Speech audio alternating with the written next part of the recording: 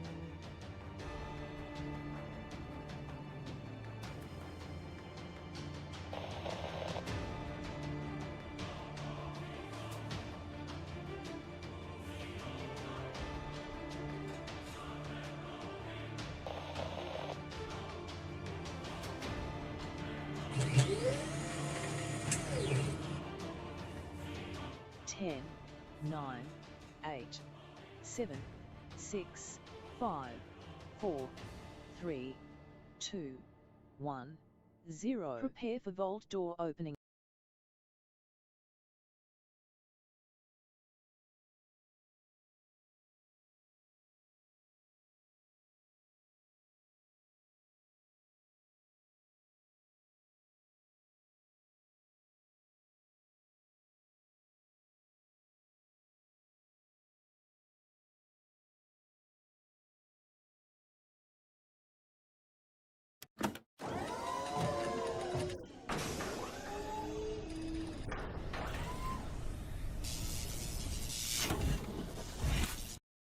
Oh, mamas, they're getting cold. Hello, everybody. Welcome. Welcome to the stream. This is a bonus stream. Put a 1 in the chat if you can't see and hear me. You know what? It'll happen that you show up right over there. Hello and welcome, everybody. Hope you guys are having a great Friday into Saturday now.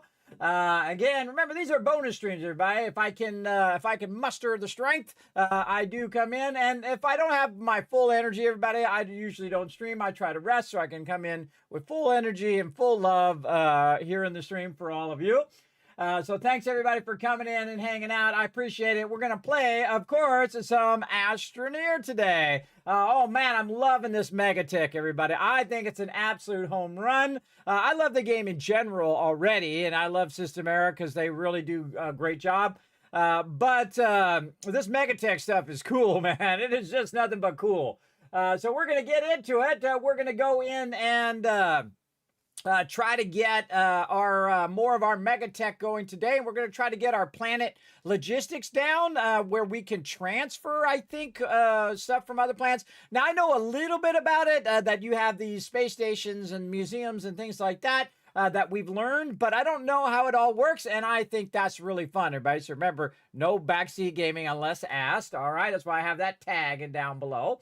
Now, I am streaming live. If you are new to my stream, they call me Kismet, the gaming tycoon, everybody. I've been gaming for 50 years. That's right, half a century, everybody. And I love my gamers. I love all my artists out there as well, all the peeps who come in and hang out.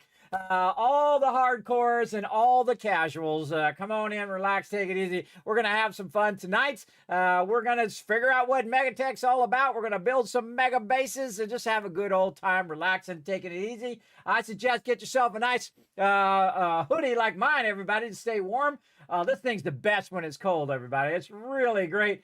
Even if it's not cold, it's great. You just put it on. It's slightly weighted, so people with anxiety or if you have panic attacks or issues like I do, because you have medical conditions, it's really the biggest issue, but also because of life, you know, trying to keep the family going and the bills paid and trying to put food on the table, that kind of thing. Always worried about that kind of stuff. Keeping the family going. I'm like the money magician, everybody. I can take a penny and stretch it further than anybody.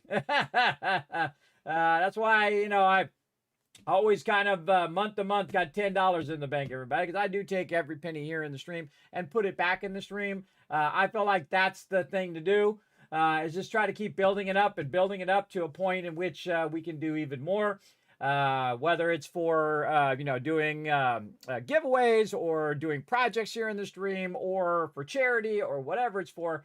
I just try to build it up to do more and more and more. Because that's what I love to do, everybody. I love to see that effect, right? That effect of when you guys win a giveaway. Like, I want a giveaway. Oh, man, awesome.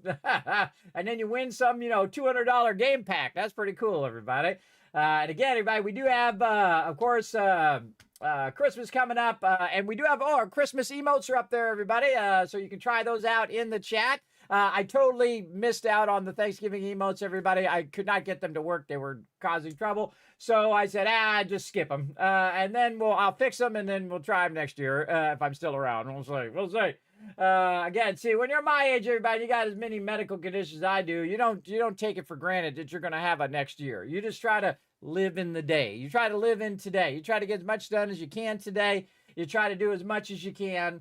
And that's actually a really great way to live, everybody, because you appreciate stuff more. You really do. You appreciate stuff like folding towels and going up and down stairs without falling. And, like washing the dishes and just doing the simple stuff that you take for granted every day. It becomes, when you can't do that stuff and you've been robbed of everything in your life, everybody, where you can't walk and you can't work and you can't go anywhere and you can't do anything.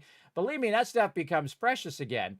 It becomes, even if you could just do the smallest thing, if you could walk for 10 minutes, becomes an amazing thing. And then you can walk for 15 minutes and then 30 minutes. And then, hey, maybe one day, 10, 11 years later, you can walk 6 miles, which I have done, everybody. I've gone from crawling to the bathroom from my bed, literally crawling, everybody, hands and knees, crawling in the bathroom. That's all I could do. I was so dizzy. I was so out of it. I was so just prepared to die at that point.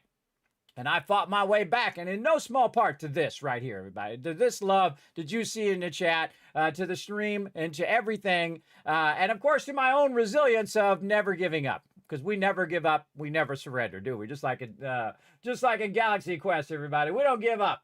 And it's okay to fly your geek flag, everybody, and your gamer flag, or whatever you want to fly. What flag you want to fly, everybody, you fly that flag. You be you, everybody. You enjoy the greatness that is you and what you love to do. For me, I love to hang out. I love to play games. I love to talk games. I especially love to talk to the chat. That's like my favorite thing. That's absolutely my favorite thing, other than playing games with my team. That's my other favorite thing. But yeah, I really enjoy streaming and hanging out with all of you as well. So feel free to come in, everybody. We're going to go as long as we can, have a good time. And I definitely want to figure out how to make this stuff work, because I think it's going to be super cool when it starts doing all this transferring and whatnot. I think it's going to be amazing. So we'll get into it. And then we got a whole bunch of other MEGATECH to launch that I don't even know about or whatnot. But I suggest everybody stay warm, everybody. There's some scary storms coming in. I saw Unforgiven had let me know on the Discord as well. He loves to deal with the weather, everybody. Everybody loves their thing, man. Whatever you're into, be into your thing. As long as it's something positive in the world, especially if it helps other people. But it is freezing cold, everybody. I am not built for the cold. I do not like the cold. I don't want to be around the cold. I have nothing to do with the cold. I don't like it. I don't want to be around it. Don't want to deal with it most of the time. But you do what you got to do. You do what you got to do in life, everybody. So stay warm out there. I suggest to have some backup batteries in case you lose power if it gets really severe. I suggest, especially for your phone, everybody, so you can call for help or support, stuff like that. They do have little battery packs that are super cheap now. Those little battery packs, you get them on Black Friday. That'd be a good time to get one, everybody, just for safety's sake. Absolutely. Get one of those little packs. I have one. I actually had one. I was given one as a Twitch partner, by the way, by the awesome people over at, oh man, what is the name of that game? Hold on, it's right over here. I'll be right back.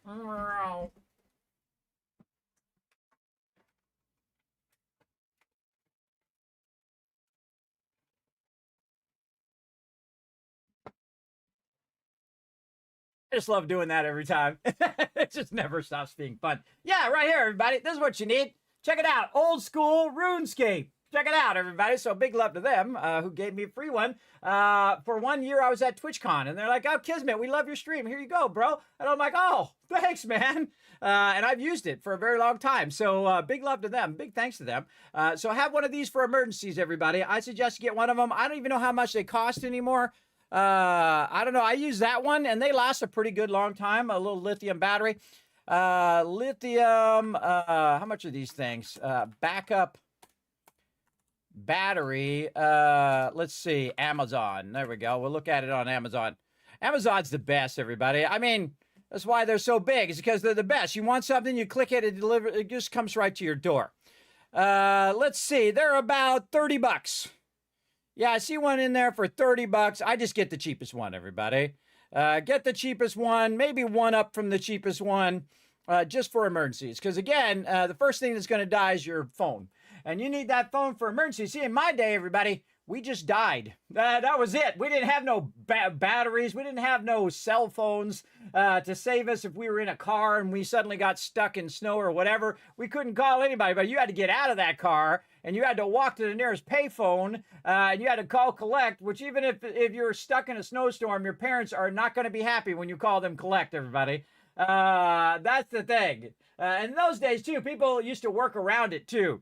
Like they'd say your name. I'm at the mall. And then your parents would hear the name is I'm at the mall. And they say, do you accept the charges? And they say no. And then they'd hang up and they come pick you up at the mall, everybody. That was pretty smart. I didn't think of it, everybody. That was other people who thought of that. I go, wow, that's really brilliant.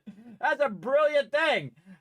So you made a free phone call, but you, and of course it was an emergency. So there you go. I think emergency phone calls should be free. I absolutely do. I mean, these are emergency phone calls. For sure, for sure. Yeah, what's up, Unforgiven? What's up, man? So let's say hello to the chat, everybody. We're going to get into it here. We got Dragon Wolf in the chat, top of the chat, everybody. What's up, Dragon Wolf? Thanks for coming and hanging out. Let's see if my buttons work today. Man, I've been working on this for a while.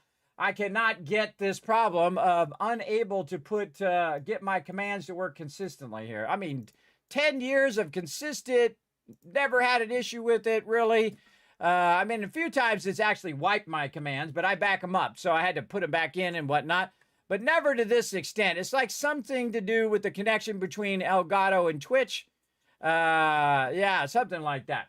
So thanks for the ones in the chat, and thanks for being here, Dragon Wolf. I appreciate you. We got Wist in the chat as well. What's up, Wist? Thanks for having my back. I appreciate you. That's Mr. Non-You coming in with a love lurker train. Always love to see it. That's Mr. Non-You. Thanks for coming in and hanging out. Makes me smile every time.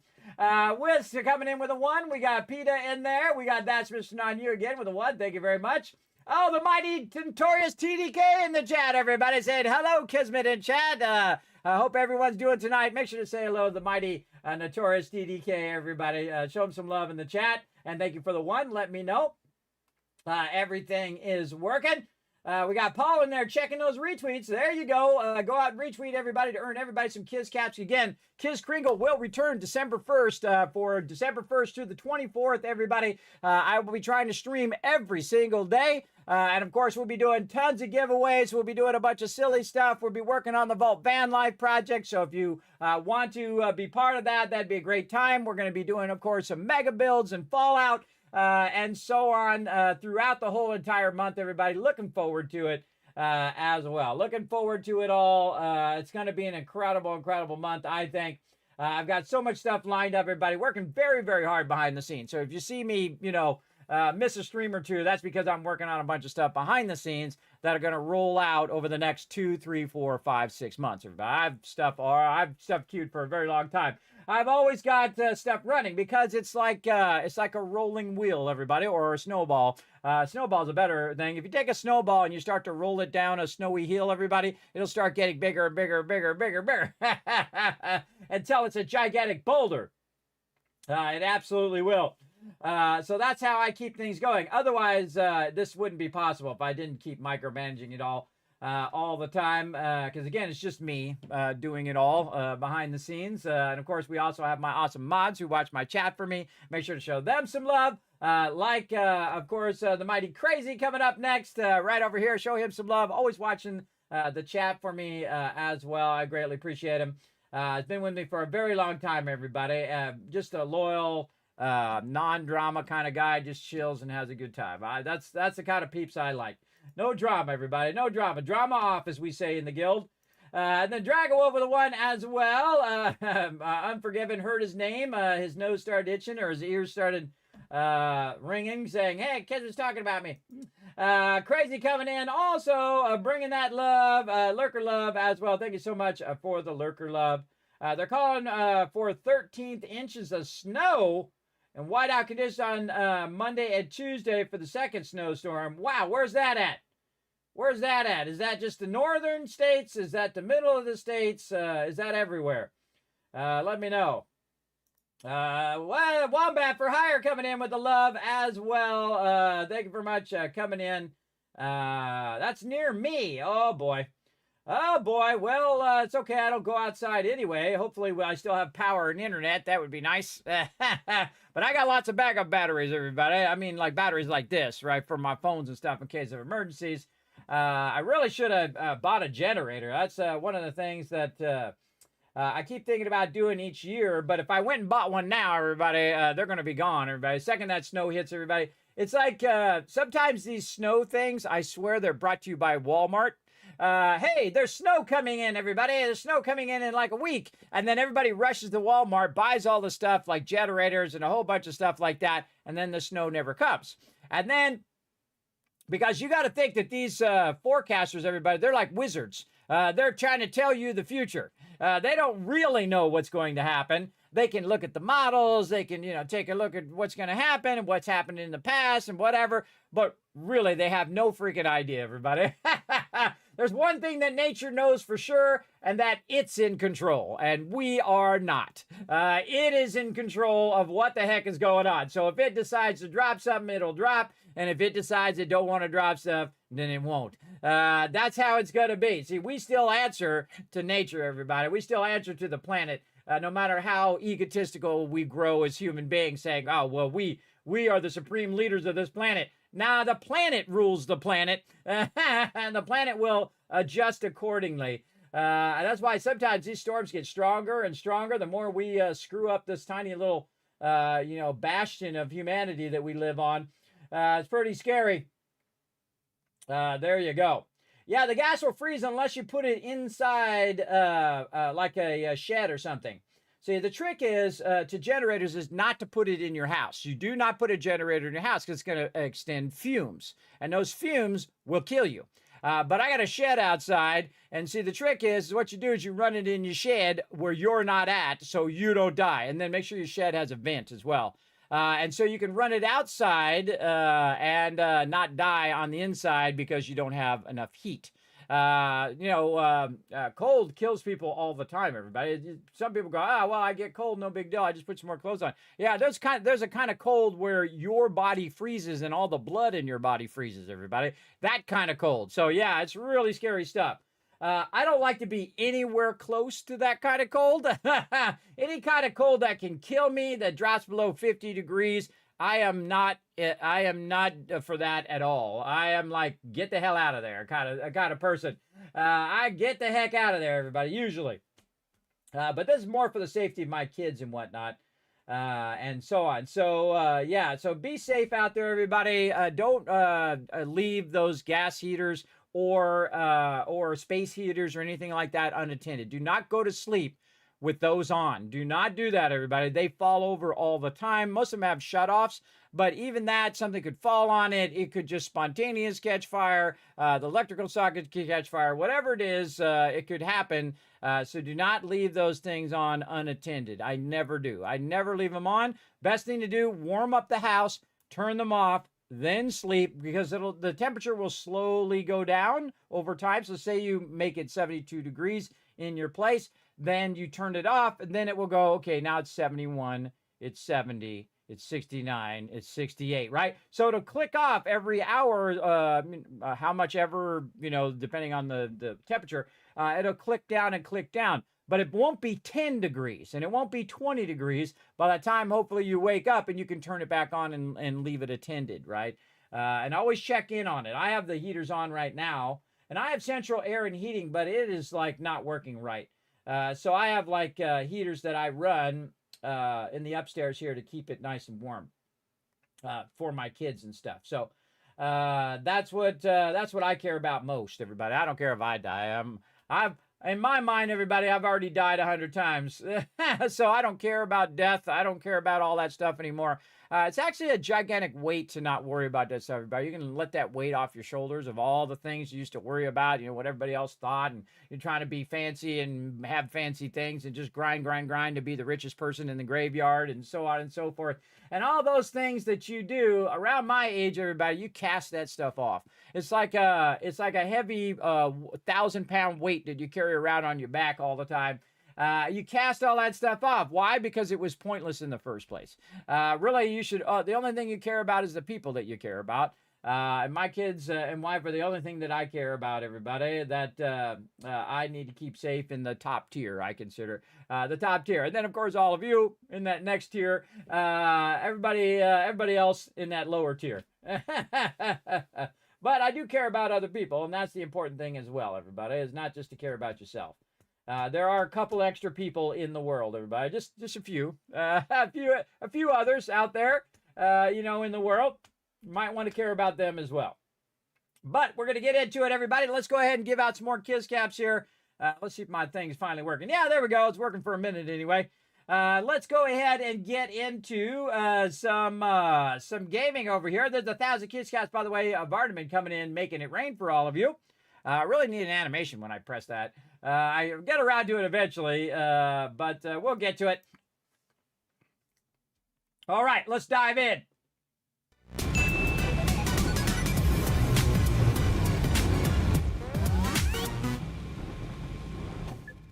Oh, okay. That was a little loud. That was a little loud there. There we go. And again, thanks to Crazy for the raid as well. Let's go ahead and replay that over here. Thank you so much, Crazy, for nuking the stream, showing that love. And I'm standing by something that's loud. What is this loud noises that are going on? Hold on a second. I gotta push some buttons and flip some switches over here. Buttons and buttons and buttons and more. Amazing, this stream even runs, everybody. It really is amazing. Okay. Are we good? Over here. There's so many things running at the same time, everybody, that I always gotta double check it all just to make sure that it is running. All right, seems good. Okay. All right, we got all that running. Yes, okay, we're good. All right, back to some Astroneer. In my little shelter, everybody, there is something just whirling away. Oh, it's the generators back here. Something just whirling away back there. Turn that down just a little bit. All right, there we go. Now, this is the MEGATECH, everybody. Check it out. It's pretty cool. Yeah, I didn't do this, everybody. I don't know why it's broken.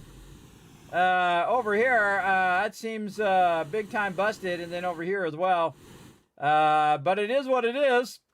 It still functions, and that's the important part. Now, what we've been doing, everybody, is we've been scaling up our production. As you can see, we have a bit of these medium resource canisters. Now, you start out with the small little ones. Of course, the points that are just on the tables themselves, and then you have one that goes to 8. And then you have a vertical one like this where you can stack, I think that is 24 on that one. So you go from just putting it on the thing to 4 and then 8 and then 24. And then, of course, you go to these ones here, which is 32. But you can only put certain resources into these resource canisters. They did add the ability to put plants in there, which is really cool. I plan to really have a good time with that. And they also added a mega garden, which we haven't even got to yet. But that's the next level there. And then, of course, you go up to the really big boy right over here, the large resource canister. And there's actually one larger than that one as well. So that's pretty cool, everybody. Pretty cool. that there is a big, big one like that. Now, right here, everybody, you will not believe it, but this is just nothing but power right here. This is the Tower of Power right here. Very, very awesome. You can see I've got some stacked out here as well. Some big boy power going on there. Now, again, if we take a look at this, this is 4, this is 8, and this is 12, right? So this is 24. And then if we look on the other side, you got the same thing. So it's 48 power, which is about what I need. Because if I roll over this building here, it's 50 power. And I do have the ability to run these batteries for that additional power as well. Because we're going to need a lot of power. Because you need 50 power from this. And then 50 power from that over there. So first thing we need to do is make another one of these big stand things called a large sword silo B. And we need some steel over here. And honestly, I forget if it's just sitting over here or not. Let's see. We've got glass. We've got some lithium there that we can put back up there. There we go. Print some more of those. Let's see. Yeah, some steel right here that we can go ahead and tap into. Go other way. Oh, it's already maxed. It's maxed. Put that over there then. Let's go ahead and run a few of these out so we can make another large style B. Now, this is what I call the Tower of Power, everybody. So you just put a tower there, fill it in with the power, and then we're about to double our power as well. Now, I think what we should do is really get busy here and stop screwing around. Really get serious by doing a whole second one over here as well. So we're going to really scale up our power, so we're way beyond the power that we currently need. And again, this is one of the hardest things to make in the game is the RTG, both in the amount of research that you need and then also the resources, because you have to convert resources and convert them and convert them and convert them and convert them multiple times and combine multiple resources until you finally get to the nanocarbon alloy, and then the nanocarbon alloy is the highest in of the resources. And of course, you need to keep scaling it up and scaling it up based on what you're doing in the game. So that's what we're always doing, working on our scale. Now, we did finally get our portable auctionator going. And as long as you have 2, you should probably have 3 QRTGs on you. You never have to worry about oxygen again. And that just frees you to go wherever you want. You don't need tethers. You don't need vehicles. I can just travel away from the base and stay away from the base in an infinite amount of time as long as my power holds up, right? Now, if my power starts to go down and I lose power, well, then this auctionator is going to go off, and then my oxygen will start to go down. Notice I don't use the auction container anymore because you don't need it if you have the portable auctionator. So no matter where I go, I'm good to go. And one of the things that we did very early on is we worked on our research, and then we automated the research so it would do most of the research for us. And then now we're at the stage where we don't really need that much research, about 40,000 right now. And I could go get hundreds of thousands more. But really what we want to do is we want to get this going over here. And this is part of the new MEGATECH. Now, this over here is like a launcher. So this will launch your MEGATECH to this planet or to other planets. So it makes the item. So in this case, this over here is a printer platform. That's what these do. These print. And then this is what's known as an intermodal terminal. Basically, it's a transportation facility between planets. So you can transfer via your automatic shuttles resources from somewhere else. Now, where that is, I have no idea. And we're trying to set it up between Sylvia and Glacio, because Glacio would be the #1 place I would start trying to transfer resources over here. And we might need to do a satellite area that also transfers the resources. There is another MEGATECH for satellite transfer as well. So not sure how it works, and don't tell me. We're going to figure it out today. Hopefully, we'll figure it out. So we're going to get that going. And first, though, we're going to need a lot of power to run both of those. So I always work in top priority first. So whatever is the most highest priority, I will work on that. So in this case, the highest priority is power. And this is non-stop power, everybody. It will never run out. Doesn't rely on solar or on wind.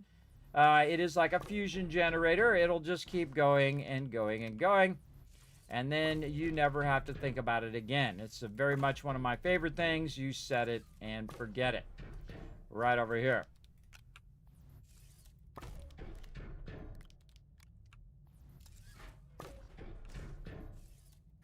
There we go. I guess I could just do all these in a row. It'd be easier. Like this. And there we go, everybody. 48 and 48 power. Let's just call that 100 power there. And so now I have just about enough power. But again, you shouldn't have just enough, everybody. You should have more than enough. In any game that you play, you should always add extra bit of power because obviously you're going to be doing other things other than just powering that thing and that transport thing. You're going to be powering all your forges and your chemistry stations and so on. You're going to be funding all of that with power as well. So we would definitely want to go above that 100 that we need, way above. And we're going to do that with all of our RTGs. Notice that I'm using them here mainly on this planet first, because this is the source of most of my production. And we'll see if we end up with enough. I think we're just going to have enough. It's almost like they designed it that way. Look at that. Yeah, one of those equals 2 of these. Interesting. I was interesting how math works out that way. And again, this is probably pre-thought out too, everybody, by them. And there we go. All right, now we have a problem. We need a place to put some stuff. So we're just going to put this over here, and we're going to put this right over there. And now we have easily over 100 power, almost 150 power. Plus, we have a little bit of power running back here as well. And actually, it's a good amount. These medium generators actually put out a good amount of power. Let's just call it 10. So this is 10, 20, 30 right there. And then you take 3 away from that. It's 27. Because each one is actually 9. So you just take the 3 away because you have 3 of them. You get the idea. It's easy math if you do it that way, everybody. You do it the easy way and then just subtract. So you're just doing adding and subtracting versus multiplication and stuff. Line those up nicely. Now this over here was just collecting these RTGs. So I'm going to go ahead and put them on here. I can turn this off now.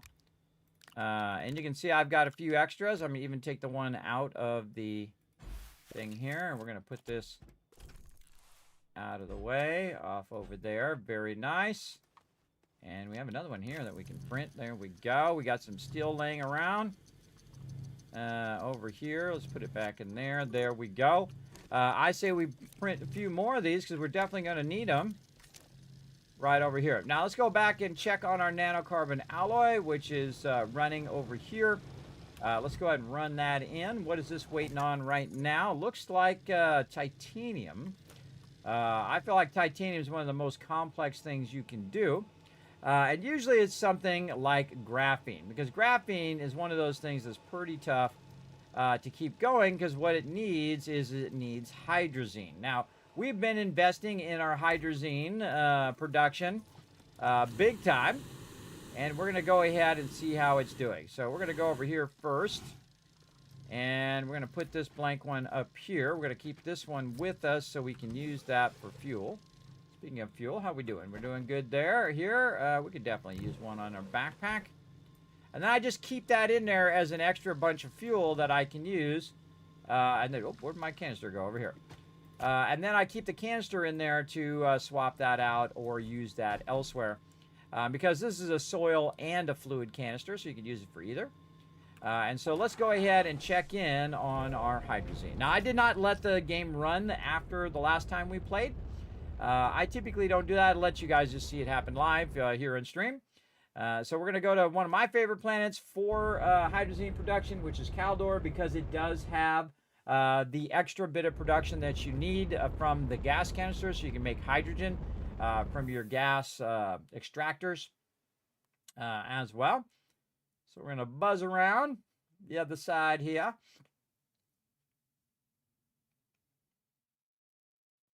There we go. Look for our little green beacon.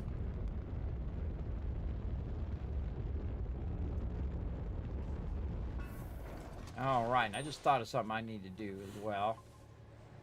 Let's take this one out of here. And then move this forward this way. So that the next time we come in, the green one will be over the top of the landing pad one. So this way we can see it earlier. And whatnot. Now, we got a little bit of hydrazine over here. Look at that hydrazine. Holy mackerel. Look at that sucker go. Why is that not in there? Why is this RTG off of there?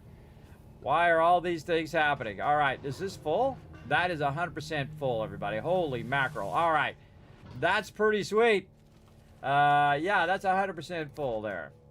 Oh, I hate that thing. I hate that thing when it does that. Don't do that.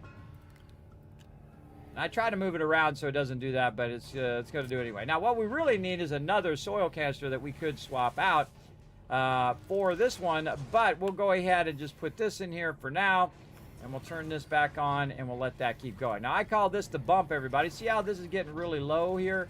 That green line represents how much is underneath there. I call it the bump. We just bump it like this. You click it, and then hopefully it doesn't do that.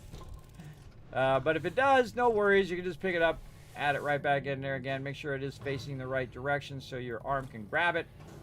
And then we'll grab this and just get real close there. And there we go. Now they're all bumped. See, the green line came back up again, so it will continue to extract a lot of resources. Oh, that one needs to be closer. Get on up in there. There you go. Make sure I can get it. Yes. Whenever you move that stuff around, everybody, I would watch it for a little bit, right? I would watch it to make sure that it actually does grab that one. So I'd wait for this one in the back especially to fill in. I don't like the way that it's turned.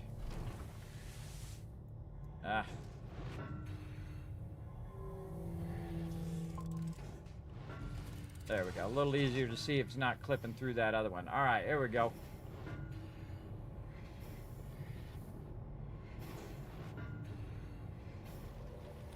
And we'll just wait for it.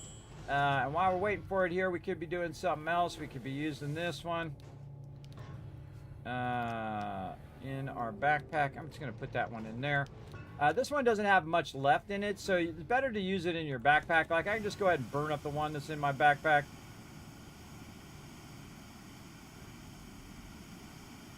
And you want to make sure, if you're doing this, everybody, that you do have a backup one. Look how high we can go, up into the atmosphere. Look at this. And when it's done, it will fill. Ah, free falling, free falling.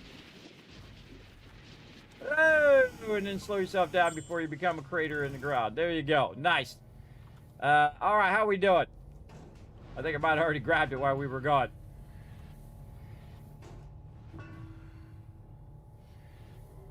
And this should be enough power, everybody. Again, this should be more than enough power. Now, there is a thing where you can put it on there and see how much total power you have, and then you could add up all the things that you have running.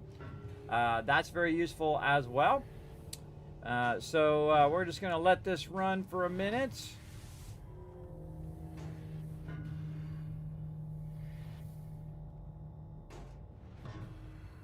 Extract those resources. Now, the reason why I have 3 of them is because this should be running as fast as it possibly can, everybody. And this is as fast as it can extract. Yeah, there it goes. This is as fast as it can extract. So we want it to be pulling these out of here as quickly as it can, so that it keeps the extractors going. And then also keeps the feeding of it going.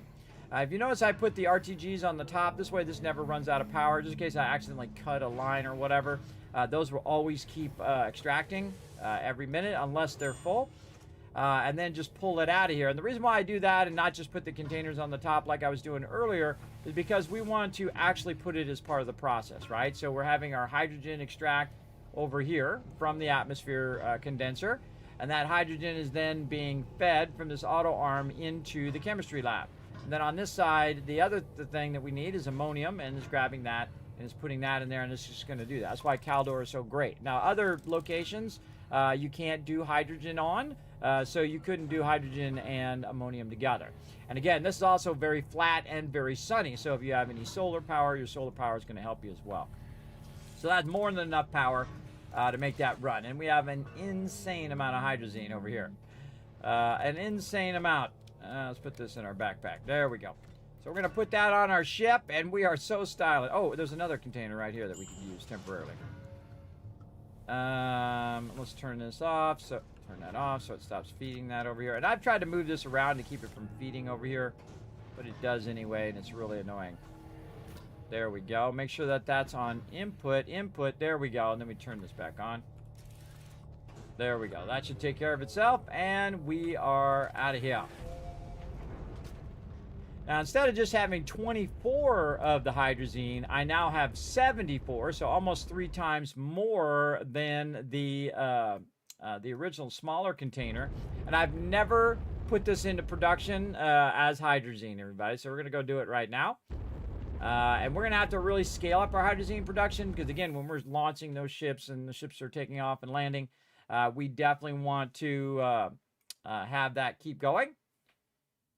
So we're going to keep it going over here. Land back at our main base.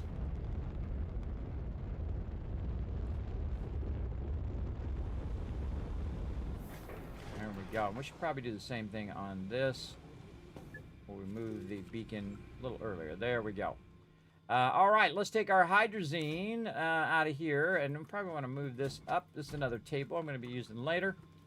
And then the cool thing with the jetpack is you can fly with the item, right? So I can just fly it back here in the back, which is where I'm going to need it. Right over here, along with this graphite.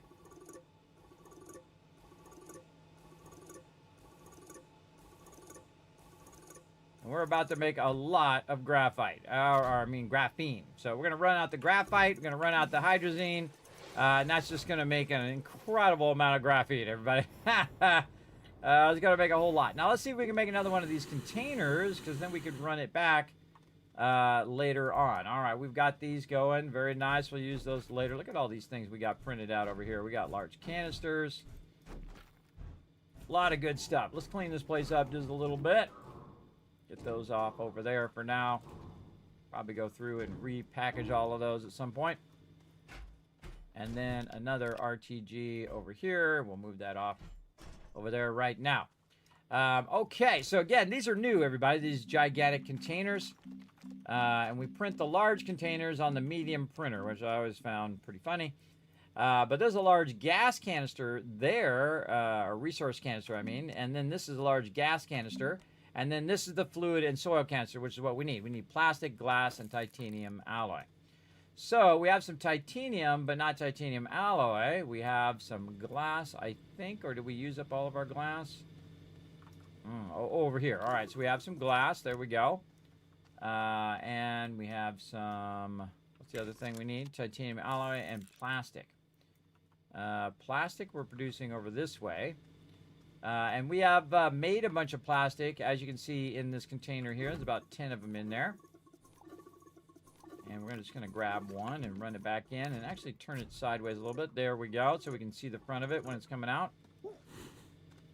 And there is our plastic. All right, and then we need some aluminum so we can make some aluminum alloy. Now, we're going to scale up our production again here so we don't have to keep switching back and forth. As we've been doing. What do we got in here? Resin, so we need copper. And copper, in the beginning, sometimes you get lucky to find a good amount of it, and sometimes it's pretty hard to find. It's really a whole bit of luck about it. You can find it in the mountains at the very beginning of the game. It's Sylvia here. That's where we went and found ours over there. And there's more around. I could definitely go around and collect it. But eventually I want it to be auto-collecting or using our extractors to do all the work because it's going to collect way more than I will with my shaper. That's the real trick, everybody. If you are trying to scale up, is try to get that going. Aluminum alloy. Oh, titanium alloy. Oh, my bad. My bad. I totally had the wrong thing. Put that back in there. Move this off to the side. Go ahead and switch that. Put all this titanium or steel back in this place up a bit. It's having a tendency to drop the resources when it doesn't have enough space. This is nanocarbon alloy. Wow, okay, I got nanocarbon alloy just sitting there. That's not a good idea. Want to definitely know where that is. There we go. Okay, we need titanium alloy, not this. So we need titanium here. And then, actually, I think we're producing some titanium alloy over here. And this needs to go in. No, not that. Not that in there. Okay, well, whatever works. Whatever works. This is steel here, and so now it's putting the titanium alloy there. But then we got some titanium alloy there that we don't have to make. All right. It's already making it on that other side as well. Okay, this is what we need. There we go. And then we need another large fluid and soil canister. And the whole point is that you can just let it run and run and run and use these larger containers to do this massive mega level extraction. And we kind of skipped over the middle. We did the beginning and we did kind of skip the middle, and now we're at the higher end stuff because we really want to get into the MEGATECH. So that's what we're going to do. We're going to go ahead and make another canister there. Now we also have one right over here that we can go ahead and get ourselves some more soil with. So we can get ourselves some more general stuff. We're going to back this up. We're going to drive it off this way. And then we're going to go ahead and just take our RTG out. See how we do. Oh, wait, I don't need to use that RTG anymore. What am I doing? What am I doing? I don't need to do that. I just need one of these. Because this is 4 power here, everybody. And once you get to this point, everybody, you need 1 RTG, and it'll power both the drill and the paver, and also charge the vehicle up. And that's all you'll ever need for a vehicle. And then we can go over here, and we can go ahead and just throw down a little bit of path here. Probably want to go this way first so that we can drill out some, get ourselves some dirt, or actually we just go along here. Now what we've been doing, not really for any purpose other than collecting dirt, is dragging or drilling this mountain out. And again, it's just giving us massive amount of dirt that we can then extract resources from. So I find that this is more effective than actually going and getting the resources. The reason why is I can collect massive sums of it and then just take it and turn it into resin or compound or whatever it is that I need. And I'm all good. All right, also a great way of just clearing stuff out. Don't worry, this mountain will not come down, everybody. If I cut the whole thing out from underneath it, it doesn't have that kind of physics where it will make it come out of there. Hardest thing about this is matching the level of the other terrain that's around it.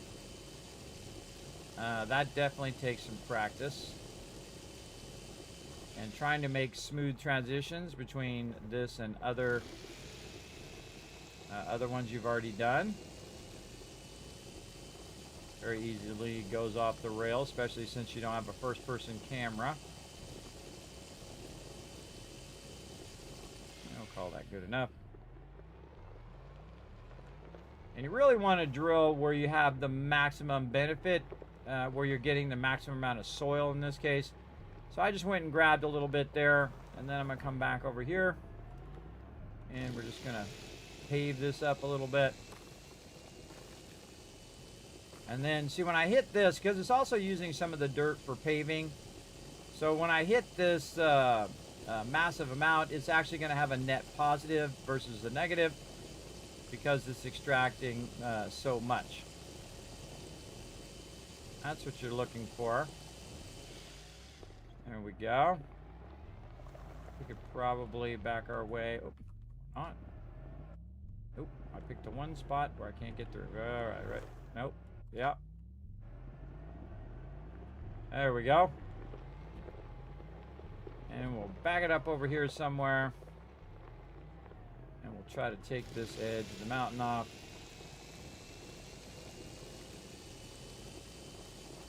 Really, you want to have a nice solid area where you're just drilling and drilling and drilling, just getting as much soil as you can.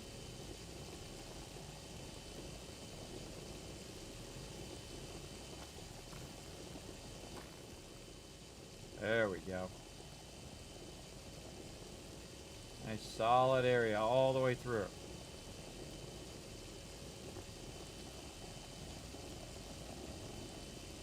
As you can see, I've made a few other holes in the mountain.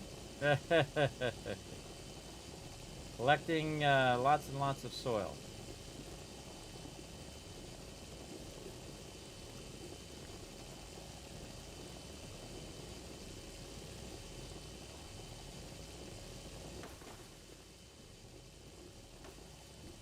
on the surface. Now what I'm going to do is drill down a little bit. Not really worried about the resources.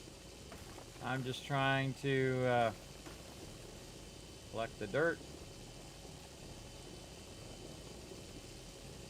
You can run over stuff, everybody, and it will make it like super awkward because the vehicles start bouncing around everywhere. We're just here for the soil. Oh, there's some copper there.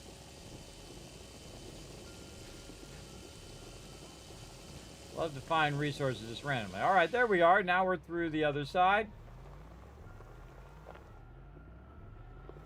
We can just turn around. I think I'll go this side.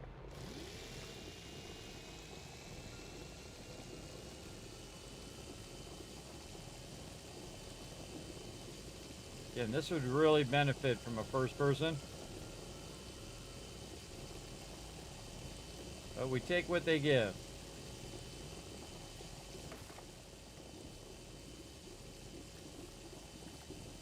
Lots of ammonium there.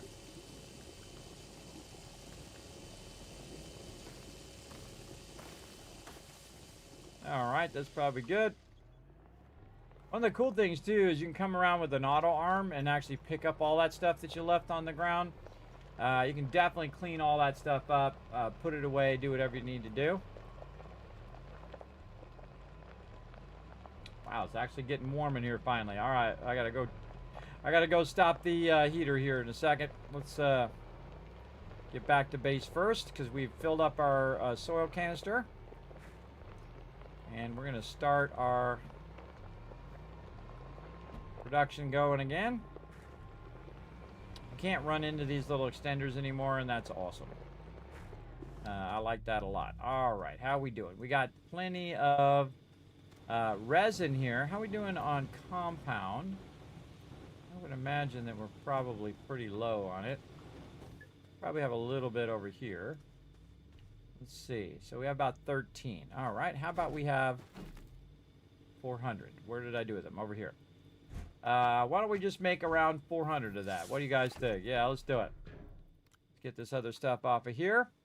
Let's get our canister right over here. In fact, I might even move my canister over one more. We're going to put this over here now. So we can put this right by the centrifuge. There we go. Just to help, you know, the process of, okay, it's going to go from this to this to this.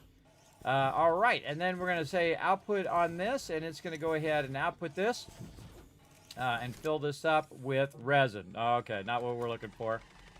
So we're going to pull this canister off of here. And we'll grab our resin from over here just so it'll put that away in there because you got to turn it off. I do it all the time where I forget to turn the thing off. And this up here as well. But we'll just wait for it to finish. It doesn't take too long. I don't know, 30 seconds to a minute or so.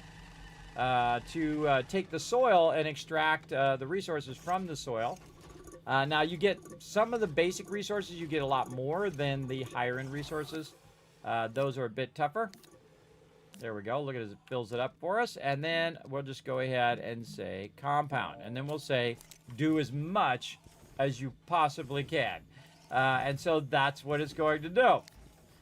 So that's going to go ahead and run out of there. I can just set this to input because this is going to, because the fluid and the soil do not go in these containers. They only go in the actual fluid and soil canister. So you can leave this on output and this will be fine. This will just keep running and running and running. So we're going to let that run for a minute. I'll let you watch the action. I'm going to go ahead and turn down my heater just a bit. I'll be right back.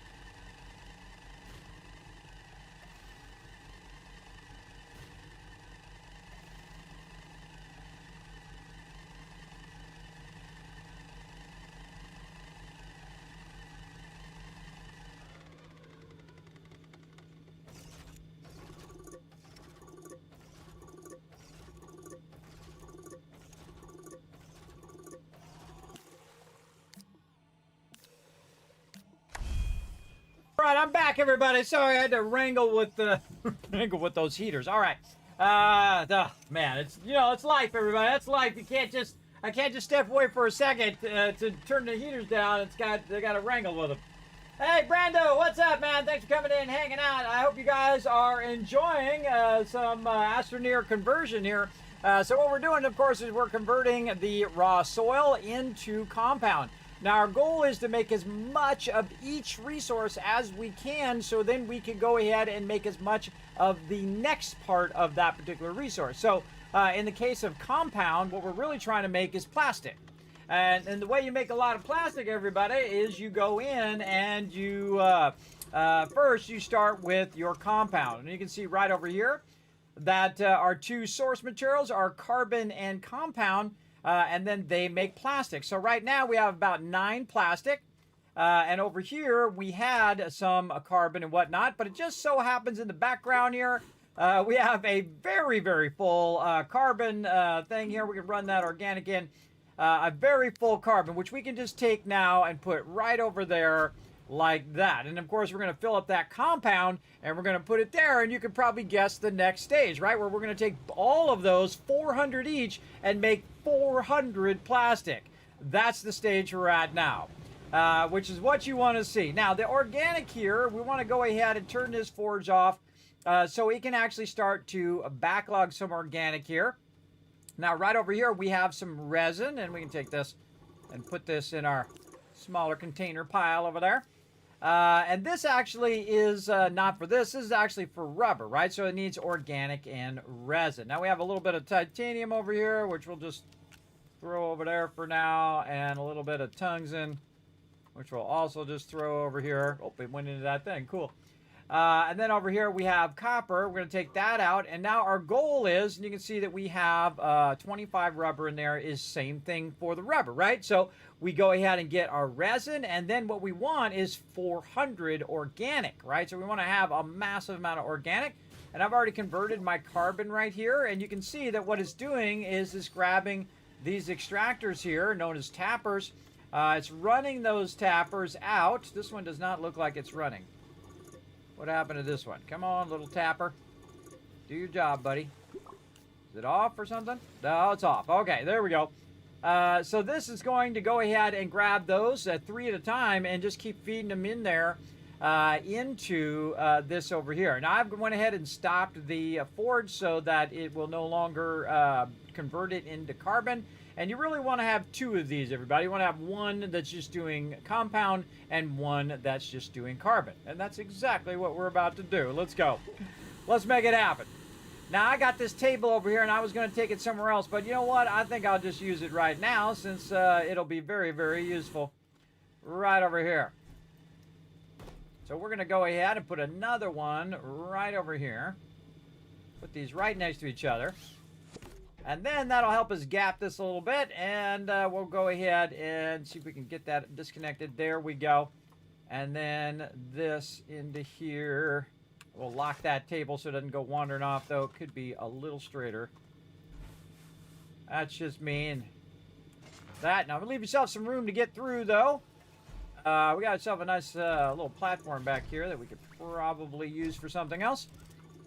We've also got a little bit of resources and stuff just sitting back here. We could definitely just put this right in there and it'll utilize that.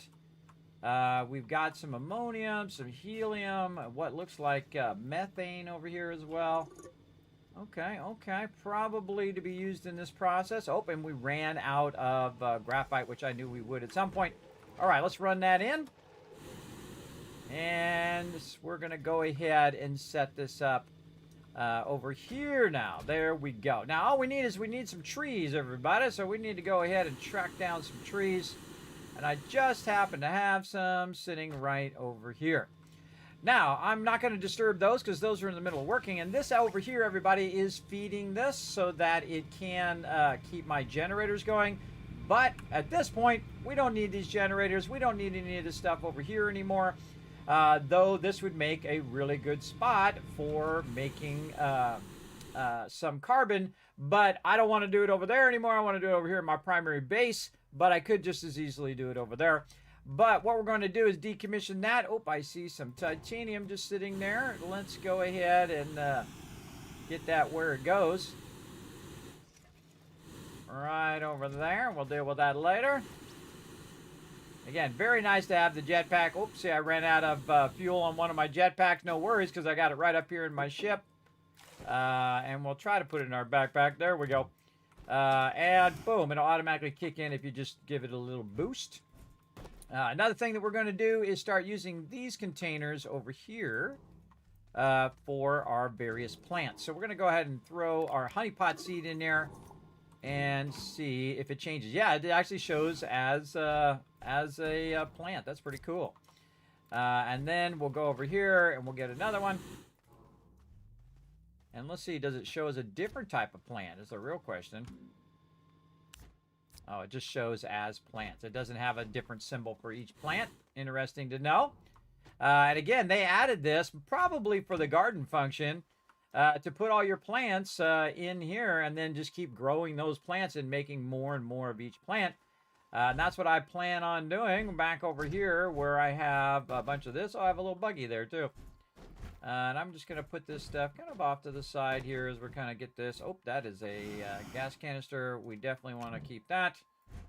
And this here. All right, very nice. And again, we'll just keep this over here by our plants to manage those. All right, we're going to go ahead and turn this off, and we're going to go ahead and break down our trees. The reason why we're going to break down our trees is to get these seeds so that we can take these seeds and plant them over here on this side. Now, I'm actually going to flip the way that I'm doing this, where it's on the other side, so it won't be in my way. So I'm just going to put these out here like that. We're going to need the auto arm. And you want to make sure to get these seeds quick before they disappear, so they will disappear on you. So make sure. Oh, look out! Some of those are still a little feisty, everybody. I think there was another one here. Yes, there's another one here. We'll take that as well. And we'll fly back over here.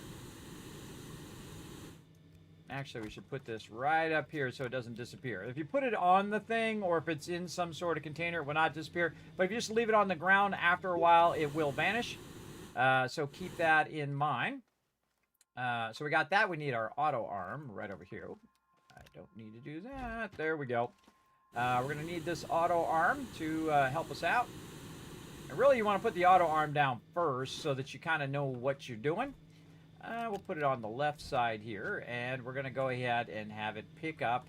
I forget which side is the pickup side. Let's roll over this one. Say the green side of the pickup side. I always forget it after a while. But you can see that there's a certain circle there, and we're just going to flatten it out a little bit more. There we go.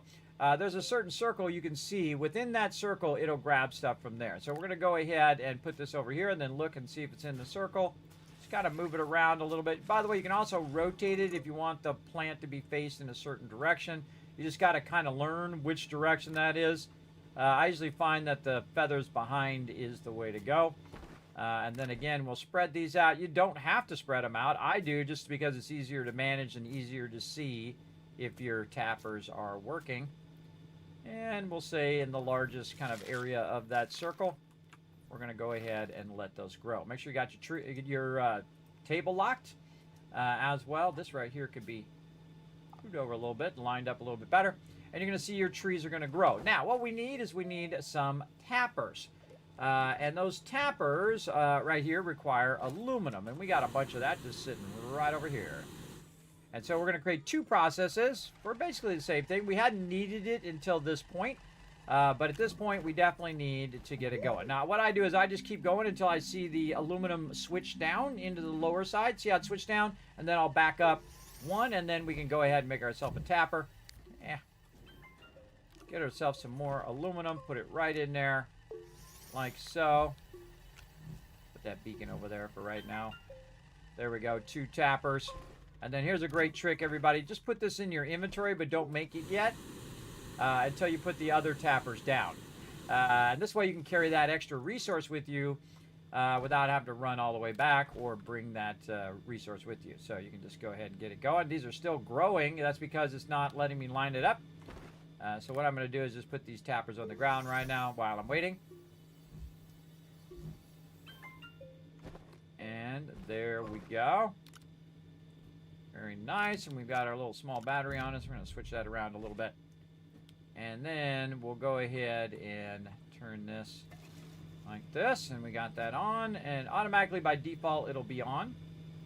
And then I find if you turn it the way I turned it, that's a little easier to line these tappers up.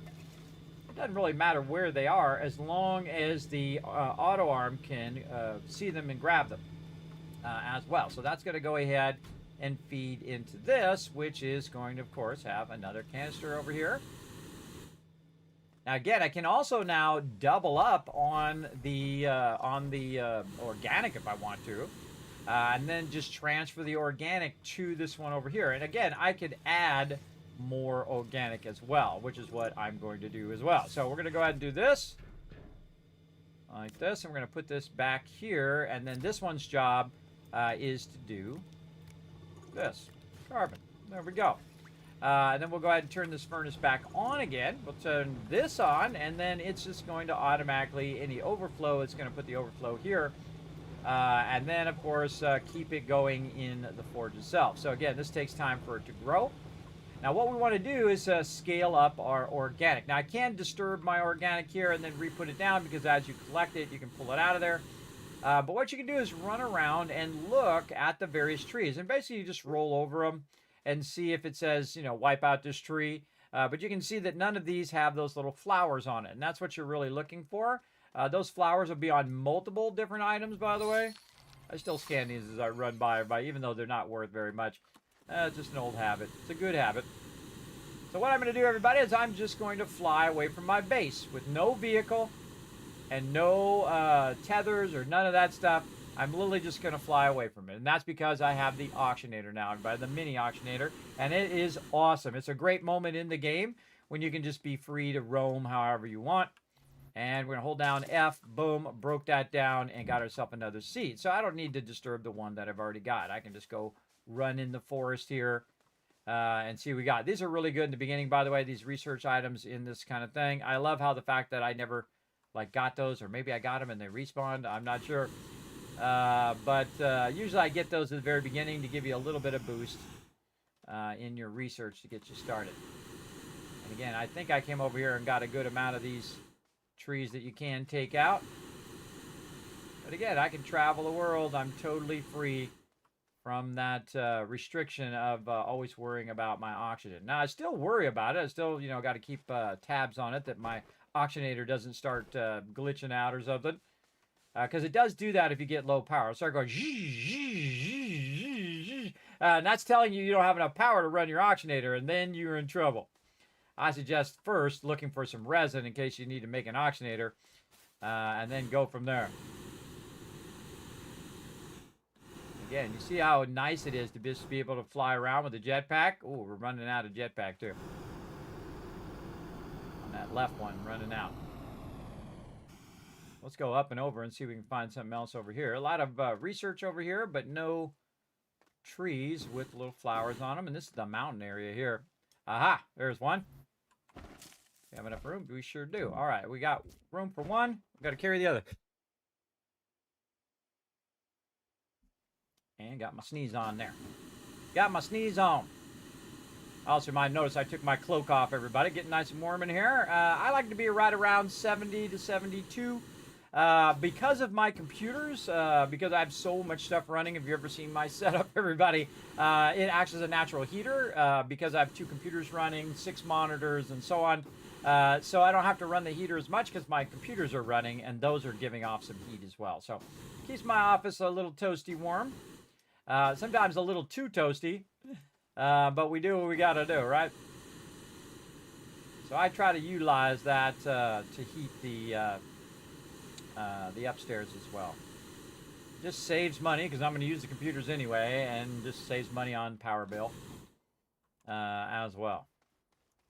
But if I have to, I'll break out the heaters like I did earlier because, you know, it's like 50 degrees. So in the house, not outside. Outside it's like 20, 30 degrees. This is crazy. Crazy cold out there. Alrighty. Now, we want to go right over here to where we're doing our organic. We're going to move this out of the way. And we're going to see where our little organic spot is. Now, we've already got the one kind of in the back going. And it's got those going pretty good, but I did leave some space for some more right over here. And we can go ahead and pick that up, apparently. There we go. And then we're going to do another one. And another one. And we're just going to go ahead and let those grow. You want to do the back row first because it's easier to put your tappers in. Now it's going to be more difficult to work with those tappers in the back. But we do what we got to do. And then you can see it's already still on tappers. And we'll grab this. One of them dropped. And so what we're going to do is double up our organic extraction, everybody. And you can just see, you know, just by looking at it, by the scale at which we could do this, we could just keep scaling it up until we have super dense amount of trees with a whole bunch of tappers in there. And you could really get probably 5 trees across, maybe 6, and then have 6 tappers going and so on. I think 6 organic is probably good enough for now.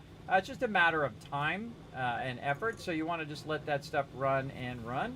We're going to leave that tappers there for a moment. We're going to go check in on how our tappers are doing over here. These are working wonderfully. How much we got in there already? We got 17 in there already. Nice. And that's just to speed this up a little bit because we want to get this thing completely full. And at some point, we won't even know what to do with all this organic. It'll be so much. It'll be so much. Oh, by the way, this does not use power, everybody. It is powered, but it doesn't use your power from what I've seen. I can just let this stuff run even if my power is off. So it has like its own internal, let's just call it solar power, that it's going to go ahead and do. So now it's going to do 6 of those at a time. And that auto arm is going to be working heavy, big time to run that in there. And ultimately, we want multiple containers that are going to do that. And again, same thing here. We can do it. Oh, you know what I forgot to do? I totally forgot. Let's do it on this last one here to reharvest it. So what I want to see, actually I'm going to put it over here. Need to get me more hydrazine. What I want to do is actually create a farm of these trees as well. So I'm going to go ahead and do this one. So I don't have to run out and get them anymore. I'll get some more hydrazine and press the space bar so it automatically goes in there. There we go. And we have some more tappers over here that we're going to grab. And we want to probably make one more. We'll see. And we're going to grow this up. And again, what we want to do is take one tree and turn it into 2, and then 2 into 4, 4 into 8. But it doesn't always do that. Sometimes it only gives you the 1 seed back. Depends on how long you've let it grow there. So we're going to let that one grow for a minute. We're going to go over here, and we're going to see what happens when we try to take this one out. Okay, so that one we got 2. So awesome. So now we're just going to double that up. Like this. Double check those are actually in the thing. And then we're going to click it just so it knows that we're putting it on the ground. And we'll regrow those up again. And we'll put our tappers on there once they've fully grown. All right. So now we want to create a separate area that's farming trees on top of farming this as well. So again, you want to do that really with every single plant in the game, is to go through and get your stuff planted. And you're like, well, Kismet, what does this have to do with planet logistics? Well, what we're building over here helps us make those things, right? So we need resin, we need compound, we need plastic, we need all of these things so that we can make all of this megatech, which is why you're doing this first. Otherwise, you can't build that stuff over there. Like, we need a lot of resin and things of that nature that we are going to make and use to build those platforms. So while we're doing that, though, we want to be multitasking. All right, let's see what we get out of this one. All right, just get one. I wonder if you have to let it wait for a while before you harvest it again.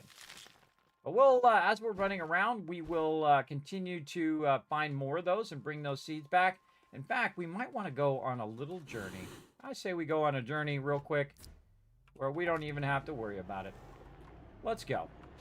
All right, I'm going to grab my vehicle. Now that it's got an RTG on it, we can go wherever we want. And we can drill, we can do whatever. And so we're just going to dip over here into these things. Now, remember, this is different from the one over on that side where I went to. And we're just going to roll up in here and say, you know what? I'm coming through, bro.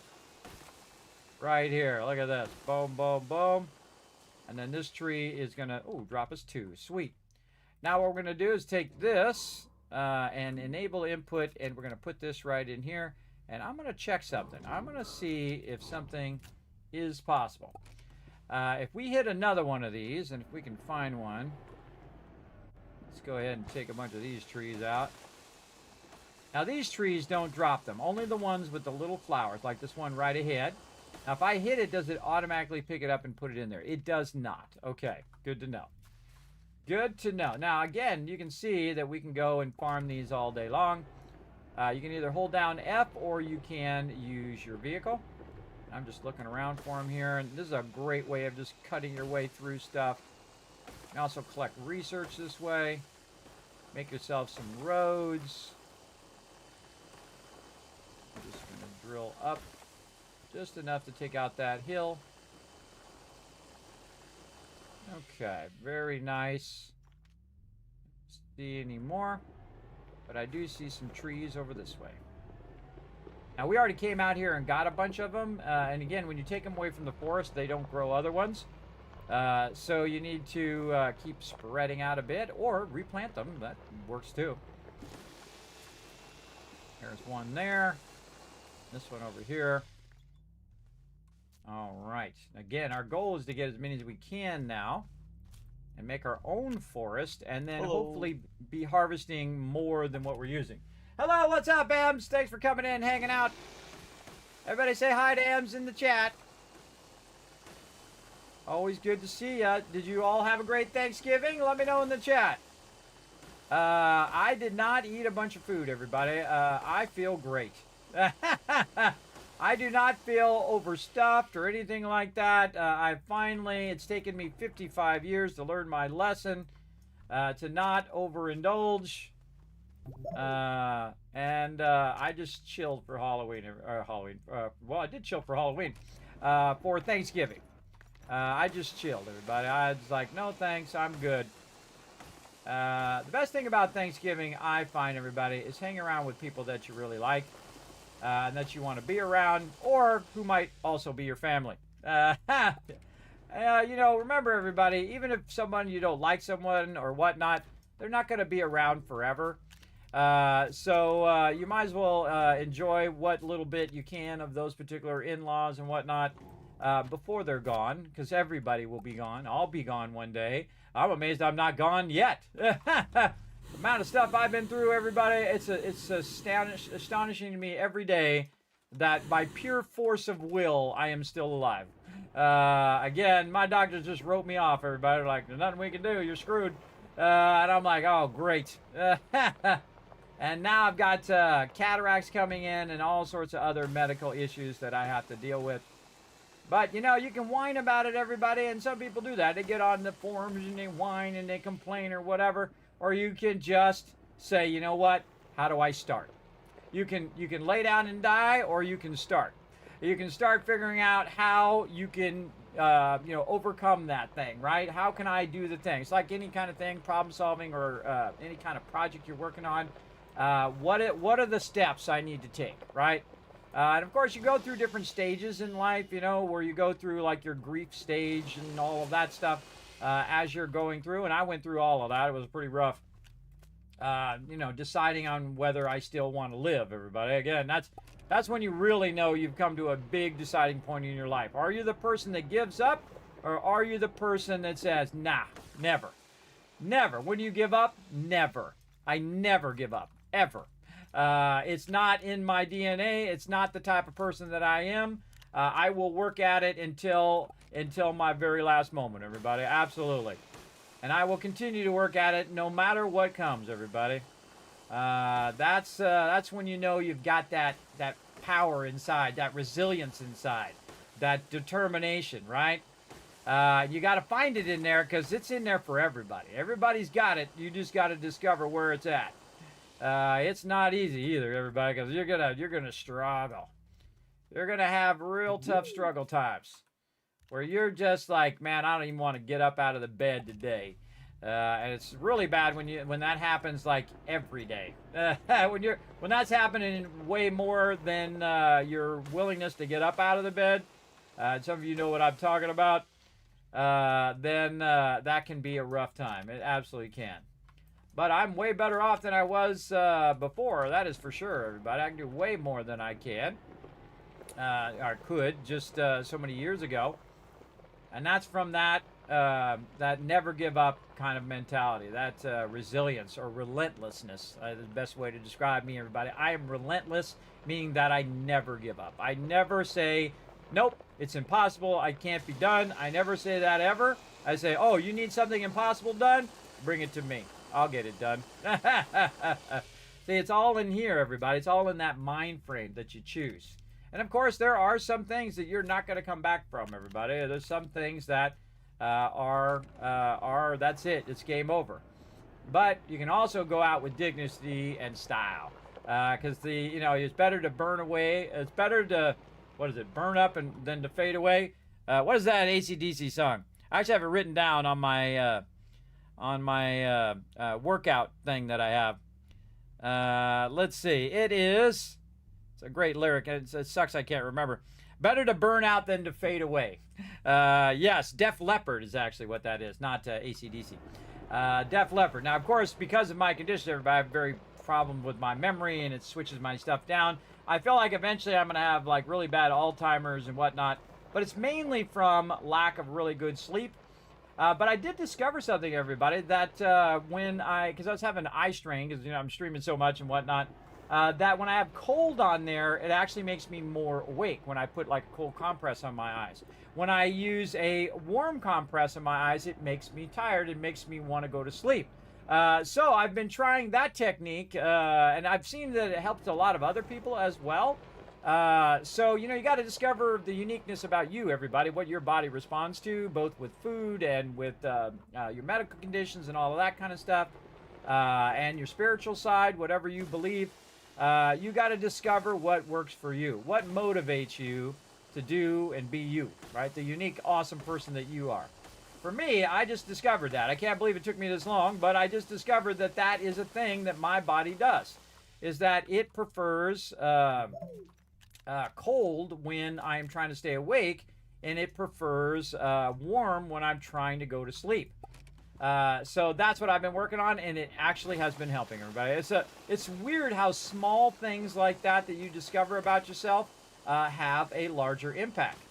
And so really been working on that a lot. And that's why I'm trying to really work on that so I can be more consistent here on the stream and just do more, both on stream and in general.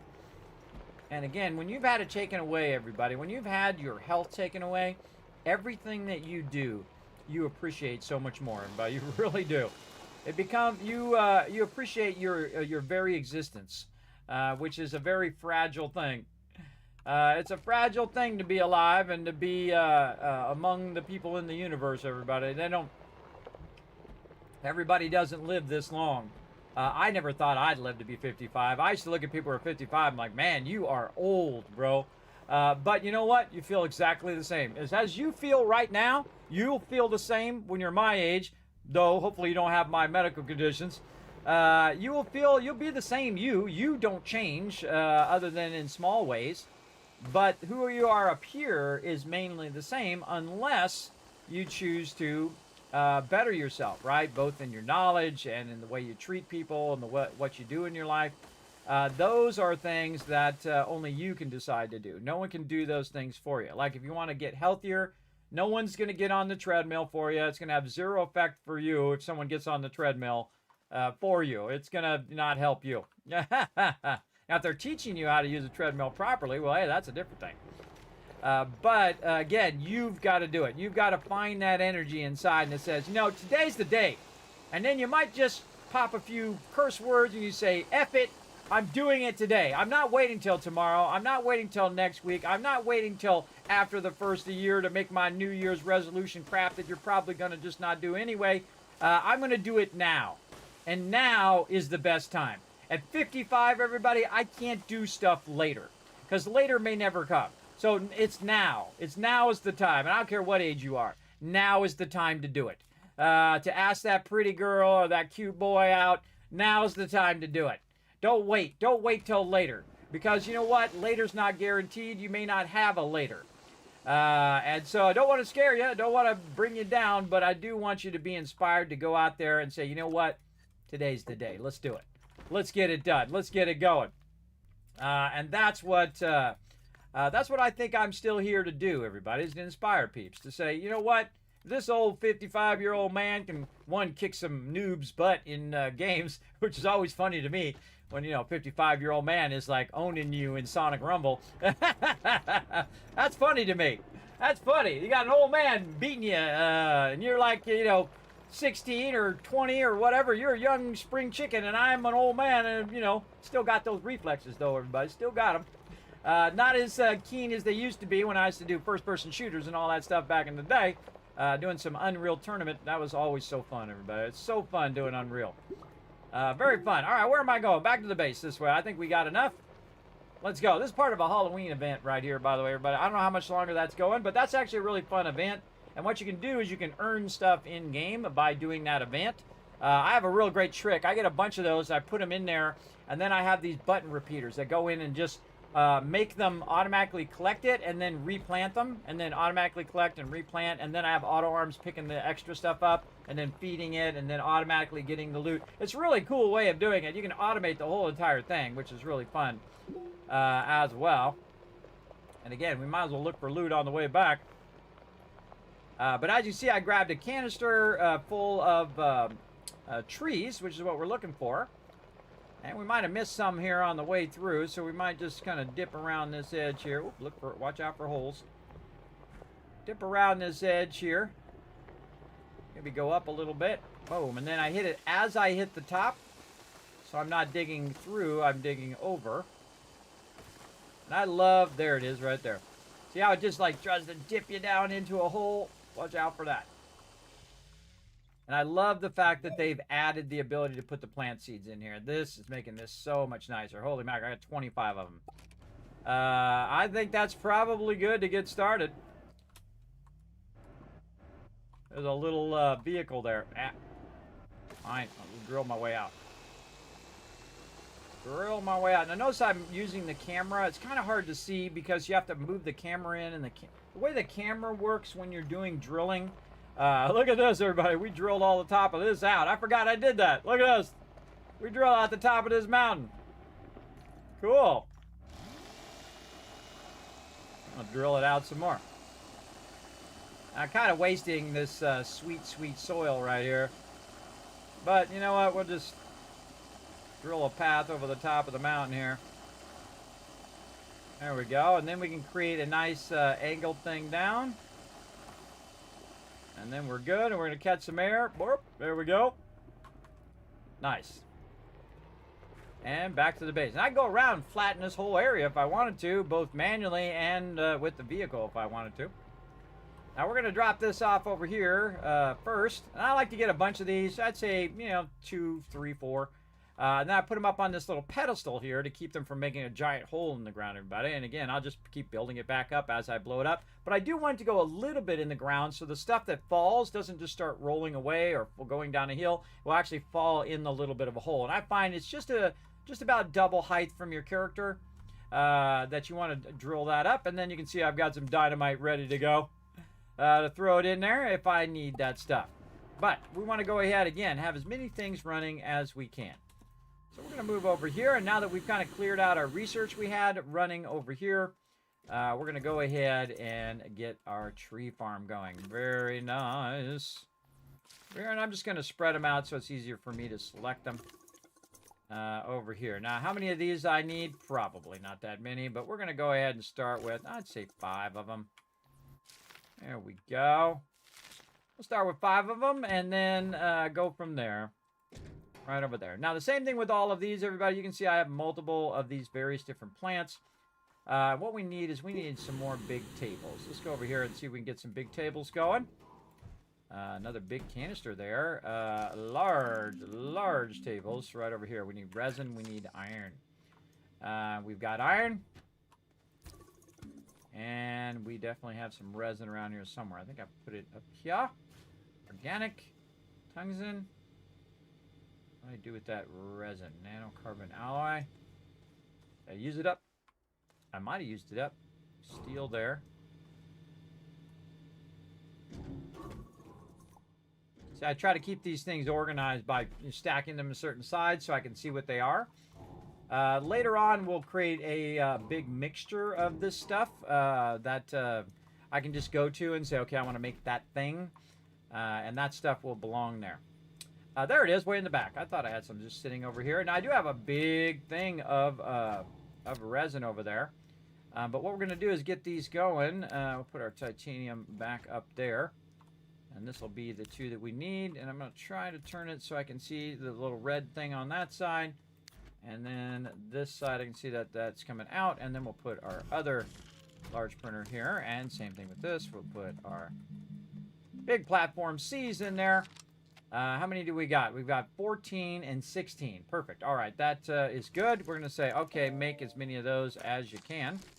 Make as many of these as you can. Then we're going to run this out, which is going to automatically feed this into those. And then we'll tell it to go. And go. And now it's going to make as many of those as possibly can. You can see that I make a lot of big stuff, everybody. And I love to get it to the point where I can just let it run. And then I'll come back, because it'll be processing all of that while I'm doing other things. Like getting stuff ready over here for working on my plants. So we're going to go ahead and grab another one over here. And we're going to go ahead and take these over here and rework our plants over here. Now, our plants back here, I put them just so I could do this. Shape this out a bit. Try not to hit my tree. And now we have some research items that we can use, because some of this stuff grows under here. And get my little shaper. There we go. You have to break it from the soil like this. And then we have a whole bunch of stuff here, right? So we want to go ahead and take a canister. I'm just going to get the thing that's the most of right here, popcorn seed. And we'll start with that one. We want to run that in like this. Now, if you're paranoid about them disappearing, everybody, here's what you do. You just go ahead and grab some of them and you put them up like this, just to make sure that you don't lose all your seeds. And I don't think I have any other spots over here. There we go. But really the fastest thing to do is to get them into a container. And we'll see if I get this done before they vanish. And then I have to go and hunt them down again. Leaf seeds. Oops, right up here. There we go. Again, they didn't used to have this where you could put them in containers. And putting them in containers is awesome.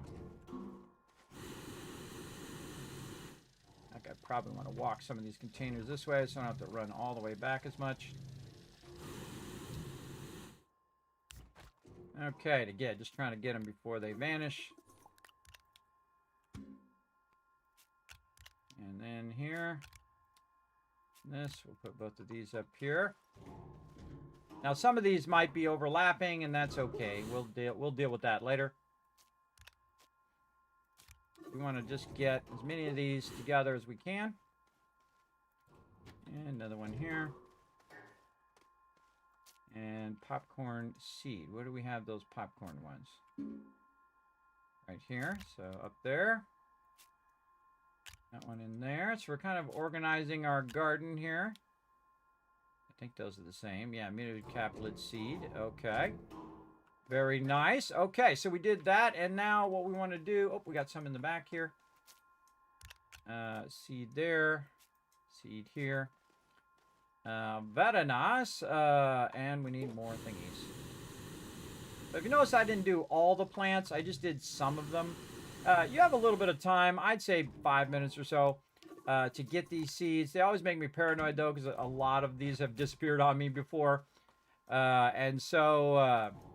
a little paranoid about making sure to run over there and grab it as quick as I can, so I don't have to end up going back and grabbing those again. Though I typically am like, did I grab that one yet? Because I'll forget what I have. We might make a spreadsheet of it. We'll see. Of all the various plants and where they come from. And then how many of each thing that we have. So there we go. Now we're getting our plants going. Right over here. Now, most of the time, everybody, I would just go right over the top of this. But you do want to fill this in a little bit here. If you're going to put this back in, I'm holding down the Alt key, by the way, just trying to fill that in. Fill it upwards. You can also just get on top of it and do it. That's a way I usually find a little easier. Just kind of fill that in along the way. Oh, I need more soil. Let's go down here underground. And let's say right here. Just fill my little canister right back up again. Very nice. Because if you don't fill this up, it's going to be hollow underneath there, and then when you take them out, they're going to basically, they're basically just going to fall in there and go way down. Now, another smart thing to do is to go ahead and fill this back in. And you can see now it's gray. That gray represents you. That's your shaping, right? So what I'm going to do is actually move this back a little further. I'm going to fill that in a little bit, but I'm going to move it back further where it is here. Then one of the things I do want to do, and I'm just going to drill another hole here just to get more dirt. More dirt down now. Is actually build it up a little bit, right? So that I do have room to take it out if I need to. So I'm just going to shape it up a bit and then get up on top of it. And if you hold down Control, it's going to just go ahead and add that as a shelf, like that. And the trick is try to keep it at the same level, which is not always easy because sometimes it just decides to do its own thing. Again, this will all be covered up down here, so no big deal. Eventually, and then again, just make a nice shelf for it here, holding down Control again to flatten it. Nice big shelf kind of up off the ground. So every time you take it out, it's just going to fall on the ground, and then you build it back up, and then it just falls on the ground, and you get the idea. Even better if you could go ahead and make it where it's slightly angled like I have it, so that when you take it out, it actually just rolls forward and basically collects itself. So it'll just roll down the hill. I could make it sharper, but it's good, I think, for now. Then over here, I accidentally took out the seeds here I was growing, but I got 2 of them, so cool. So that's exactly what I wanted, to get 2 of those. Okay, and again, this stuff, we're trying to set all this stuff up so we can let that run while we're working on our other stuff. And you can see that I always prioritize the highest priority thing. What's the highest priority thing? Have as many things running as I can at the same time. Now, here's another great way of doing this, everybody. You can just go ahead and flatten the area. And notice that I didn't drill a hole. I just flattened it, and it broke all those down, which is a much better way of doing your farming. That's why I showed you the other way. And then now I'm just showing you the flattening way. The flattening way works way better for trees, as you can see. And then if we go over here, hold down Control, and we just flatten instead of drill, most of these will just break down like that, which is pretty awesome. Now, here's another great trick, everybody. We're going to go ahead and take this. Going to run that in on this. Now, if you do have some that you're not sure if you already have them or not, you can just go ahead and put it right here, and it will automatically know which one's which and put it where it goes. So we need a bigger table over here, which is why we're making some of these tables right here. And then you can just probably guess what I'm going to do. I'm going to sit it right over there. And I'm going to take all of these and put it up here so I don't have to guess which one is which, right? That we don't want to have to do. We don't have to guess, okay, this one is this one and that one's that one. All we should have to do is take these, put them right here. And if it has a thing, which it doesn't, of course, I chose the ones that don't, of course. If it's already there, it will automatically say, oh, well, this one goes to that. And just automatically put it in there, which is what we wanted to do.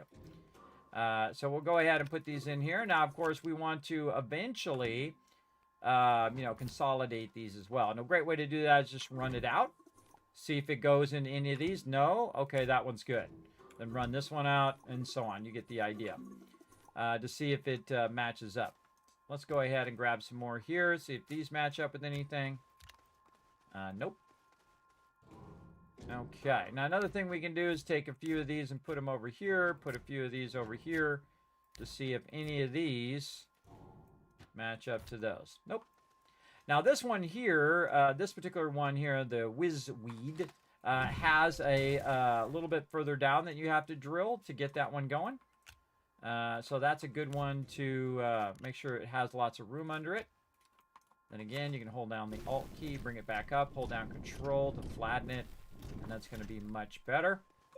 And then we can also go here and flatten this whole area so it matches the area that we have already established from our landing pad back here, right? So you want to use this right from where that landing pad is. Hold down Control and just keep moving it outwards and outwards. And what it's going to do is look like it's rising upward, right? Like it's going up like this. And then the ground seems to be going like this. That's because the world is curved. So as you go straight, the world is curving down. And it's really the world that's going down, not with your shape that you're doing. So it can be quite awkward to get it to be the way you want it to be. But no, that's why that's doing that, everybody. Oh, we got some shells over here. And again, we're just going to kind of fix this side of the base here just to make it nice. There we go. That's good. Now we got ourselves a nice little shelf here. And you could probably guess what I'm going to do with this little shelf. And we're just going to go ahead and put our whizweed up there. We're going to put our little mutant guy up there, mutant volatile cactus seed right there. So we've done those, and then we're going to go ahead and do our lash leaf over here. So basically what I'm doing is I'm farming these as well. We already did that one. Balloon of seed over here, which I think I only have one of. Where did it go? Where did it go? All right, already did that one. Weezer, mutant volatile actus seed. Weezeweed. Yeah, see, sometimes these don't say what kind of plant they are. It says harmless flora. But it doesn't say what the seeds are. I have to remember. And this one is the tongue one. Yeah, that's the tongue one. All right, we need more canisters. Wow, look at it go with those big tables. Nice. And over here, run that back in. Okay, so I think we put this one down. And then let's look at the seed here. This is the one with the flower on the top. Okay, we did that one. Did those. And then this one here is the one that we did down there, the whizweed. Okay, nice. All right, now we need another table. Or actually, we use a smaller table. My bad.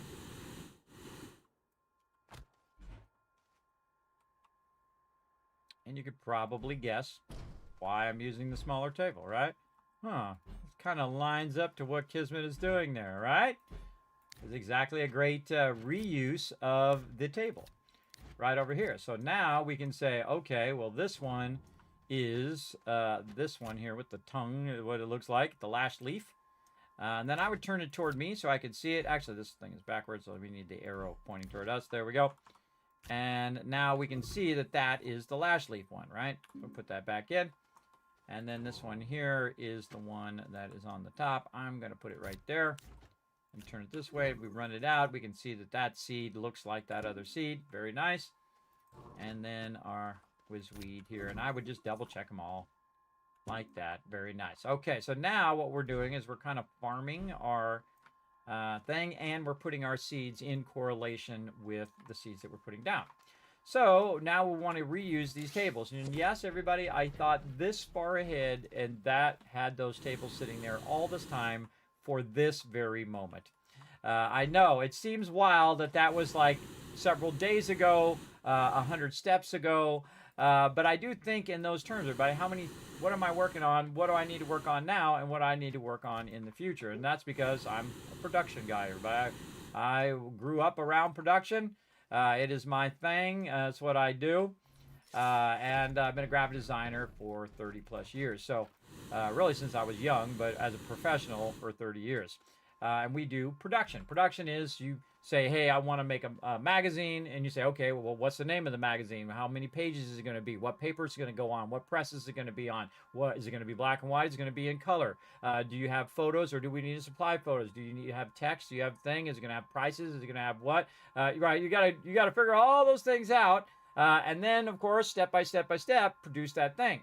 Right, just like they do in like a factory, right? In a factory, when they're producing a car, there are a lot of steps that have to be done, a little, even down to the tiniest little light or, dashboard or, whatever it is they're doing, a car handle or whatever it is. All those things need to be produced and then, of course, properly attached to whatever it is you're doing.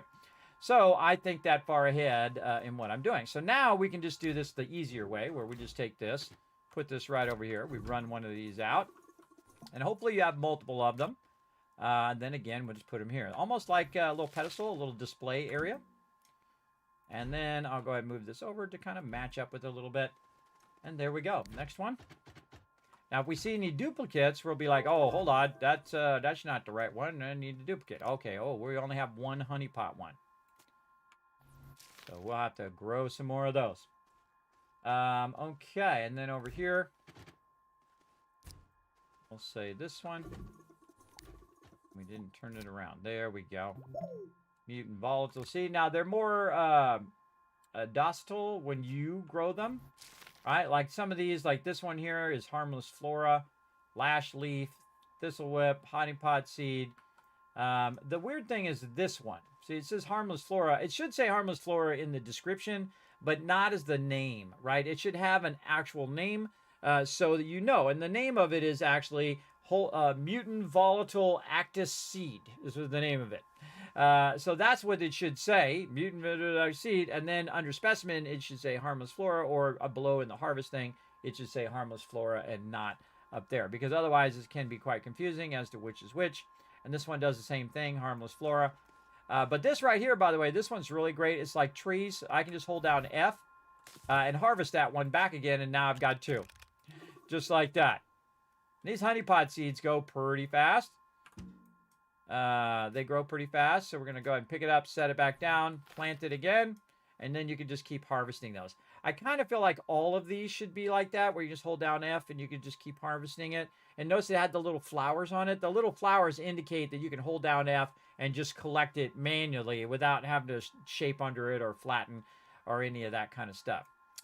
So very, very useful. All right, right there. And then next one. Now, there is a big mega project that supposedly does a garden, everybody. And if we can turn this into a garden, we will. But this is kind of the old school way of doing it. And I'm showing you a little bit more of an advanced old school way of doing it, where you can, of course, manage all your seeds along with the stuff that you're planting. And then over here, we'll just pick this whole thing up, move it over this way. There we go. And we'll decide what do we want to do next. This one. And we're going to put that one right up there. And sometimes I crowd them together, because if I'm just going to take them out here in a minute anyway. That back in. There we go. Just crowd them together.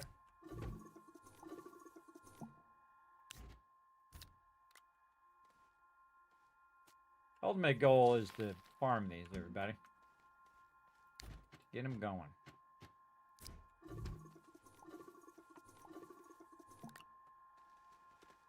And a balloon one.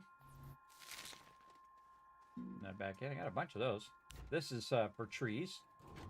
And then this one here. Okay. Lock. Lock all these so I stop bumping them. There we go.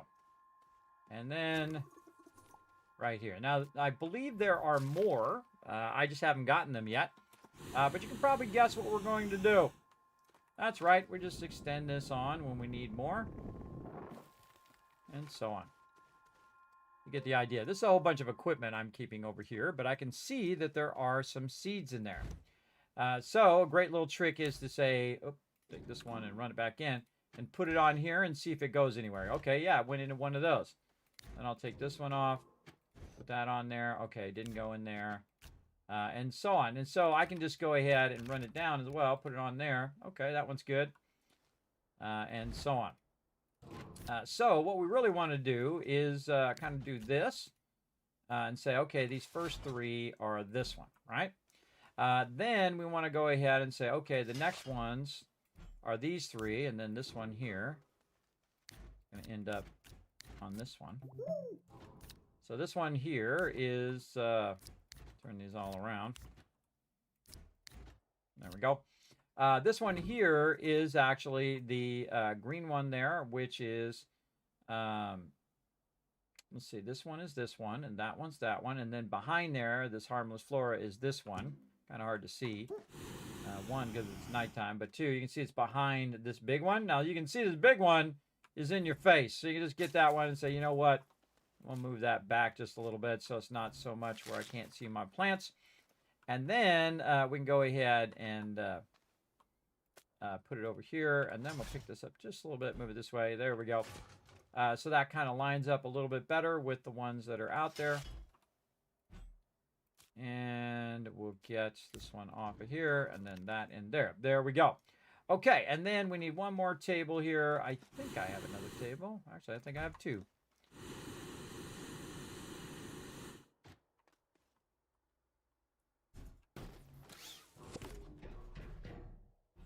All right, just notice that I'm doing them in groups of 3 on the tables. Lock all of those. Locked, very nice. Okay, so again, this one is our little one that that usually shoots at you. Then we have this one, which is the balloon seed one, which is this one. And then this one here, which is the popcorn seed one, as I call it. It's called pop coral, but I got a popcorn seed. And then that one at the end as well. Now you can actually rotate them, and it will rotate the way that the plant is going as well. Like this one right here, the pop coral. Probably better turned sideways, easier to see. But there we go. So now we've got that going. Now, here's what happens. If you just put 3 of them on these small tables, it allows me to just go ahead and grab stuff like this, and it will just put these away for me automatically as I just go ahead and do this. Oh, this is actually a new one here, so we can use those elsewhere. We need another container here. Again, the goal is to get as many as you can. Now, this actually comes into play later on, but we're just going to put this one right up here. And again, I could have separated them into 3 and gave a little gap in 3. I don't really need to. I might do it in the future after I take them out the first time. But we're going to go ahead and put that into there. Oh, what do we get? Oh, that one doesn't belong there. Doesn't belong there. This one here? Nope. All the way at the beginning? No. Okay. Oh, this is the trap one. That's right. That's the trap one. Right over here. Let's get our equipment. Move that over there out of the way. And luckily we have another table that we saved over here. And again, I might spread these out a little bit later, but for right now, we're just going to do what we got to do. Put this up here so it doesn't disappear. And then lock that. That cannot go in there. No, that cannot go in there. Oh, okay. So this is part of the event. That does not go in the canister. Good to know. Okay. Now we know. And then we're going to put this back over here. And then we'll grab this last one. And we're just going to put it on each of these. So, oh, no, I did not want to do that.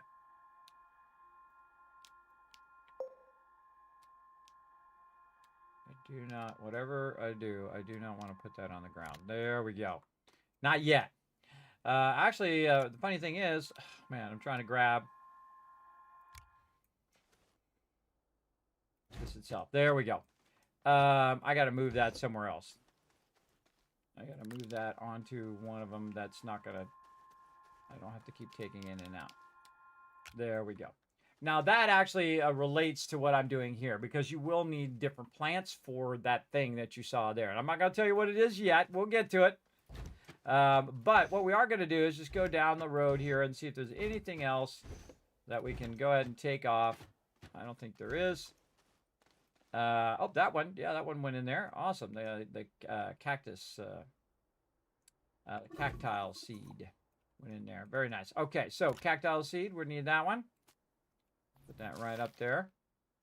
And then this one here is sturdy squash. Sturdy squash is actually part of the event that's going on right now, and eventually that will disappear, so that's not like one of the primary ones that we're doing. And then over here, we'll do our bovine seed. Get ourselves another container. See how I reuse stuff, everybody? I love to repurpose stuff. Very, very useful. And then right over here.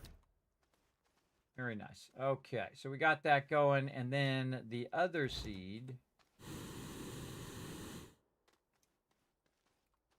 Oh, and we have a couple more right here. Nice. Put that right in there. Again, the reason why I don't put ones on the end is so I can just put them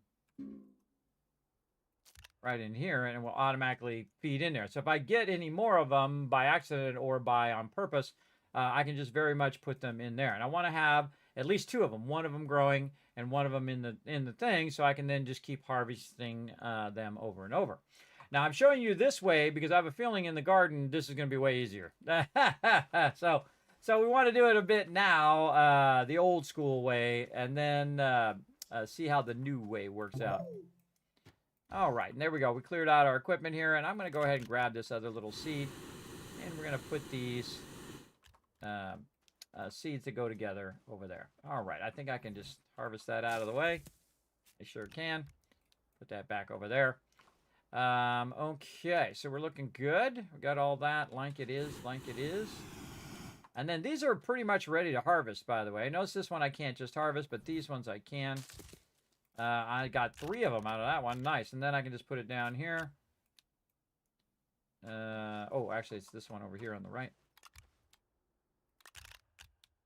All right, 2 down there, and then 1 back up here. Now that I have a general idea of what I want as well, I'm just going to hold down Control. Oh, I need some dirt here. Hold down Control and just sweep across it to see if I can get it to come out of there. There we go. Without having to dig downward. And then, again, we'll put it down here, and it should automatically put it where it goes. Not on that one. This one. Okay, so at the very end. Okay, so we're going to put this one over here in front of this one. Flatten this out a little bit. And now we're going to sync them up based on these, right? So we'll go here, push that down just a little bit. That one you got to actually dig out like that. Put that there.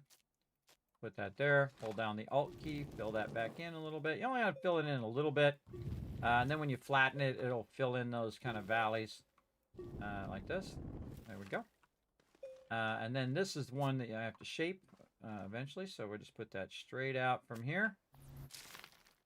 There we go. Okay, this one's a pop coral seed. Or mutant balloon seeds here. Just going to put that down there for right now. Again, pop resource, which is this one, pop coral. Now this one's the same way. You can hold down Control and try to get it. Oh, I got those. Hey, Kismet, hope you're doing good. I am doing good. Thank you very much, Tab, for coming in and showing some love. That's 13 months of sub love, everybody. Show some love in the chat. Also show Brando some love as well. I don't know why I missed that a bit ago, but I'm going to replay it now. Maybe did it when I started. Right here, Brando as well, everybody. 39 months of sub love. Show some love in the chat, everybody. Sorry I missed that love train, but obviously, you know, I'm in the middle of my stuff over here. So as you can see, everybody, this one actually has a research item underneath it. So we'll want to go ahead and dig this one out or grab it out of there. Oh, that works too. Pretty rare that will let you do that. And then, boom. Oh, and I was too close. I actually took damage because I was too close to it. Not good. But again, Alt, fill that in a little bit. Hold down Control. Oh, Control from over. Nope. Where can I grab Control? Control from here. There we go. And then obviously trying not to bring out anything else. Yeah, it looks like the level got a little weird there. There we go. All right, pop coral. And we're going to go straight out from here. I don't like the way that this is. There we go. Pop coral. Straight out from this one. Man, I should have moved that one over a little bit. Should have moved it over a little. I'm going to rotate it just a little bit. Put it right there. And plant it. All right, this one is the balloon one. what do we do with our balloon seeds? Oh, right here. Okay, and then we'll put our balloon one together. Nice, and then we're going to go over here, and this one is our Spiny Atticus seed. Spewflower, Spiny Atticus. There we go, this one. And then here. And this one is our Elegant Flower, which I would put back a little bit because it's just going to be difficult to seed. And then this here, that automatically, once you have, if you just have one of them in the container, then you can do the rest. And again, if you can just harvest it by holding down F, I think all the plants should be just where you hold down F and extract them. It'll keep this from getting really awkward.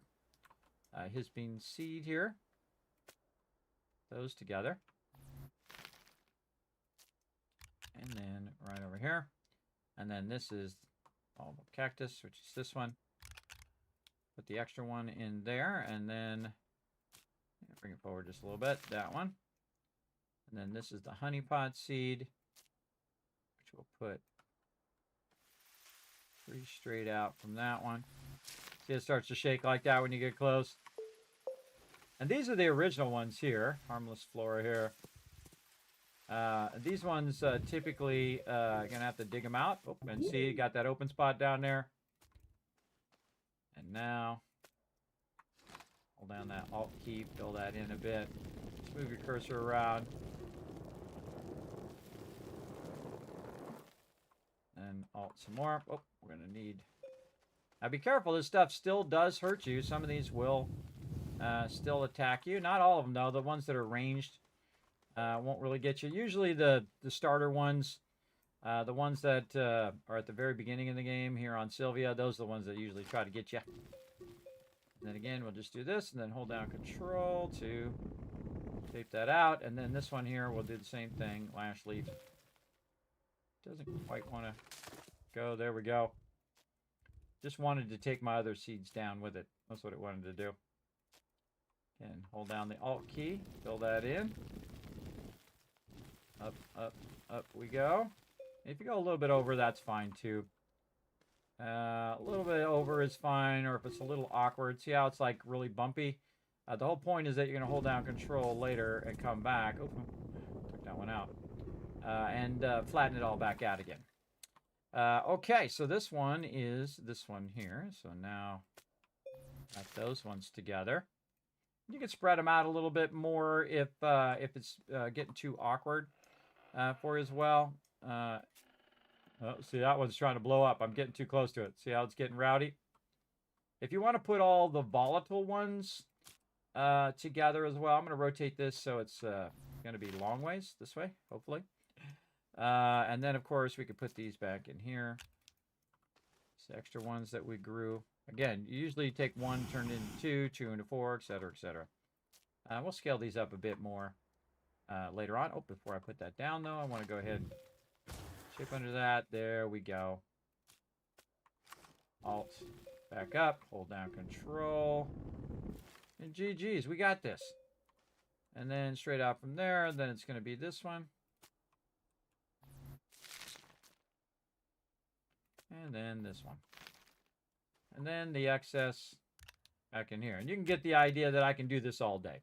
Right? I can do this forever. I can just keep collecting more and more and more of these just by doing that. By the way, the ones down here at the end are already ready. Right? I can go ahead and harvest this more. I can take these out. That one's ready. I can harvest that one.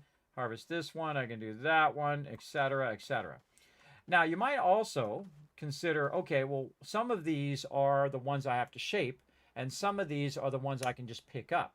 And you might separate those. Say, okay, these are the ones I can pick up, and these are the ones I got to make a big hole to put it in there. And the ones you have to make a hole, I would go down deeper in the ground and just make sure that you have a big fill area so that if you do dig down, they just drop into that little like bowl that you created by shaping down instead of it falling down underneath and you have to go and do kind of a little bit of what I did there. But as you go, you'll just build it up because you're using that Alt to bring it up in there as well. So again, thanks everybody for that love. Appreciate everybody coming in and dropping the love here in the stream. Big time. Big time. So again, thank you, Tab. Thank you, Brando, for showing that love. Big time. Yeah, doing great, doing great. Again, working on all sorts of fun stuff here. So again, showing you my little farming secret here in the game. Remember, there are more than this, I believe. I think I've got probably 5 more that I'll eventually need to get. But we also need to get back to this over here, which is our tree farm. And now we might just scale it up just a teeny bit over here. Okay, let's go. Yeah, you want this to be away from your base, everybody, because this is just kind of secondary stuff right now. And I'm just going to make a nice wide area where I can make my own forest.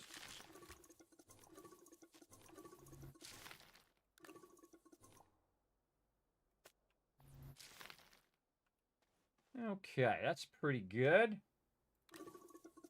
And then we'll go ahead and put it in a grid of 4. So we're just kind of lining it up. Doesn't have to be perfect. Okay, so we're going to let that go. Now, I'm going to show you something really cool, everybody. We're going to go back over here to our small printers. And we're going to probably need to unlock it. I probably haven't unlocked them yet. This is a lot of really great automation tools in the game. If you've never tried these, everybody, I'm going to show you the secrets of them right now. And they are amazing. They are really great for what we're doing over here, especially these trees. So the second I remember where the heck they are, I'm going to unlock them. I think they might be in the small printer. Yeah, small printer. I already did unlock them. So things like power sensors, storage sensors, that means like, is it full or is it empty? Is it full? Is it empty for your storage? Is it full? Is it empty for your battery? Kind of thing. Does it have power? Does it not have power?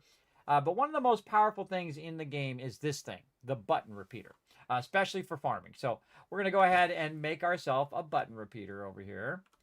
And we're going to go ahead and roll it over this way. Button repeater over here. Man, we got a lot of stuff unlocked. There it is. Okay, so we need some zinc. And it just so happens that I have some sitting around right over here. We're going to take that zinc and put it in our little line of resources that we have out here.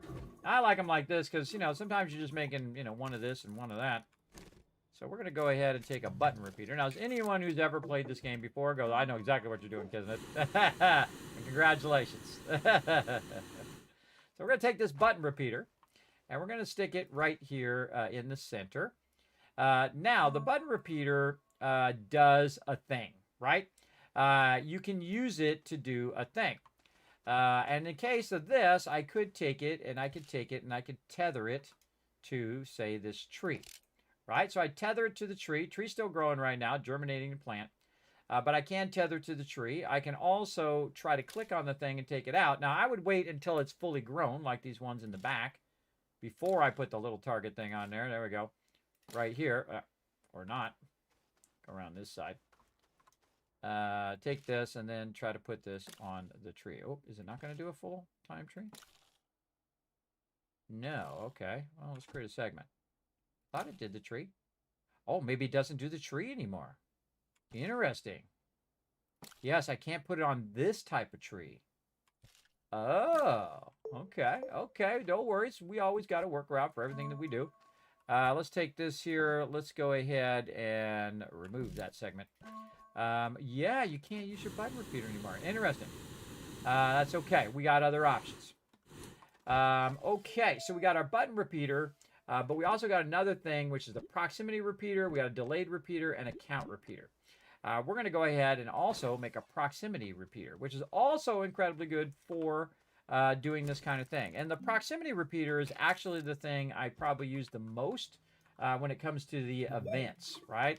It's going to be super useful. So if you only learn one thing in my stream today, everybody, this is the epic stuff right here. This is the gamer secrets that I'm going to show you.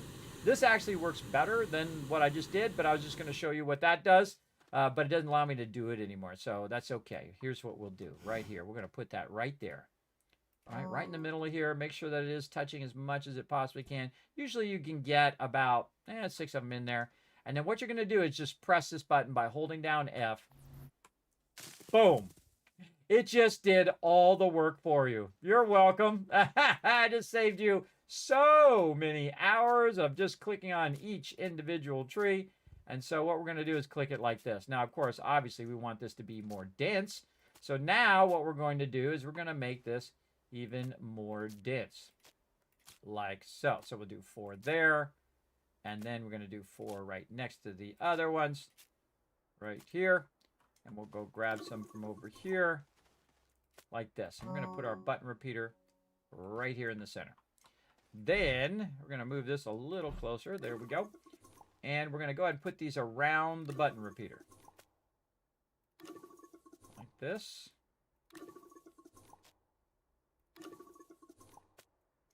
Maybe a little bit over on that one. Like this. And again, look how much area it has. I'm not going to do that full thing right now, but I'm going to show you how incredibly easy this is to produce a massive, massive amount of stuff. Now, will it let me put this mini together? Well, we're going to find out here in a second. Right there. And then that's closer and easier to do than you trying to hit F on every single one of these to plant them. Because all I can do now, or all I have to do is press F there. And those all are planted now. All in sequence, by the way. Look at them grow. Look at them grow. Now, I got a problem. My button repeater is in the center, everybody, which is not easy to select, right? Because it's so dense. It's hiding there in the center. But if you're really good, you could go ahead and put your little cursor in between there. And it does work. So now, look how many trees I'm growing at the same time. So I'm growing way more. So I don't really need these trees over here. I can go ahead and just harvest those. I got 2 on each of those. Very nice. And we can just find a spot for this one. I'm just going to put it right there for right now. Run those back in. All right. Oh, they don't make a noise like jeep, jeep, jeep. There's the noise going out, but not the noise going in. Interesting. We got ourselves some research here, too. Let's go ahead and keep that running. Won't do us no good sitting around. How much is that one worth? Around 223. Not bad. Now, we just got a dense thing of trees, right? And we want to just go ahead and look at it and see that can we harvest it? If we can harvest it, then it is ready. And so now we got to try to reach it, but try it here and get this. And now you know the reason why you don't want to do that, everybody. Is, again, I'm just showing you stuff that you're going to run into. It's too hard to click the thing in the center. So you want to give yourself a bit of a gap so you can click that thing in the center. But I'm going to show you another trick that goes along with that trick. I know, I'm showing you all the best stuff. Let's go. We're going to grab some more zinc, and we're going to put it right here. Then we're going to make another proximity repeater right over here. Oh, running out of fuel. And we're going to put it right here in the front. I'm also going to grab me some fuel for my jetpack here. Oh, my backpack is full. Oh, I haven't used my other thingies. And there we go. All right. So we'll go over here, and now I have a proximity repeater, right? That's what this is here. Now, this proximity repeater can actually affect the other proximity repeater, meaning that this one's going to go, and then the one inside there is also going to go when I do this. And so now I just did all of them again, but also grew them back up again because both the repeaters cause the other repeater to go. So if you make this loop, everybody, what it will do is auto collect itself. You don't have to come over and click on it. And if you don't believe me, just wait a minute. I'm not going to touch nothing. I'm just going to keep my hands right here, everybody. So the two repeaters are causing each other to constantly go in a loop. So when you're trying to plant something, especially for events like the pumpkin seeds, you can let that stuff grow. It automatically breaks it down, regrows it again, and then makes more and makes more and makes more infinitely. It'll just keep going and going and going.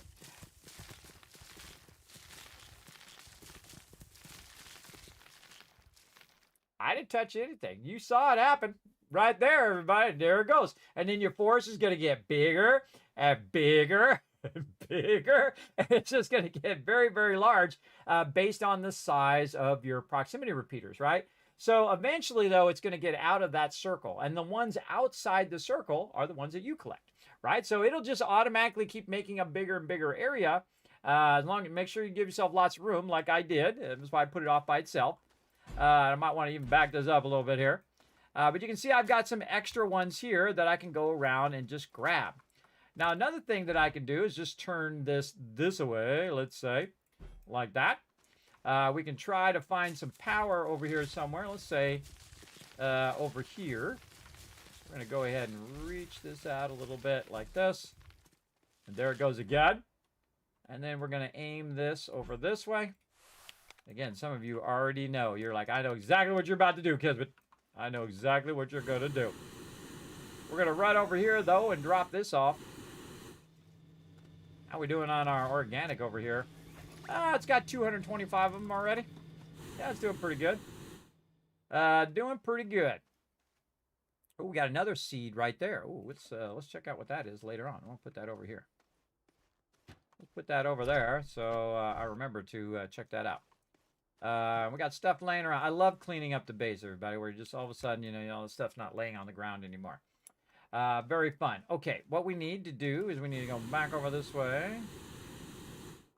Like so. And probably don't need this one over here. I can just repurpose this one right here. What we need to do is we need to get an auto arm going. Right over here. Now, first thing I'm going to do is turn it off so it doesn't do the thing. We also got a bit of debris on there. We're going to take that off. I'm going to limit it to what it's picking up. Right? So I want to go ahead and just kind of aim this, you know, in the center pretty well where it is. So that after it does it and it replants them, I'm going to run that back in. It's going to back up just a little bit. It replants them. Any ones that are extra, the auto arm is automatically going to pick up and just keep putting away for me. Again, I've automated the entire process of growing trees. And you can do it with any plant at all. So any plant that you can just hold down F and harvest it, I can do all those plants. All the plants I can hold down F and do. Now, the other ones, not so much. Those ones don't automatically plant and replant itself. But look at how many extra seeds that it just made in there. And this will become a problem. It'll grow so much. It'll become an issue, meaning that you have too much stuff going.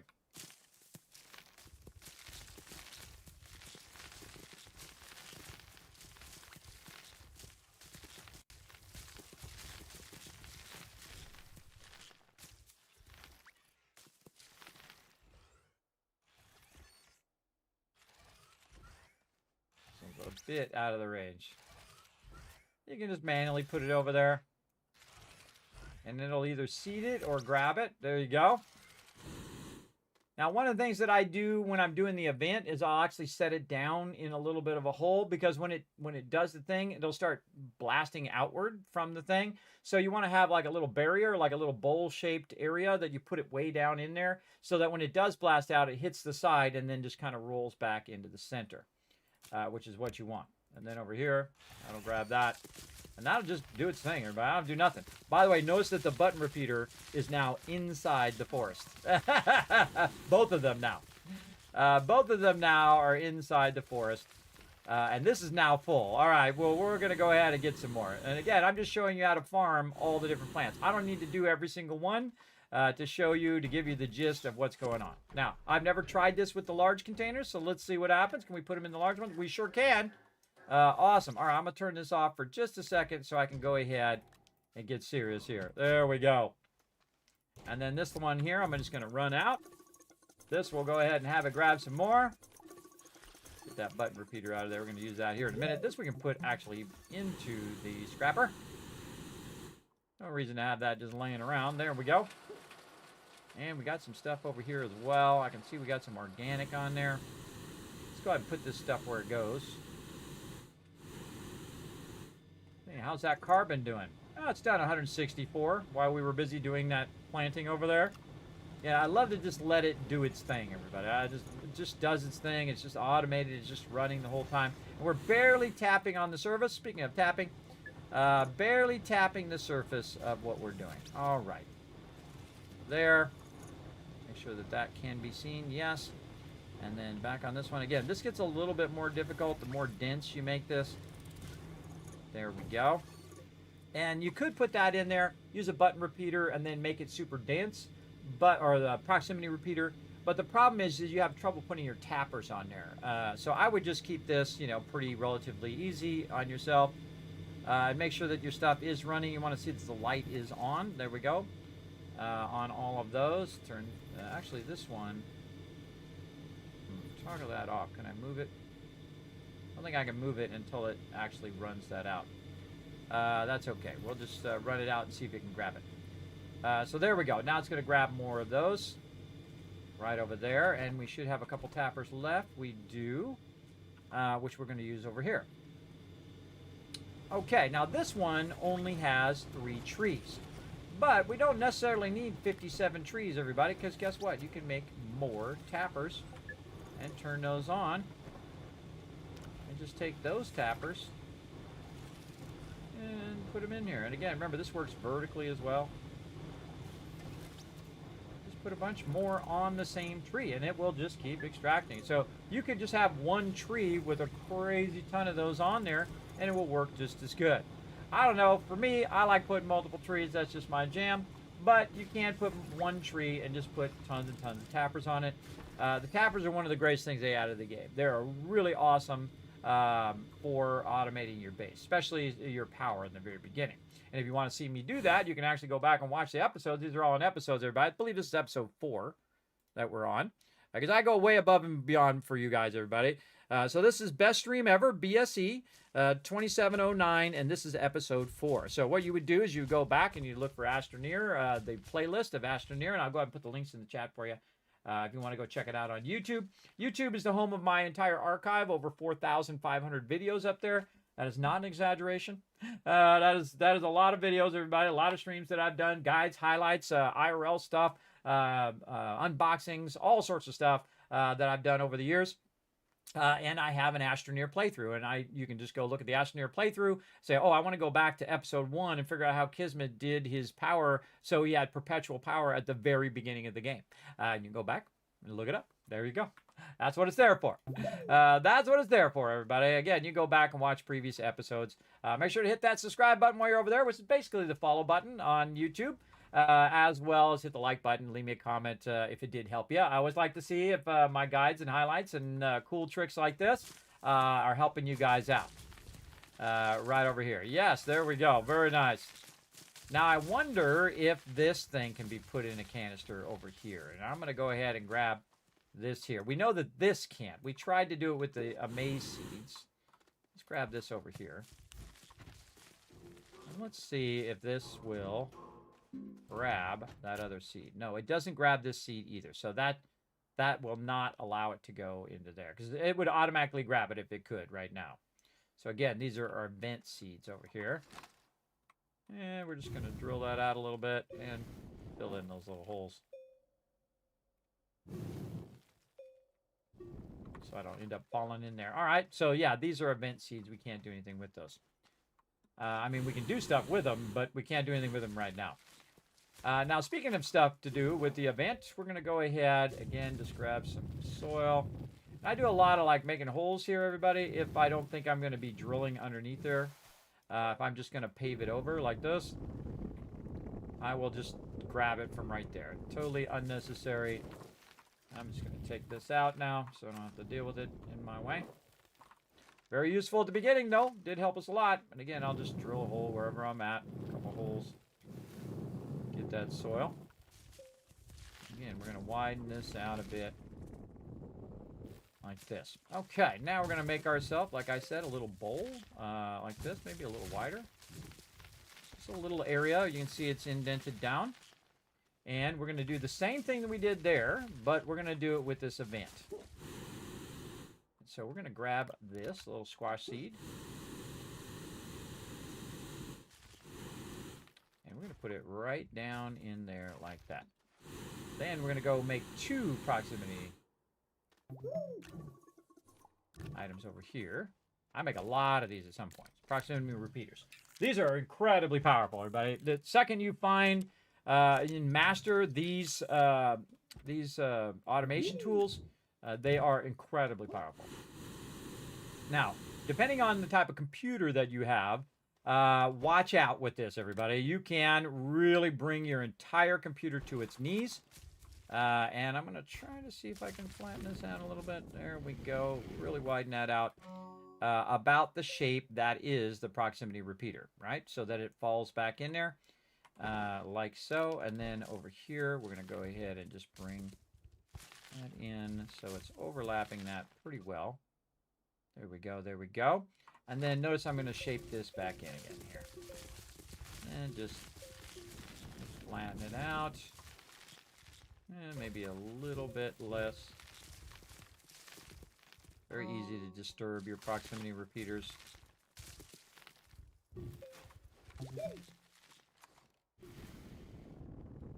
A little bit wider. There we go. I think that's probably good. Again, making sure that the surface area of where your proximity repeaters reaches to every spot. And if it doesn't, then you want to go ahead and make yourself kind of bring in the wall edge a little bit. Yeah. That up just a little. Pretty good. Oh, now we did this side too far. Flatten this.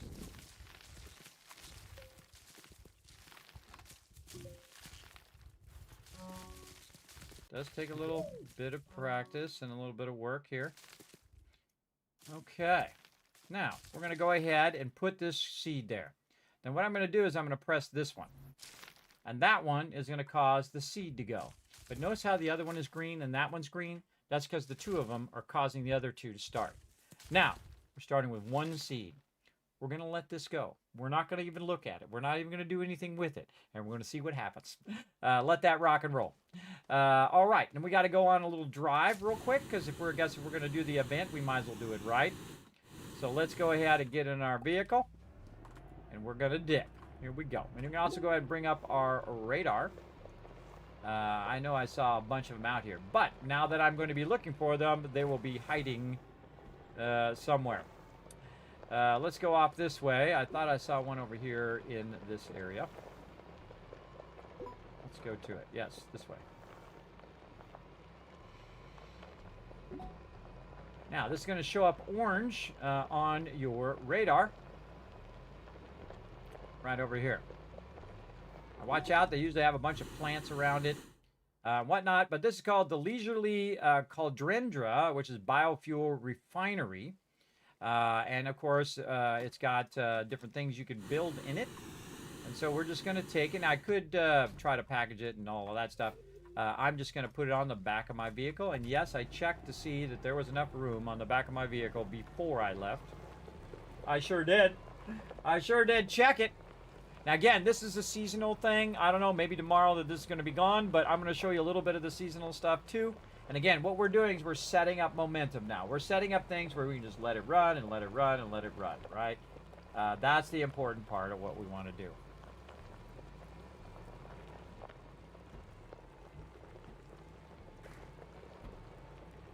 Okay, right there. Okay, we're going to take this. We're going to take it right over here. Oh, look at it making a pumpkin. Isn't that cute? We're going to take this table right here. And we're going to put that right like this. You could probably guess what I'm going to be doing, everybody. And then we're going to take this. We're going to put it right here. Now, this has different recipes. You can see right there, producing April. This is producing Noxthane. This is producing unknown biofuel. Soup. Squash line. We're going to start with squash line. We're going to leave it at that for now. And there it goes. Okay, so now it made another pumpkin seed, and then it planted that, and now we have one of these sturdy squash samples. And so we're going to go over here, and we are going to make ourselves another auto arm over here. And I'm just going to keep this one on auto arm and the other one on the thing for now. Find the auto arm in here, because there's just so much stuff in there. Aluminum and graphite. So aluminum here. Right there. And oh, we got to take a trip. We got to take a little trip while we're letting that run. Again, let's just take a quick look at it. It's got a pumpkin, and it's got one squirty squash there. All right, and we'll be right back. Oh, we need to bring a container. Unless I left one there, but I can't remember, so we're going to see if we can find an extra container. Right over there. And we're at it. We're going to take a little trip in our favorite rocket ship. All you young Einsteins out there. We're going to go ahead. I watched that with my kids for so many years, everybody. Really great show. I love it when the kids are watching and they turn their head like this because you know they're learning. It's really cool to watch little kids learn all the stuff that you take for granted every day. Remember, you don't just default know everything, everybody. In fact, you know very little things. All the things that you're doing when you're young are instincts, are like built-in programming. That you don't even know you're doing it. It's just like built in, and then you start learning things that you can, control on your own. All right, well, I love rolling up, everybody, and noticing that I have 216 graphite just sitting there waiting for me to pick it up. Now, remember how we were picking up 32? Now we're picking up 200. Oh, that's the wrong thing. That's the wrong one. My bad. That is the wrong one. Hopefully I have another one laying around. If not, I can go ahead and come back with one. But what I want to do is put another canister there, but I also want to go and do the bump. Bump. There we go. So I do the bump, and now we'll continue to collect those resources. That's funny. I brought the wrong canister. Bummer. But the cool thing is I can do this. Where is it? This side. Grab this. Turn it into a packager. That's not it. There it is.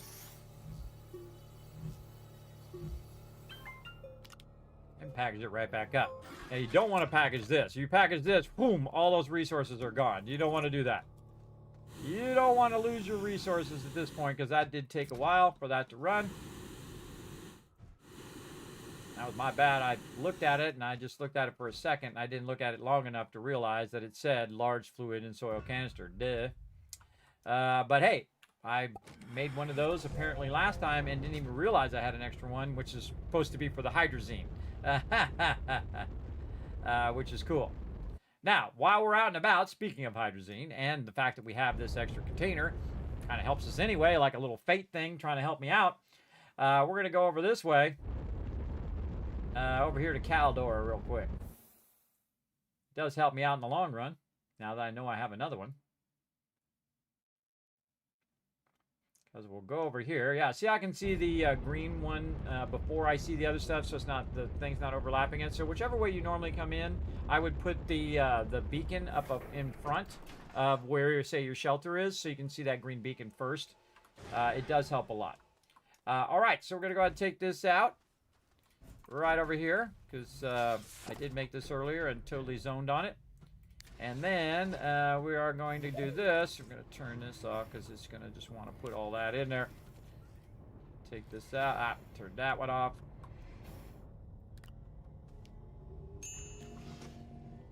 All right, I'm just going to go ahead and prime this a little bit.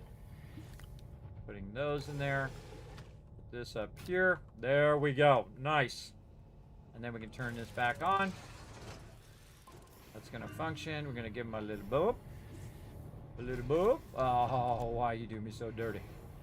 Why you do me so dirty there? Sometimes when I bump it, it gets all crazy. It gets all crazy up in here. All right. Boom. Nope. Boom. There we go. I can do it the second time. For some reason, the first time, it likes to get crazy. All right, there we go. And then we can just go ahead. I wonder if we can reach this one over here. Sure can. All right, there we go. Make sure they're all three plugged in so they get maximum speed. This one over here, this one plugged in. Sure is. All right, and you see that the green, those green levels of how much resources are underneath there went up, and that's just going to run and run and run. So awesome. Then we also have some more hydrazine just laying around that we can put over here. And then GG's. Boy, it looks like my battery is going down. Do I need more? Do I need more? Oh, I think I might need... No, it's going up. It's going up, slowly. Yeah, sometimes if this is going at full speed, I think it dips a little bit too low. Might need a couple more RTGs over here. When in doubt, add a couple more when you get to this stage, everybody, because you should be getting massive sums of resources, enough to add extra power or how much ever power that you need. And you see I built about 150 power or so at my primary base at this stage. And that's why I went straight to the RTG, so I can just set it and forget it, and it'll just keep running and running, because we're scaling up to the mega. We're scaling up to all the mega stuff. And we're going to get to the mega stuff here. Don't worry, everybody. We're going to get to it here in just a minute. We're doing all this stuff so we can let this stuff run while we're doing all of that. All right, we're back from outer space. All right, and we're going to grab our graphite first. And we're going to put it over here for a second. Run that out. All right, graphite up here. And we're going to run out our auto arm. Speaking of RTG, let's just put that in our backpack for next time we dip over there. And we can move these big old tables out of here now. We'll use those as we go. Over here, very nice. Okay. And now we got our auto arm, and you can probably guess what this is going to do. Over here. Oh, what happened? Where'd my stuff go? Oh, it must have disappeared while I was gone. Oh, it disappeared. I didn't realize that stuff disappeared. Now we know. So what happened is the excess resources that I had disappeared.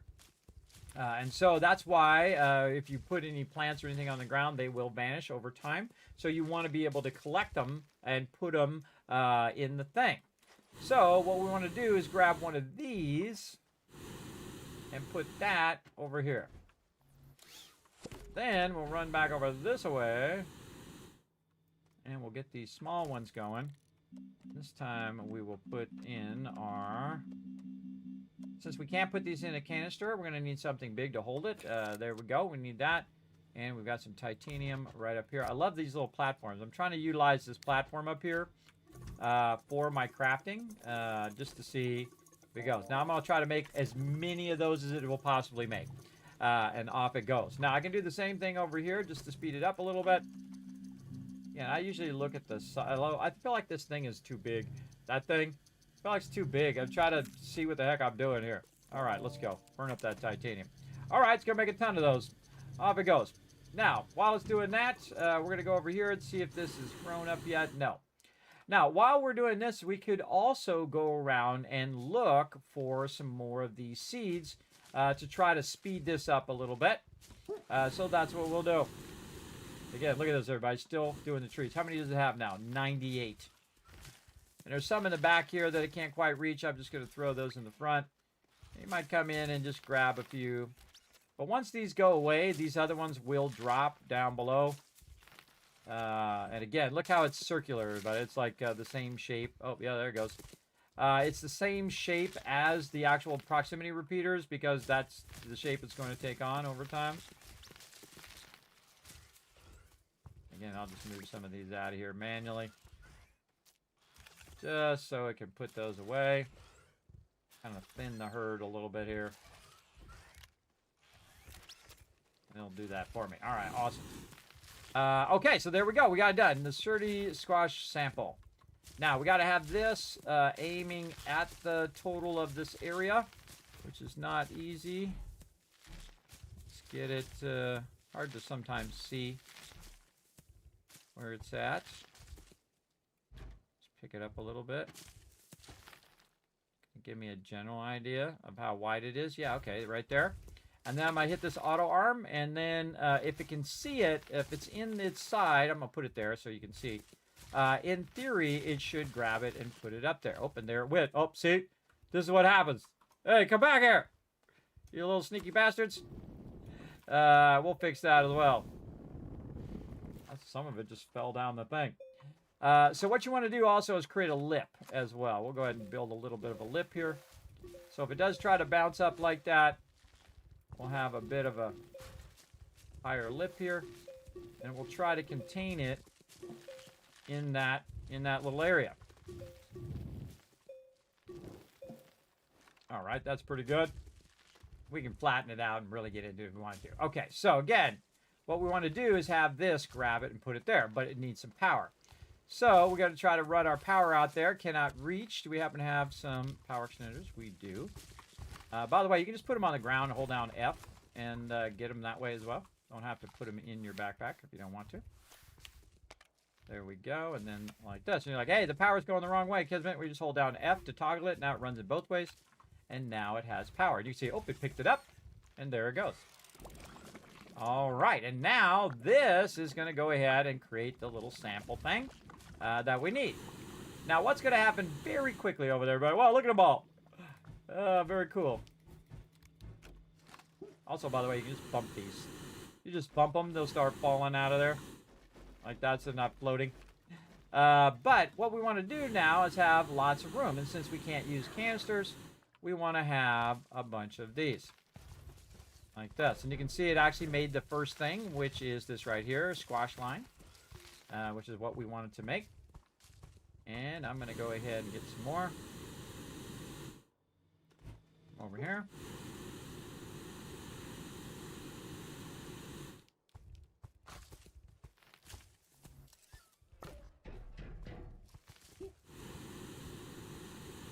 I'll probably put these ones in my backpack down so I don't have to keep running back and forth for them. Actually, I put them up here with my other power. Good idea. And again, I could use an auto arm to pick all these up and put them in a in one of the things that I'm actually using to carry it around. I don't like to obscure the actual thing here, so I can utilize it. And I'm going to take this squash line and put it up here. So I'm just going to do it along the back and not really block the front. And then over here, same thing. There we go. We need 2 more, I guess, to be good enough. Throw them in my backpack. Again, you can see I could add another one of these and do the same thing again. But you want to be able to see what's going on, right? What's going on with it? Is it collecting it? Is it bringing it? Is it bringing it in? You can see one of these is a bit too far out, so I'm going to just go ahead and adjust it just so it's in the center. And maybe it'll reach there. A little too far. That's okay. We'll see if we can widen that out a little bit. We'll go ahead and apparently grab one of those. Totally did not mean to do that. All right. Put this up here. And we're going to go ahead.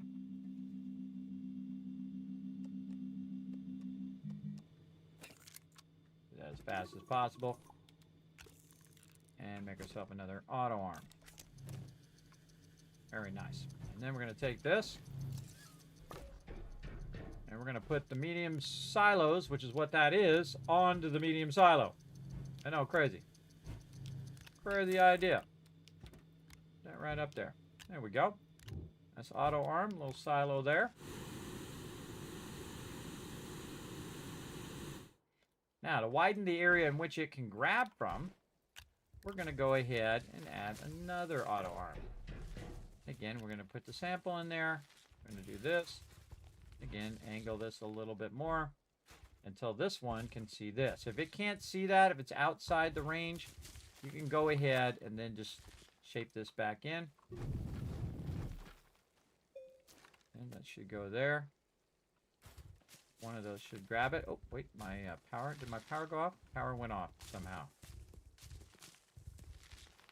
I lost power. Huh.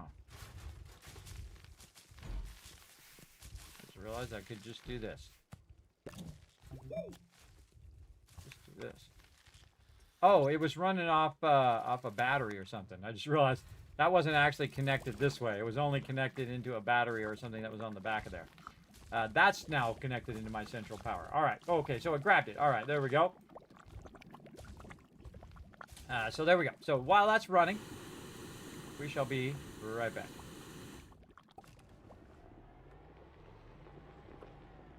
We're going to go up onto this mountain.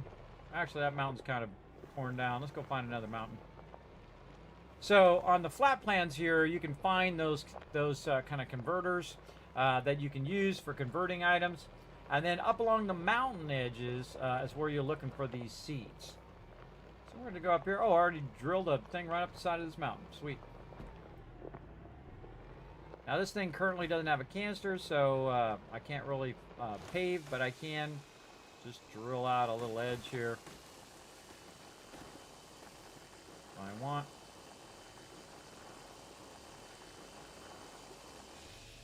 You can see that sometimes there's little caves in there. Either I made it or it's natural. That one right there looks like a natural one.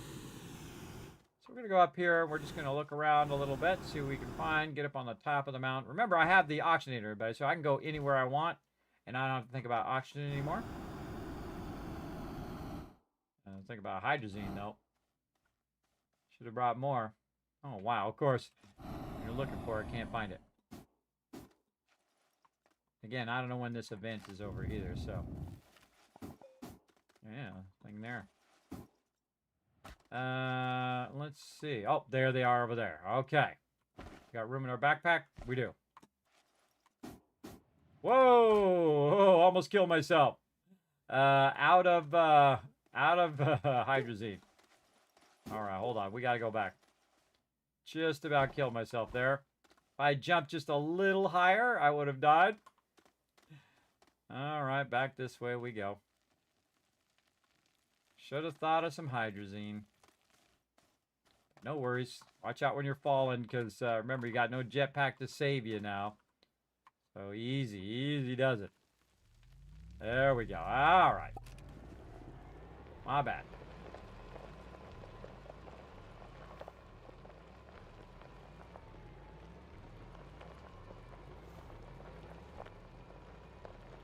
Just pull this and leave it right there. BRB.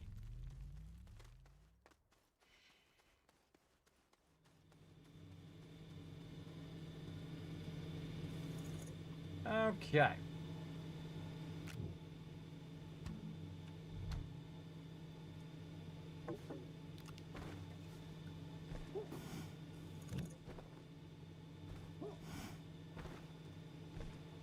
Cool.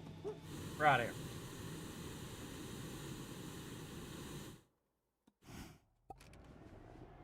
Okay, so we went up and over, and we saw that they were way on the far side. We can just drive there. Let's go.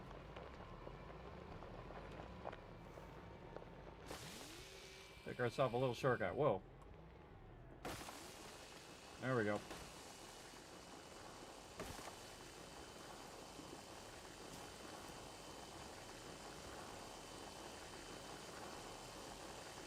Remember, this is without the paver.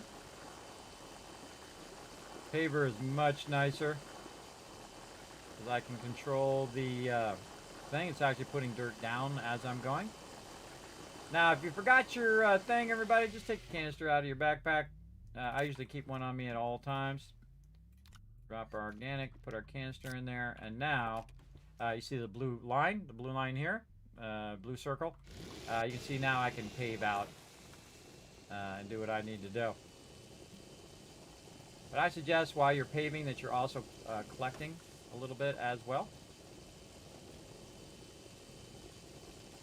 Just so you don't empty that canister, because see how quick that canister just emptied? There you go. So we want to get over here on this far side. Now I do have just a level 1 drill. Nothing too fancy. Yet, anyway. Just go along the outside edge here of the mountain. Looks like I've drilled through here before.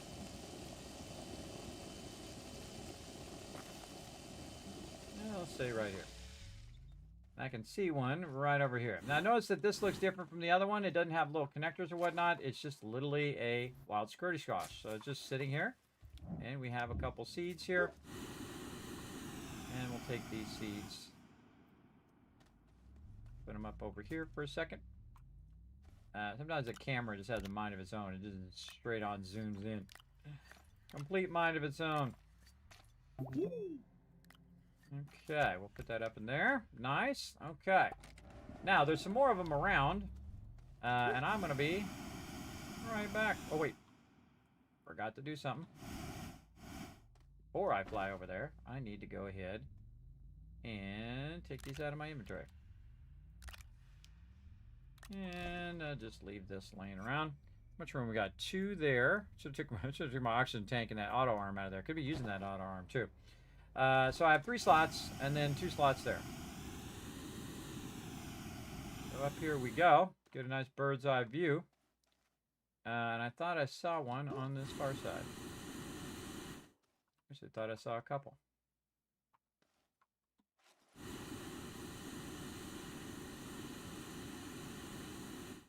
Very easy to survey with the jetpack. Huh. They're hiding here somewhere. Way easier if it wasn't dark.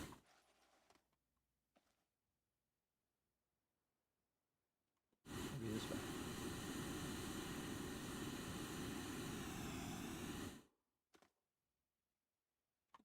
They vanished.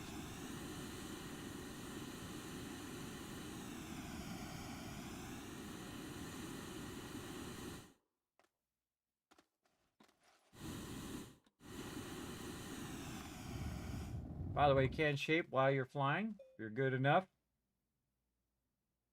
Give yourself a nice flats point. Man, I could have sworn I saw something just sitting over here. Oh, I think I see it. There it is. There it is. Pay close attention to your thing. Now, I'm letting it fall on purpose so that by the time I get there, I land right next to it. Hold down F to harvest. More little squashy seeds. Awesome. Any more on the way out? A lot of copper over there. Tap into that copper.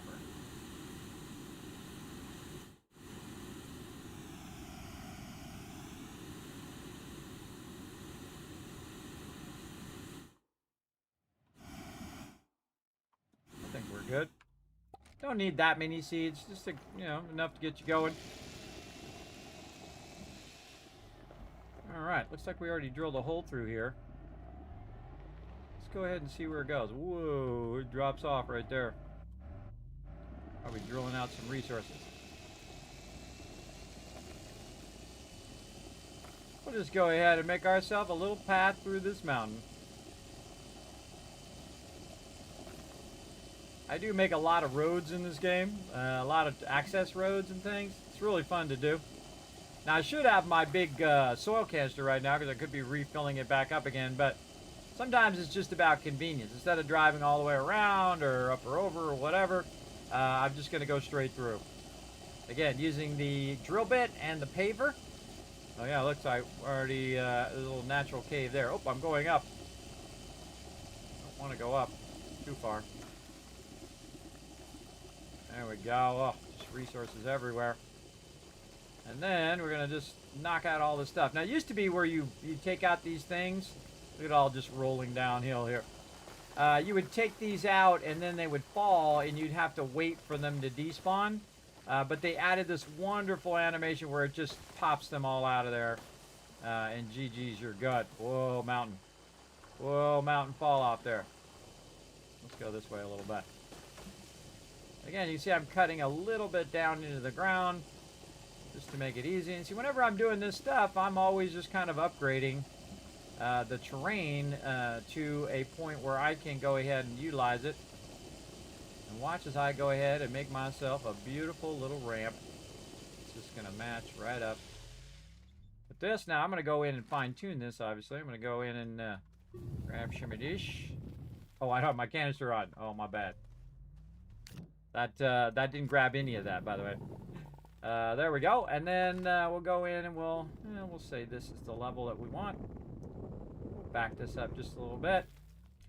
And then we'll just kind of angle it, smooth it a bit. Ooh, okay.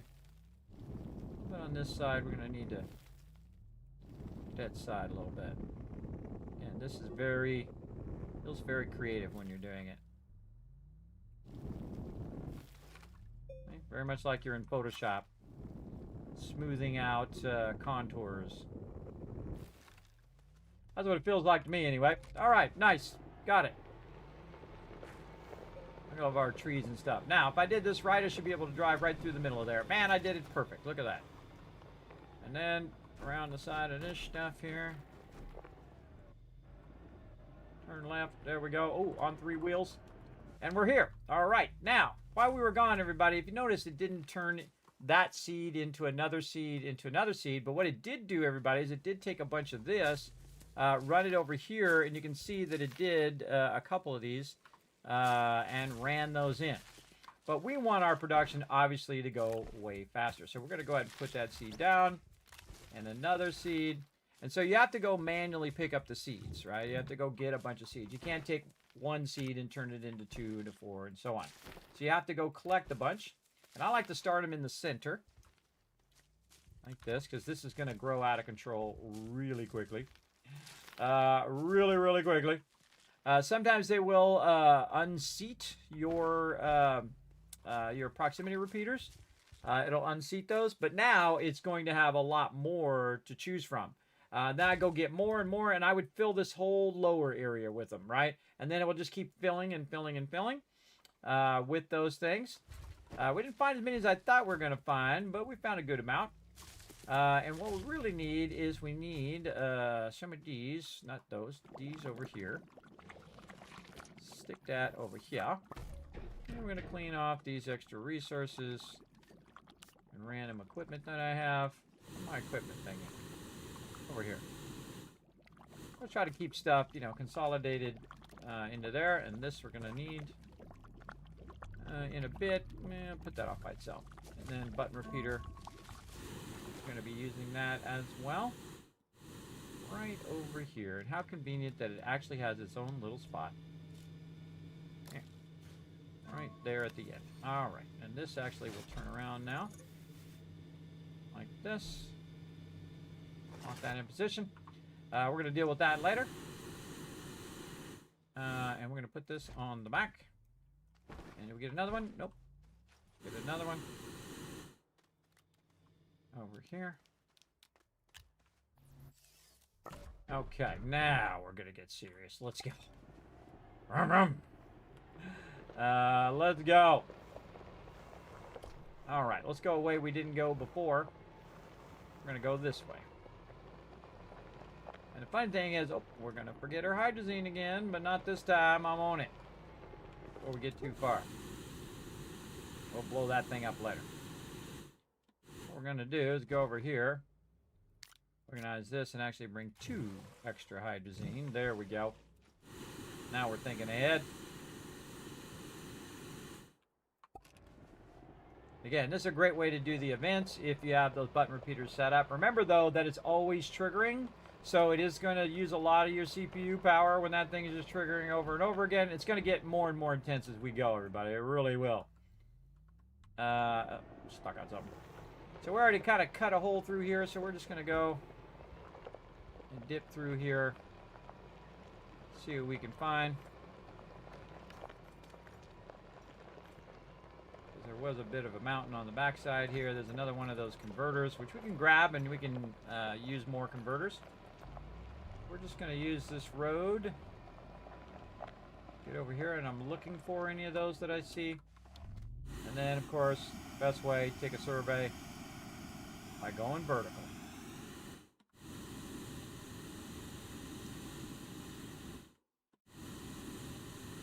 Usually find them along the edges of the mountains. Sometimes you can find them in the center. Wow, not that many. Usually you're finding an absolute ton of them. A lot of copper there. Man, that's a good amount of copper too.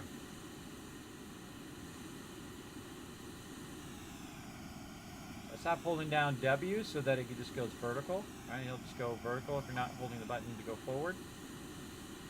Absolutely none of them. Crazy. That's pretty crazy. Usually there's a ton.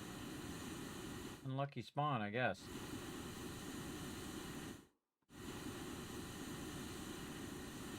There's 2 of those things, though. 2 of those thingies.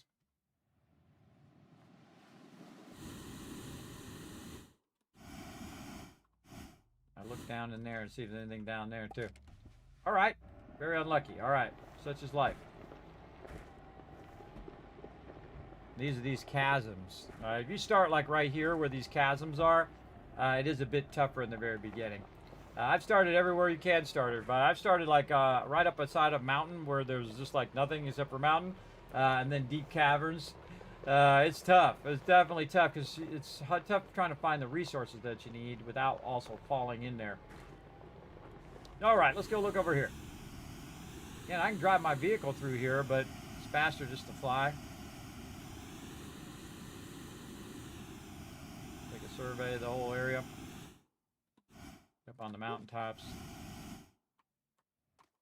How's my fuel doing? Okay, I'm using my reserve hydrazine. See that over there? Man. Very unusual.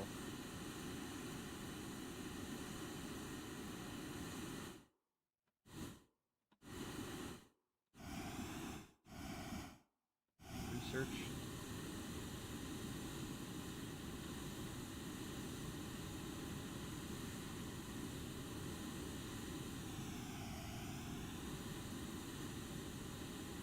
Aha!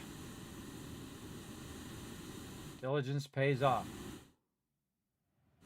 Again, not much spawn in this particular playthrough. Normally these things are everywhere. There's so many of them. Backpack full. Guess we're carrying that one back. Look for any more while we're over here. Now if I saw a whole bunch of them, I could just bring the thing with me. Also watching the level of my jetpack. Oh, we cut through there, didn't we? The level of my jetpack as well. Actually, where's my vehicle? This way.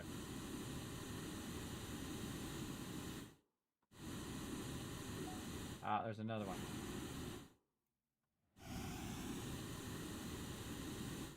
Try to remember that it's straight out this way.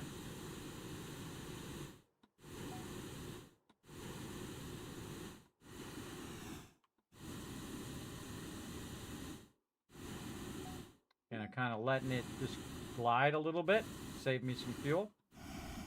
I could have just brought a bunch of fuel too. That would have been smart. Okay, so I know that I came from this way. Over here.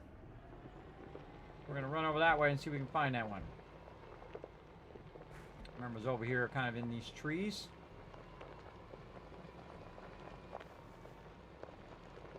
No reason to jetpack back and then jetpack back to the vehicle. Alright, now the hardest part is finding it a second time. That can be tough. Double tough. Of course, I could have put a beacon down. Could have brought me a beacon. That would have been useful. Up there it is. Almost out of fuel. Gotta go easy on it.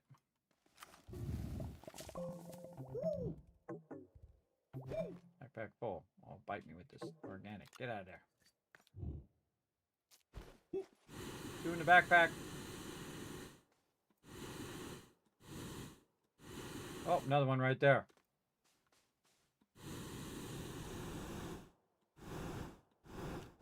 Straight in from my vehicle, too.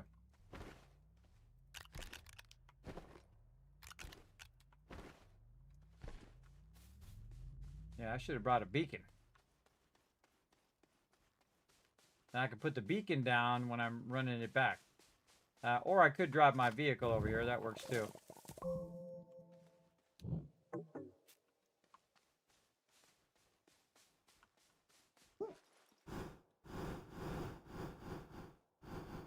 I'm just tapping it. Let me fly in there. Okay. Again, you can see we kind of find it in the forest area. You can find it kind of forest slash mountains. Sometimes I find it in mountains, sometimes I find it in forest. Kind of hit and miss, as you can see. I've never seen it be so low. Normally, there's like 5 of them there. And you can grab a crazy ton of them over there. Maybe it's because I've already come over here a little bit, but I don't remember collecting any of these yet in this playthrough on purpose. I might have hit it while I was doing something else, but...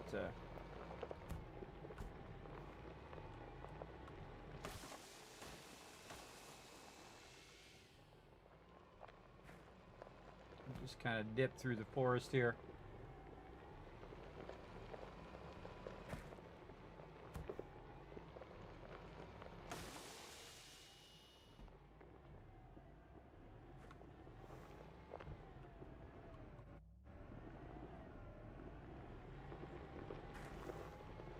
And trying to zoom all the way out. No longer have the advantage of our jetpack. Oh, there's one right there. This one, just do with our vehicle. Easy. Doesn't auto pick it up, but it does knock it out for us.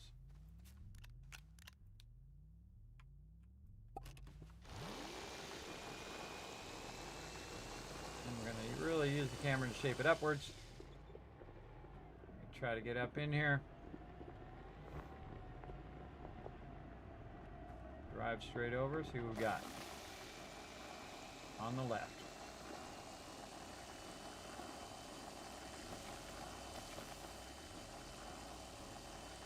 Oh, doesn't have a canister.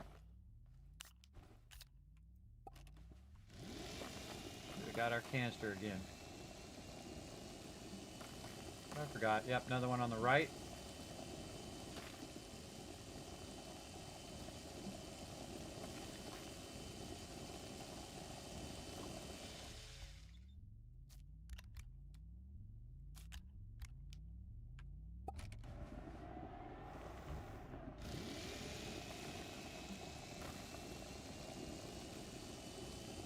Carving myself a road.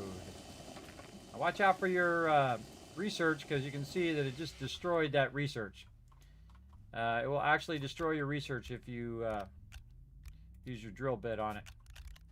I don't really care about it, but if you care about it, be careful.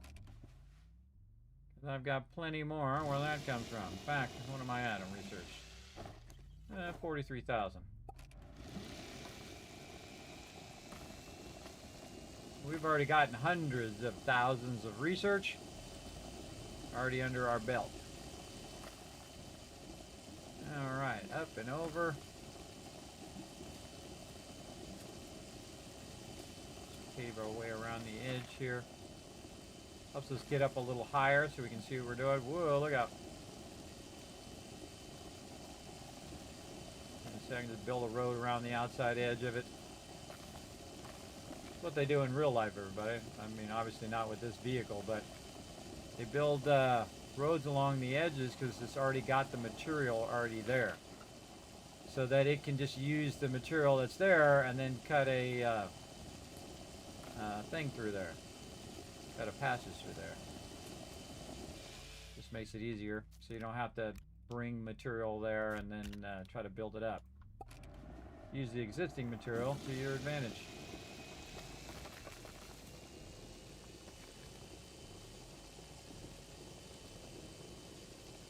I love how the trees just blow up now, too. Oops. Meant to hit B. I hit F instead. There we go. Alright, let's go look over here. Oh, look at the Aurora Borealis action there.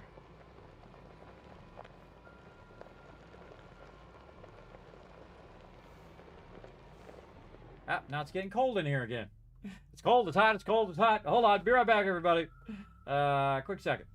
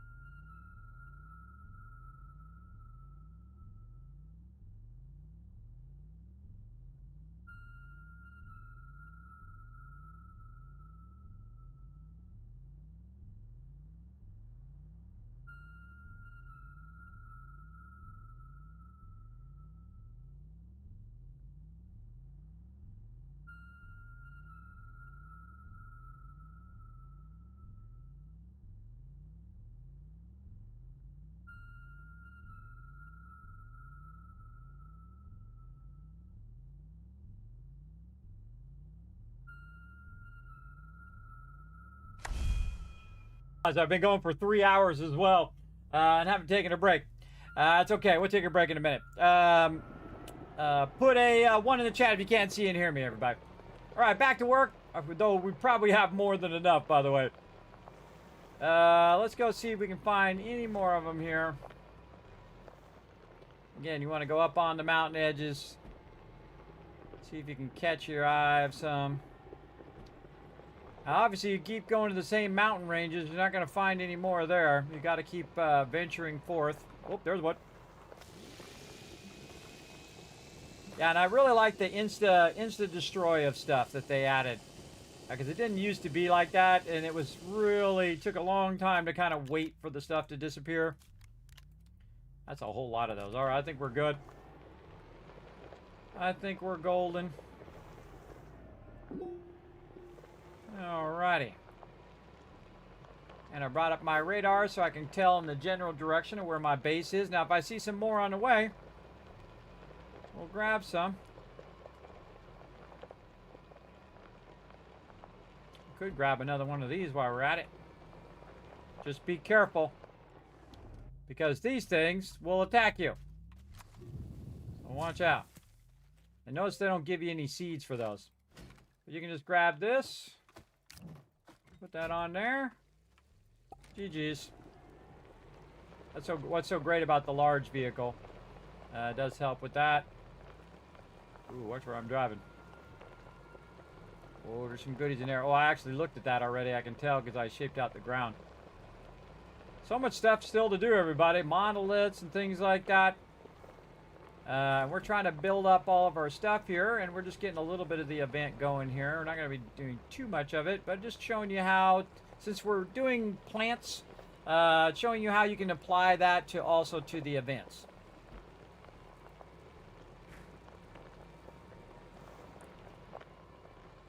Oh, there's one.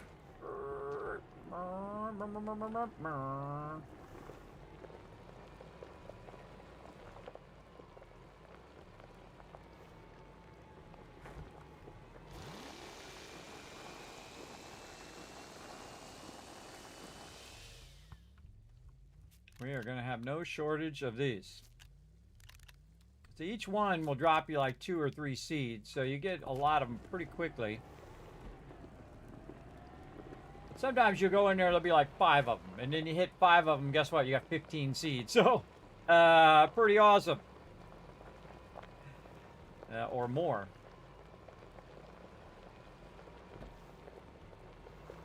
All you really need to do is just spend a little bit of time, and then it will be way more than you ever need. That's for sure. Now, I have a pretty beefy machine, everybody, so doing this is not that big of a deal for me. Now, if I was doing every single one and just having that repeat, that'd be pretty taxing on my machine and the game. So I would limit this and do them a little bit at a time first before you just go crazy. But hey, you do you. All right, we're here. Oh, can I make it over this thing? Oh, maybe. I'll leave a little room in there in the future. All right, move this buggy out of the way. Okay, so you can see over here that it is still growing these, and those are still functioning. It bumped my button repeater, though. And that means that it's a little too close. There we go. And I'm going to move this one a little closer so those two can do their thing. So now these two should be green. So as you can see, it will... move this a little closer. As you can see, it will have an issue there as well. I'm going to move this forward a little bit because it wasn't getting the one in the back. It'll have an issue. Now, what you really want to do is spread these out a little bit. The goal is to make the little popcorn things, right? That's what the thing you want. So we're going to spread these out so they don't knock out our proximity repeater. Whoa, there they go. And put that little ridge on it, everybody. And then once you have it the way you like it, hold down again, control. Build yourself a nice little way of capturing that in there. Very nice. Keeps that inside there for when it goes crazy. All right, this is gonna pop off now. And then one over there. Oh, there's a purple one. If you see the purple ones come out of there, then you do get more out of the purple ones. again, I'm just gonna do this, and before you know it, this is gonna have so many of those going. And again, it'll just keep compounding again and again and again. Meaning that it's just, there it goes. Look at it, feed it in there faster than this thing can process. Now, it just so happens that we brought another one. We're gonna let that one process. There we go. And our goal is to have a lot of these things over here, the squash-o-line things. And again, I'm just going to be pretty obscene with the amount of seeds I'm going to put in here, just to see or show you what happens when you go crazy.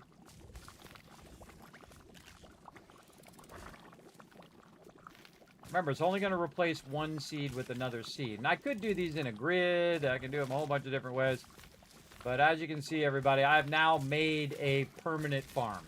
And that will just do that over and over. Now, your biggest problem is this right here, everybody, Astronium. Astronium is going to come from some of those. And when you have Astronium popping up there, you need to get that out of there. Otherwise, eventually, what it will do is fill up with Astronium. So thus, we need another one of these.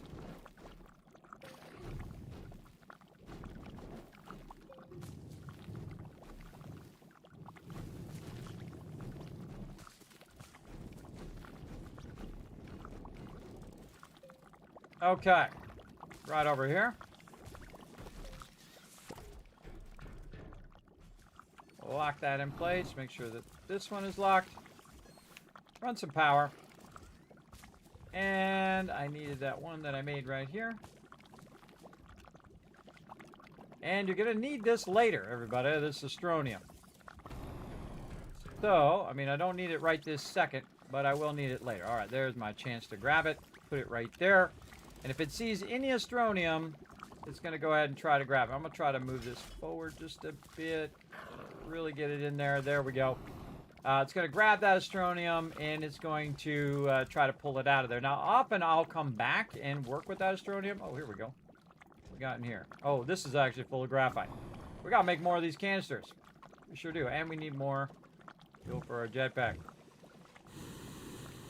This belongs over here. It's going to make an obscene amount of titanium. Let's go.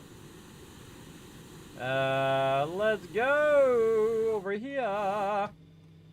Oh, boy. Oh, boy. Here we go. All right, over here, it's got a bunch of graphene as well. Let's go ahead and run that graphene back in. Let's go ahead and grab this and run that out. Let's go ahead and take this out of here, run that out. Right there. And, oh wait, that's not what we want. We want to turn this off. And this graphene can go over here.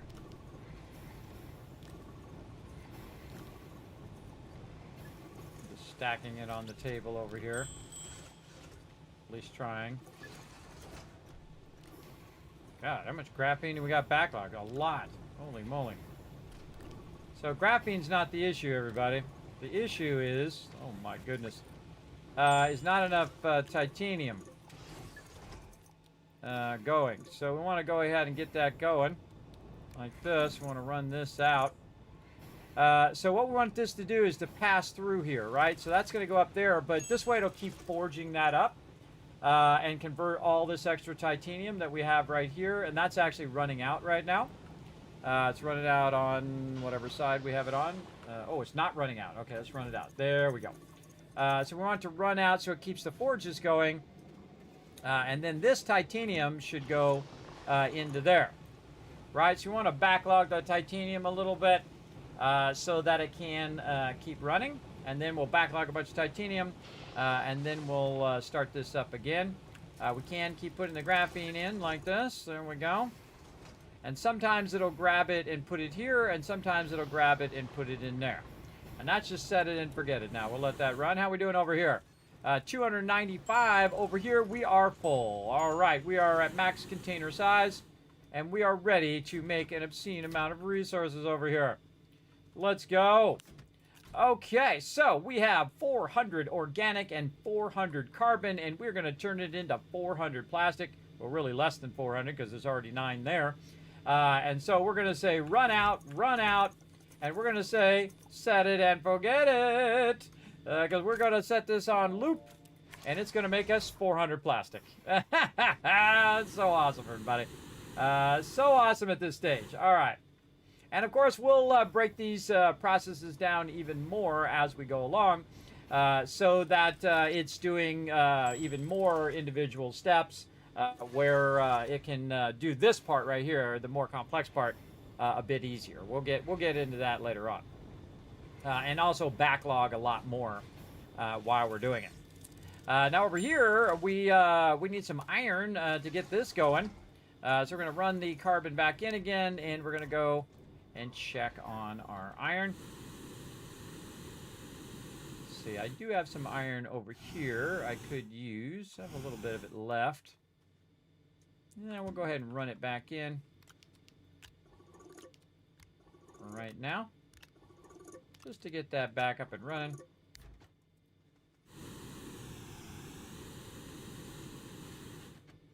Right over here.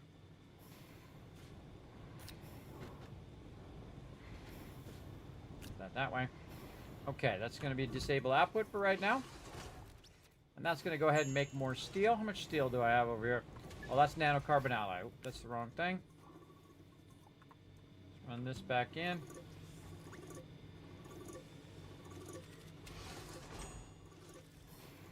Ah, don't move that.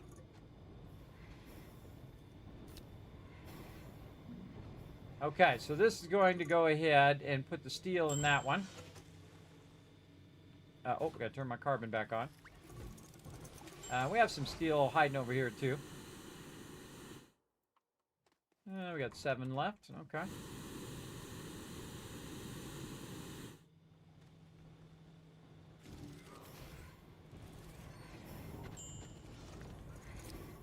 We'll just run those out.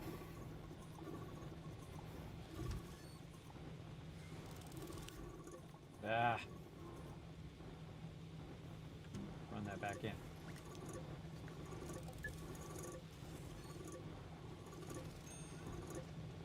Okay, there we go.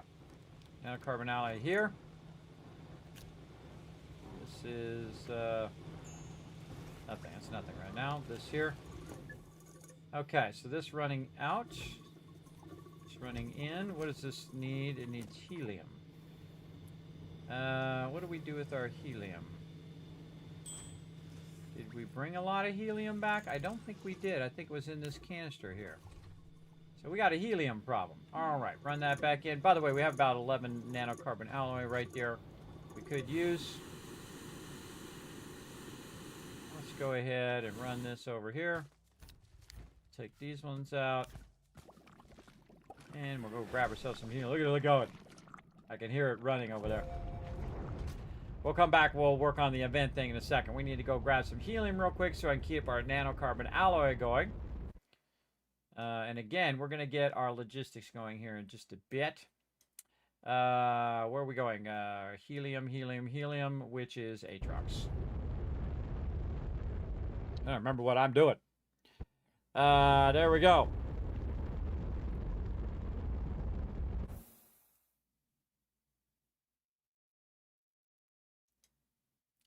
Right now.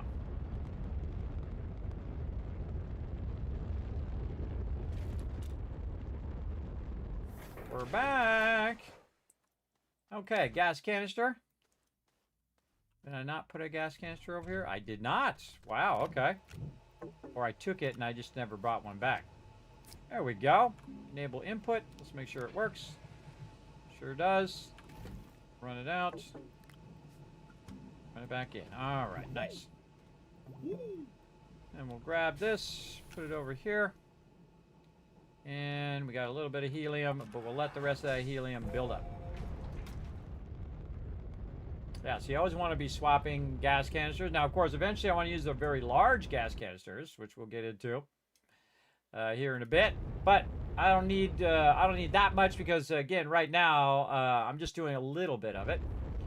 We already made crazy tons of it, like 100 or so nanocarbon alloy to make our RTGs, which is what's now powering the base with like 150 power right now. We'll make it even more so later on.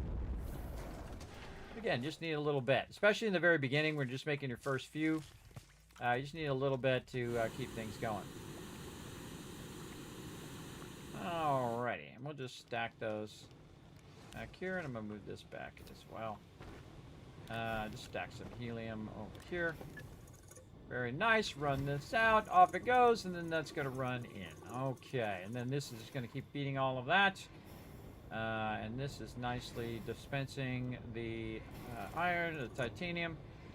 Only got 3 in there so far. Let's okay and run that out now. So that will keep that going. And again, this has got graphene in it now.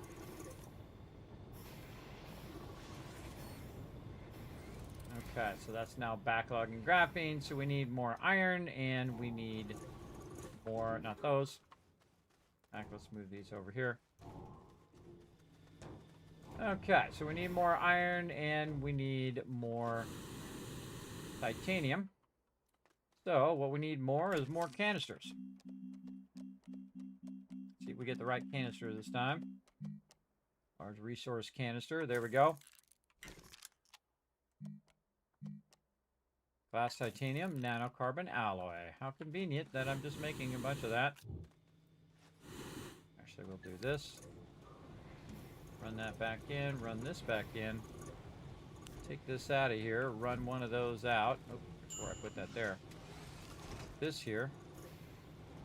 Put that there. What does this have? Titanium out. Grab the other thing. Thing I already have a bunch of.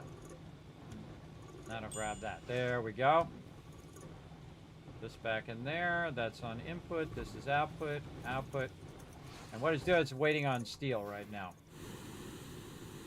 And then over here. That in the back. Run that out. Titanium and glass. There's some glass here. And titanium. We put any over here? Tungsten. Did we use it all up? More canisters that are empty. Over there. More nanocarbon alloy there. Oh, well, let's consolidate that. I don't see any extra titanium over here. Let's go back over this way. See if we have any extra actual titanium. I don't think we do. We used it up. I think we used it all up. That was that did that very fast. All right, no worries. I'll just have to go grab it. Come back. How's this doing over here? 177 of them right now. How's this doing? Look at it filling up. Everybody see this? These little squash line things are filling up. Not sure we can put those in a canister. Let's try.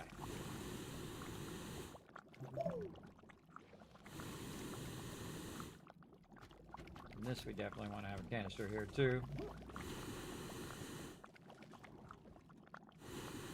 I can't remember. It's been a while since I did this event, but usually it's the Halloween event. Oh, it can grab those. I see. It can grab those.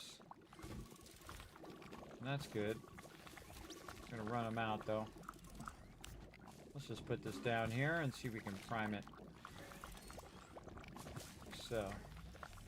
No, it does not want to go on there. Okay, yeah, those got to be separate. I thought so.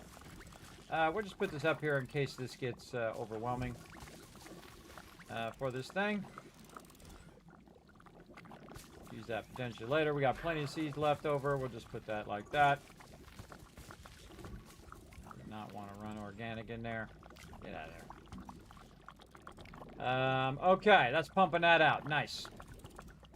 So we need titanium and we need iron. 4 launches left. Let's go ahead and power up. Now you know why I keep that hydrazine right there. Ah.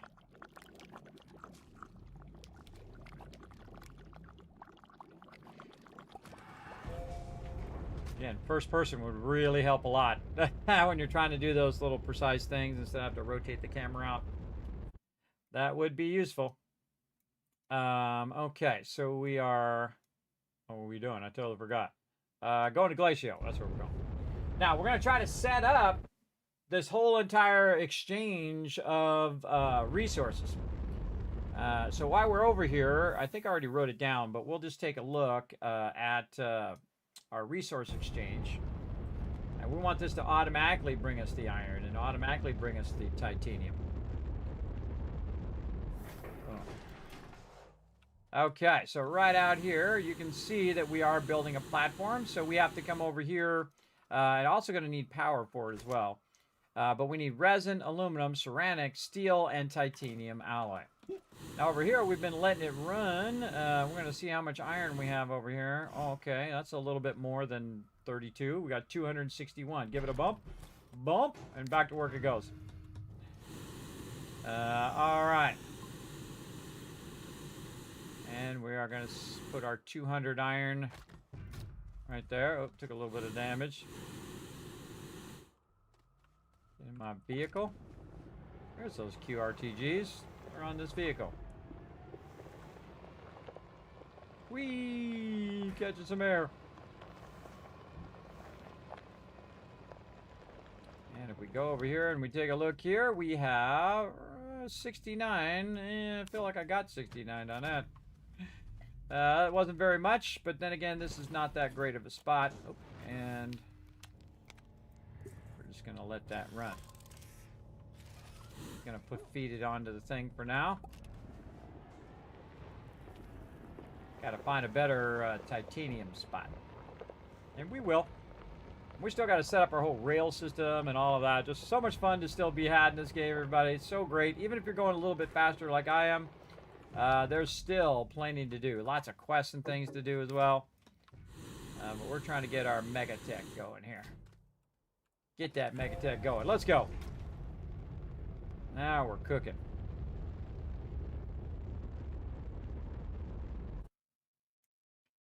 And then back to Sylvia.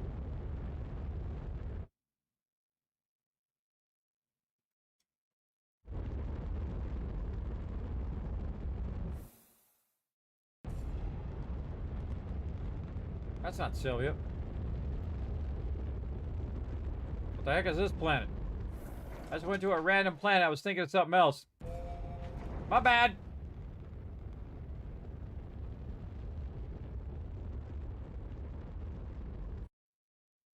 Where'd I go? I went to DeSolo on accident. I had to go to Sylvia. So that's what happens, everybody. When you have one of those other solid fuel boosters and you accidentally click on the wrong planet, you are screwed. That's why you always carry an extra one in case you make a mistake. It'll be, believe me, it'll save you so many times. It's already saved me like 10 times in this playthrough. And actually, one of the times I did it too much, and then bam, I still had to make a solid fuel booster. But you can make it on any planet. So, and I showed that earlier on how to make it even if you're not on Sylvia, because all the basic resources are on every planet. All right, let's put that in there. Grab it. All right, we got a smidge of iron over here. Let's go ahead and pull these out of here. Put that back that way. Now what we're going to do is we're going to nudge this over just a little bit. And you can ease off back there for a second. And we're going to do this.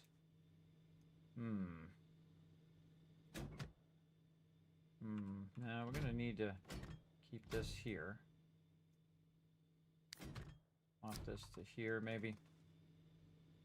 It's going to need to reach that. Yeah, I think here. Fine. This needs to reach that over there. There we go. Lock that in place. Lock this in place. And then we're going to go ahead and put this in here and move this over. Actually, like this. Better this here, that there, this is here. Because this is raw resources right now. And so that's going to run like that. This is going to run like this. And then this is going to take the finished thing, which is the steel, and run that out. But we definitely are going to need our argon. We need to get our bigger canisters going, too. Okay. Right there. Now, what we're going to have it do, instead of running the titanium alloy over, we're going to have it stop doing that for right now. We're going to grab this titanium.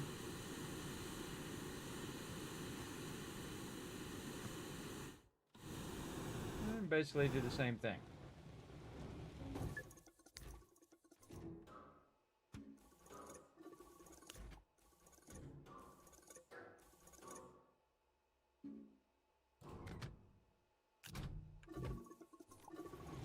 Okay, gonna run that. A little bit of ammonium in there.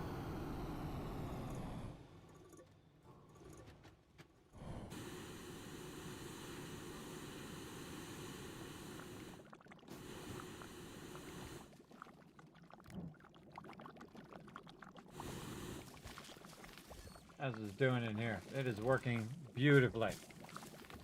Look at it go. That seed right there. It hasn't bumped my proximity repeaters yet. If you put it too densely around those proximity repeaters, they'll get bumped. You just want this thing feeding as much as you can. Yeah, look at it go. Look at that squash line. All right, we got a whole bunch of organic over here that we can deal with. Over this way. Oh, what's going on here? Carbon and compound. Why did I put organic there? Wrong spot. Over here. Wrong spot. My bad. My bad. I don't know what I was thinking. What was I thinking? Over here. Oh, and this is not going to do it because this is that. Yes. Okay. So actually this could go over here. Alright, we'll take this off for a second. Put this up here, and that'll pull the compound out of there. And that, of course, is going to make it more annoying. We'll deal with that in a second. This is actually supposed to be over here. I totally messed this up. Alright. I got it all confused. Okay, so we should look over here. We need organic and we need resin. And then this is going to make rubber. So, like this, on loop. Run it out, run it out. Resin and organic. There we go. Now it's going to make 400 of that. And then over here, we're going to grab the compound, which is what we actually needed over here. And run it this way. There we go. And run both of those out. And now that is going to make a ton of plastic. Awesome. This is sulfur over here. Let's just put this off over there. Clean this little area up over here.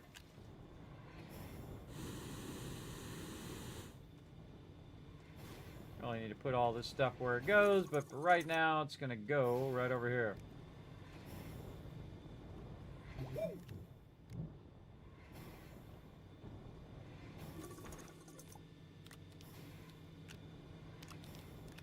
Deal with that later. Okay, how are we doing over here? Carbon's getting filled right back up again. All looking good. Okay, so now we need to take this titanium alloy.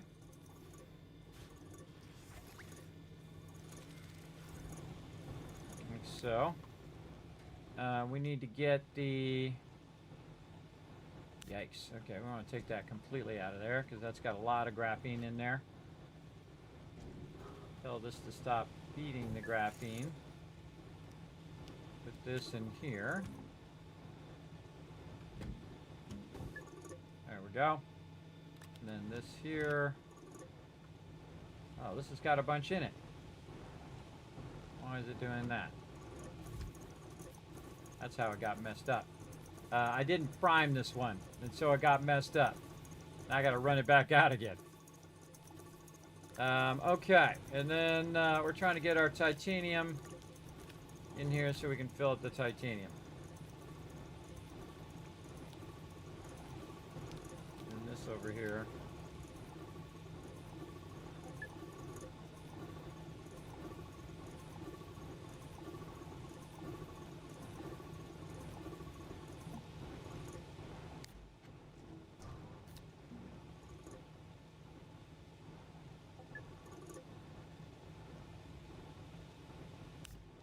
now we need the graphene.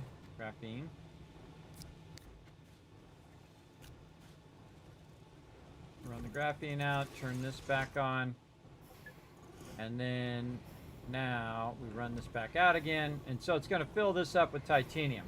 What you really want to do is have a big thing of titanium and a big thing of graphene, and then of course a giant container of fluid or gas, and just let that run. Just let it run and run and run. And eventually I'll take the whole converting process into the actual iron itself and take that back to Glacio.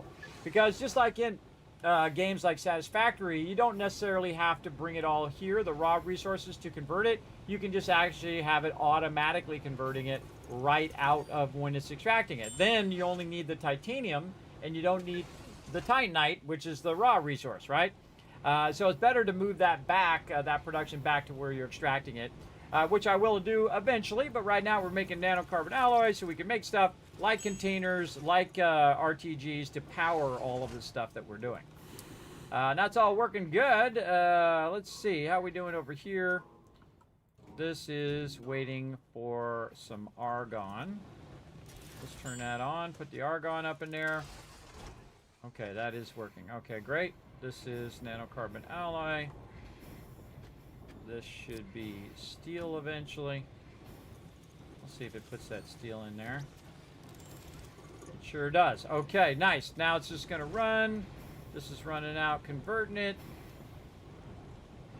And this is titanium alloy, which we're going to use over here. And we'll take one of these off. Nanocarbon alloy, and we are out of glass. Where'd my vehicle go? I know just what to do. Whee! Go down here. See if we left it running. I think we did. Looks like we did. We sure did. That's a full canister. Nice. I forgot to bring a canister. Bringing a canister would have been super smart of me.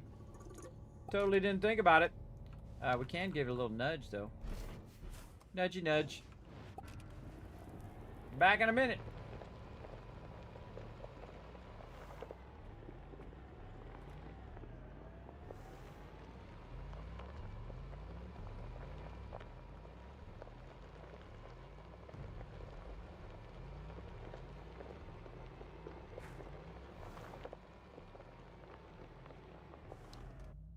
Okay.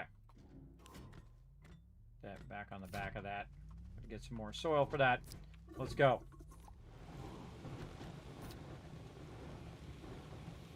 Had one in there.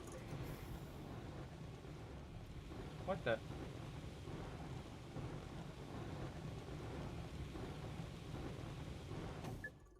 What the heck just happened? I thought it had a whole bunch. Apparently it had one in there. Something went wrong. Might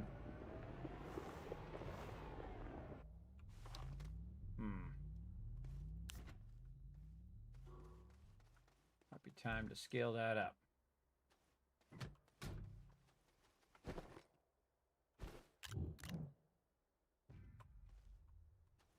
Yeah, we'll come back. Leave this here. Over here.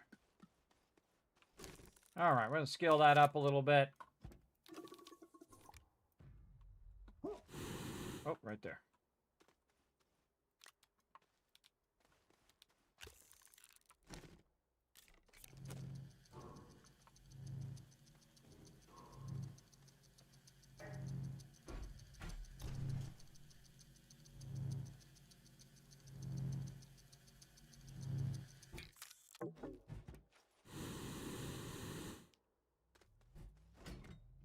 That thing on the back, it's easier to see.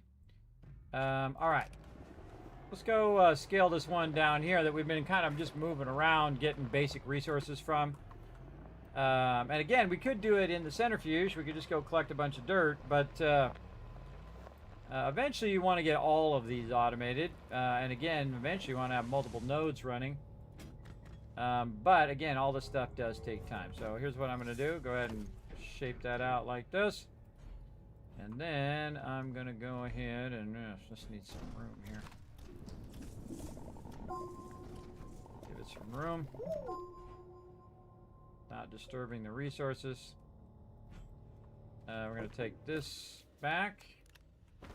And we're going to go ahead and put this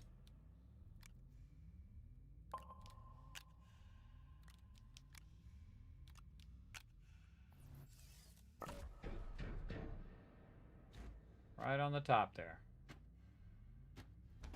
There we go. Now it has half the amount of power that it always needs. So you never have to worry about it stopping now. It'll just keep running as long as it has the ability to, as long as it has space to do the resources. Now I like to put that on the top instead of putting a canister up there, because then I can go down here and I can put multiple canisters or a lot of different canisters down here. That's a gas canister. So I'm going to let that run for a minute, and now I'm going to go get those canisters. And I usually end up with a lot of extra smaller canisters just laying around. So they are great for that, but of course we want to get to the bigger canisters, which is what we're working on right now, making more of those large canisters. But for right now, we just want to collect some so we can make more of the bigger canisters, because right now we need that glass. And for some reason it had stopped. I don't know if I had not set it to the right input or output or something. But we'll get it going. And eventually, we don't even need to go down in here. It will actually bring the resources up to us, which is the ultimate. Have it bring it to you, everybody, instead of you having to go to it. Right? You want to bring those resources way up into the base. Big time. All right. At least it's going to have something over here. And then I can also just look at the side of it to see how full it is. There we go. And that's now going to run itself much better. I feel like we could go ahead and just give it this other RTG as well. So that'll be 8. Then we need one more RTG.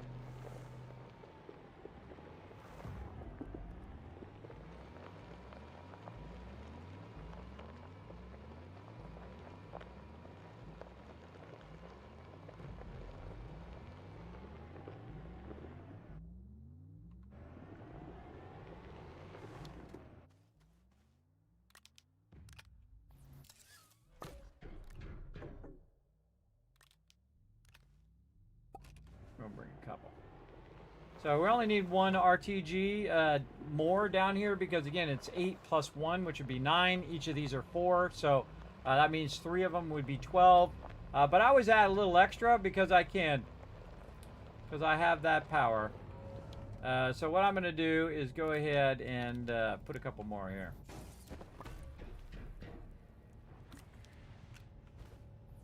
And actually we're going to put them in the back like that. There we go. I usually put one in the front where I have the auto arm. Unless I need multiple auto arms, I typically put the RGB in the front, and then I put the canisters in the center. And that'll run and run and run for a while. And we have 4 of them already. And we can put multiple canisters on there and let it fill that up if it can. We really need to find some better spots for all of this stuff. And we'll get on it at some point, but again, we just wanted to keep running while we're busy doing other things. Good use of our power resources there. And then over here, put that on there for later. Okay, so we got all that going. We've got storage silos here. We need some glass over here, which we already have. And then the other thing is, oh, not titanium alloy, my bad. Wrong thing.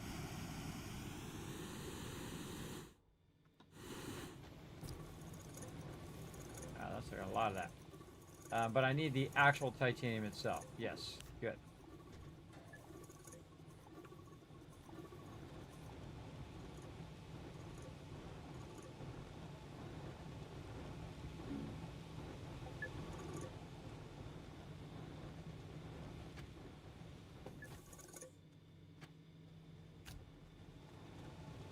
Okay, and then let that run out. Let this get back to work.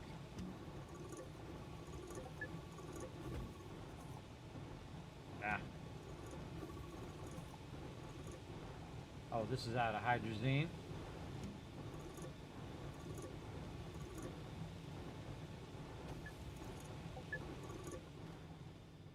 Yeah. Okay, so this is waiting on steel. And this should go here, but it is out of our canisters there. So we'll come back to that. Oh, we forgot our titanium. Again, we'll get this all automated eventually where we don't even have to do all this part where you're running around with all the resources. Like this. But for now, we want to get this popping off.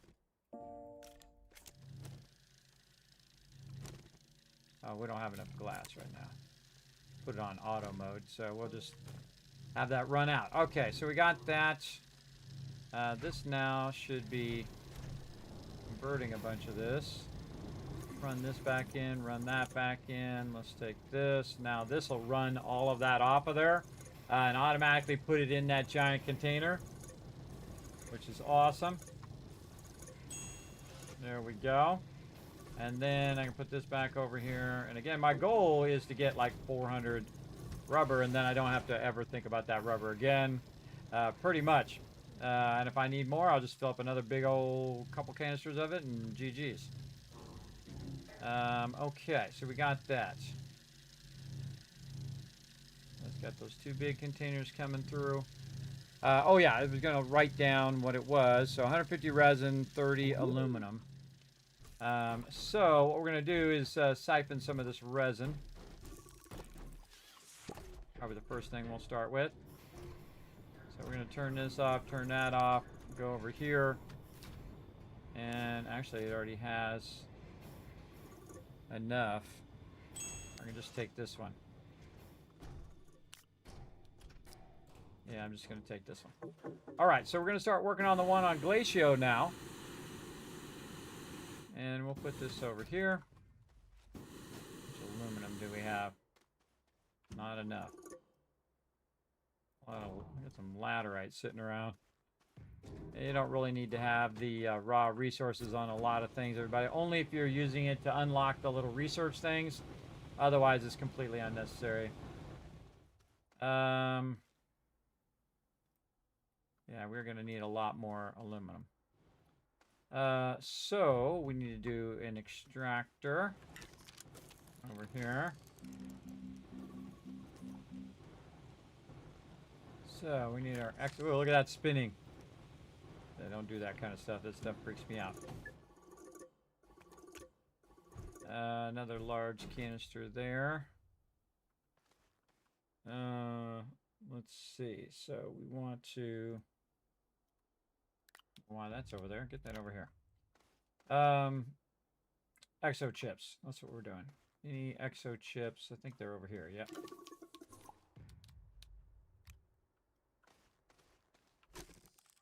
Exo chips, steel, tungsten carbonide.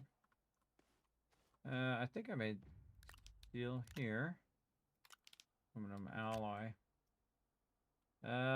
Tungsten carbonide. All right. That was amazing when I still have more tungsten copper.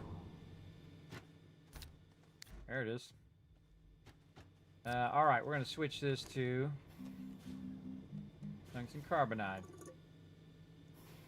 Actually, no, the other one's better to do that. This is empty. That's an empty canister there. All right, let's fill that up with organic.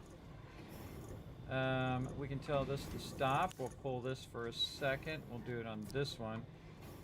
Turn this one back to rubber. There we go. Tungsten carbonide. Run that out, because it's already got carbon. So it makes it easy just to run that out real quick.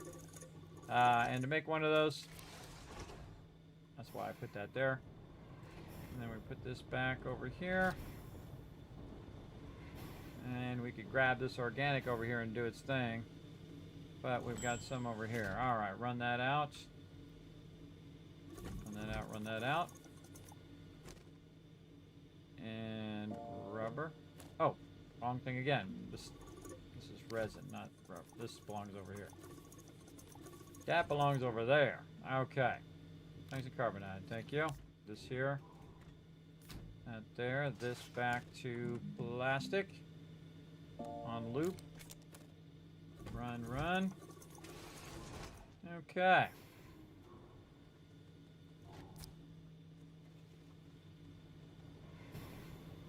Run that back in. There's a carbonite. All right, what else do we need? Rubber. Well, I think we got a little smidge of that now. Let's see how much we got. We've got 111 of them. That ought to make it happen. Grab one from over there, put it right there, run that back in, and run ourselves another auto extractor. All right, we need another table. We've got one. Put it over here. Don't need the QRTG on there anymore. Let's put that in my backpack. Medium gas canister. Again, we'll just put that up there. We're going to need some more RTGs. So we'll want to go ahead and take our nanocarbon alloy, put it over there. Probably want to bring this with us.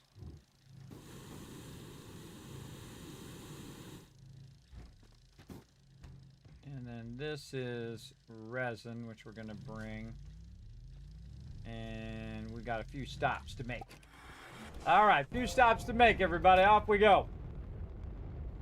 Let's go. Okay, first place we want to stop. Probably Venecia first. All right, we're going to pop over here at Venecia, see what's going on.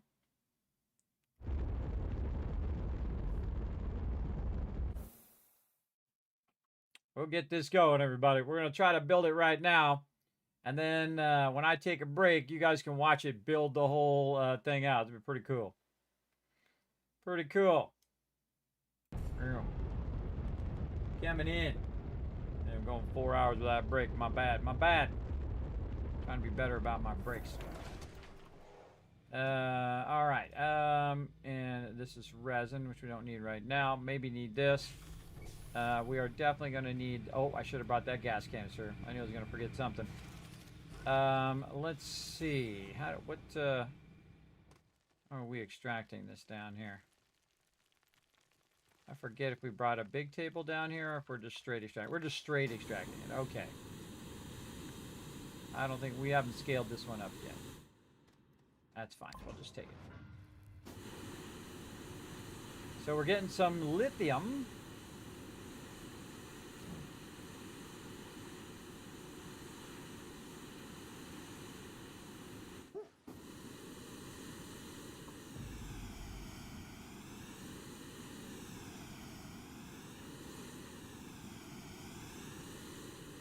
That's when you let go of W, it goes up and down and up and down. I think it takes longer, but I don't know, it's fun. Okay. I've not scaled that up yet. We'll get to it. This here. Then we'll grab this canister. See that slide move, everybody? Pretty awesome. Pretty awesome little slide move there. Oh, still sliding.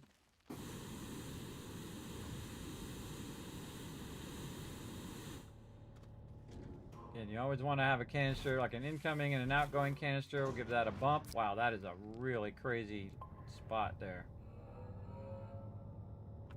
Sometimes it's really awkward to get a hold of that lithium stuff on the top, which is why I either put a canister there or an RTG on the top of that, just so I don't have to click on those little things from time to time, because it can be obnoxious. Up we go. Should have got my other hydrazine, my other thing in my jetpack. Oh, I can leave this battery over here too.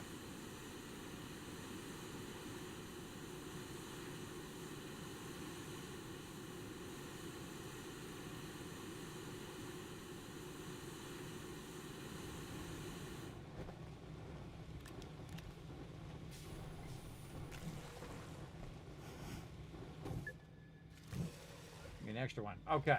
And then we have our resin canister.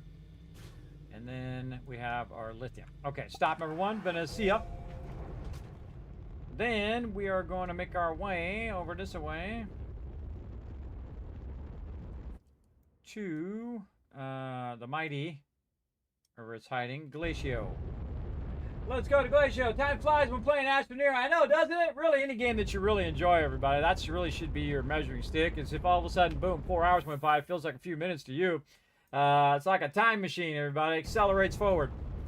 It's very, very fun, though. Again, this stuff is awesome. And again, I'm just scaling up. I'm not doing anything too big yet, but we're about to. And that's where we're going to take this resin, and we're going to run it out over here. We're going to put it right there. And again, remember that I need resin, aluminum, ceramic, steel, titanium, alloy. And I wrote it down on my little spreadsheet over here so I can remember.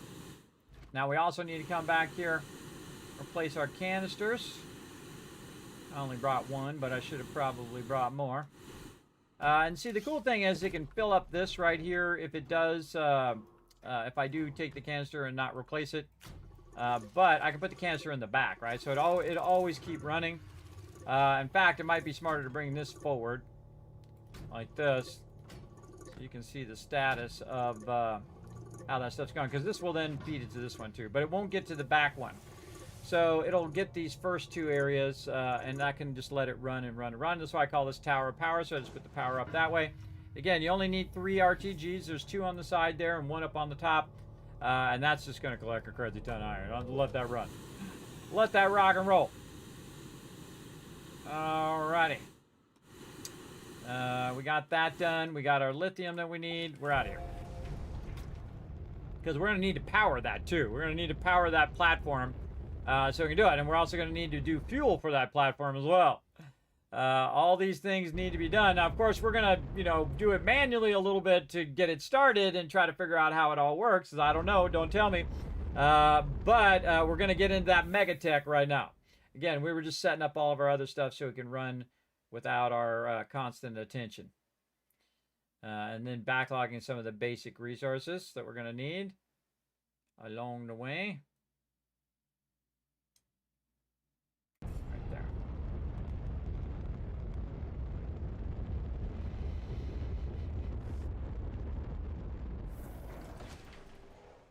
Okay. This. All right. We're about to have a lot of power.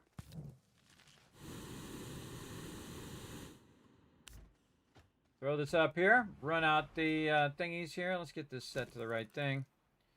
RTGs. Right there. And then this one.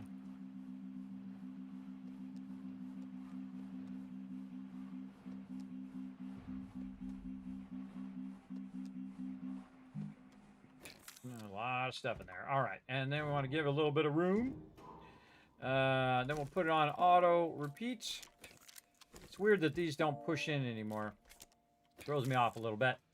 But we're going to use the platform for the crafting itself. And it's just going to automatically make a crazy ton of RTGs again. Then we're going to get our little setup that we had before. We're going to put it right over here. I just put it in here temporarily. Then we're going to grab this one and we're going to put it right over there. We're going to grab one of these RTGs and put it there. We're going to power that. We're going to take one of these and put it here.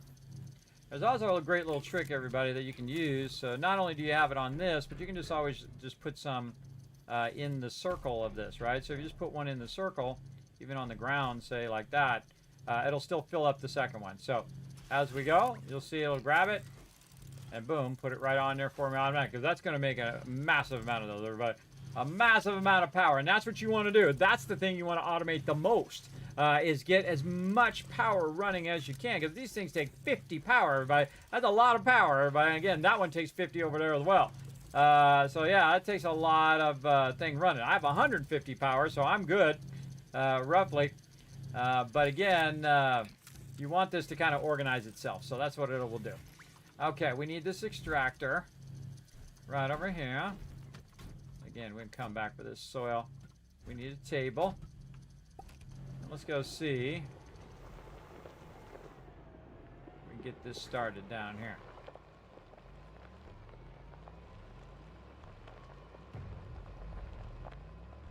Can't see a thing.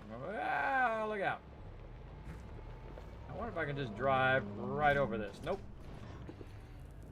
It does not like that. Now here's the great thing. Because the RTGs are attached, I can take this and put it wherever the heck I want. So I can just set it right up here. Like this. Or maybe more like that. Nope. I don't want to disturb the resource though. Lock that in. There we go. Run that down here so this is running full power. And I think that's going to reach. We'll see. Let's move it out of the way. I just put it there to get it started. Alright, over here we have some stuff that we want to extract. In this case, aluminum.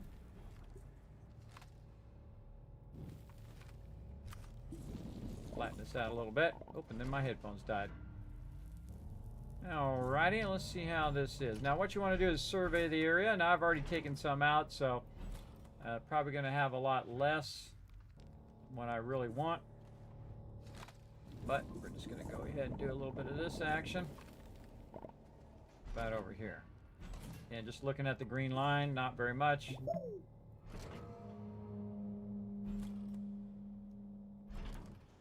Yeah, we definitely need to find a better spot.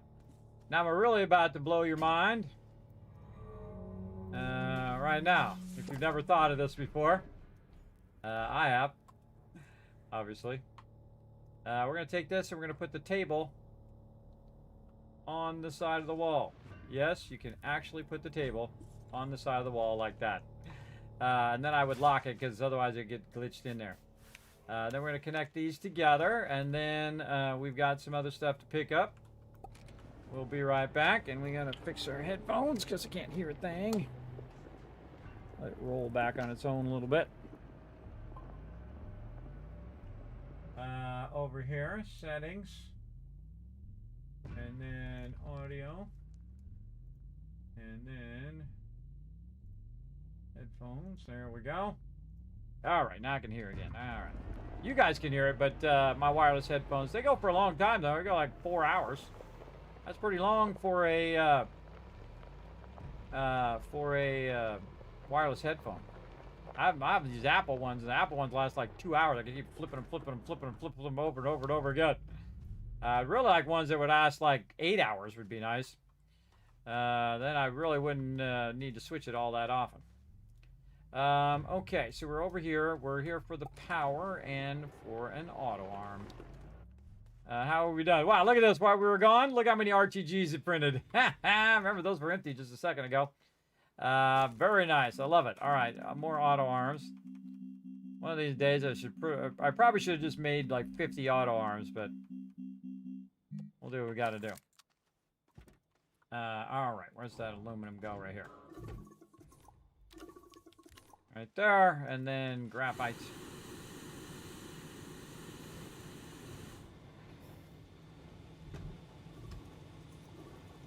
Oh, I can just grab it up here. We'll come back to our graphite in a bit, and our graphene. Right now we want an auto arm and some power.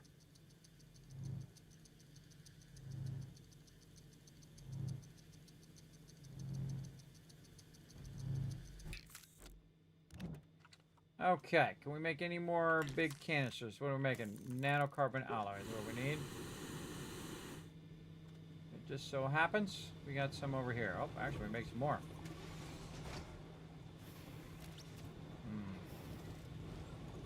Run that in for a minute while I grab this out. Run that in. Grab this.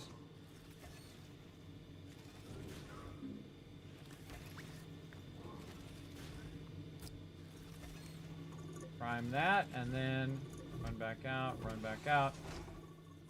There we go. All right, make some more.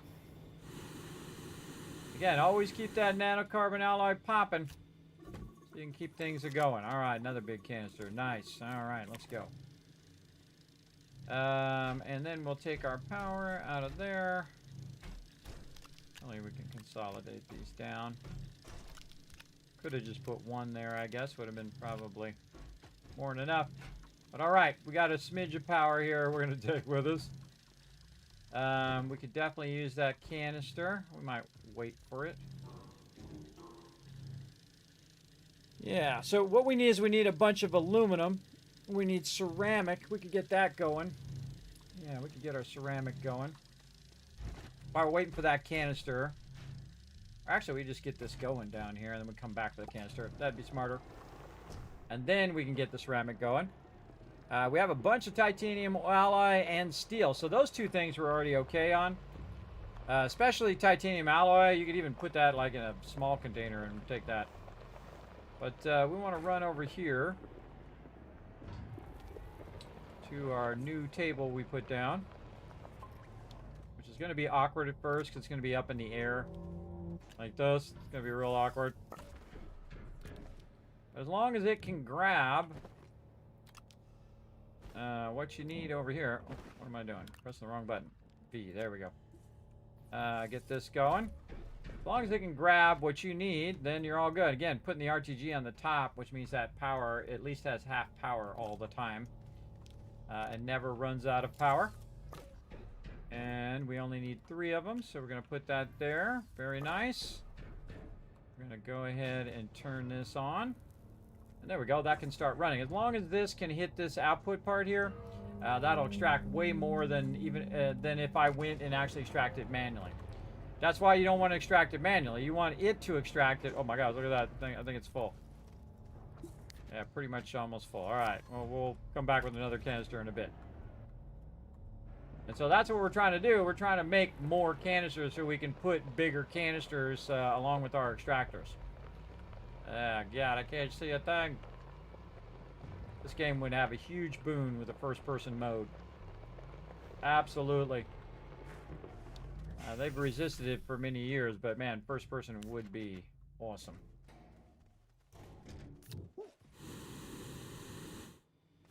Okay.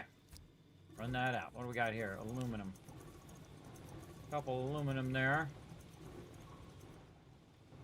And then this is going to run out. We'll tell it to stop for a minute.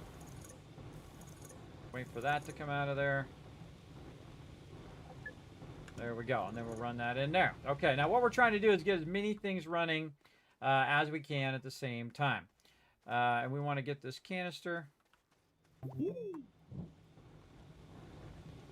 And actually, we can get the second one and run it out. There we go. So we can put this over here. And then we'll do that with this one. And then we'll run it in.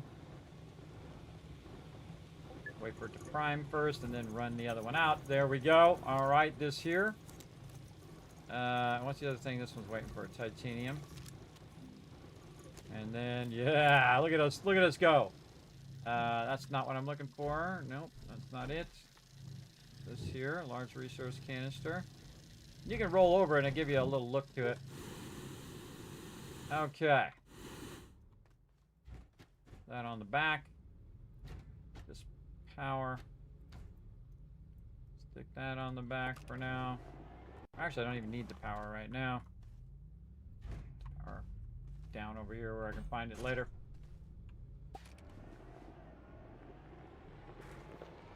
Honestly, I don't even need to drive down here. I could just slide down and fly with my jetpack.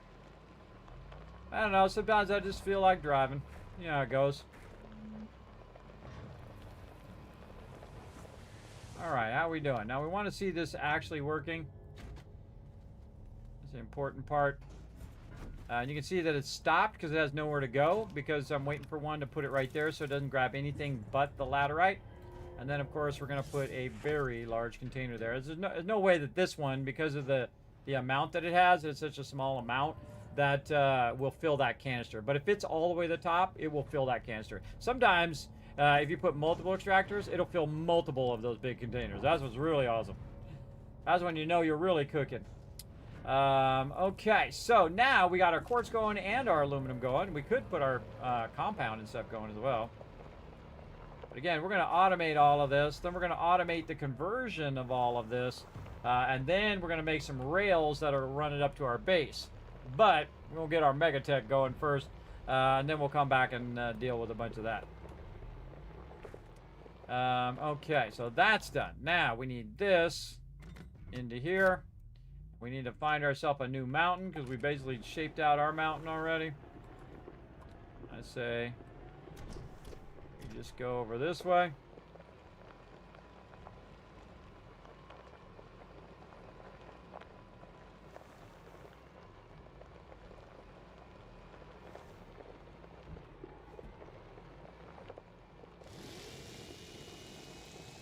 Cut some holes through this mountain.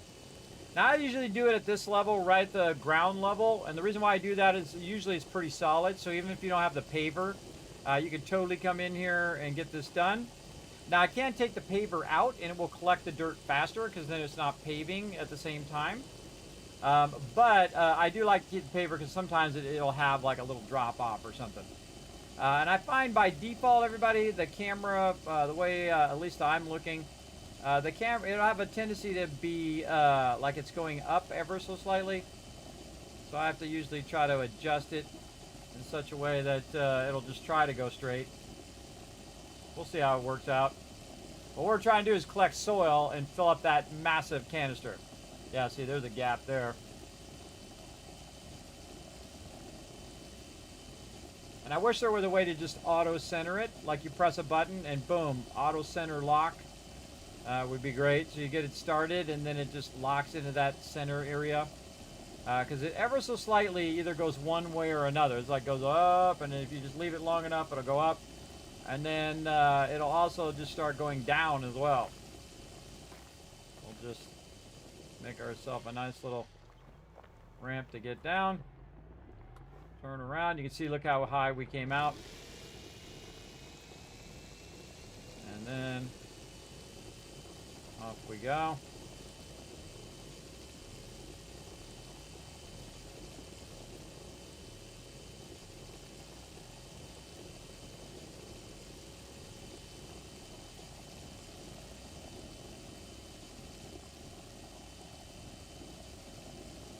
Kind of hitting our previous path, so we're going to cut over just a little bit.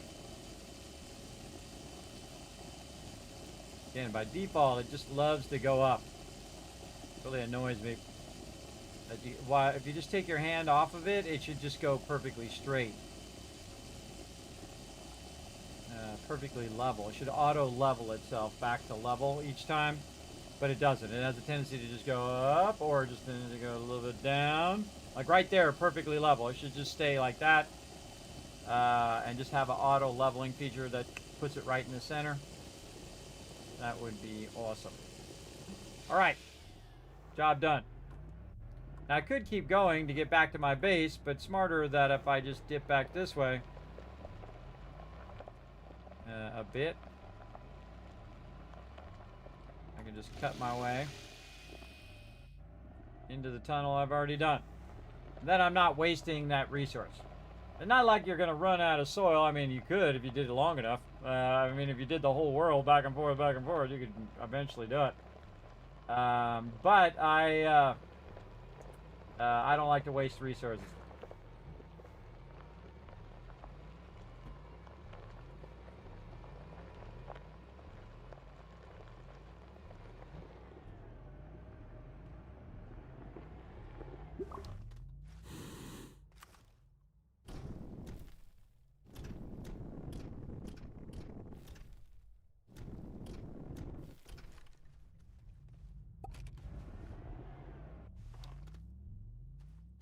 Shaping something out over here. Oh, some compound right there. Probably could have used that for extraction. Alright, I'm just trying to fix this corner of the base. And make myself a nice little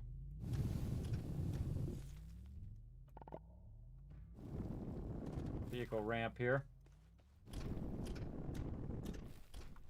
Good enough.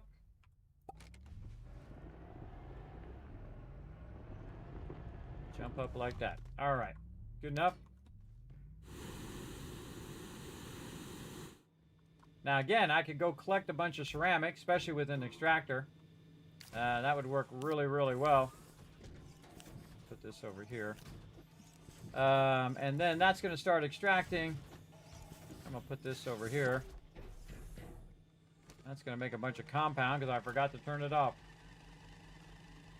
Compounds over here.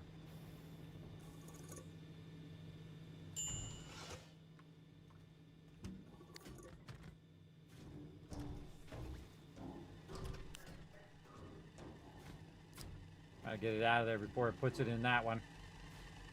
Which I don't want it to do. Oh, this is glass. This I need.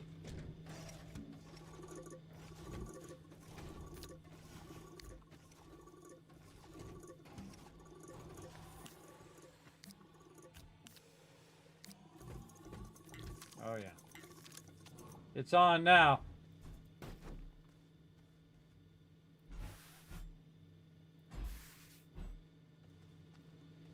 Let's go. Put it on a loopity-loop. Do your thing. All right, away it goes. Okay, so put that compound in there. Good. Now, ceramic, aka clay. Go. This back over here. Again, everything has like a place now, right? So it has a place where it goes, and you can see I've got it labeled over here. Compound, carbon, and whatnot. And what we got over here, of course, is we have our organic rubber, and then this is supposed to be resin. I'm actually going to move this over here for right now to show you guys how to use these awesome button repeaters. Now, what I'm going to do is go ahead and take this. I'm going to create a little segment like that, and then I'm going to attach it to this. And then I'm going to go ahead and say, hit F for branch. I'm going to attach it to these three things. Now, this right here, everybody, this is on inputting, and then this currently is on outputting. Now, this I don't really need to change. This I don't really need a connector, so I can just take the connector off. The only thing I need to turn on and off are these over here, right? So if I want to turn this off for a second, pull it out of there, put another thing on there, or do whatever, or I need to take it and move it somewhere else, I can bring it back and then reattach my little attachment to it. What this does is that basically turns both of those on at the same time. So I can turn them on and off at the same time and just let them run, which is awesome. Awesome sauce. How's this doing over here? That seems like it's still working. Yeah, those are all working away over there. We have about another 135 organic over there. Okay, this has got clay. This did a bit of clay. We need a resource container. Didn't I already have a resource container? Oh, yeah, right here. Already had one. Okay, and then we'll prime this with this. And then we will take this out. Just drop it on the ground for a second. Yeah, we're not going to have enough room. There we go. We'll run this one back out.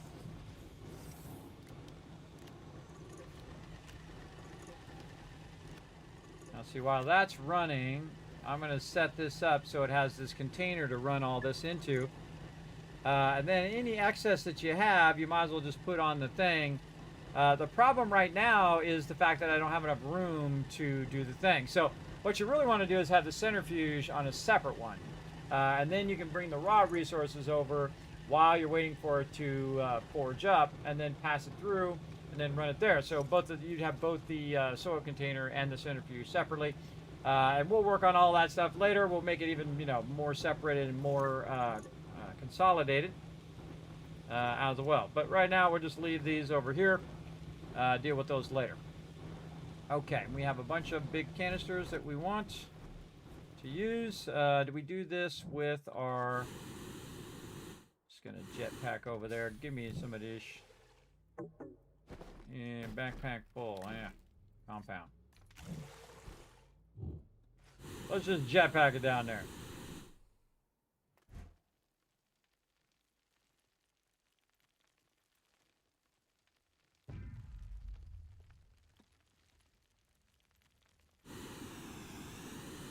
And so we took the canister with us to convert that other stuff. And now we want to replace it with the big boy.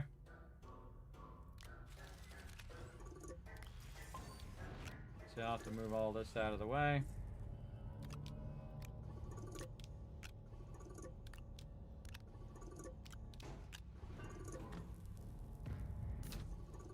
Now it'll just automatically do its thing. All right, give it a little more bump. Bump. I can turn it around too. If I really wanted to. Oh yeah, much better that way. Make sure that thing is hitting the front of that, which it is. That's good. All right, how are we doing over here on our aluminum? We have 12 so far, and we need 30. All right, yeah, we need 30. So we're halfway there. Plus, we also already have some. So we're good there, too. Do that floating thing. Then we're just going to jetpack out of here. We don't even need a vehicle.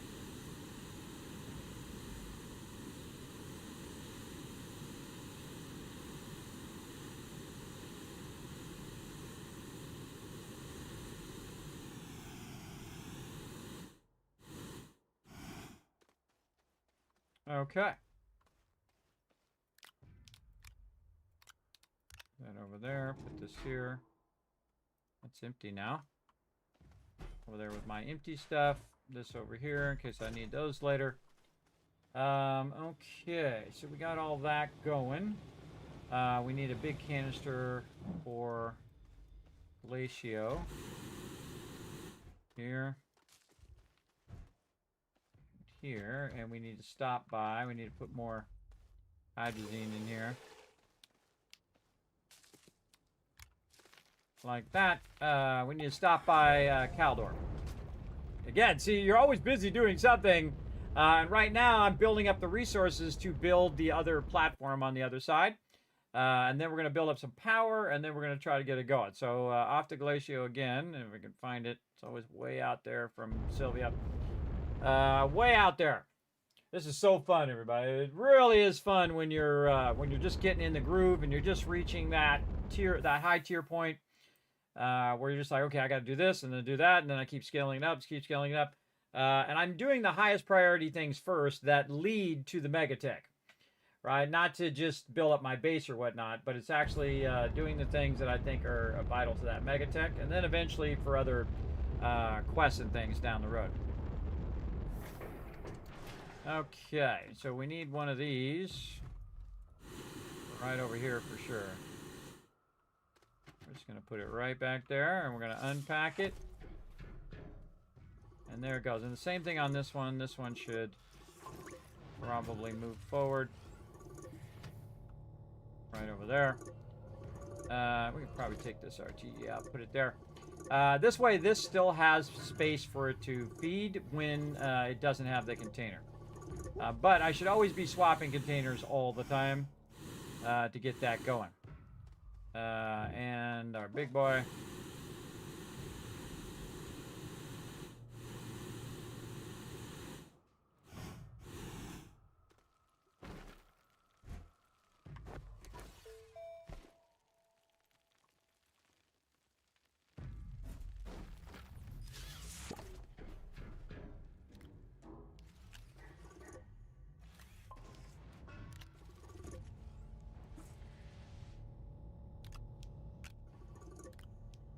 Now we're talking.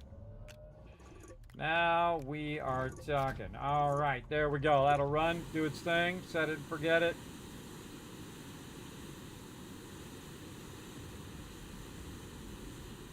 Scaling up, scaling up, scaling up. Getting a lot of our stuff automated so we don't have to deal with it all. And then we want to go... Oop, we didn't bring our canister. Oh, we got to go back for our canister. My bad. My bad, I forgot my... Oh, I don't think I had room for it. I don't think. Maybe I did. Maybe I forgot. Back to Sylvia. We need our canister. So again, when you bring... Because eventually you're going to have a canister that's doing the thing that you wanted to do. Like in the case of hydrazine, right? In the case of hydrazine, I'm just using that one container to run out graphene, right? I'm not really using that container for my personal hydrazine that often. And so it's really for production. So you have a set container for that thing. But you also have a set container for collecting it. If you just remember to bring the one that's empty now with you, you can then just refill that one, which is what I need to do right now. So I need to dip over here. like so. Grab this container. Leave the a little bit left. Actually, I'm gonna put that on me if I can. Nope, still got hydrazine on me. If you can leave the little bit behind, then you're good. And see, eventually what I'm doing is I'm eliminating what I'm doing right now, which is the going back and forth part. That's what we're working towards. So we don't have to go back and forth. We set up all the processes, and it brings it all to me, and then I can scale it up even more so.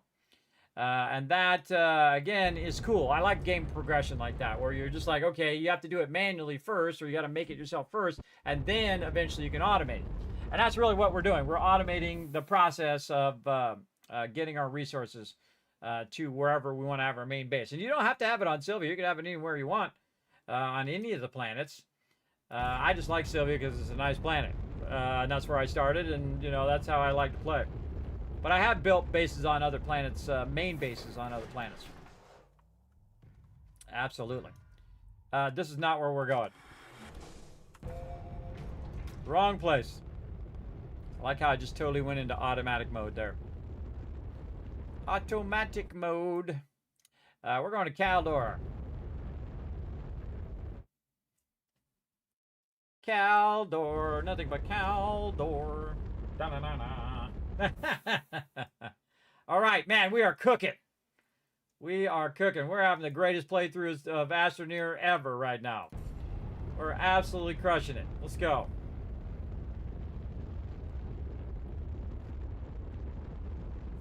Oh, and this is my production. Now, see, the problem is if I don't come over here and grab this, it's going to be stopped. Now, I'm going to go ahead. I should have brought me an auto repeater thing, or a button repeater. That would have been super useful right now. Because I could, with that button repeater, I could do what I did over there and turn the auto arms off. So when I go to load it and unload it, I turn the auto arms off, and then boom, I can unload and unload it without it trying to get up in my business. And there we go. All right, perpetual fuel forever. Forever. We out of here.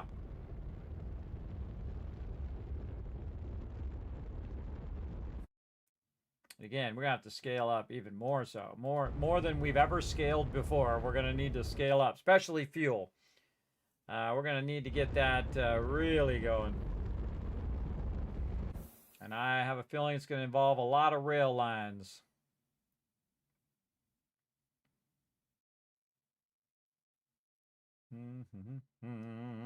Right there. Dang, time is flying by. 5 hours.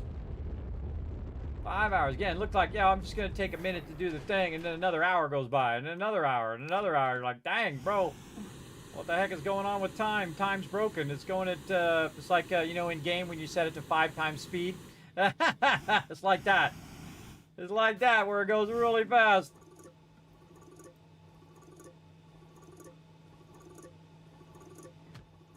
There we go. Oh, man, that's going to make a lot of that. All right, go do your thing. Go do your thing. All right, I'm going to set that to do its thing over there. And let's see. So we already got our resin. We're working on our aluminum. Ceramic, we're working on that. Let's see how much ceramic we got over here. 46 ought to get her going. That's probably good enough. Let's go and stop this, let it do the rest of this out, and then we'll probably take that ceramic. Let's see, how much aluminum do we have here? We have 5 aluminum. Let's go check on our aluminum. Oh, hold on. Oh no, I have 2 on me. Forgot. I was gonna go back for some hydrazine, and then I realized, now see, most of the time I'm not even using the jetpack, I'm just falling. Just falling a bit above the thing, letting the momentum of my falling carry me through, so I don't have to use the jetpack as much. Alright, what do we add in here? 21. Not quite enough, but we'll let that backlog and we'll go get this converting.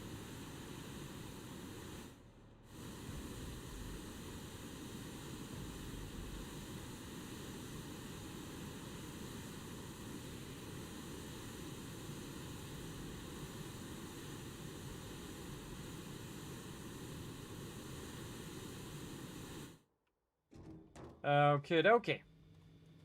So that's done. We're going to take this out. We're going to put that in there. We're going to run this out. We're going to do this. We're going to stop that. We're going to put this here. We're going to tell it that we want this to input. We're going to wait for one of these aluminums to get done. And we're going to go ahead and tell it to go in. There we go. That'll just start running. We can run the rest of those out. Okay, now this is not enough to make that worthwhile. So what I'm going to do, I have another table, yes, is create what I call a conversion table. A conversion table is one usually just have out where there's no power. Then you take this, the ceramic, and you convert it out of the, or transfer it. I guess a transfer table would be better.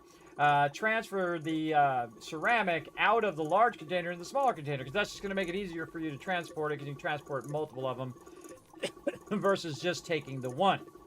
So it has a lot more than what can fit in here, but I only need 30, so I only need a small one, right? And the same thing with the aluminum. I only need a small aluminum one, but I usually put the large one in there because this is the large one, so I just kind of get in the habit of doing that, right?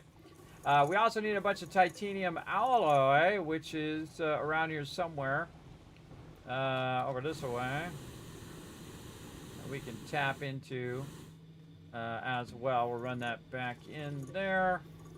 How many do we need? 5. All right, well, that's got 10, so we're good. So this is good to go. Over here. Still waiting on that aluminum. Titanium alloy, good. Steel is what we need.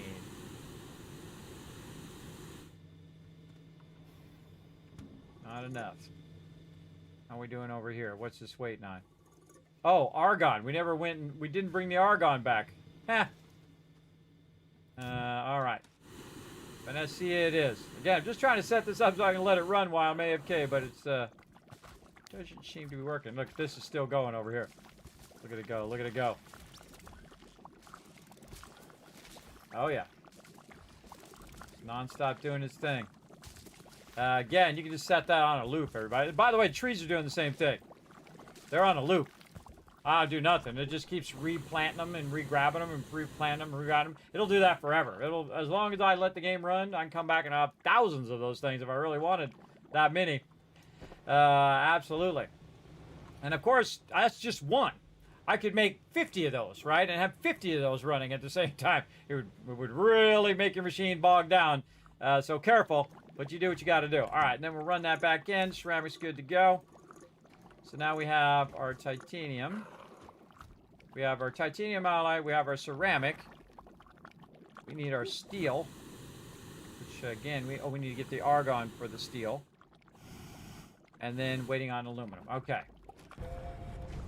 Again, we're going to get this going, and then have it start to build the mega build while I AFK. I probably am going to need an auctionator, too, now that I think about it. Okay, so what are we doing? We need to go to Venetia first. Yeah. So we can be able to make steel. We need to make bigger canisters for this stuff and all of that as well. But we want to try to get these platforms going. To see if we can figure out how to make these platforms work. I think that's my big thing I want to do. Get these if I can get these platforms working today, or at least figure out how they work, I feel like that's a win. I feel like that's our overarching goal today. We're going to try to get her done. This beacon needs to be moved.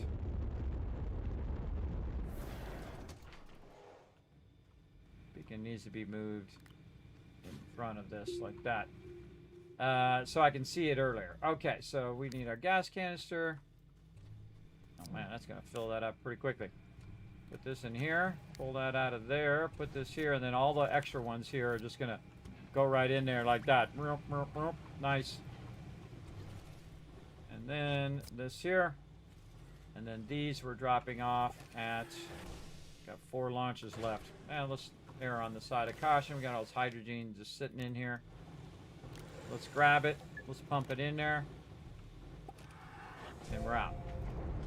Okay, now we got stuff to make steel and stuff to go to thing. Now, what's more important, going to Glacio and dropping those things off, or is it more important to go and get my steel production going? And I can tell you, get the steel production going, because this way the steel production is running while I'm ferrying those other resources over there. Or I can just wait till the steel is done and then just take it all at the same time, which is much smarter, because then you're going to take it, the resources, and everything at the aluminum and all that at the same time. Going to make it way easier. Again, you see I rotate the angle of the camera so that I can see the second I see that little green circle, like right here. Because I don't remember out of all of these which ones it is. In fact, I'd love to be able to turn those other ones off and just have this one on. So I don't need to go to those other ones right now. I just have like a function where you turn it on and off. Be able to the visibility of it. That would be awesome. All right here. Back over here, and we're about to make a lot of steel.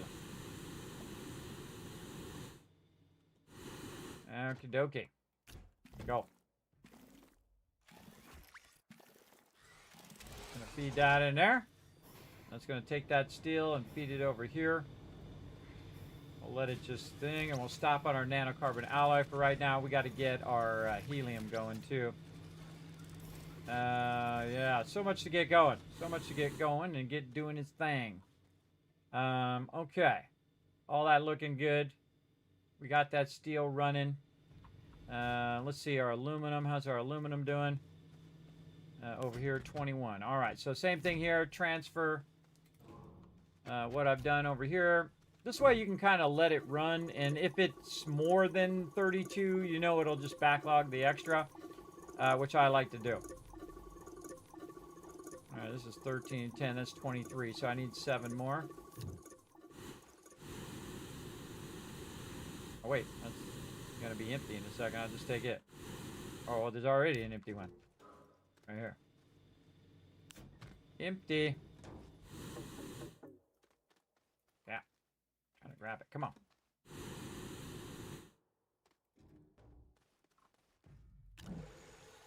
Grab some hydrazine. Again, what you want to do is keep this thing in front of you and then land and then try to slide. Oh, unless it's not going to let me do it. Come on. Slide already. Slide, bro. Man, this ramp's not steep enough. I should have made that ramp a little steeper. All right, fine. I'll just fly it there. Careful, you can glitch this through the walls and through the ceilings and stuff. Big time.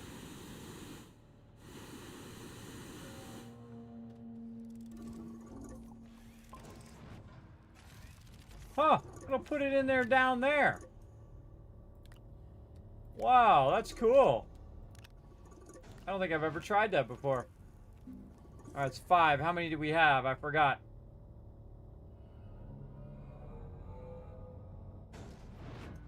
I forgot how many we have. It's okay, we'll take it with us. Oh, there's a extra quartz there.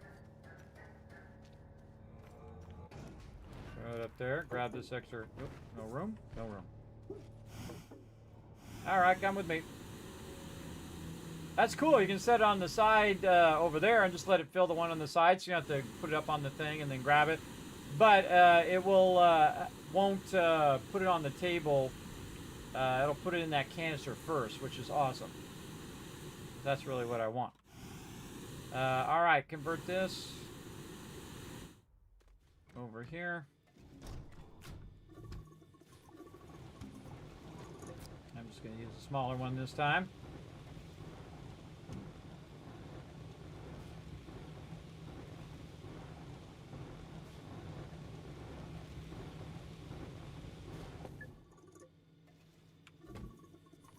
Alright, that'll get that done.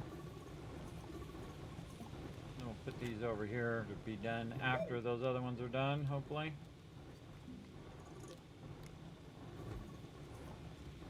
Okay, so that's all running. That's doing its thing. We still have a lot of soil there. Nice. Let's move this out of the way.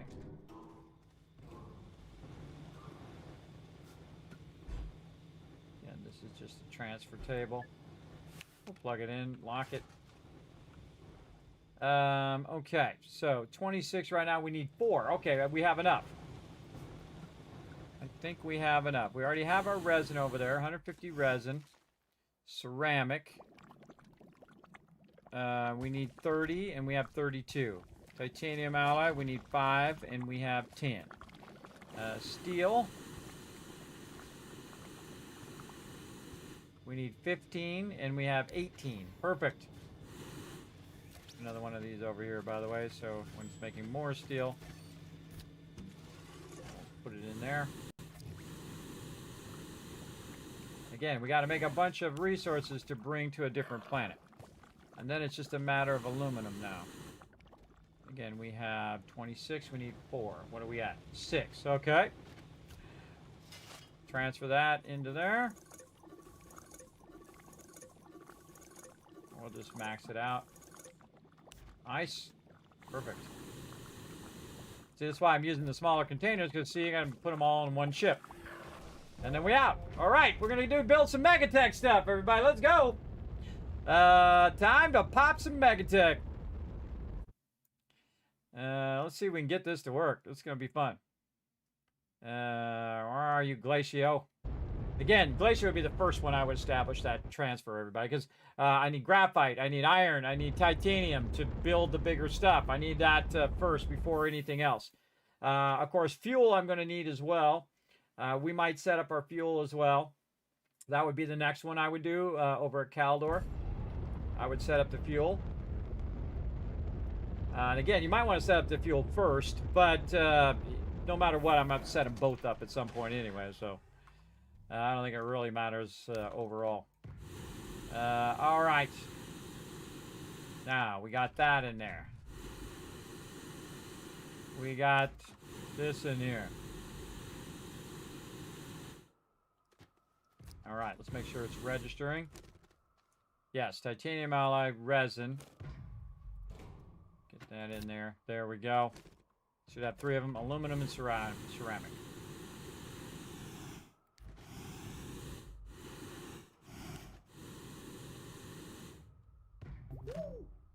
Walk these over here.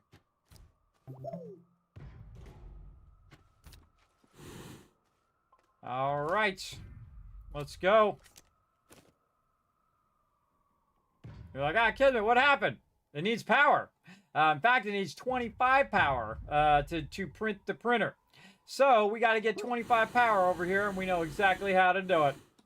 Let's go. We'll be back. So it's just like any other 3D printer that you have in the game, everybody. You got to have enough power to make it happen. So we need 25 power. And I can tell you, I got that much. I got that much just laying around. Let's go. In fact, more than that. And we had built some stuff earlier for this moment right now. And I'm going to test something that I think is going to make this a lot easier in the future. And I'm going to probably start doing it that way instead of the way that I have been doing it. So let's go see. So we're going to go down here. Almost there, everybody. Almost making some more MEGATECH. Now, of course, we already did MEGATECH there, and then also the platform that's out there. But we need this large silo. We're going to go ahead and put that right there. That's a buggy. And then we need, what do we do with them over here? Our RTGs, which we got a crazy ton of them over there. Like that. And that's it. That's all we need. We out. Now, instead of bringing a big table to put the power on, I'm going to do something different. I'm going to do something different and see if it actually works. I would imagine it works, but, you know, you don't know until you know, you know? You don't know until you actually physically do it. That's the way I trust it, everybody. I don't just assume that it's going to work. I physically do it. If it does do it, boom, then it works. That's when you know it's truly working. All right. And I hope it works right now. It'd be pretty awesome if it did. I would imagine that it does. But I have not physically done it myself yet. And so we're going to physically do it right now.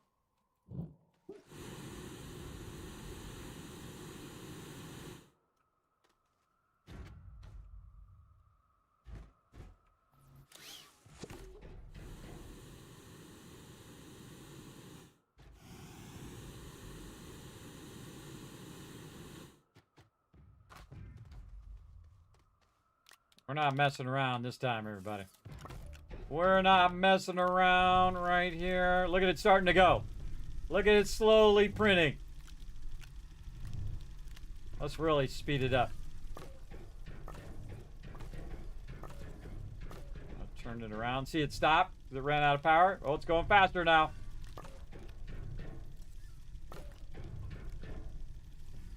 Again, each of these are worth 4. So 3 of these would be worth 12. Then we have 12 on each side. So, you know, 12 and 12 is 24. 12 and 12 is 24 there. So you have 12 here, 12 here. 24 power is what this is. And it requires 25, I think it is. Yeah, 25 power. So we're just going to take another one. We're going to put it right there. And I think that should give it full power. Oh yeah, it's on it. And then it's printing the platform. Like that. Well, this one's going to just take another minute, so we might as well just wait it out. And then we'll take a break. You know how it goes. You can see it automatically flatten that platform, too. And there it is. And then 3D printer flies right back over there again. Awesome. Now, this needs power too, everybody. It absolutely does. And so you got to make sure that you do have power and whatnot for your rails and things. But you can see it has like fluid canisters here. I would imagine to basically fuel these. Now, can I take a rocket and bring it over here? Shuttle destination. Sylvia. Yes. So this one's going to Sylvia. Over there. Yeah, I might have to leave one of them that's going to Caldor that's just bringing in fuel all the time to each of these platforms. I would think that would be a great logistic. You go to Caldor, you bring the fuel here, you drop it off here. Then you have another one taking it and dropping it off on each of these pads. So out of the 3 pads, you need one that's just doing fuel. Now, probably you could just fuel it on one side. You probably don't have to fuel it on both sides. So if, say, I was just bringing it to Sylvia, and then Sylvia was coming over here, or this was going to Sylvia and then coming back, then it would fuel itself up at Sylvia, go there, and then come back and be fine, right? I think that's how it should work, but shuttle automation, manual launch, automatic launch, recall shuttle. I'm going to say manual for right now. This is going to go to Sylvia. So the A shuttle is Sylvia. So this is load shuttle here. All right. And what we're going to do is we're going to set the first one as iron. Oh my God. Look at that thing. Holy mackerel. Already got 73. All right. We're going to put this right over here. And so A is going to be here. Now, if I run this, do I have to run it out? Is it automatically going to grab it from there? I don't know what it's going to do, everybody. I have no clue. But we do have enough power to have it run, I believe. Again, as long as we have this powered over here, I think this is powered. Kind of feel like I might want to run a power line out of here over to there. Yeah. Let's figure out how to make those things. Oh, it's always something.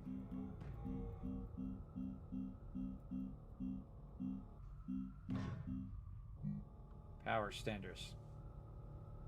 Copper. Yeah, we'll have to make some back at the base, or I could go find some copper, but I'm not going to. All right, so we'll do that there. Then we will go back to Sylvia. Now, I'm wondering if you have to use the space platform or if you can just go planet to planet directly, which is obviously it just said it could go to Sylvia. So it does look like it does have planet to planet directly. But I don't know. I've never done it, and I'm having a fantastic time figuring it out. Just having a great time, everybody. Again, great update, everybody. Great update. Again, I played this game through like 30 times. Again, we played a bit at the beginning. We started over from scratch. We didn't like pre-do everything ahead of time, waiting for MEGATECH. We wanted to play it as part of the full playthrough of the game, as opposed to just skipping ahead. So we played a bit at the beginning. We kind of skipped over the middle a bit, and then we're now more toward the later game stuff. as well. Okay, so back over this way. And this has all got power. So this is not plugged into this. So I would like to know if that's going to work. Okay, so this is going to go to Glacial. There we go. Okay, and it's going to be a manual launch, and this is going to unload when it comes here. So we might want to get a canister for it to unload over here. Now, we should do this on a smaller scale first. We should do it on medium canister first. Just test it. Where'd it go? Over here. Yeah, let's just go medium canister, because this one's not gonna be able to do the bigger canister. All right, hold on. Let's just get that one out of there. These all small. This one's the medium. Okay, so that one's the medium that's on C. You know what? We're gonna put this off over here. We're gonna put C over here. We're gonna test the small, medium, and large ones separately to see how they work. All right. So I'm gonna put this here. And so that's going to go load over there. So I can put the canister here, I would think. Okay, so again, it's going to go there. So unsaved settings. Okay, so it's going to unload here. I'm going to manually launch it, and it's going to go to Glacial. Go. Ready to launch.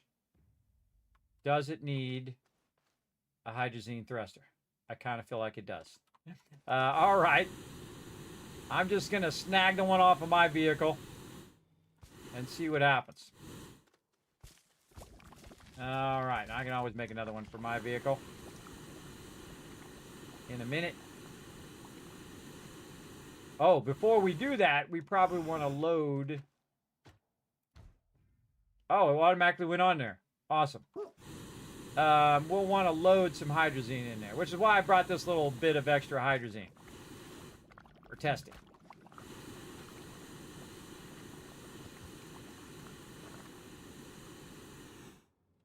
Now, if I just put this, let's put it over here. If I just put this right here and I run it out, does it automatically go into these big ones? No. Okay, so it doesn't automatically go from there. So how can I load those with hydrazine? Can I just manually put it in there? Oh, I sure can. Man, I would want those to auto load in there. Kind of feel like that one goes to B and this one goes to A.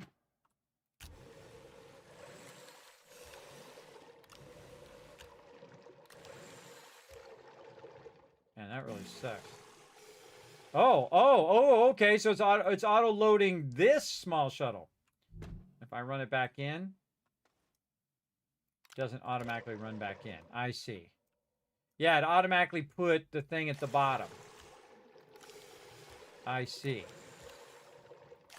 Let's just fill this one up a bunch.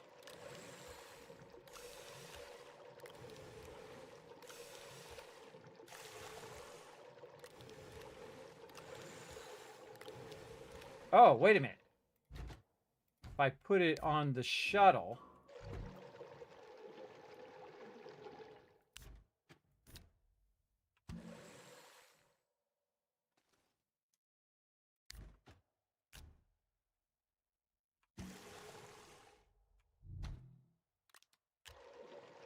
would it automatically load into there?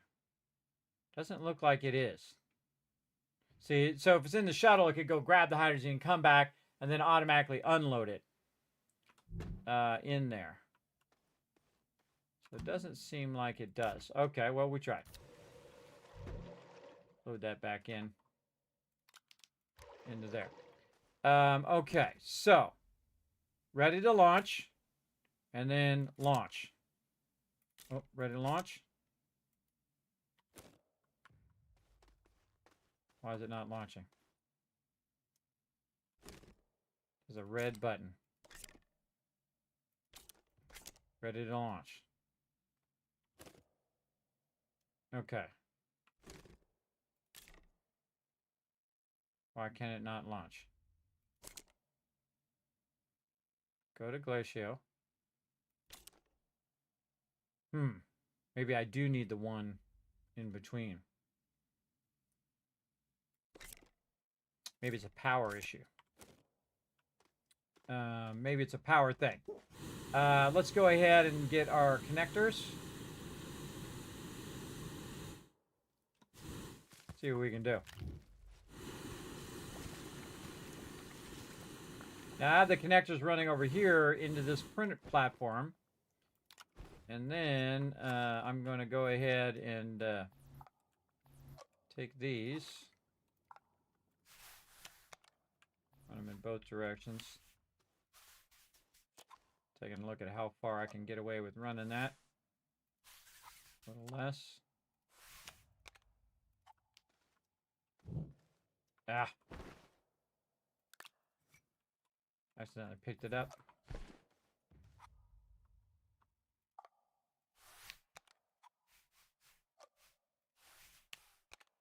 Okay. Now, we'll see if we can do it now. Save settings. How do you make it launch? Is there another panel somewhere? Feel like there's another panel for launch. Ah, ha, ha! Aha! Oh no, this is for the car. Ready to call car. No cars. How do I make it launch? Save. Ready to launch.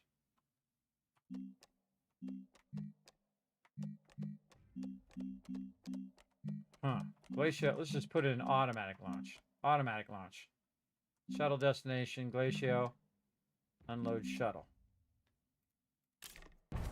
Oh! There it goes! Hey-o! We got it to launch, everybody. All right. Yeah, we figured it out. Awesome. Let's go make another hydrazine thruster. We're going to need a bunch of them.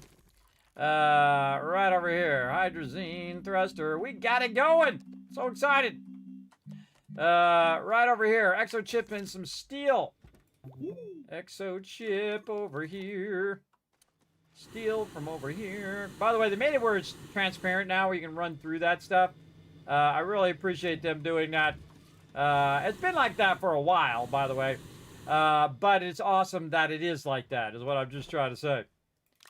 You don't have to fool around with it and move that stuff out of your way. All right. Get me a hydrazine thruster.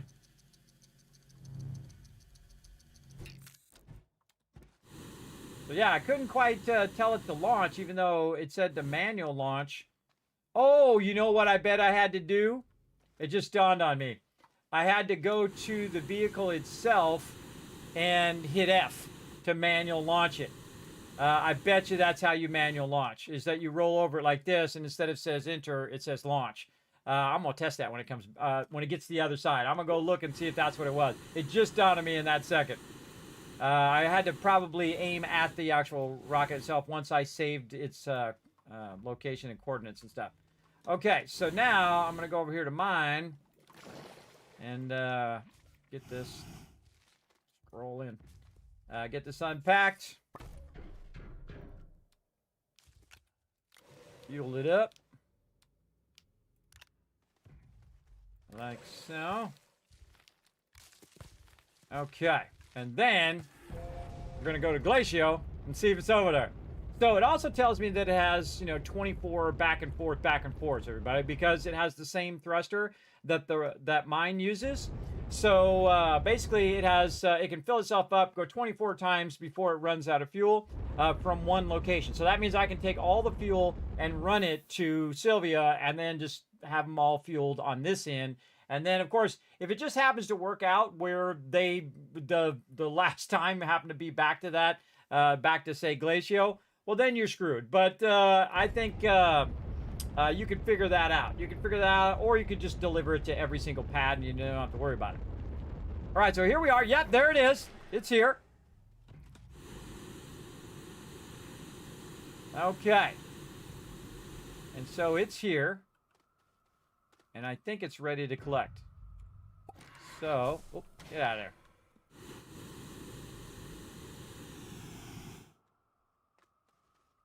Okay, so it's going to load shuttle. Manual launch. Okay, so go back to Sylvia. Load shuttle. Now, how does it load? It might need something to load onto. Do we have anything that is not full over here? 5 left, 3 left, 3 left, 2 left. Okay, empty.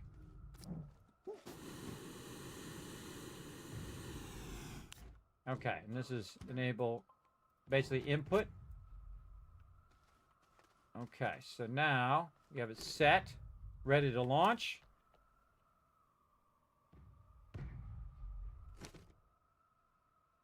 Huh. So do I get in it? Oh, all I can do is exit. I don't get in it to manually launch it.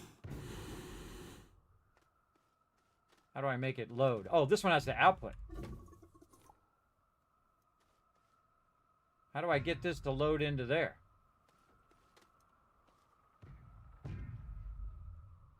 These are great questions. Maybe I need an auto arm that's going to take it off of the rail and then feed it into here.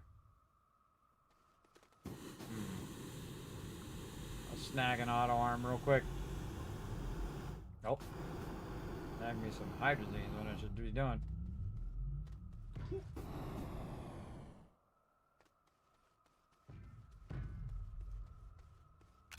Oh, that one's out of hydrazine too. Snag one of these. All right. Let's try this out. So, we're going to have this. I'm just going to simulate that the tram is there. And you have an auto arm here. And I'm just going to put this up here. There we go. And that's going to take that, put that up in there. Oh, it has very little power. Put a little thing in there. There we go.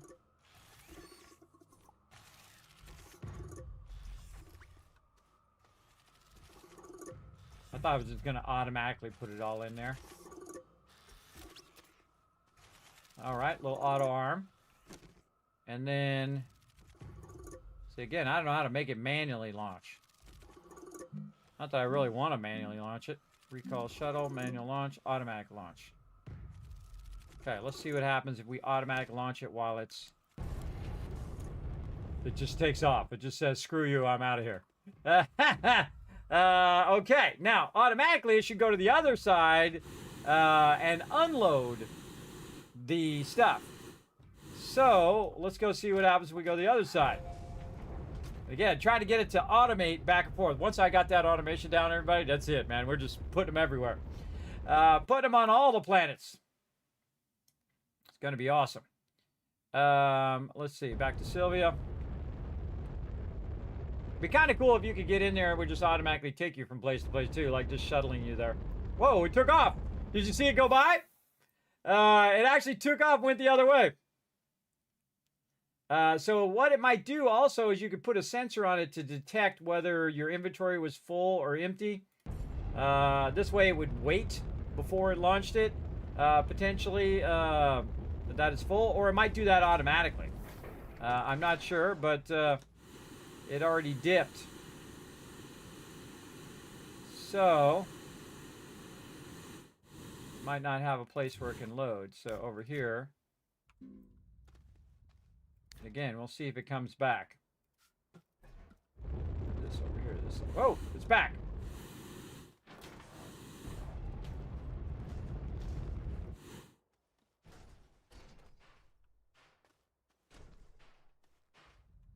Okay, and then it took off again.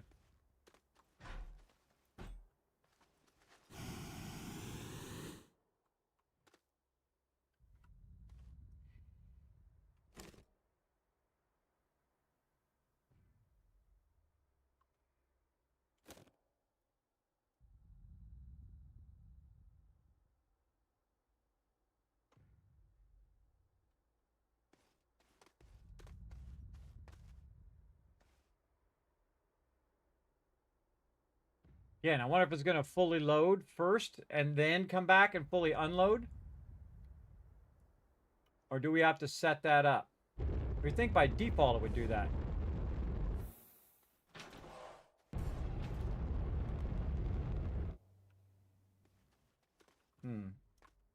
Probably want it to automatically go to that side and then come back. Okay, this is going to be manual launch this time. And then we're going to save.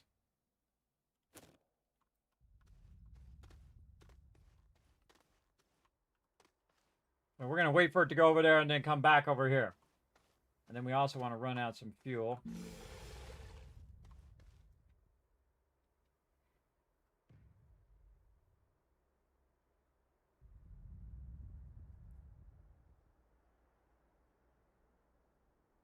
So that's inputting.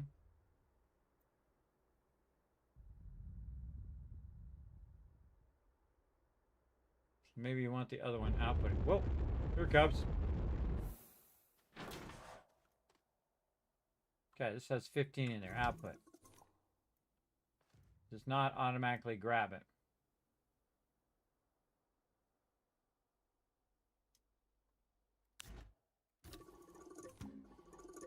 Doesn't seem to work like I think it should work. I think it should, when it comes back, it's loading it into the hydrazine fuel area too. That's not good. It should just auto-load it and auto-unload it. Like you do with the trams.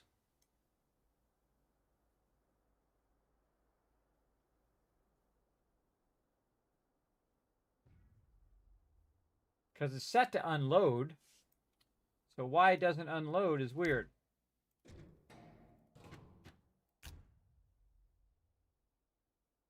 Maybe you don't want to have this on here.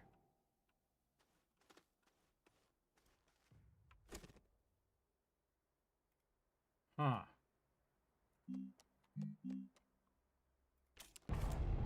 Let's do it without anything in there.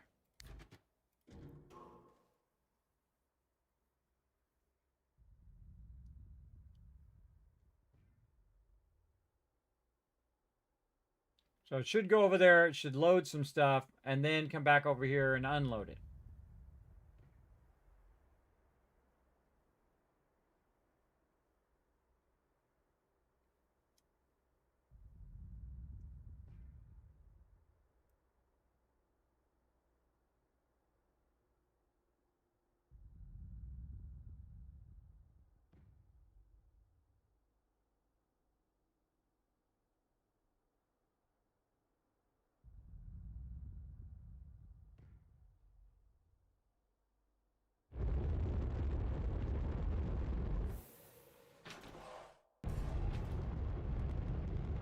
It did not unload it. Not quite understanding how to make that work. Unload shuttle. Load shuttle. Unload shuttle.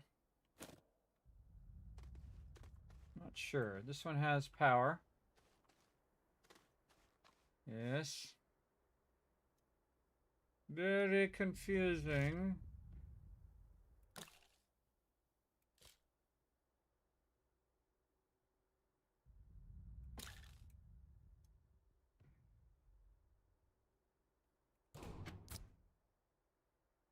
Maybe we'll leave the resource canister there and see what happens. Because that's what you would want it to do. Go over there, load it, unload it over here. Now it's got 2.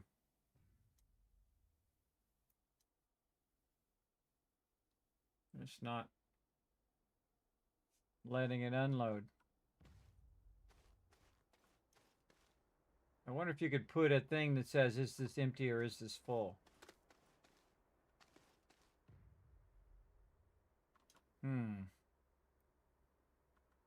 These are good questions.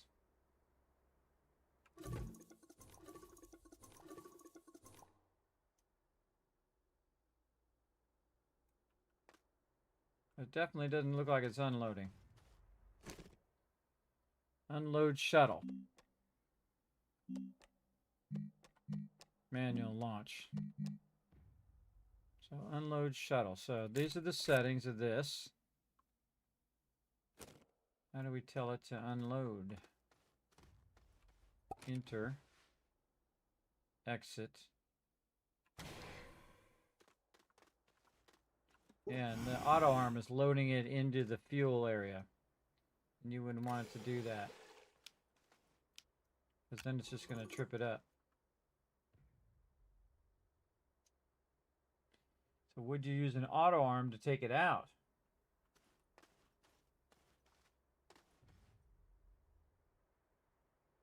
Why would there be an unload and load function in there in the first place if it's not going to load and unload? Maybe it needs to be on the tram.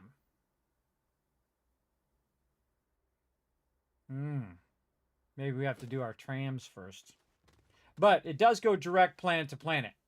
So it might be a tram issue, that it unloads onto the tram, but you'd think it would unload onto this platform, load and unload on this platform so the tram could keep going, not be reliant on the tram. Because over here, everybody, you have this function. Right here, we have loading mode, right? We're loading, load stop cars, unload stop cars, loading disabled. And then here you've got tier 1, tier 2, through all tier types of items. And then stop mode is stops all uncalled cars, all cars, or uncalled cars. So you can tell it to basically load. So any car that comes in, it's just going to load from this platform. Or it's going to unload stop cars. And that has to do with the rail itself. And then it will unload it onto here. So I would think that this would be able to interact with this and load that in. Don't tell me. Don't tell me. I'm just talking it through in my head, everybody. Okay, so again, I feel like this other pin over here is for telling whether it's empty or it's full. Why would the whole canister not just come out of there? It says unload. It should unload the whole canister.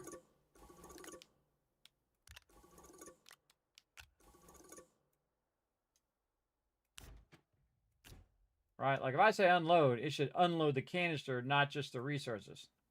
But if it just wants to unload the resources, I'm okay with that too. It just doesn't seem ready to launch. And it says manual launch. How do I manually launch it? Hold down F. Nope. F just puts me inside there.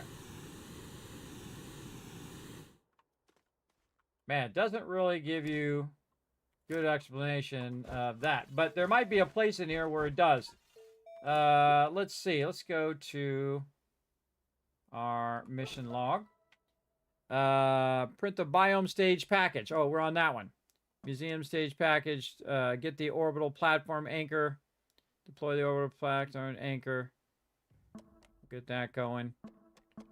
Over here.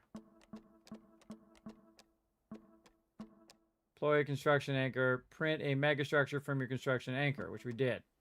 Print the construction anchor landing pad. Deploy a construction anchor landing pad. Call the construction anchor to the thing. Looks like you're trying to launch a construction anchor without construction anchor landing pad. Please deploy a construction anchor landing pad at your desired location for your chosen megastructure. Once you've set up a construction anchor landing pad, you may deploy your chosen construction anchor to that location. Okay. Ready to launch.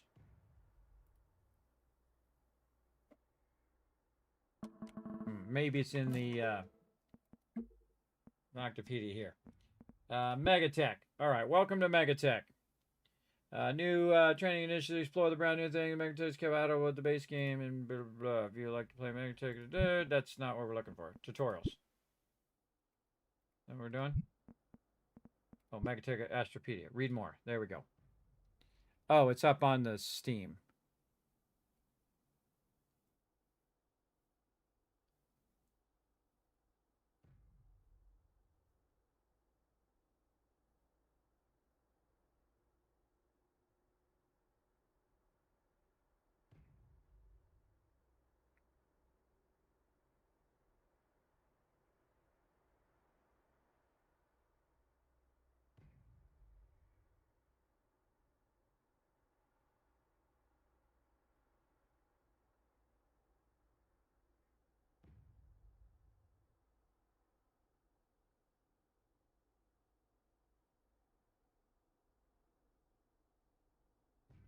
Reading it.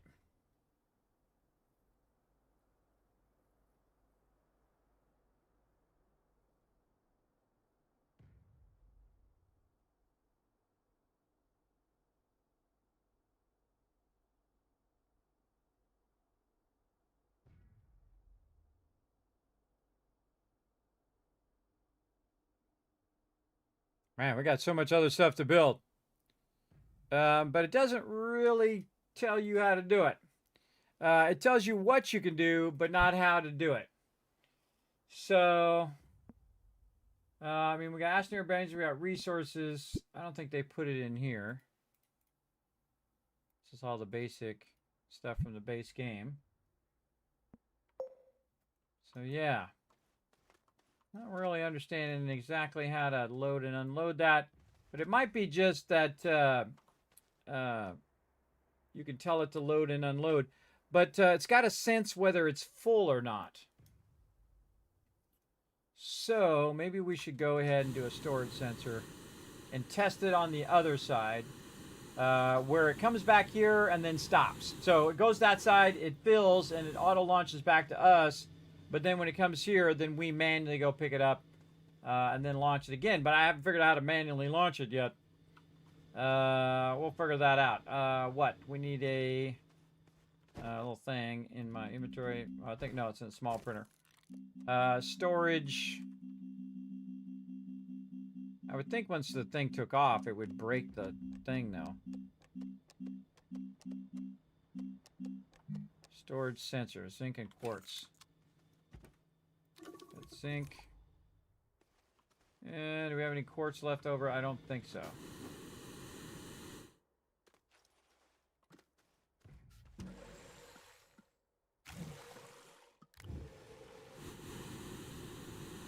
Let's go get some.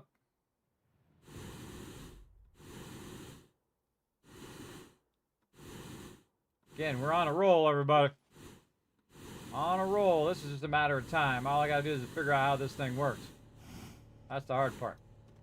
Alright, just give me some quartz. I'm not gonna lug this all back up there for right now. Let that fill up for a while.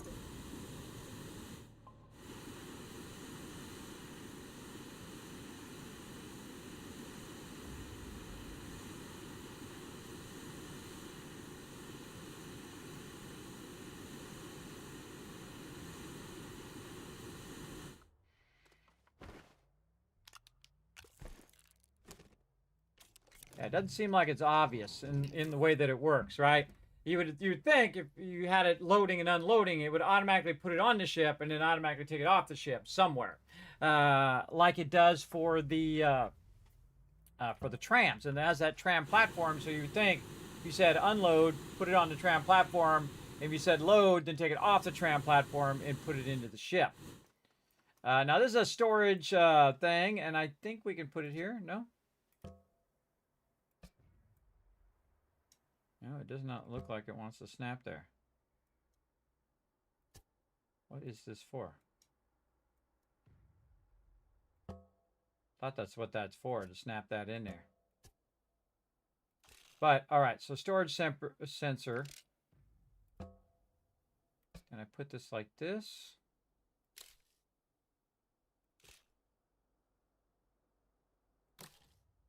No, I can't attach it to the ship.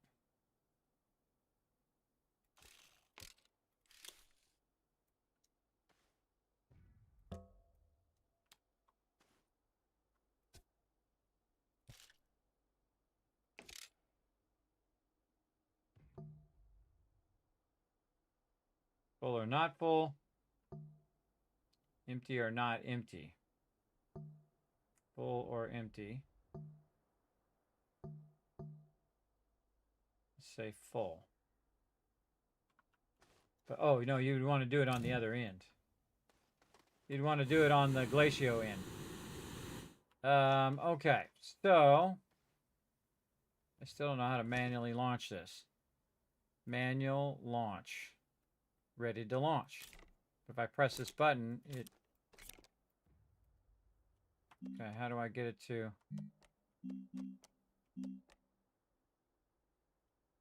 Switch to something different? No? Those are my only options. Okay, so lock it in. Ready to launch. Let's enter. It's red.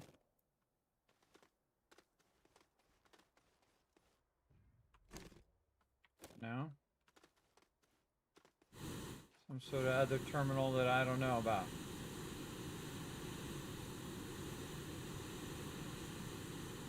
It's going to seem simple once I figure it out, but it ain't simple now. How about over here? Nope.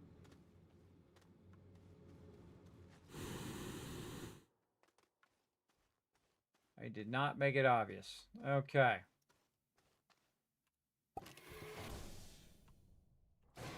I aim at it and I say V.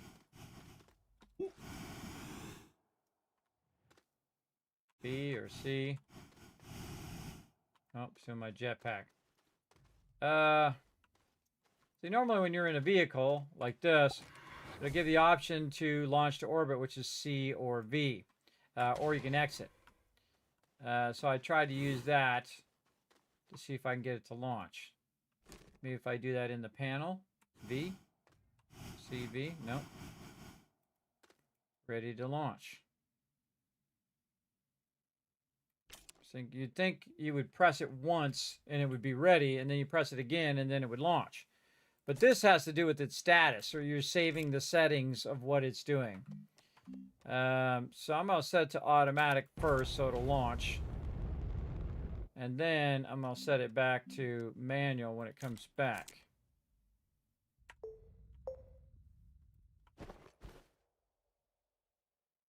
Yeah. Okay. Get me out of the terminal.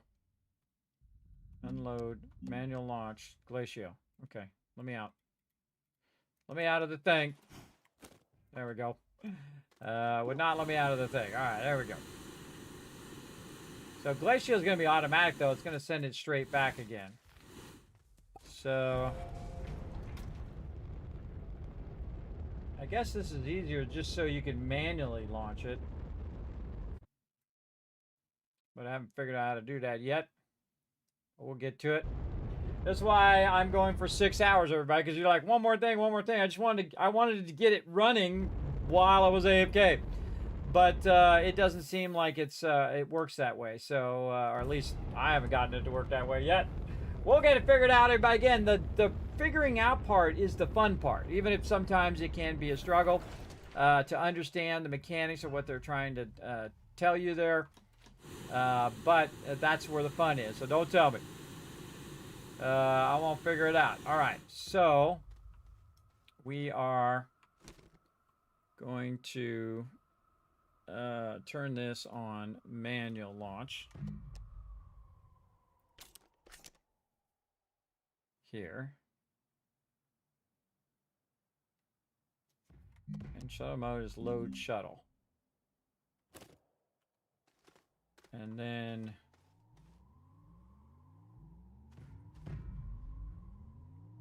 we want to launch the shuttle back over here.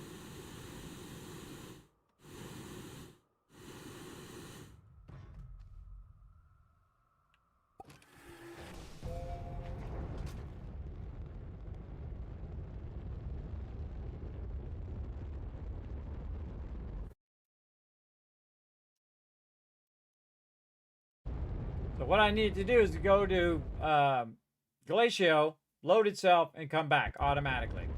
And then it will stop where I'm at so I can then grab it. We'll start with something simple like that. One side automated, one side manual. So first,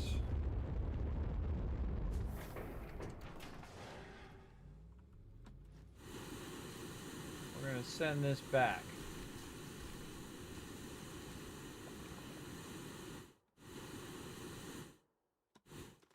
And it's set to input. Okay. All right, back you go.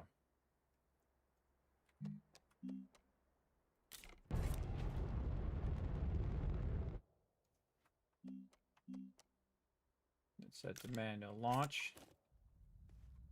If I aim at the launch pad or something. Doesn't seem to give me that option.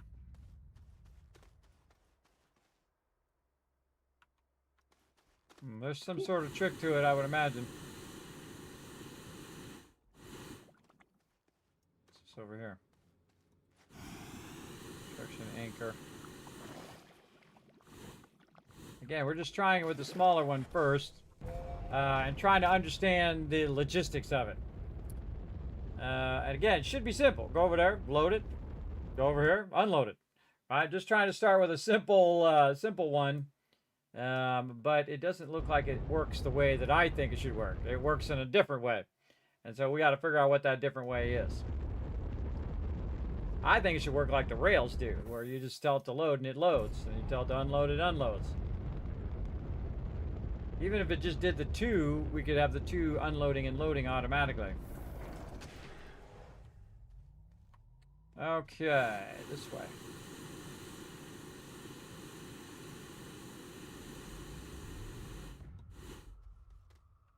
Did we bring the power over here? We never brought the power. We never ran the power to it. In fact, we just moved the power.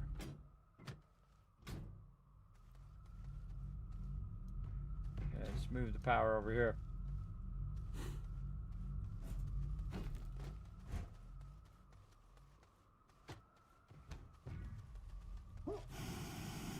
I can see it's got power because there's a little thing is flashing down there. Okay, so that's turned on. Set to input. Oh, it's already loaded. Okay, it's fully loaded with resources. But I don't really think that the auto arm should be running because the auto arm keeps filling in where the thing is. I think this is what should be just automatically going into whatever container that you have in there, wait till it's full, and then take off. Like that's what should be happening. All right, storage full or empty. Okay, so here we go. And so this here, full or empty. Okay. I have a feeling that tether's going to break. Second we do this. Automatic launch. Okay, go. Yeah, see, it broke. So,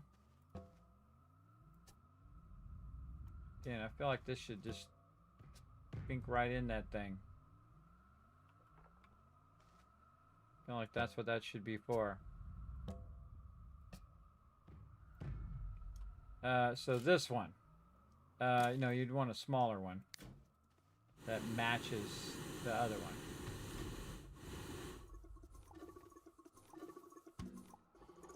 We got here. Run those out.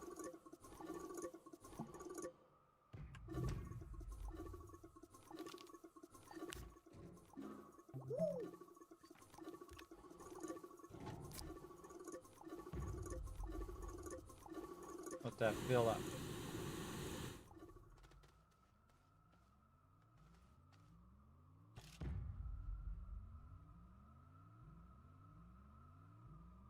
This. Oh, I can't target the actual sensor.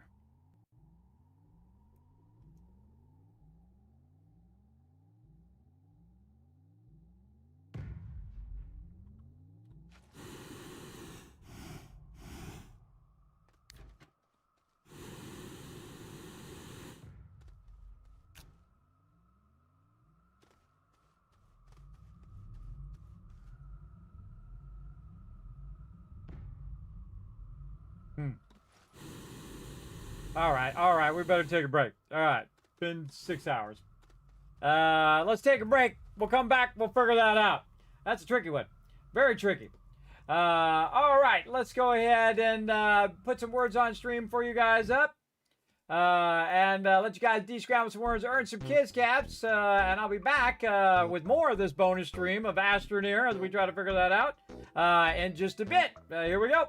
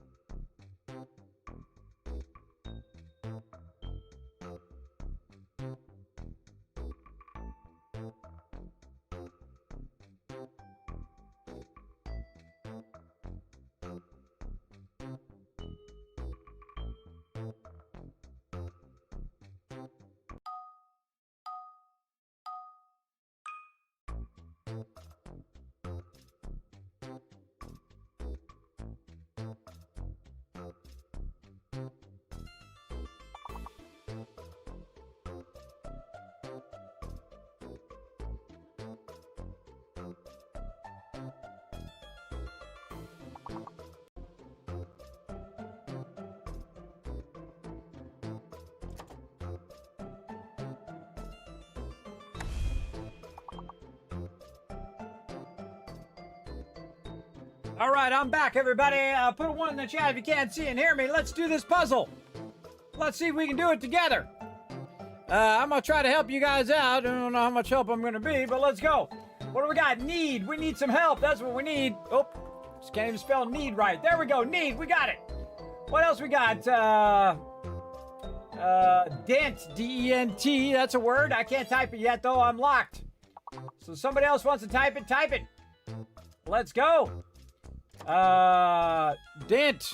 Boom. I'm going to type it. All right. There we go. Dent. Cent, C-E-N-T. That's a word. Yeah, there we go. Yeah, Callum knows what I'm talking about. What else we got? Oh, man. There's no S, so we can't do plurals. Dean, D-E-N, Dean? No, it'd be D-E-A-N, Dean. Teed, yeah, teed, there we go. Like teed up. Yeet. I wonder if it has yeet. Let's find out. Nope, doesn't have yeet. That's slang. Cent, C-N-T, we already got. Tandy. I don't know, I can't do anymore. T-A-N-D-Y. No. I can't think of any other ones, everybody. Oh, man. It's pretty tough, everybody. It's pretty tough for a level 1 thing. I don't know what they're thinking, and that's a level 1. Those are some tough words. I think level 1 should just be 4-letter words, everybody, and then level 2 should be, harder words, longer words. I don't know. But hey, you guys work together, and that's the most important thing. Gonna go ahead and give you guys a bunch of kids caps over here. Let's go ahead and give you guys some love. Right over like that. There we go. Nice job, everybody. Again, put a 1 in the chat if you can see and hear me, just to make sure that everything is working. And let's go ahead and get back to some Astroneer. We're trying to figure out how to make these shuttles work. Now, I'm trying to get it to automatically work, but it doesn't seem to automatically want to work. And I find the best thing to do, everybody, if you can't figure it out, go do something else. And then all of a sudden, it might strike you and say, oh, wait a minute, this is how you do it. So I don't really understand how to make this work, because you would think it would automatically go over there, figure out if it was loaded or unloaded, and then it would fill it up. Maybe I have to do something like take this and put it on this. No, it won't let me put it there. Yeah. If I try to put this on the vehicle then takes off and then breaks the tether that goes along with it, because again, it's going to be too far away for it to keep the tether there. Not sure how to make that automatically load. Obviously, you could just have the auto arm loading it and whatnot. I mean, we have a full canister here.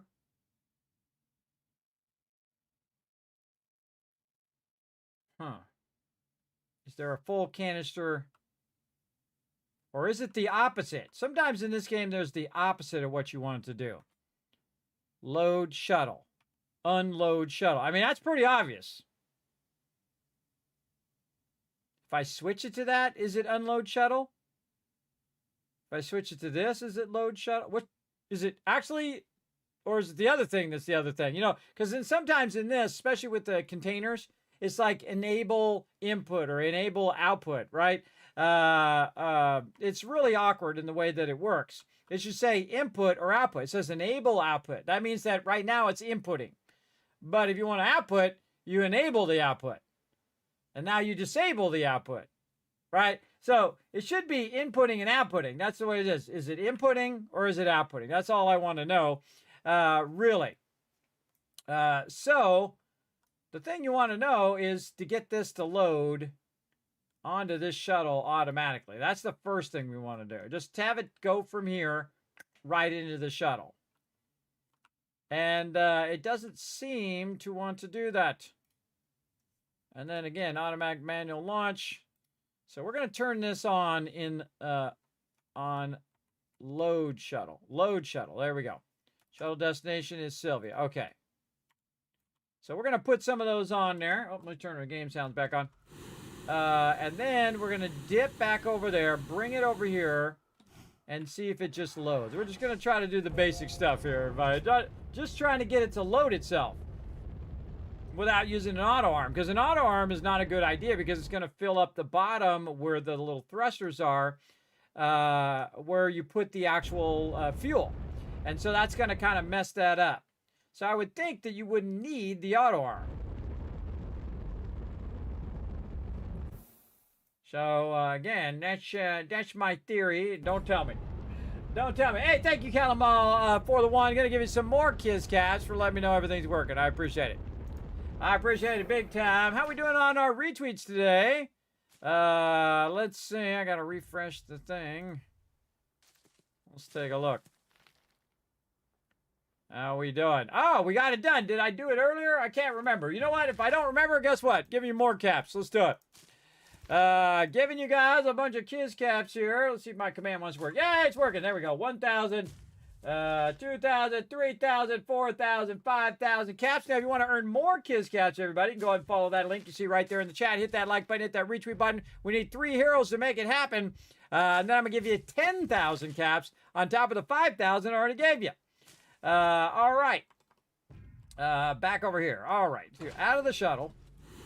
And again, we're trying to figure out how to automate this process of bringing the resources here.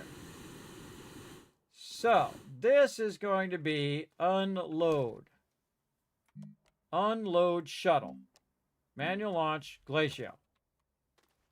So, unload the shuttle already.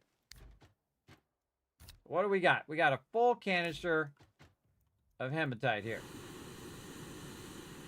We're just going to put this over here. Oh man, it's out of room to put that steel. I hate to have that problem. Such a terrible problem of having too much resources. I know exactly what to do. Go like this, bro. Go like this. There we go. The backlog died like nobody's business. I think the same problem over here. With our titanium, did we empty it, or did I stop it at running out? I stopped it running out. I see. All right, that's going to make a lot of steel. All right, do your thing while I'm busy doing my thing. How's this doing over here? 191. Okay. So, maybe we need like a platform or something. Let's go get one of these little platforms that we have laying around somewhere right here.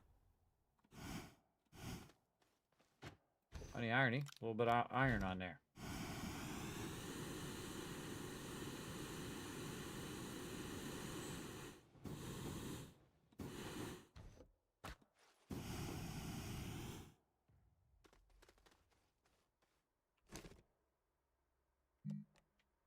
Again, how do I manually launch? Manually launch it. I guess I'm gonna have to look it up. Maybe it's on their Discord. Let's go see. Now, if you know, everybody, I'm overriding the don't tell me anything. Let me know if there's a way to manually launch this and how you manually launch it. I guess I could cook a, hold on, I could hook up a button to do it. I could hook up a button to try to launch that. Again, they don't really explain stuff in this game. And, you know, I really forgot that about this game, is that they don't really explain, hey, you know, this is how you do this thing. Pick up, remove segment. There we go. Let's take this over here. Oh, I just love how it puts tons of stuff in my backpack. Hate that. Want them to take that out as well. All right, if I just put this here, and then I put it on here, and then I press this button.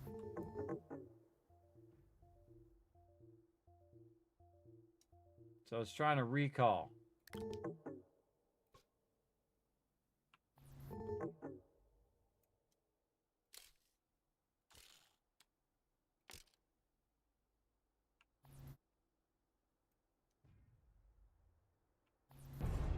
Oh! Ha ha ha! That's what that's for! All right, we figured out how to manually launch it. I mean, hey, we do what we got to do, right, chat? We do what we gotta do. Okay, so again, you gotta use a button repeater. Okay, now I gotta go back. I gotta go back and bring it back this way now. Okay, we figured that out. I love, again, this is how I like to figure stuff out, everybody. Is just by trying, and then I'll try it for a while, and if I get stumped, sometimes I'll ask the chat. And I appreciate you guys not telling me unless I ask. See, right? That's the way to do it. Is to have that moment I just had right there when I went, I see now. That's how that works. Okay, so we got that work. Now again, we're going to be doing this until we get the gist of it down. And then once we have it down on one, then we can just automate all the rest of it, which is what I'm trying to do. And of course, automating it on the most important thing first, which is iron and titanium, and eventually on graphite as well. I also would like to know how I would get the fuel into that thing, but I would imagine there's a lot of auto arms and things of that nature that you bring the fuel back to unload the fuel and then put it in the thing somehow. Okay, so we're back over here. And again, trying to figure this out is tricky.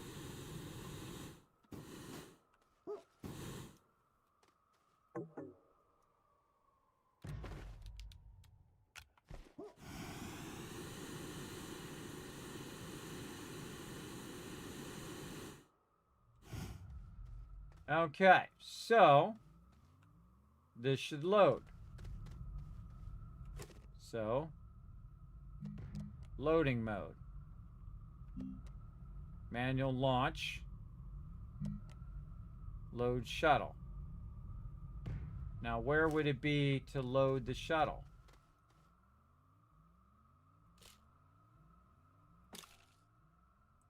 So, like, the thing I would think is that you would put this here, and then every time the shuttle launched or landed, it would go the other way. It would attach to this and load. What is this attaching to?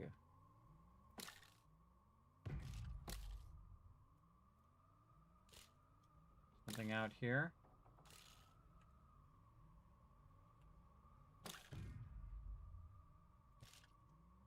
I don't get what this is attaching to. This? The shuttle itself? No. Maybe to the tram? No. Okay. So this cargo thing might be this, and then you attach that there. So full or empty. So if it's empty, then it runs it out. And then it loads. How do I get it to load? How do I get it to load? Load shuttle. It just says ready to launch.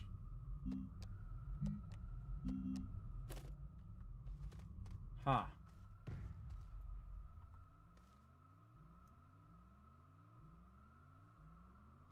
So it's going to cycle modes when it's full or empty. Full or not full. Empty or not empty.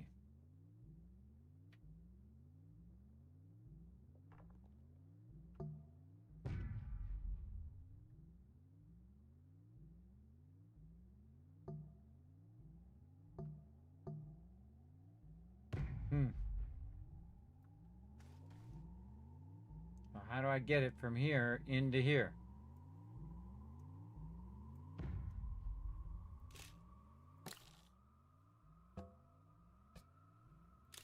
Let's take this out. I mean, I can do the auto arm.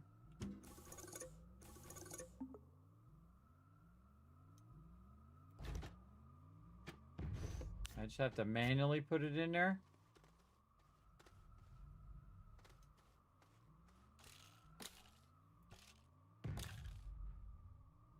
And I would want this to be where this is, if it's if it's full or empty. Huh.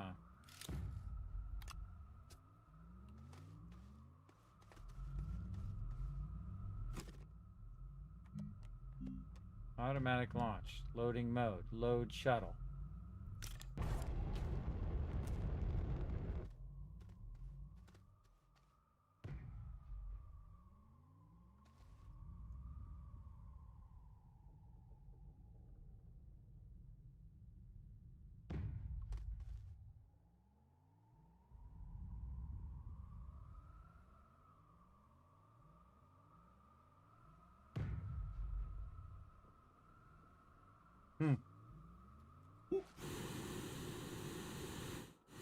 I feel like the whole thing is still manual.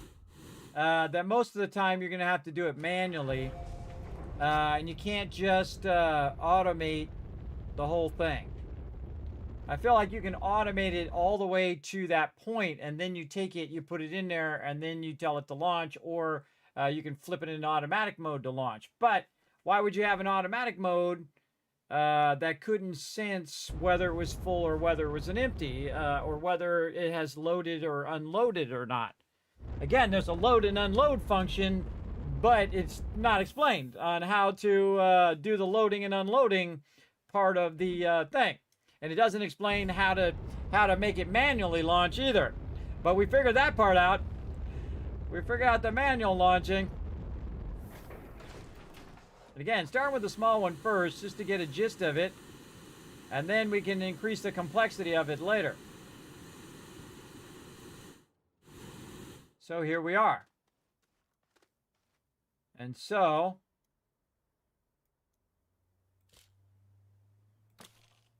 I can't go on to there. So I can launch it with that. This is set to unload shuttle. I don't get it. I don't get it. Why doesn't it just unload it?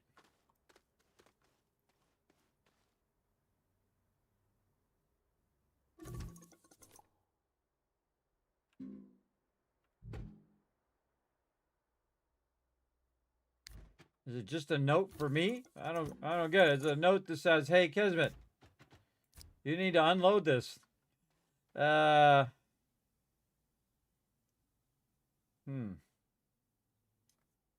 It does make it where you can send more resources in here. Now, what we're going to do, everybody, is we're going to do this for a little bit longer, and if we can't figure it out, we're going to go do something else. Again, that's what you always do. And then all of a sudden, you'll be doing something else, and all of a sudden, it'll lead to the thing that you were trying to figure out before. I always, like just now, like I made this button, and I thought, man, I could just put it on the platform. But then I realized that this little thing over here, that's the trigger thing that will trigger this thing. So, in theory, that's the thing also that could do full or empty too.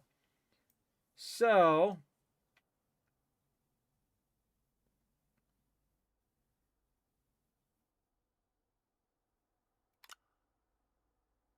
when it lands, you'd want that to be running out of there. So you want to set it to output so that the auto arm could grab it. But where's the auto arm going to put it though? Because the auto arm is like at a weird thing there. You have to put like a table over here that's aiming at it and pulling it out of there. And then loading it, again, it's going to put it in the hydrazine thruster at the bottom. Why didn't it just load from the platform? That's the most logical way of doing that. Or unload this when it lands, pops over here. This just goes boink right over there. Okay, we're going to leave that out of there. So we're going to go ahead and, again, this is unload shuttle. There's got to be some trick to it that I haven't figured out yet. that I haven't figured out, but we're going to try anyway. Okay, I'm just going to put this button on here. Can I put the button on top of that thing? No. Can't put the button on top of there. I can't put the button here, and I can do this. And if I press this, it launches. Well, that's my manual launch there. And then on the other end,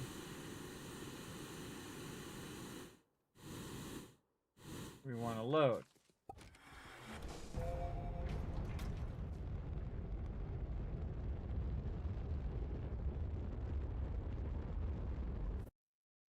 Better see how many jumps we have before we jump anywhere.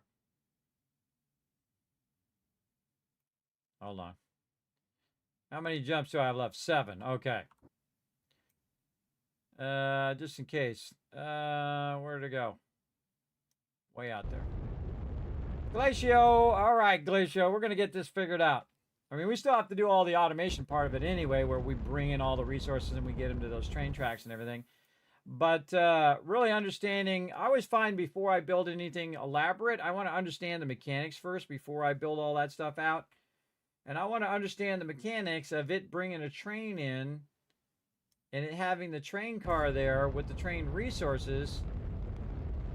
And it's set to load and unload, but it doesn't seem like it's loading. And it might be because it needs to be on the train. So we might need to do the trains first. That might be the issue.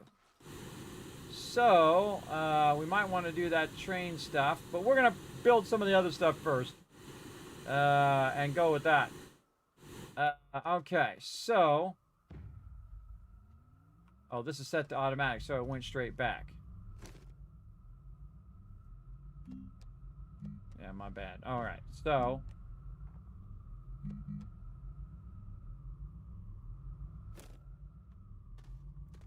did it have anything to load? Let's just put 1 there. Okay, and we're going to set this to automatic.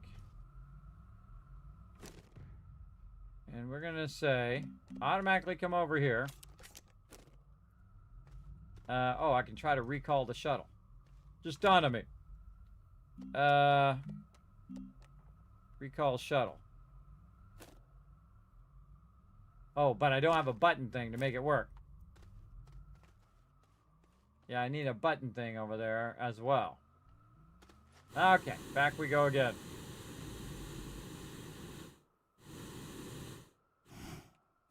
You can get some fuel in here too. Okay, so I need a button repeater on there that I can activate whatever mode it's in, like recalling it or any of that stuff back to me. So we'll go to Sylvia. We'll make some of those. Again, we just need to get 1 going back and forth. Then we'll be like, okay, we need to build all these things and we need to do all these things. But getting the 1 to work without any frame of reference or any like hints in the game of how to make that work.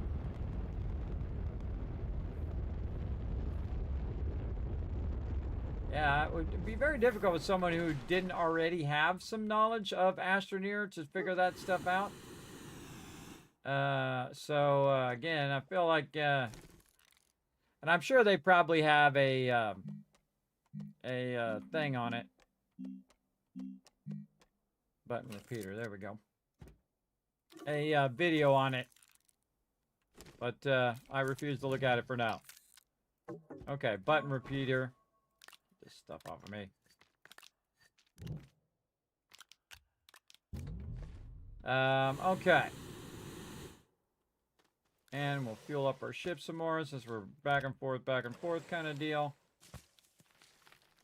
And right now, the ship is here. Okay, so now we want to have the ability to bring the ship from here over to there manually. So, back to Glacio. And see if we can at least do that. Because we're making, you know, at least a little progress. We figured out how to launch it. We can obviously fill it up manually and have it launch. But I kind of feel like you got to do most of this manually. So you have a bunch of ships there. You have it all going into there. It's filling up a container. You take that container, you put it on the ship, and then you launch it. But it'd be much cooler if it just automatically collected it, loaded it onto the thing, and then did its thing. I don't understand why you would have load and unload on there if you can't actually use those functions. So maybe I just don't understand how it works. That's the important part to know about that.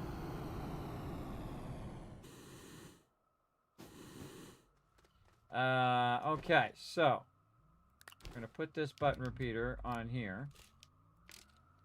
And then we're going to activate it. And that should recall our shuttle.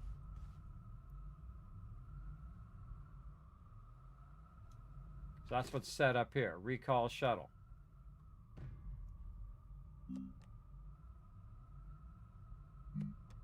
Oh, I didn't save it.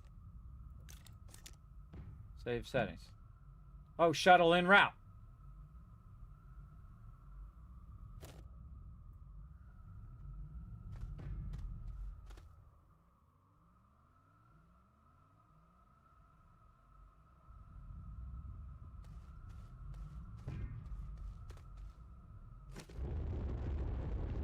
Okay. Hey, we made it work. Okay. So yeah, I think I didn't use that button. I think I used this button to recall the shuttle. Yes. Okay, so that recalls the shuttle. Load shuttle. Oh! Oh! I bet we have to press the button to load the shuttle. We go to shuttle and we say load. Manual launch. And we say load shuttle. No, now it says launch.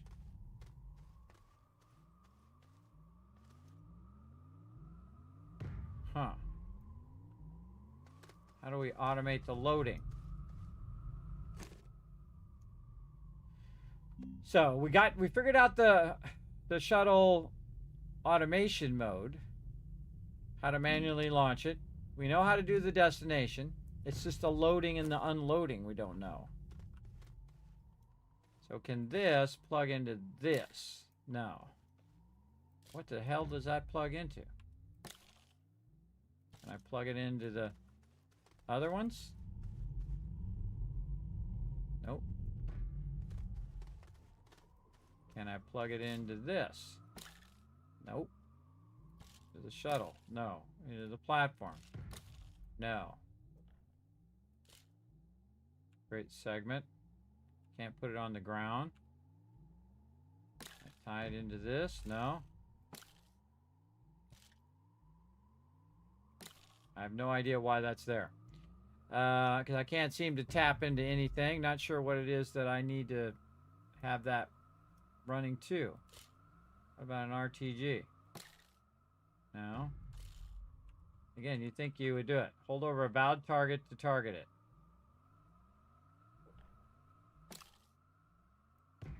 Huh. How do you know it's a valid target?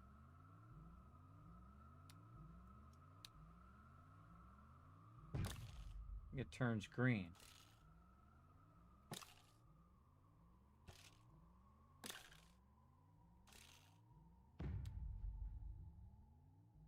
Yeah, see, that's not a valid target. That's a valid target.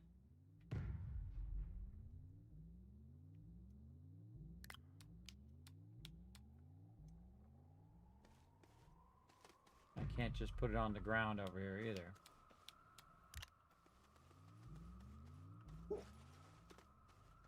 How do I get you to load? Rich, it's got something to do with that rail line. All right, we're going to have to work on the rail line, I think. Because using the auto arm is not a good idea. Again, it's going to go into the hydrazine. We know that this automatically loads into there. So we know that works. So we can automate all of the fuel. But how do we get this working? How do we get this to come over here, load up, fly that stuff back, and then unload on the other side all automatically?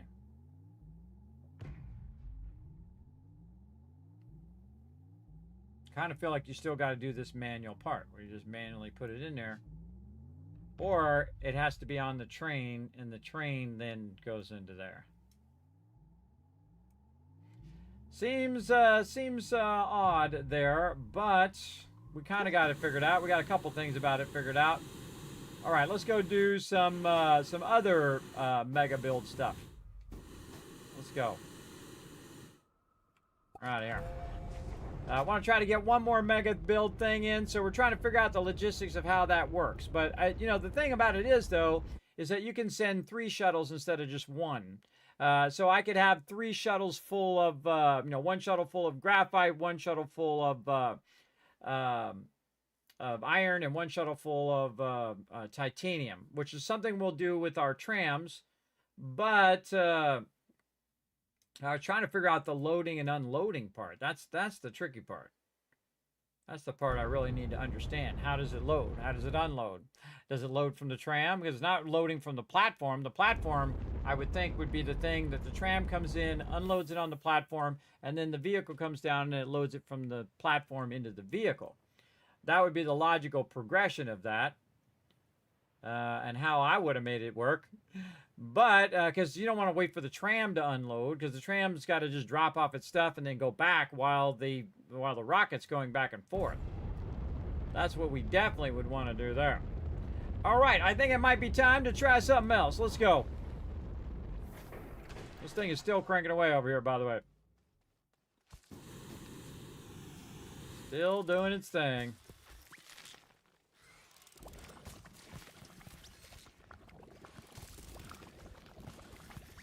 Yeah, look at it go.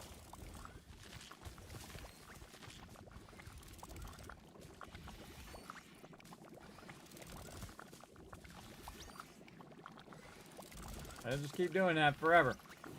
How about looking at our trees over here? How's our trees doing? 197 of them.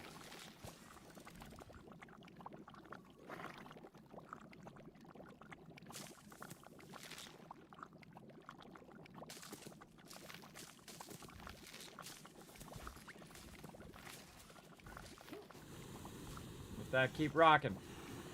Okay, MEGATECH. Let's go. Oh, fuel first. Alright, so let's get a couple extra.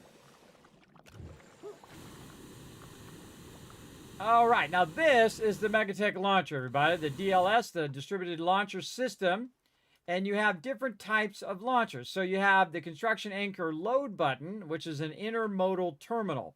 Meaning that it basically sends the ships back and forth, the thing that we've been working with.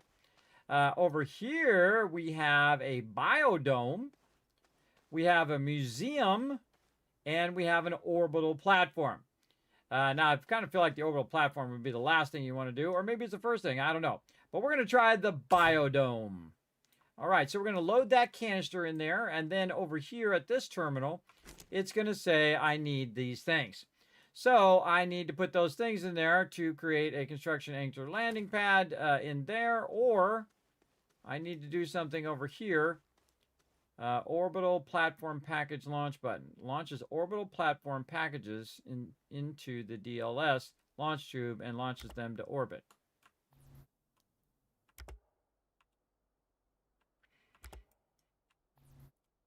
No idea what that does. Okay, so we put the biodome thing in the launcher. Then we have a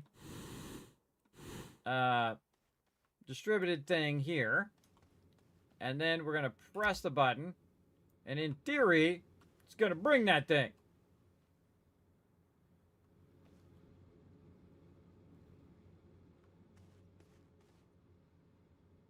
All right. I was a little worried it wasn't going to bring it. All right. So now we got a biodome, which I kind of feel like needs to be right over here.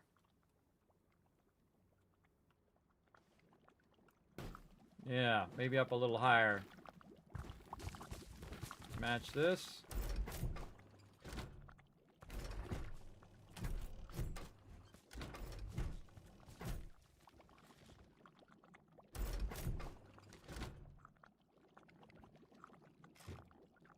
Go.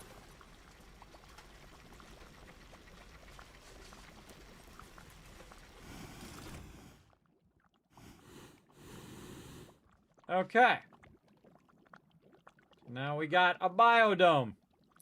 Now it's going to need a certain amount of resources and probably power at the same time. So let's put it over here. Biodome. And it is going to need... ooh, mama. Going to need a lot of resin. 250 resin. 150 organic, which we already have. 30 steel. 40 glass. 100 ammonium. All right, we're on it. So first thing I would do is start on the resin. Resin's the easiest. Also, I would try to figure out how to make this power work here. I probably could use this table I have sitting over here, and I'll figure out the power systems more elaborately later. But I could put this table that I usually use for my production desk right over here. And let's say down here. And then we're going to go here. And maybe up here is a little easier. And maybe like that. And then this in here. Then this has got to make its way over to there. Let's see if we have any more of these things laying around. We've got some equipment just laying around right there.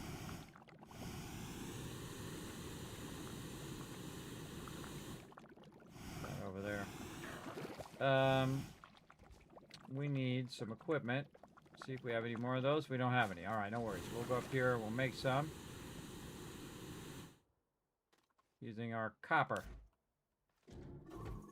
Okay, copper. It never take me alive. We are going to make some...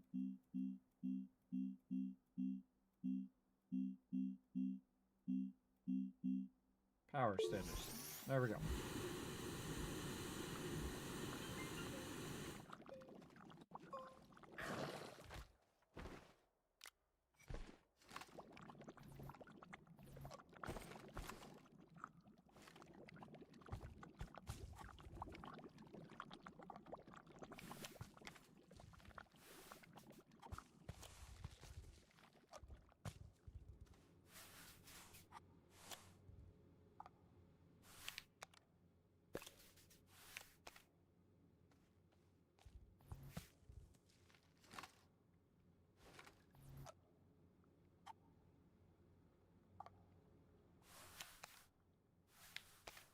Okay, so it's got power.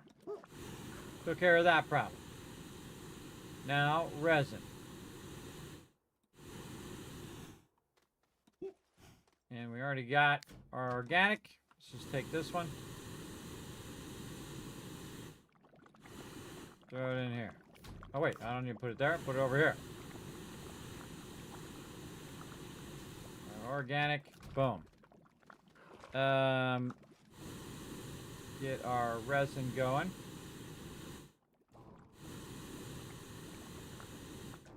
I think we left our resin on the other planet, but that's okay.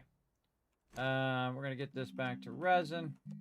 Resin being one of the easiest things to make in the centrifuge, for sure.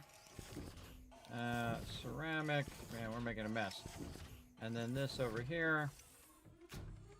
So it can basically feed all that in there while it's trying to fill this canister with 250 resin.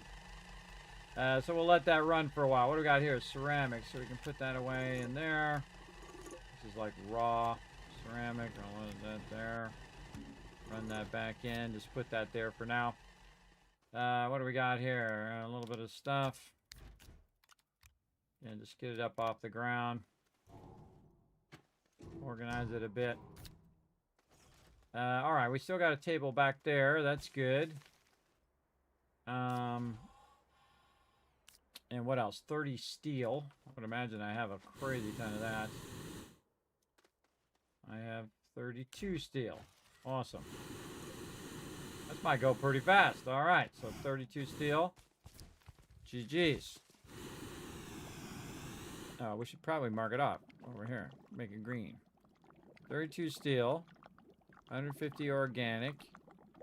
40 glass. That's probably going to be the hardest one.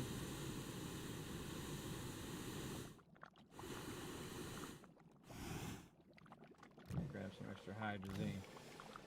We have a big empty container somewhere. Over here. Look at this, everybody. 300 plastic. I'll be taking this one. We'll make a lot more of these later.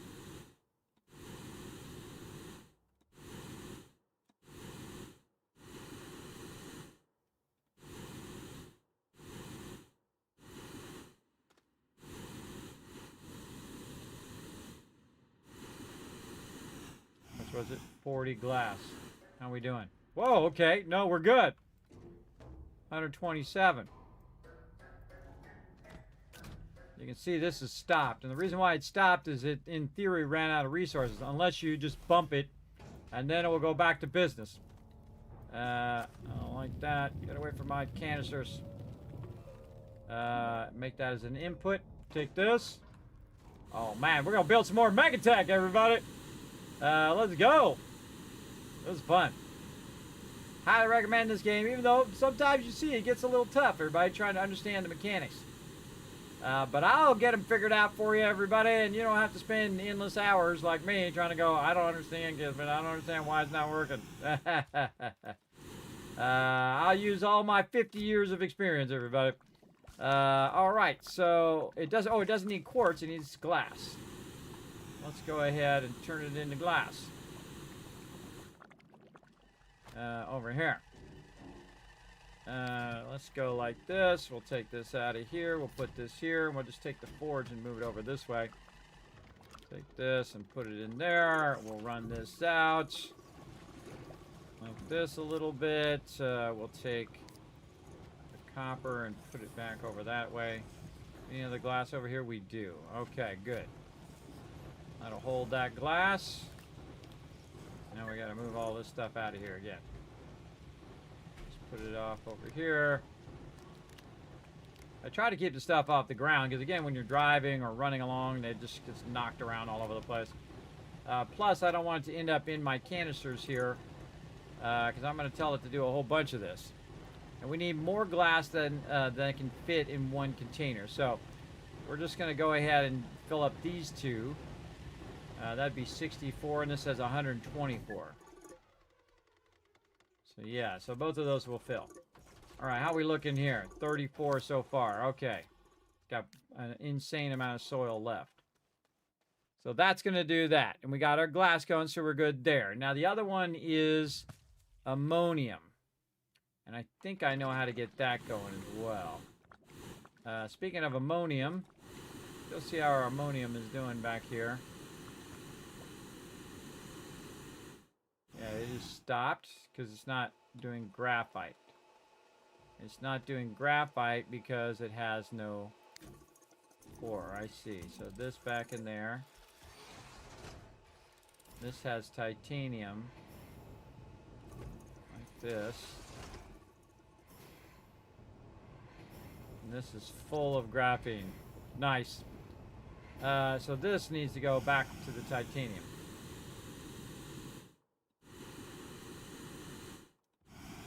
So let's go and try to recall this over here. Recall shuttle. Okay, so I'm going to put it on recall shuttle. Recall shuttle, and doesn't have a button. And then I'm going to push the button here and see if it recalls the shuttle.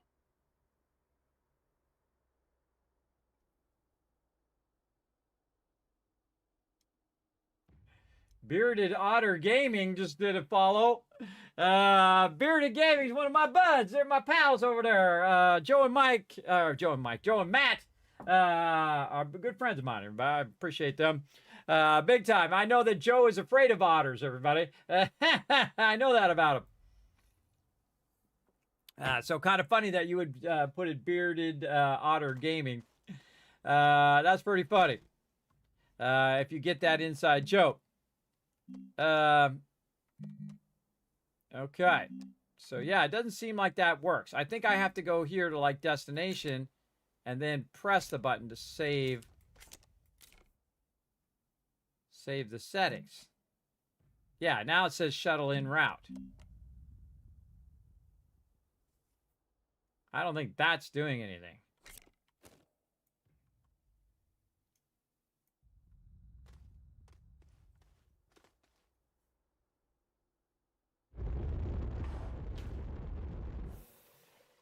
Hello, hello. Okay, so now I want to switch this shuttle out. All right, I want to switch this shuttle with the bigger shuttle. But I don't think that one's big enough to hold what we want it to hold. So we need a bunch of ammonium is what we need. This is quartz. Okay, we got to run this out too. Let's make sure to output that. So that's running. We need to get... Yeah, we need to make this into its own process before it transfers the stuff. Yeah. Okay, we got to fix this over here. Now, again, this is when I start extending the process. Now, I have it set in, like, simple mode right now, everybody, where you have it all on the same table. But what we need to do is scale up all the processes so all the processes are making a lot of that thing. So, in this case, what we want to do is actually take this process back just another step. Because what it's doing is it's stopping. It's stopping and waiting for the titanium to run. And what we wanted to do is we wanted to go ahead and take this and put that into another big container, which I don't think I have any more empty ones as well. Let's go over here, nanocarbon alloy. What did I do with my nanocarbon alloy? I think I might have used that up.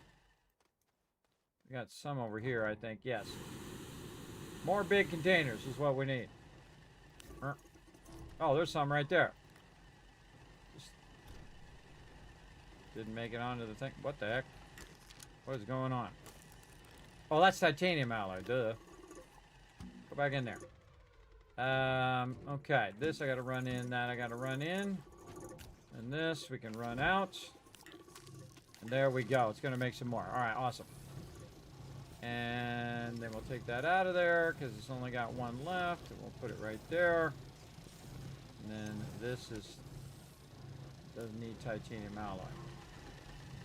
And this and that.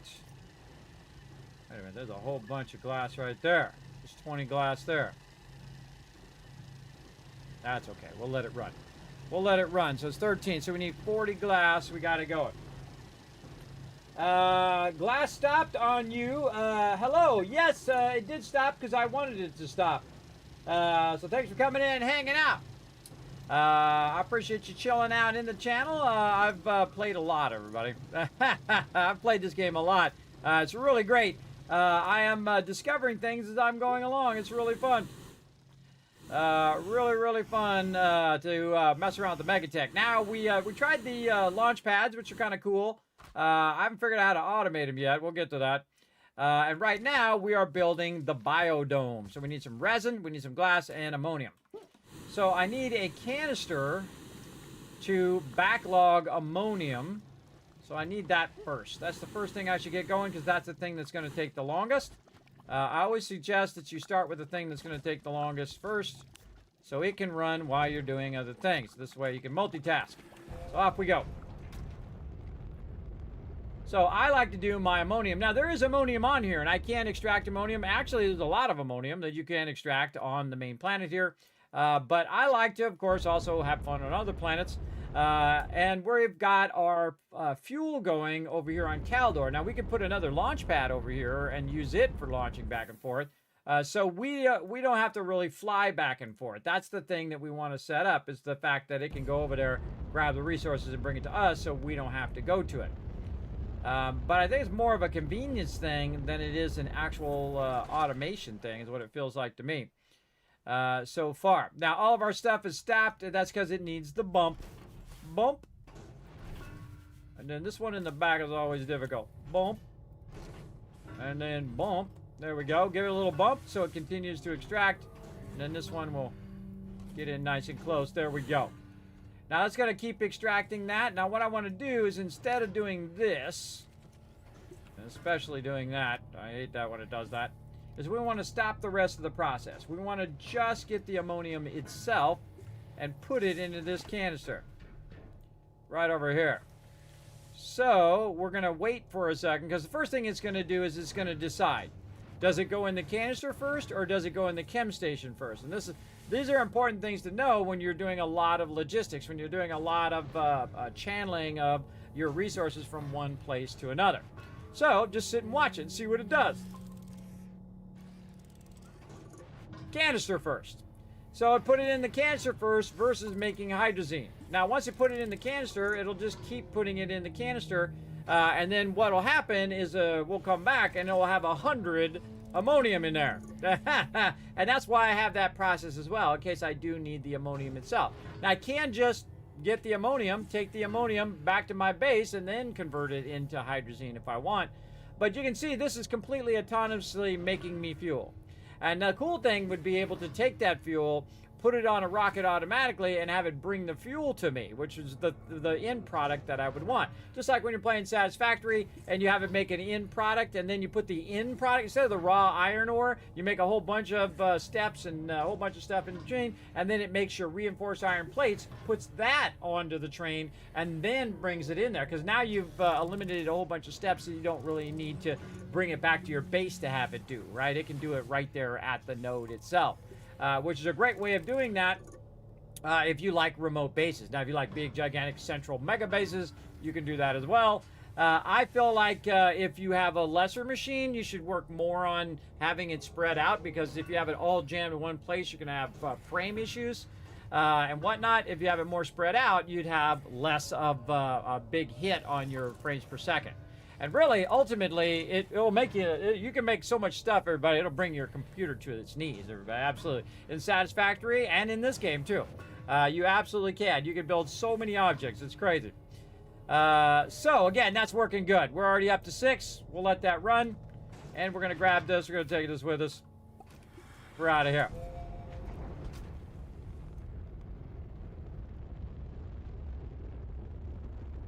Well, let's get that started first. Now, while that's started, we're going to go back here and we're going to fix up our graphene process.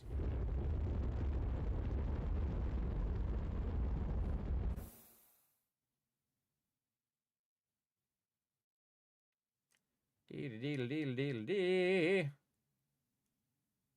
Again, everybody, I'm just scaling up. And we started from complete scratch. We're on day 4, I believe. And we've already up nanocarbon alloy. We already got all the standard, like, base game stuff going. I've made hundreds of thousands of research and showed you how to completely automate your research and how to completely automate your power in the very beginning. If you missed it, remember, these are all in episodes. You can go back and say, oh, that's how Kismet makes infinite power at the very beginning of the game. Yeah, there you go. It's awesome. And infinite research as well. And it's all automated. You don't have to do nothing. You just set it up and forget it. That's the cool part. Okay, so now we got that going. And now what we want to do is get over here and get another one of these. Not that. Another one of these.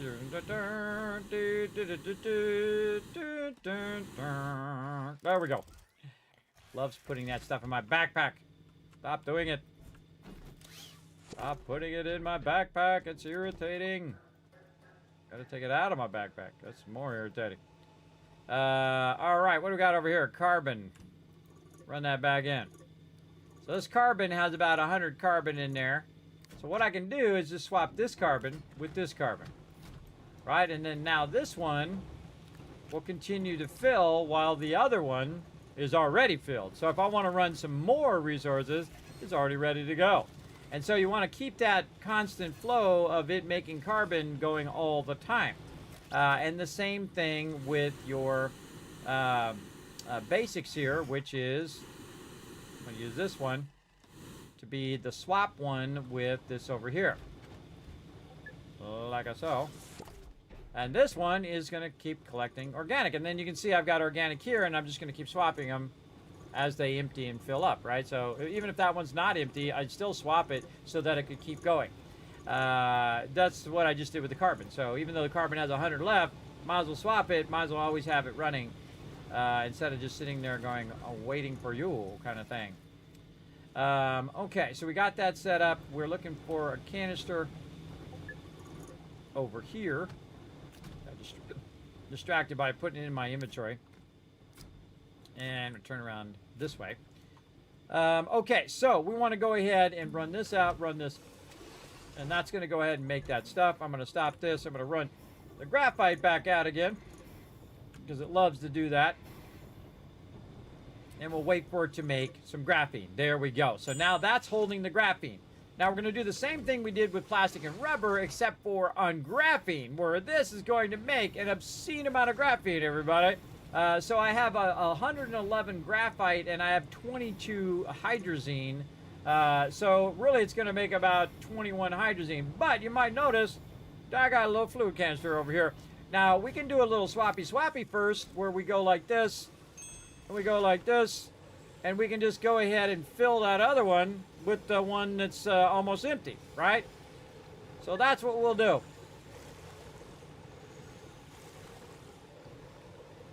And then we'll go ahead and run the graphene back in while we're waiting, or graphite back in. The graphene sitting on the ground here. Graphite running back in again, and this is now full. All right, awesome. Then we take this, run it over there. We run that back in. Now we do this, and now that sucker is full. That's got 72 in there, and this one has 109. So this is just going to make graphene. It's never going to stop. It's just going to keep going until it runs out of resources, which is awesome. Now, what we got to do is we got to get the graphene from over here, though, to over here when it needs to. Now, what I want to do is just have a full thing of graphene, and then I can just move it. And then I can run 400 of whatever it is. But it'd be better if it was automated, where it would just go ahead and grab the graphene, put it over here, and then this would grab the graphene from the middle and put it over there. And the way you do that is you use it like a pass-through, right? So I can go ahead and run it out. And then what you want to see is if after it processes, does it go into this canister? Or does it stop? See, it stops. So you got to get it to go in the canister like that. And then also pass through over here where it's grabbing the bottom one here to come out. And then that should go in there. So that's why we need an auto arm. So we're going to go over here and get an auto arm going. Let's go do that. Auto arm. Right over here. All right. Aluminum. We might have taken all of our aluminum out of here. Did we make a little bit extra? We did. Right there. Awesome. Aluminum. And we know we got some graphite. That's for sure. Grab a graphite.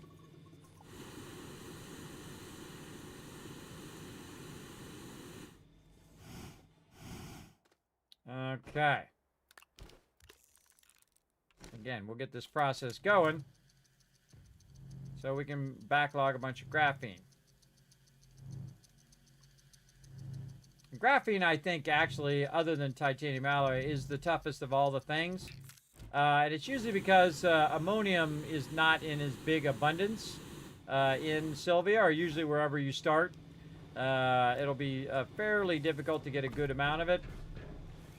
All right, we're going to take one out of here. We're going to put it here. We're going to see if we can get it to grab it and put this graphene in here. Okay, so we're going to output. Now what we might need to do is feed it across. See how it stops? If it stops, then we have to feed it from that side to this side. So if we go like this, oh, got to turn those off. If we put it over here, and then we say, you know what? Oops, okay, right here. And I would put something here that blocks this, by the way. Yeah, let's put that there. And so this is going to go ahead and grab it and put it into this. Now this is going to go ahead and output. We're going to have it output the whole thing. Just back over there. And try to fill this whole area here. And it should have some left. It does. It has one left. Wow, that was perfect. All right, so run this out. And now what we want it to do is produce it, take it, put it in a canister, and then pass it through. So if it does have a lot extra, it still continues to make the stuff and doesn't stop. See? See the difference? See, it grabbed it and put it over there, and now it's still running. But it's not running out. But the auto arm is making it so it never stops running. So that means it's going to make 100 of these instead of running because I have it set to output, right? But it's still putting it into the canister. That's called a pass-through. And that's awesome when you do that. Thank you for putting that stuff in my backpack. If I needed it, it'd be awesome. But if, since I don't, it's not very awesome. All right, steel over here. Why is this not filling up with steel? That's because this is probably in the way. Too much titanium in the way.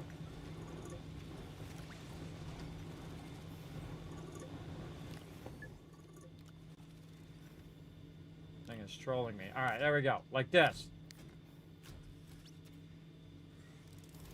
That's how you do it. All right, so there we go. So it's going to... See how the titanium now is not going there? Because we have it blocked. Again, these are the logistic things you want to figure out, everybody. They can be tricky. More nanocarbon alloy. How are we doing? Titanium alloy. Well, we got to get our nanocarbon back up and running over here. So let's get this going. I say we go ahead and make ourselves a big old juicy container over here for gas. So we need some silicon. Or silicone, depending on how you like to say it. We're going to need some resin, quartz, and methane. Resin. It is producing right over here. Oh, it ran out of stuff. How much is it? 200? We need 250. Okay, we're going to snag a little resin, though, so we make a little silicon over here. And the other thing was quartz, which we probably completely got going over here. Oh, this is running into there. We don't want that. We want this to run. Put that back into there. We didn't prime that. That's why we didn't prime it with glass methane. Now, methane, we have a little bit of it just laying around over here. Methane. We got a big one. And we got one with a little onesie-twosies here. All right, so methane. Now, again, we got these gases from other planets. And each planet has unique gases. Some planets have no gases, by the way. They also have unique resources, and they also have common resources, the ones that are the same on every planet. All right, so there's our silicon. Silicone. And where are we putting that? Putting that right there. All right, and now we're going to make ourselves a huge, large gas canister. Because we're going to need a lot of helium. And helium is for nanocarbon alloy. So that's what we need over here. A big fat thing of helium right now. Then that'd be another great thing to bring from another location.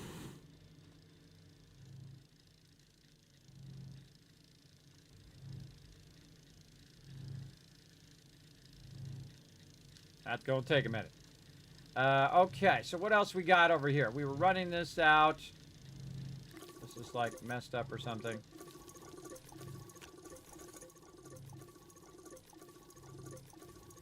Yeah, build that up. Just going to take this here. We'll just do this one. Okay, that stopped my thing because I did this one too early. And it started dispensing quartz into that storage, which I didn't want it to do. I wanted the glass to go into that storage. And, you know, the longer you play, everybody, the more mistakes you're going to make. I'm 7.5 hours in on this play on this day. And so you really want to watch what you're doing there big time. All right, there we go. And then same thing here. We're going to let this glass run a little bit, and then we're going to take these off for a second. Like this. We're going to set this to input. All right. Now these are all set to glass. This one's done, by the way. And then this one we'll set back here. And now we're going to run out the rest of our quartz, which will not end up in these because these already have glass in them. And then this is 32 glass. So we need 40. So actually we only need a few more. But we'll go ahead and put this over here. And we'll check our terminal. We're looking good. All right. And then ammonium, we're just already running. What was the other thing? Glass, 32. And then resin. So we need a bit more resin. And to get some resin, we're going to need more dirt. So let's get our thing off of here. There we go. And we will go for a little drive. We're going to figure out where I park my vehicle. Over here.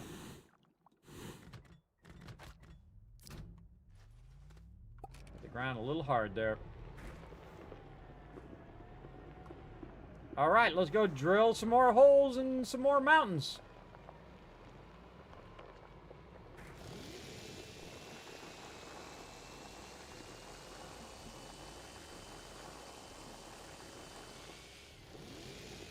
Getting a little bit of soil to get me started. Now watch how fast the soil goes when you hit the side of the mountain. Much faster. And again, the hardest thing I find is trying to keep it level. I think there should be an auto level mode.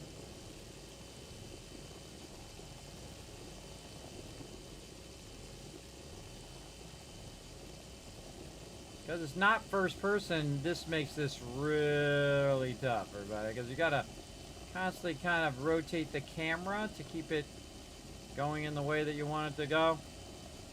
You can see we've already cut some tunnels out.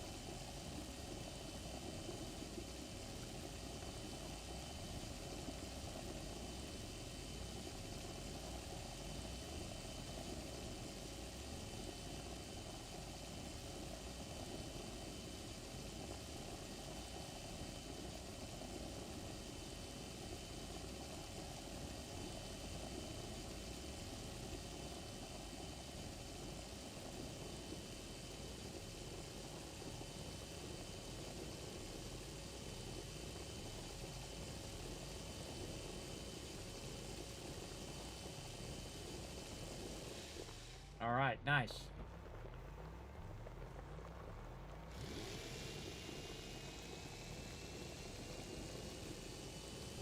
Let's get more dirt.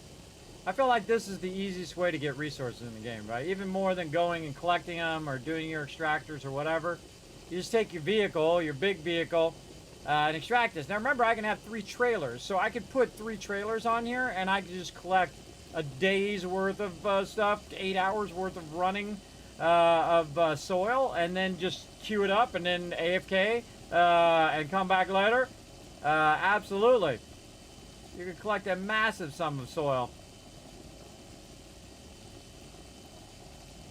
You know, I always feel like it's going up. Always going up. Just stay in the center. See, it has to do with your camera position. I hope they add a first-person camera one day. So you can see out the front, and then you can keep it more steady than trying to, you know, manipulate the camera in the back. It's really awkward to do that. I don't think it's that great of a mechanic.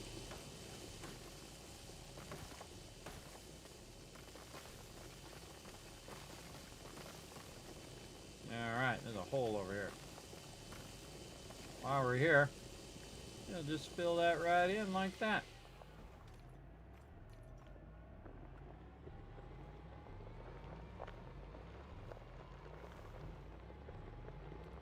Line it up, get a little bit more. Another awkward thing that happens, everybody, is that you bump into resources. Like you saw that organic there was bumping my car around, and so you're trying to pave at the same time, so it's paving like this. It's doing this weird paving thing. That's really on you as the player, but still. It's awkward. Oh, and we're done. We got a full canister. We are out of here.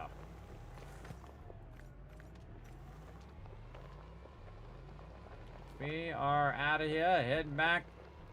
Loading her up.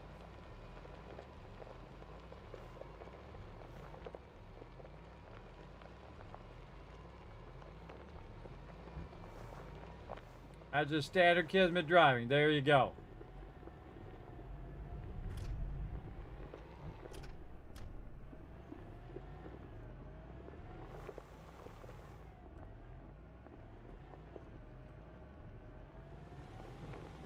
Okay, soil in here.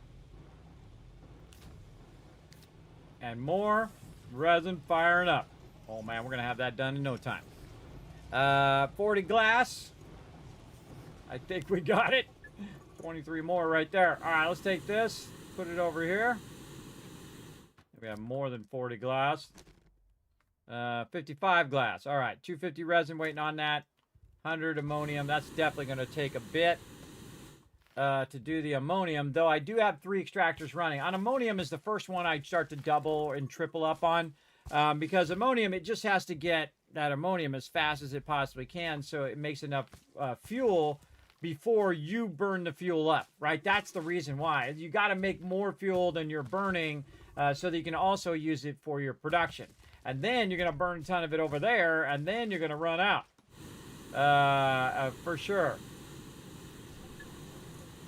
It's all doing its job over there. How are we doing over here? This is just, look at it, keep it going.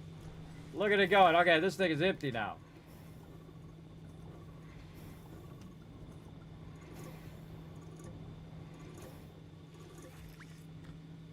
Okay, then run this one out. And how many we got over here now? 64. When I'm 64. Fantastic song. All right. What are we missing over here?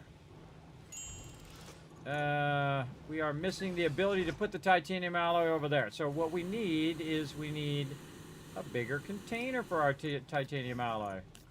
Oh, look at that big boy, though. Look at that big boy. Hold on. Let's go do our helium first. We'll come back for that. Hopefully I remember. Helium time. Away we go. Hopefully I brought a big table over here. We'll see. We'll see, or we can put it on its own table. But definitely want a big table for this one. So we can both extract it and then have it go into the canister. Usually I do, but I don't remember in this playthrough because I've done so many. I've done so many, but if we need to go back, make a table, and bring it over, we will absolutely do that to get this massive canister going. In fact, we really want to make 2 canisters. 1 canister for over here, 1 canister for that side. And when one empties, we bring it and we swap it with the other one. That's how we do it. Nope, we do not have a big table here. All right, we got problems. We need a big table. But while we're here, we can take our helium with us. And we will leave this here for a minute. So at least we can get some of it running. We'll be back with a very, very large table to get all that squared away. And the best way is just go over there and look. That's what I did. Go over there and look. Say, did I get to that yet? Because in every planet, I will put the large tables for whatever production I'm doing.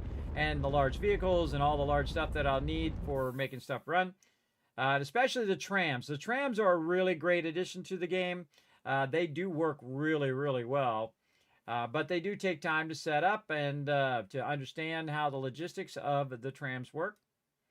But they're a great way of sending a tram down into the planet, grab a bunch of resources, bring it up to the surface, and then, of course, process it. Or you can process it down below and then turn it into like another resource, like say you're getting copper.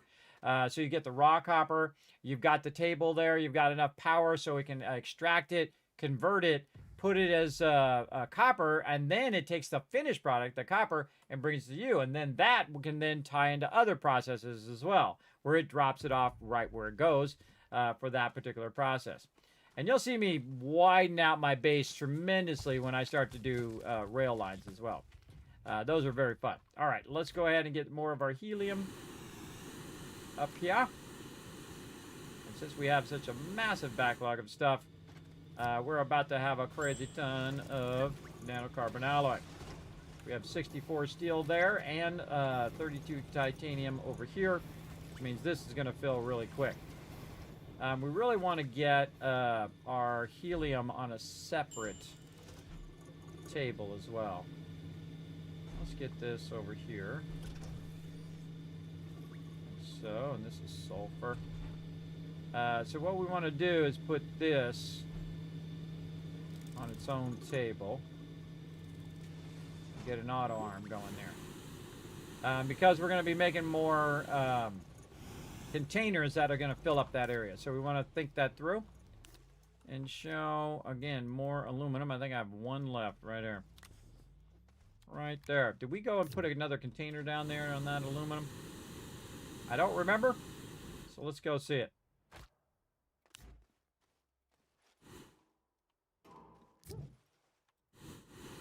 Slide down there.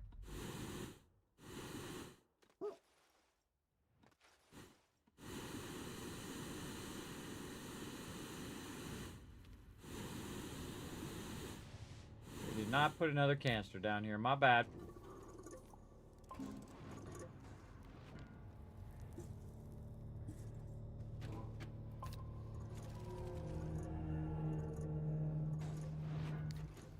Put it up here on the wall. Now and let it do its thing. 38 over there.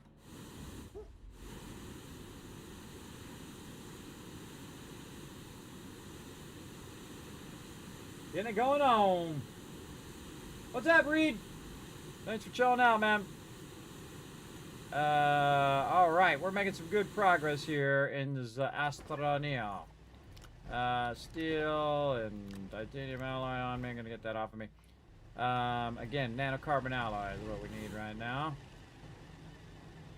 How we doing? All right, so we're gonna take this off, put that in there, and then we're gonna run these back in. I really got to get my stuff set up so I can control these a little better. Man, we're gonna end up with a ton of extra of that. So yeah, there we go. So, steel running out. And while we're waiting, we can grab the extra... Not the whole thing. Just the extra one, thank you. This. Like that. Do your thing. Alright, now, nanocarbon alloy over here. Just need one of them for right now. We can get that to print our larger containers. How we doing here? 271. All right, that's enough.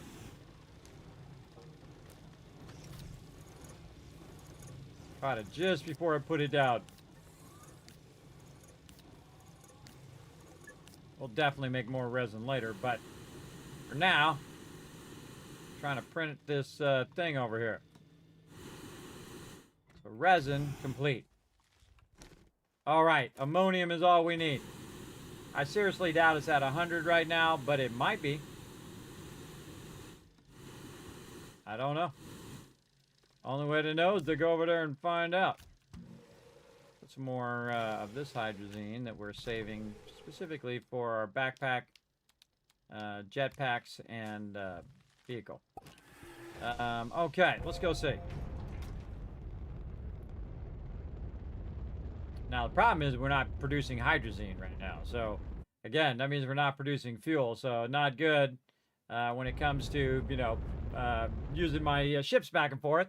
But I got a bunch of launches here, so we can go ahead and get this going and then go from there. And again, we'll widen this process out as well. So, it'll have it's collecting hydrazine, and then it's taking the hydrazine and it's putting it onto the next thing, and that's running out into the thing. And then if it fills up with hydrazine, it'll then backlog also the ammonium, which is what you want to do. But right now, we just need 100. Oh, 85. We're actually pretty close. Pretty close. All right, let that run a little longer. We'll come back. And again, I could go manually collect the other 15 or so. But hey, it's doing the job for me. I'm going to let it do the job for me.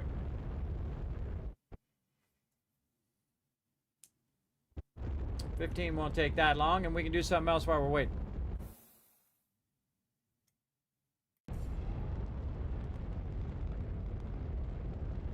wish I had 3 apiece there. Uh-oh. This is full. We need to start putting this away here.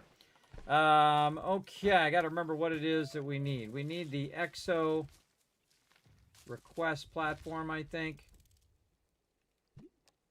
It's not the trade platform. I think it's the EXO. Resin and compound. So I happen to have some resin right here. I have a crazy ton of compound all over the place. And that is in the medium printer.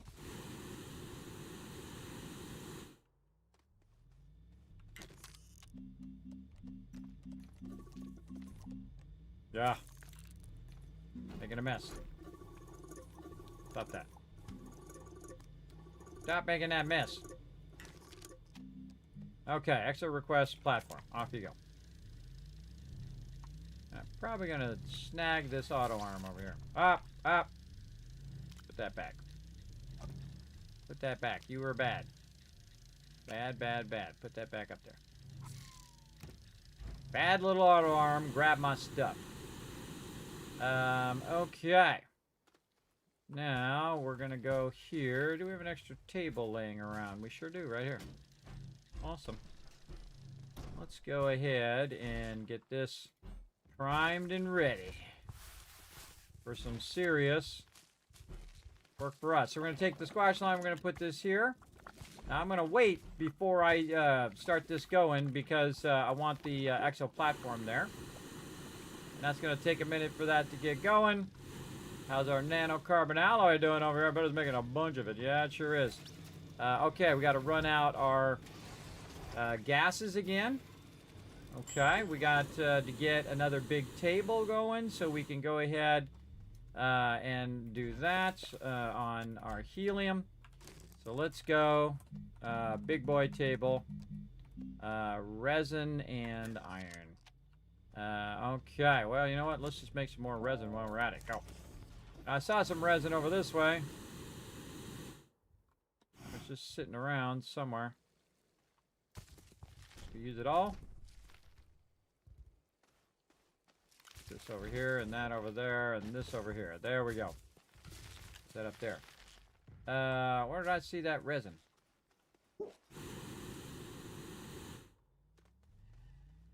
Just throwing around. Apparently I used it. Alright, used it. Alright, I'll make some more for us. How are we doing? Oh, this is ready.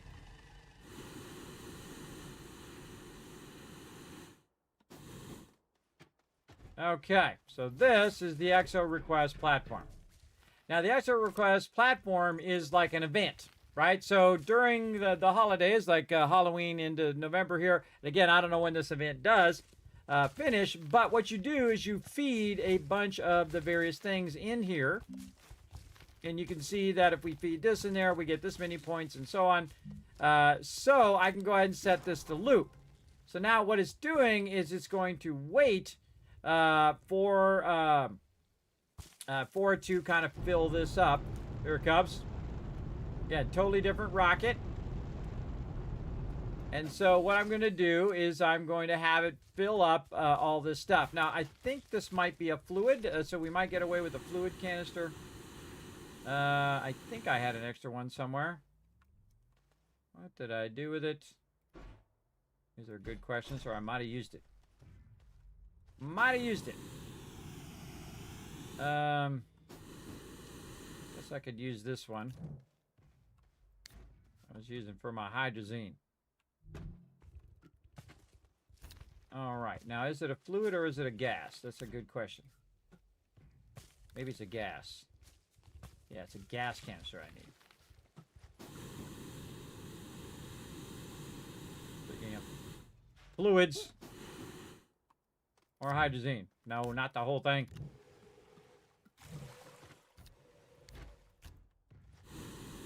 There we go. All right. Now, I know I got a gas canister over here somewhere that I'm probably not using. All right. That's got 27 of those in there. I don't want to deal with that.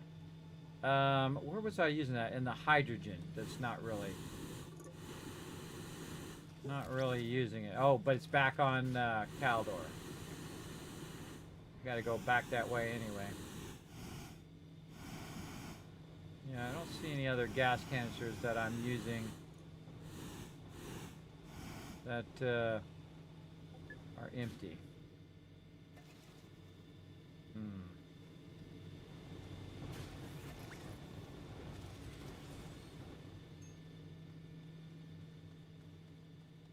Could have sworn I made an extra one somewhere. It's an RTG that belongs over there. This is a there it is. Okay. I believe this is a gas, and I didn't remember it until I saw the gas canister on the top there. It sure is. All right, awesome. Okay, so here's what we're gonna do.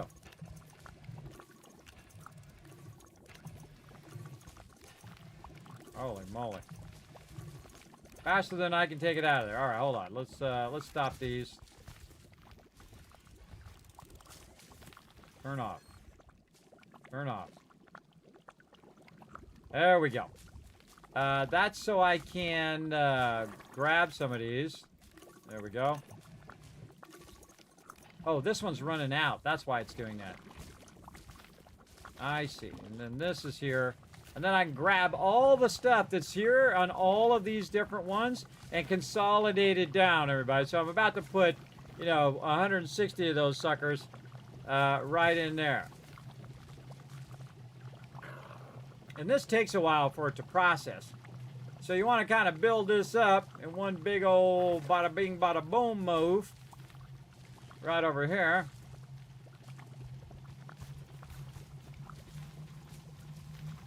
Alright, that sucker is full.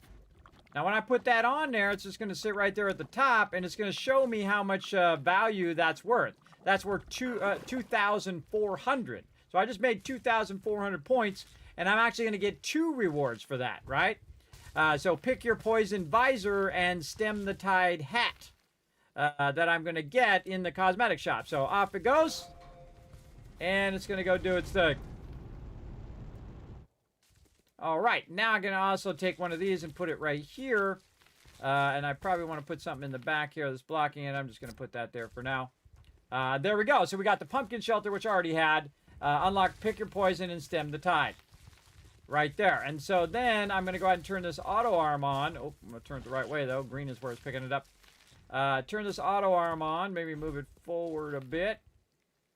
And lock it. So that as it processes this stuff, which we're going to go ahead and run through here, and run all this out. As it processes all of this, it will then automatically grab it and put it into the gas canister up here in theory. So let's see what happens once it's done processing.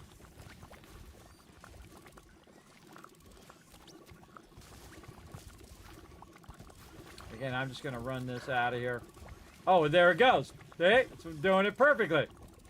So now we've automated not only the extraction, the growing of it, and then the picking up of it.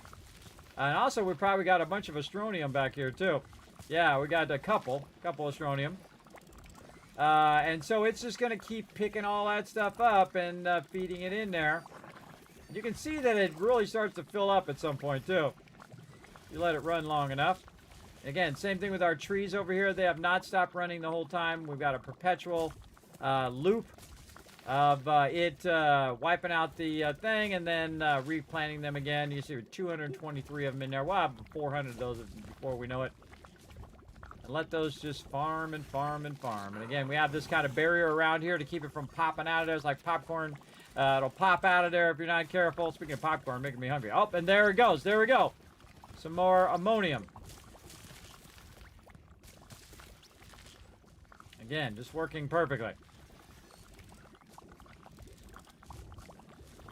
This will keep burning it up, and that will keep putting it in here until this is full. And I think your rewards are waiting for you to be claimed. Collect rewards before the end of the event. So I can go over here, I think it is, and collect those rewards. Yeah, special exo event. I get respawn and a leak. Let's get that. I like the leak. That's cool. This is from the guy who does the social media manager, everybody. He's always talking about leaks for Astroneer, and they actually added a leak to the game. That is cool. And then this right here is respawned. It looks like Kronos left some instructions. Do not turn it on and off and back again. Nuts. Good one, Frankie. Frank. All right, I don't know what that is, but I'm probably going to stick it in the museum when we get there. But I love the leak. That's cool. That's 100% awesome. If you don't know what a leek is, everybody, it's actually, I think it's a vegetable in real life. If you're not familiar with it. And I'm not much of a cook, everybody, but even I know what it is. Again, kind of a funny thing. All right, so now we finally got our canister going here. Let's go back over here and get this squared away. Okay, so I want to take our helium out of here and put it back over there. Then we want to go ahead and take this new one and we want to run these back in like this. I'll take our helium out of here for right now, put it in there. This is going to go back in. This is actually a lot of titanium. All right, so now we're going to, oh, I forgot to prime that first. We are going to go ahead and put our titanium in there, like so. And then we're going to use this over here to take this titanium alloy and run it in the big canister. So as you can see, everybody, we're scaling up the size of our canisters here so that it can produce more and then have more ready. So if this had 400 and 400 plus 400 of my gases, everybody, I can produce 400 nanocarbon alloy, which I have done many times. Absolutely. Many times. And we're going to go ahead and just feed this in here so it can pass that through out the other way and clean up our little bit of mess here.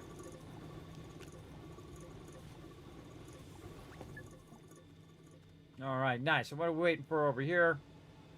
We can go ahead and take our graphene out of there. We're going to set this to input. I'll turn that off for a second. And we're going to get all the graphene out of here. Like this, because now we no longer have to have the graphene come over here to this side. There's some titanium in there.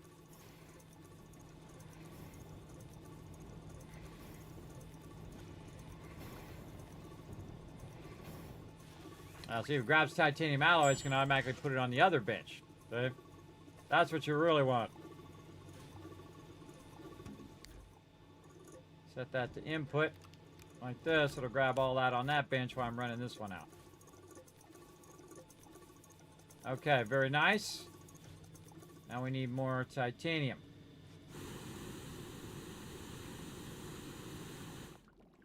What else are we waiting on? Ammonium, too. Titanium and ammonium. All right, let's do it.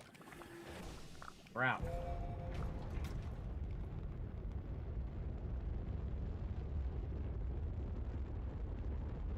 Oh, we were going to get our titanium to work. Hold on. Back we go. Look at before I go around the corner. We were going to get our ammonium. That's what I was doing. I was going to get my, not ammonium, but titanium working on the other one.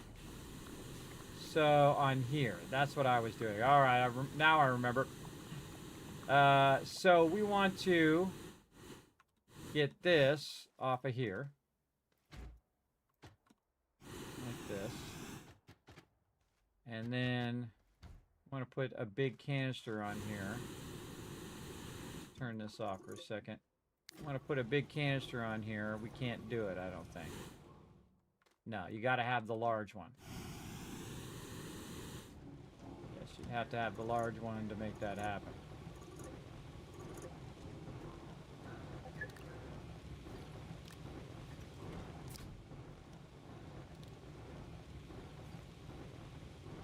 And we're out of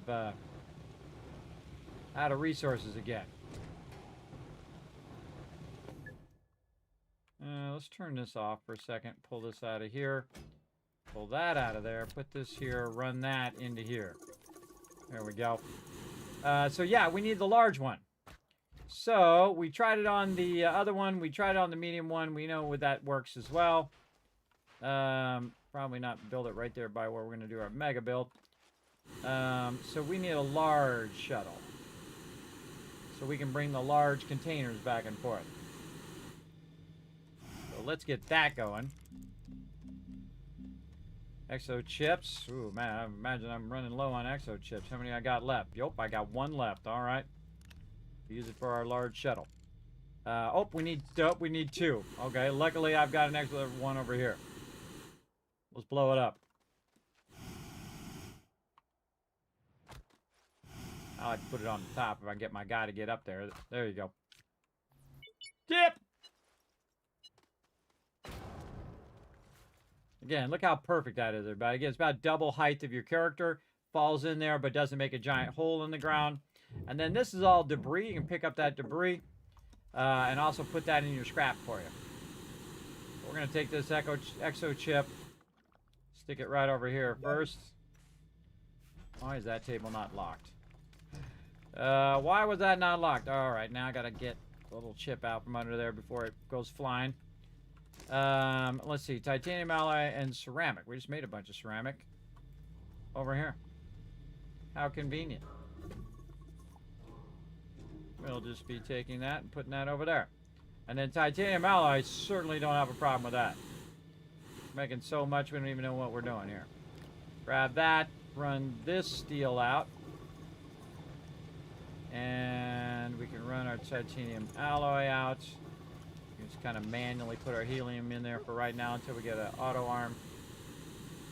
We're going to get this over here so we can make ourselves a big old ship while we're doing other things. All right, so there we go. We're going to let that run. Oop, I got exo chips on me.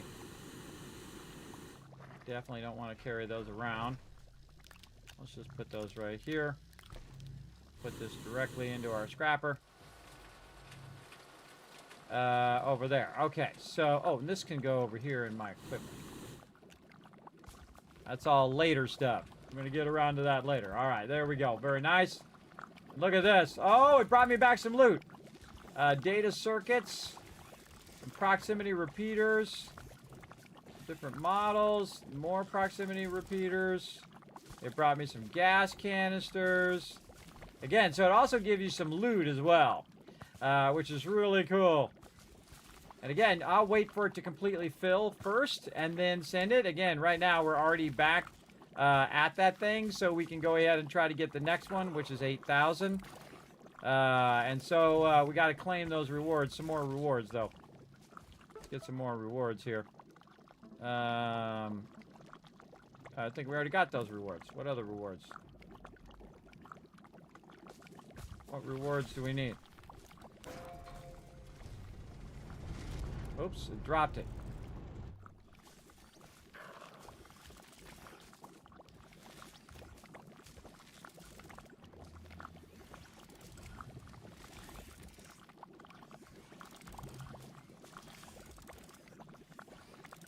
So it's going to go get some rewards and bring those rewards back. In the meantime, I'm just going to hold it there so I can put it in there.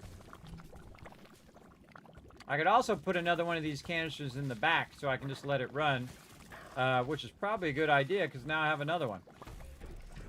It'll still feed it even if it's not on the table. We'll put this on the table so it doesn't end up there, and then we'll have another one here as a backup. All right, more stuff. Circuit data models. We've got terrain, narrow mod, soil canister.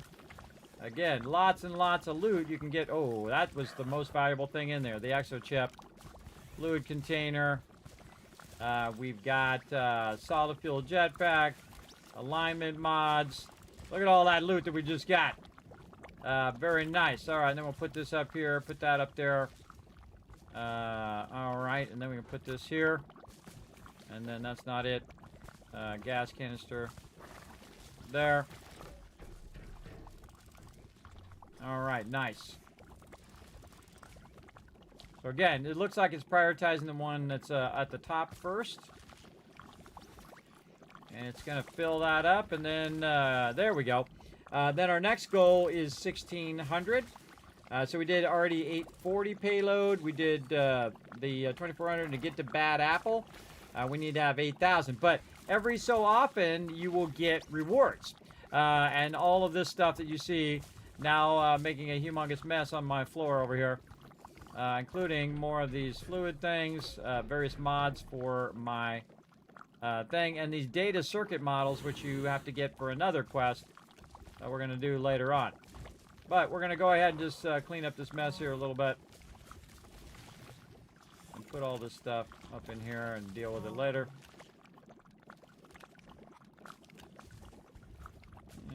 Another spot? Yeah. And then we got some room over here where we'll throw this stuff. Not this one. This one is the best one in there. Give me that. Because those you have to usually hunt down. Let's put it over here. We've got our large shuttle now.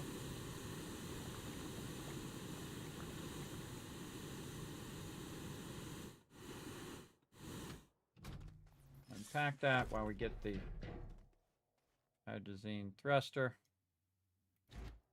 off of this one. And then we're going to go ahead and put it there, and it'll automatically go in there. Okay, whatever. So now this one is large enough for the big containers, right? So what we're going to do is see if this one's already set to Glacio. And maybe it's unload shuttle when it gets there. Right? When it gets to the other side, it's going to unload. Maybe I want to get to the other side and load the shuttle. Maybe it's the opposite way. Right? So go to Glacio, load the shuttle. Let's try that. And we're going to go ahead and put it on auto and see if that's what it is, that it's just set to load on that side. And so it's ready to launch. So load shuttle. It's red. Why is it red? Oh, I don't know how that got up there. Get off of there.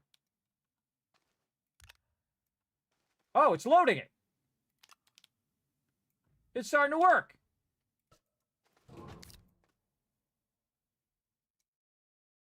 Okay. Apparently, that doesn't work with the smaller ones. Ah, see, I told you. You just stop working on it. You start working on something else, everybody, you'll figure it out. See, that's how I think it should work. If it's here, and you put it here, it should just auto-load it. Now it's working. I don't know. It wasn't working earlier. And now all of a sudden it just started working. Because that's how I would think it would work. That's weird that it didn't work before, though. And then this, same thing.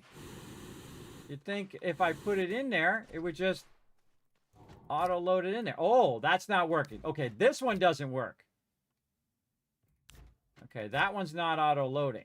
Because it doesn't consider that a cargo slot, I bet. I bet it doesn't consider that a cargo slot. Now, we put the medium there, it auto-loads. All right, now it's working. So it's a medium thing. So this shouldn't be loading, though. This should be unloading. So if we bring it here, it should go to... So now we know for sure which way it is, loading or unloading. And then we'll say unload. And then, oh, where'd it go? Hello?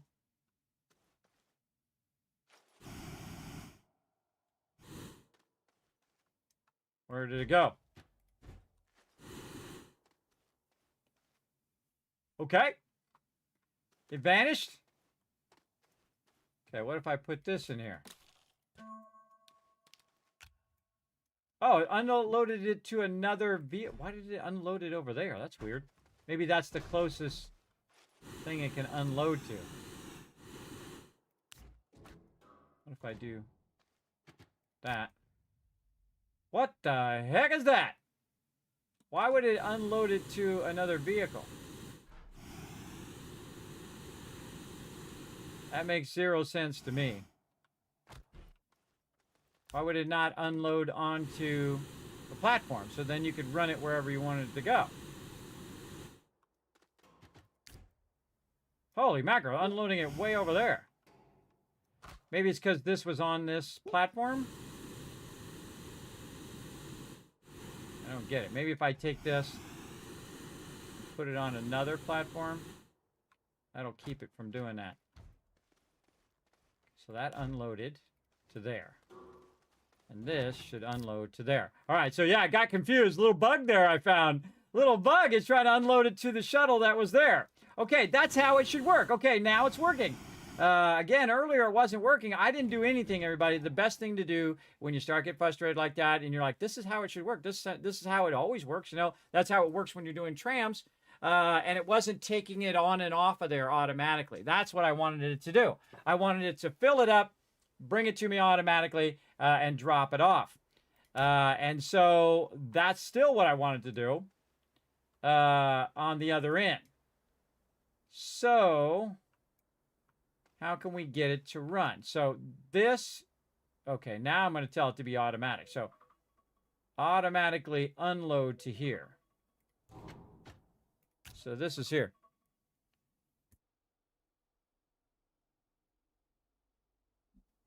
Alarm was going off trying to tell me that Kismet, it's you got a stream later tonight. Okay, so I'm going to go ahead and tell this to automatically unload. Okay, why am I using the small one? Get the small one out of there. Get over there. Get the big one. Okay. Off it goes. Okay. I'm going to tell it to automatically launch and unload. Okay, so it's unloaded. Okay, so again, I don't know why it suddenly started working in the proper way. It's also because the small shuttle doesn't do it. The small shuttle doesn't unload and load because of the thing. You got to have at least a medium shuttle, it looks like. Okay, so I think we might have got it working. Awesome. Because what I wanted to do is to unload and then the tram take it and then take it somewhere else and then offload it. And again, I feel like that's how it should work. And it does seem like it's working now. Again, I don't know what the heck it was doing. Which tier it's set to as well? Oh, really? Okay, well, we'll check that out. We'll check that out right now. Maybe the tier is set too high or something. Let's go ahead and get into here. Maybe I was fooling around with the tier thing, and that's why this side does not load. Let's go take a look. Yeah, that loaded that into there. Okay, so yeah, it worked. It went into the thing. Okay. This I'm just going to put over here for some manual launches if I want to. Okay, so this, well, this doesn't have a tier thing in here. It's in the tram one is the tier one, but maybe that affects this too. I don't know. Okay, so this is load shuttle. So if we have a bunch of resources over here, let's say this, it should automatically load it. Okay, now it's working. That's wild. Okay, and the great thing is, if we want to load this, now of course I would switch this to like this one over here, B, because that's where the thing is right there. So we would want to take this, load the tram, have the tram take it over to there, and then unload it. And then load it onto the vehicle. And then the vehicle should unload it. Now, I noticed that it unloaded the container. I would really prefer that it unloaded just the resources. So in theory, this should go into there. There we go. All right, now we got it working. Hey, I told you if we at least got this working, everybody, we got it good, right? Okay, so now load, automation mode, automatic. Subtle destination Sylvia. Go do your thing. Now, it should take off. Go to Sylvia. Drop that off. Come back. Grab some more. We'll see. Let's watch it and see if it does it. So the small shuttle does not work on here for running resources back and forth. The medium shuttle does, and then the large shuttle does as well. And maybe we just hadn't fooled around with the medium shuttle enough to figure out that it would run. So that did work. And I don't think I've adjusted the tier level of anything in here because there are various tiers. You can see this is a tier 1 station loading mode. I guess I could put it on all tiers. There we go. Just put it on all tiers and we don't have to worry about it.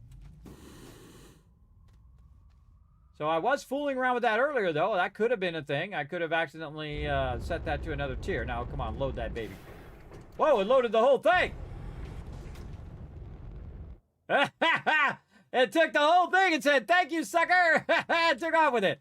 All right, we better turn that on manual, everybody. That's funny. I didn't realize it was going to grab the whole thing and take off with it. Because it grabbed just the resources before, but this time it grabbed all tiers of items. Which means it grabbed, that's why I set it on all tiers, so it actually grabbed all the stuff.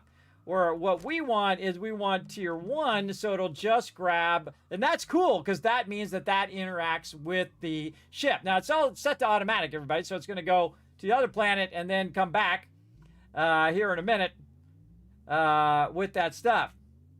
And I think on the other end, it might be set to tier 1. We'll see. We'll see what it does. So we're trying also a thing. And we did figure out how to manually launch it as well. You got to use a button repeater to this little function right here. Then you can manually launch the ship. Because there's no manual button anywhere. You have to use a button repeater that I found. All right, let's see if it makes it back. Maybe it might be stuck because it can't unload. That might be a thing, too. Okay, what was the other thing we're doing? Ammonium. We need to get some more hydrazine. All right, we're going to let and see if that works. If it ends up back here, we know it did it automatically. If not, then we'll have to go back to Sylvia and get it going there. But we need our ammonium right now so we can build our cool little biodome that we're going to try to build here. Get that going on. Again, this MEGATECH is awesome, everybody. And that's how I should think it works. But I just didn't realize that it doesn't work on the small shuttle. That was the biggest hurdle to get over. Okay, the small shuttle is what it doesn't work on. Medium and large only. And it'd be nice if you put when you put the small shuttle on there, it says loading and unloading doesn't work on the small shuttle. That would be a great little tip to have when you put it on there. It will warn you of that issue. Oh, I did not go get the ammonium. My bad. It's still there. It's still there, so it's having trouble unloading. Okay, well, I wasn't sure that the rail interacted with that thing, and now we know. Ammonium is at Caldor.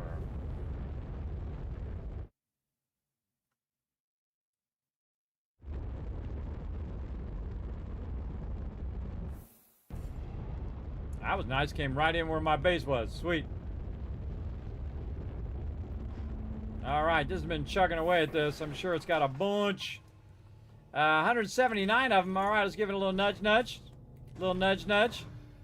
And then over here. Little nudge, nudge. There we go. And that's going to collect 200 more. All right, get that out of there. We got what we need. Stick it up in the ship, even though my thing does not want to zoom out for some reason. There we go. Sticking it up in the thing there. And we did not bring back a canister. My bad. My bad. All right, did we turn this back on? It's already still on.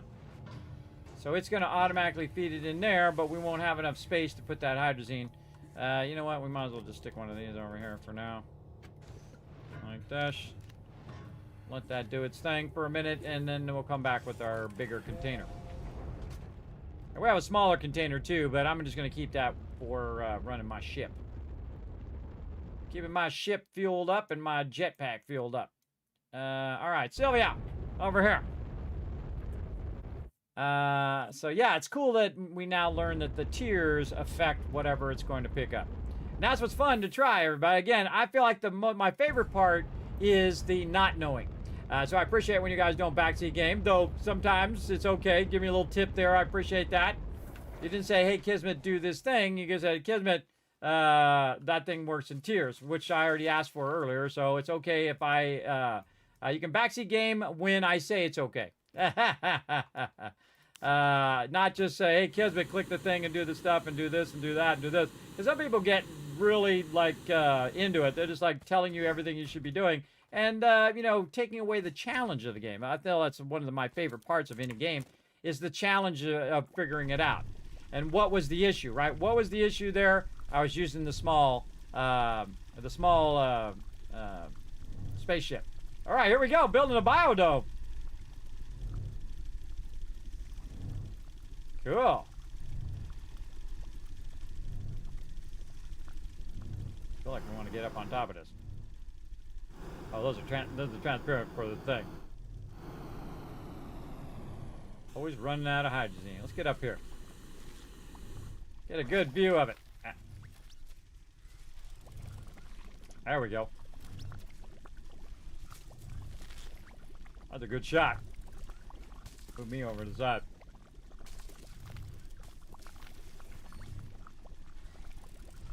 Struggling with power? No, it has plenty of power. Just takes a minute. It's a flying 3D printer. Imagine that in real life, everybody. How awesome that would be. Unless it ran into somebody, that'd be bad. But they're working on that right now, everybody, where they can 3D print houses and stuff. Really brilliant. Brilliant stuff. And again, you got to take the first step before you can take the second step, the third one, and so on. So they'll have it where, you know, this really rudimentary now, and then I'll get it more and more advanced, just like 3D printers have gotten, right? Some of those 3D printers can print different colors at the same time, and they can switch back and forth, and really do amazing, amazing prints, everybody. Really amazing stuff. That you'd be hard-pressed to do by hand, for sure. 3D printers are awesome.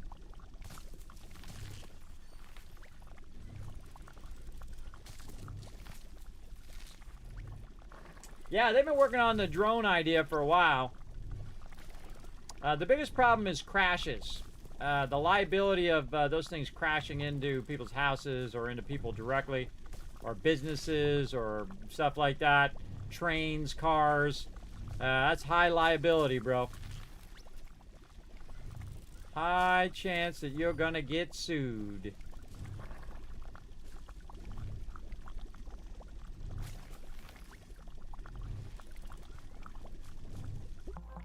Hey, there we go. Print the Bio 1, Stage 1.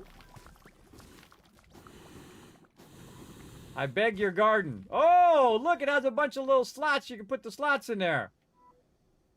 Draws 10 power while active. All right, we need some power. Does it have power? See, the thing is, I never know if it has power at any given time. So, we'll just run some more of these babies. You think this would automatically connect to that, but I guess not. You'd think. Let's go ahead and do it. But it doesn't, by the way. It doesn't automatically have power through this thing, just so you know. Again, we're just going to stretch that out. Not like that. I think it's bubbling over there. And then we're going to make this so it's bi-directional. Try to sneak this under here, and hopefully it's long enough. Let's see. And winner, chicken dinner. All right, nice. Okay, draws 10 power when active. Now we can go ahead and go from, and this is why I didn't go through and set up all the processes of all my stuff, everybody, because I heard that there was a biodome and it's like a garden. So as you can see over here, everybody, it is automatically collecting this and really backlogging a crazy ton of it right now. And also loading it into my exocache for me automatically. Same thing over here. See these trees? These trees are just auto-running. And that's because you're using two proximity repeaters that are causing the other one to go. It's basically pressing the start button over and over and over and over again. And it will just keep looping as many times you want to do. So we created a couple loops. And then over here, of course, we have 287 of those. And we only put down a couple. We started with a few, like a little square of a bunch of them. And then it did all the rest of them for us. So, over here, of course, we have some of our stuff that we have backlogged for this very moment. Okay. Totally not what I was trying to do. to get our cactus seed and run it over here and see if we can take one and turn it into 2, into 3, into 4, and etc. Need more hydrazine. I'm gonna go over here and I'm gonna put one on here and let's see what happens. Plant seed in the biodome. All right, so there it goes. We'll let it grow. All right, we're gonna let that grow. Man, we're getting a bunch of rewards too. Let's go check our rewards. We're getting our biodome going. Feel like I'm gonna make a bunch of those too. All right, rewards. What do we get? Power extenders. Oh, wow. Thank you. That's hilarious. That's a real sucky reward, but whatever. Print the museum stage 1 package. So apparently there's different stages. Plant a seed, harvest a plant before it wilts. Print biodome stage 2 package. How do I do a stage 2? Oh, I wonder if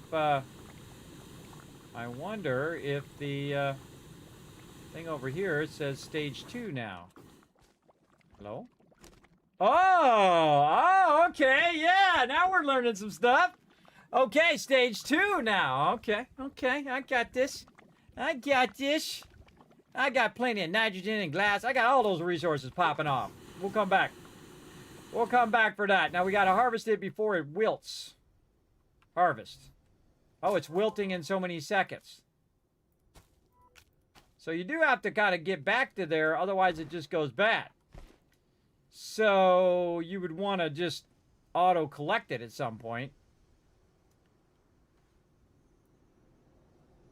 Oh, and it tells you how long until it's fully grown. That's cool. Does that happen when you put it on the ground? Did they add that? I don't remember that being in the game. Normally you just gotta wait for it. Let's go get me some more hydrazine. There we go. Does it actually say that when you put it in the ground? No. Maybe when you plant it. I don't know. Let's get something else. What else we got? We got some bovine seeds. Grab me one of those out of there.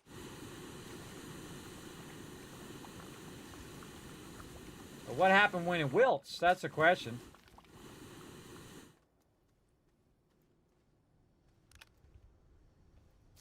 Oh, you can't put a seed like that. Wilting in 60 seconds. Peak yield time is now. This one does not go in there. Because this is one of those seeds that you can't just hold down F and grab it. So I was wondering if that was going to be a thing. Oh, that's not it. This way. Now we know. Okay, put that back over there. Which one of these can we just grab? Can't grab that one. Harmless flora there we can grab. Can't grab the pop coral. We can grab the balloon one. So let's take the balloon one. Run that back in. Oh, just grab one of them. There we go.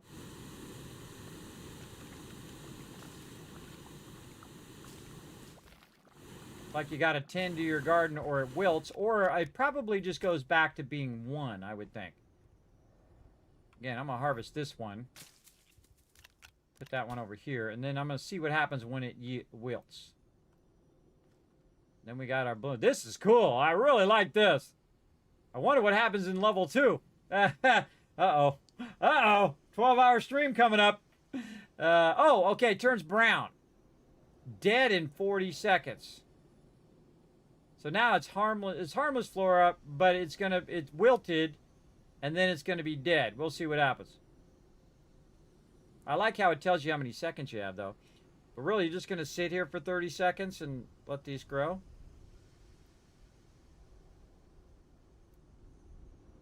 Because you have to sit here, then double it again, and then double again, double again, double again, and then collect it all. I would definitely have like a table in here, grabbing it with the auto arm. And maybe a button repeater to collect it.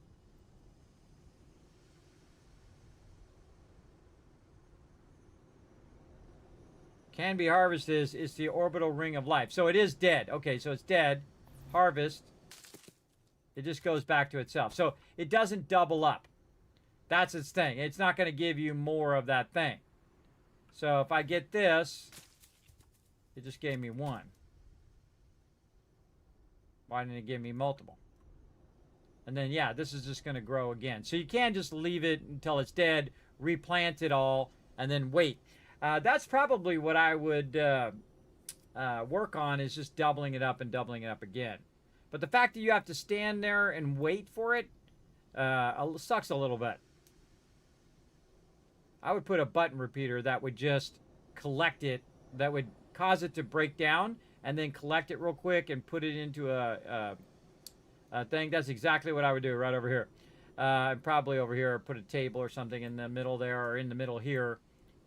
Maybe like one of those little central rounded things that would just automatically pick it and put it into there.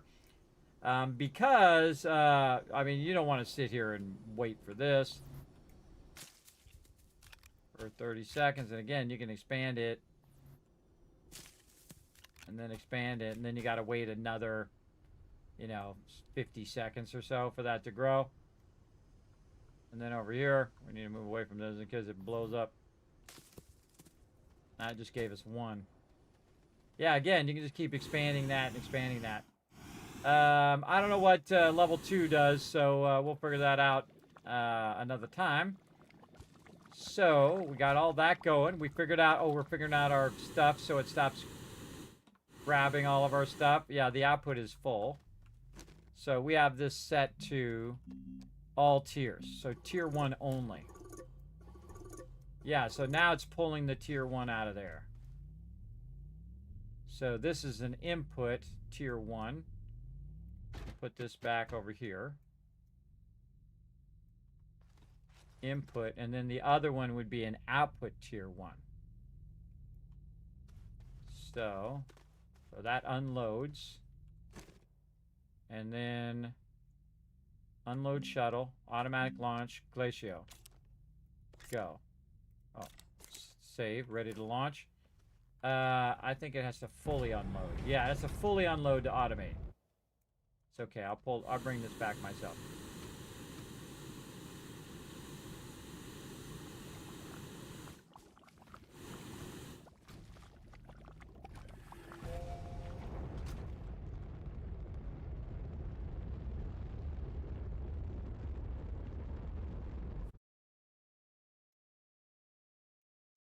So yeah, there's a bit of trickiness there where does it unload the container? Does it unload the resource? So yeah, when I was fooling around with that tier stuff, it might be the issue. So we're gonna go ahead and see if we can get going here.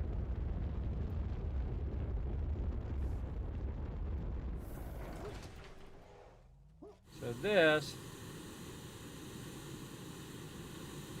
back here, and it needs to load. We need a container. What happens if we put this on here?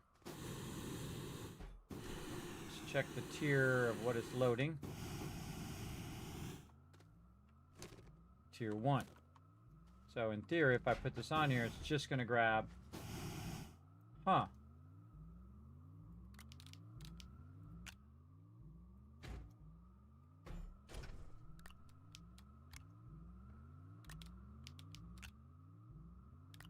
The RTG, so it considers RTGs tier 1. So I thought it would just grab the resources, but it doesn't. It grabs tier 1 items of any type. So you could, in theory, be making RTG somewhere and it'll pick it up and take your RTGs wherever you need them, which is pretty cool. So it's not just limited to resources. But how do you'd want to put a canister on there. Hold on, let's put this here. And you'd want to put a canister on there that could collect the resources. Say this one. And it would load it in there, even if it was set to output. I guess the setting, what setting it is, wouldn't matter.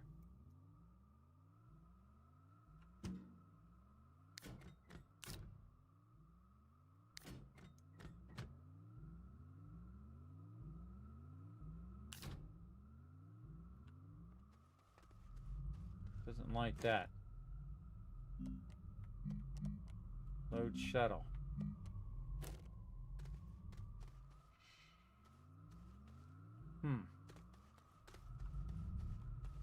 So let's set this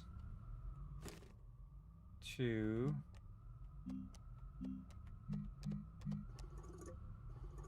unload shuttle.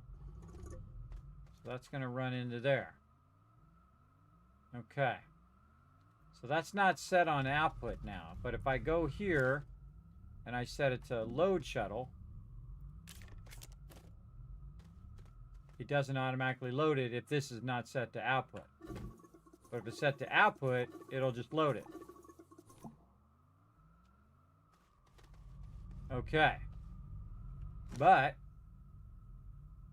how do you get it to load?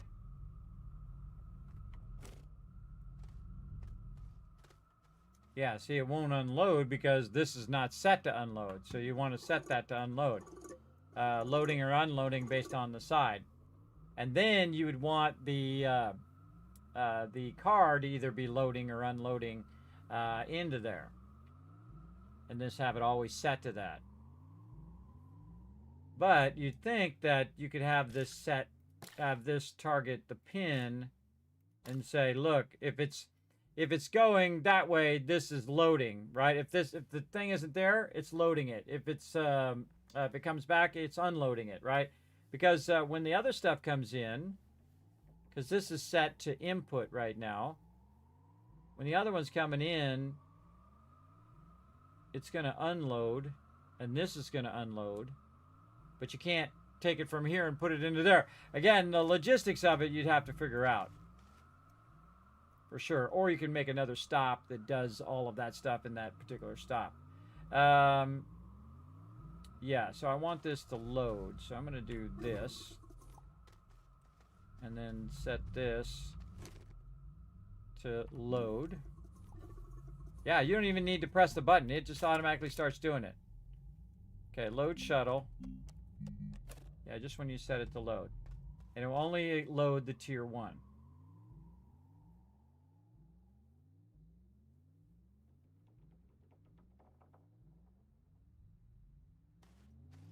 Yeah, I like that. Okay, that I can do. That I can set up. And then we'll automate it. So, it's automatic launch. Go.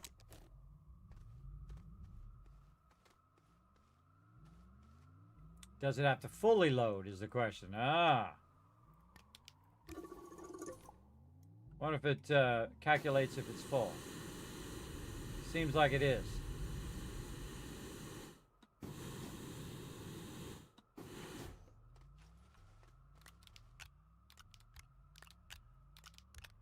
Put my auto arm back over there.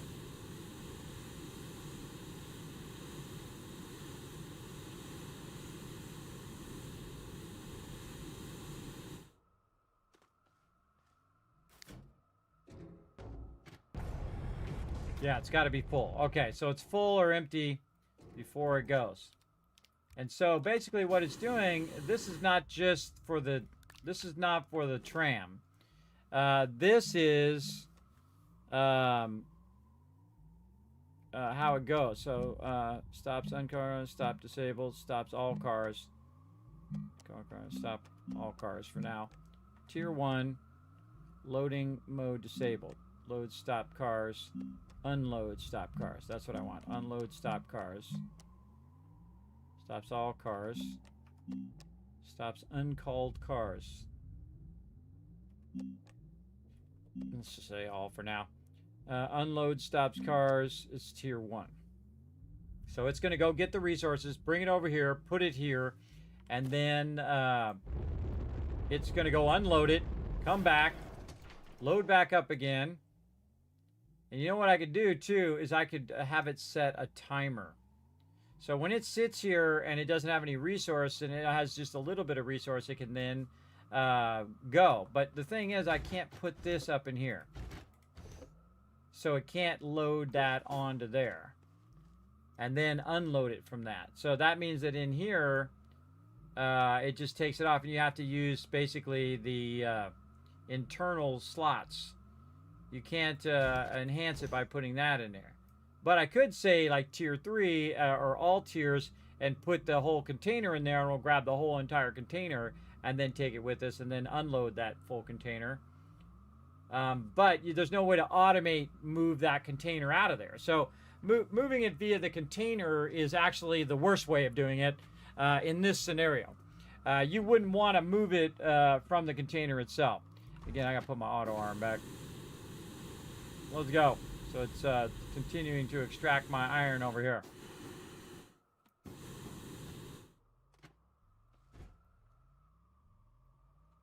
Put our power back too.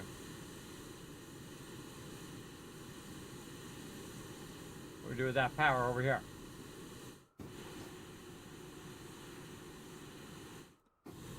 Always running out of hydrogen.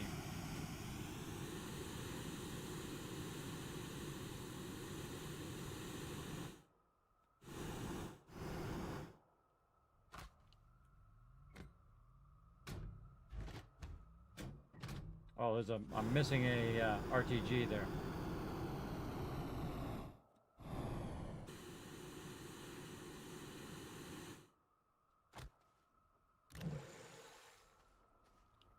Gotta bring another RTG back. Do I have an extra one somewhere? I don't think I left any extras. That one's 3, yeah.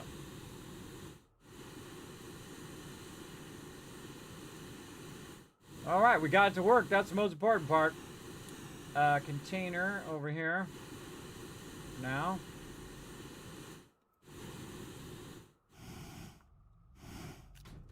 This is the wrong way.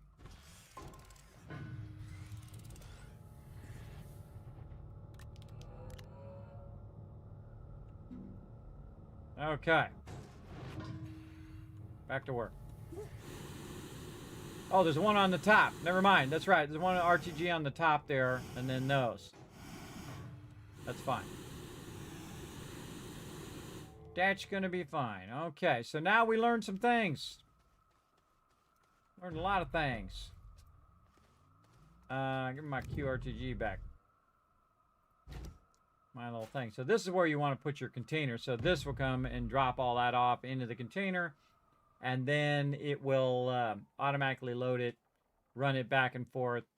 Again, we got to get our trams going for that, I believe. So we got that figured out. What else do we got time for? We got to go drop off our container at Caldor. Oh, titanium. We didn't bring a replacement canister again. Totally forgot again. It happens. Ooh, bounced off of there. We gotta do a little nudge over here anyway. Nudgy nudge. Really gotta find a better titanium spot. We'll get it going. We'll get our rails going. Give me that. Pick it up.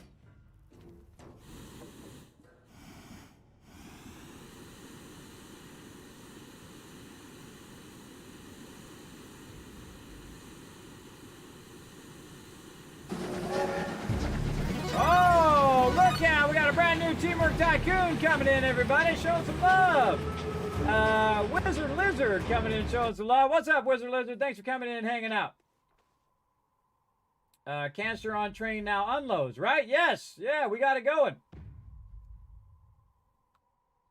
Amazon, yeah, reverting to drones. Hey, Foggy, what's up, Foggy? How you doing? Canister on train unloads. Yes.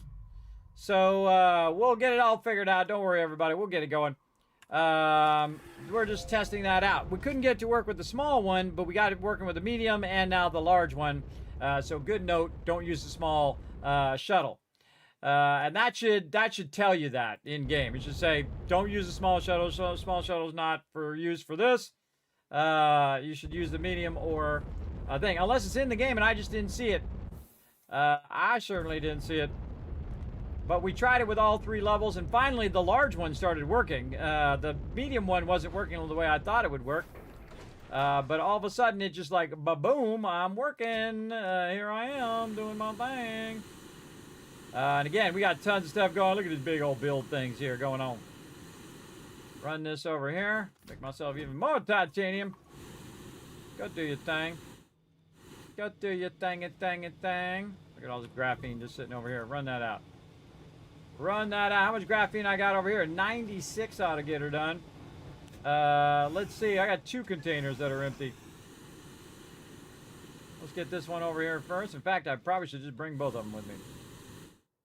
Put that right there. Appropriately got some hydrazine sitting up there. What I got on me? Get that over me. Get that extra. Hydrazine. There we go. Probably should check our little exo thing. It might be full.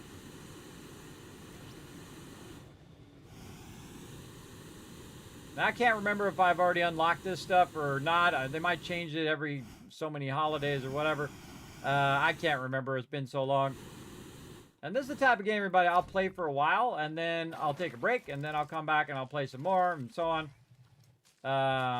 This should go right up here. Right there. All right, let's do it. Bingo! Now again, while that's gone, everybody, you can have these fill up these ones over here while it's gone just to keep the momentum going, or you can just take it out of there. What I do is I put a canister on there that doesn't collect anything like this. And then I can always put this back over here, run this out, and then it will automatically take all of that out of there and put it on the one that's on the thing. Look at it go. Holy mackerel, there's a bunch in there. A bunch of them in there. Now, it's going to come back, and it's going to have a bunch of rando loot on there. Now, you might want to put an auto arm on there that just grabs all the rando loot as well. Because now you got a bunch of random stuff you got to pull out of there. Sometimes that's what I'll do. I'll just get an auto arm that just pulls all this stuff off. And I'll turn this other auto arm off while that's happening. Look at this rando stuff. All right, what's this? Solid fuel jump jets. Anything good in there? Probably research sample, best thing out of that. We'll just throw it over here, let it do some more research. Now, I've done hundreds of thousands of research, everybody. Showed you how to do perpetual power at the very beginning of the game, as well as unlimited research that auto does it for you. Very much along the same lines as this. Everybody just have an auto arm grabbing those plants, and then have the plants will regrow automatically, and then you can just keep feeding it in there. Even though it's only like 30, everybody, it's like a drop of water, everybody. You have a drop of water, it drops. And then another one drops. And then it just drop.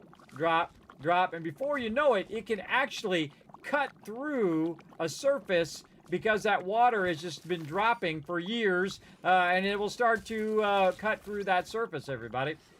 High pressure water is like a laser, everybody. It'll zip right through stuff. It's all about time and pressure. For sure. Oh, man, it's on the ball over here. Look at it go. Look at it go. Load that up. All right, that's going to do that for me. I'm going to just leave all that junk laying around. Deal with it later, because we got things to do. We got our, we got to put our hydrazine back up and running. Let's go. That's the next thing I'm going to do, everybody. Make a trade platform for my hydrazine, so I don't have to run over here and grab it anymore. Kind of sucks that you can't put it in big canisters, though. But we'll get it figured out. We'll get it figured out over time. Howdy, howdy. Yeah, well, howdy. Thank you for that sub love. Look at that love for you in the chat. Look at that. Peter showing you some love. For hitting that sub button. Greatly appreciate it. And again, this game is super fun, everybody. I'm massively addicted to this game. I played it for, I don't know, 1,000 or 2 hours. I can't even remember now. Let's see. What are we at? Find it in my library. Try not to miss my landing spot here. I'm up to 1,101 hours. That's kind of a weird number. 1,101.1, by the way. There it is. 1,001,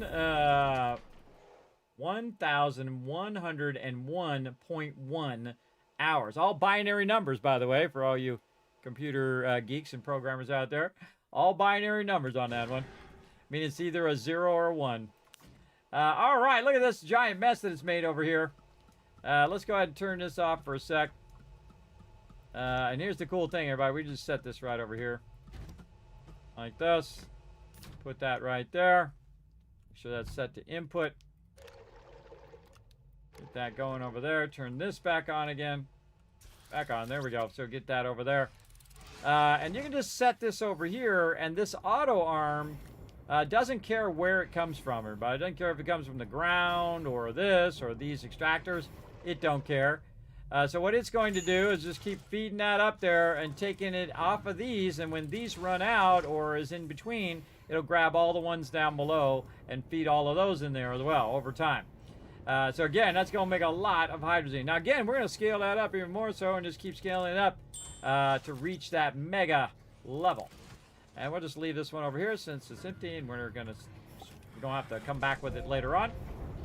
We'll just grab the other one and take it back with us when it's filled up. All right, again, long stream, everybody, long stream going on here.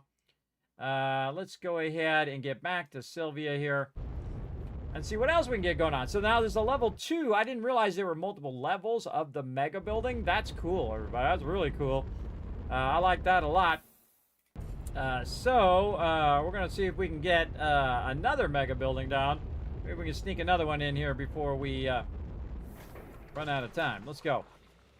What do we got? Mega buildings.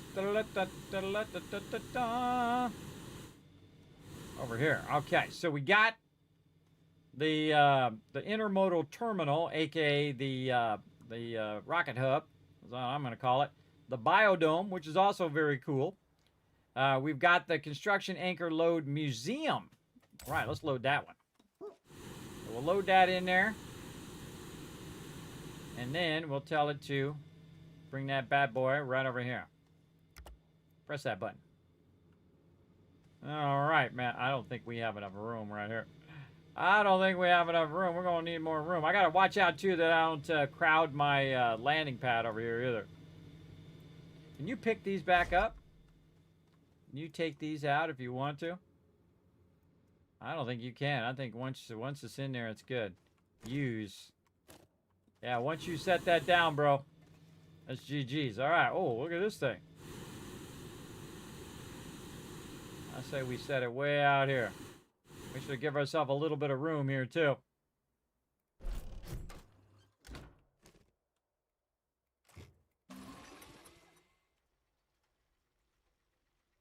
Looks like a little face.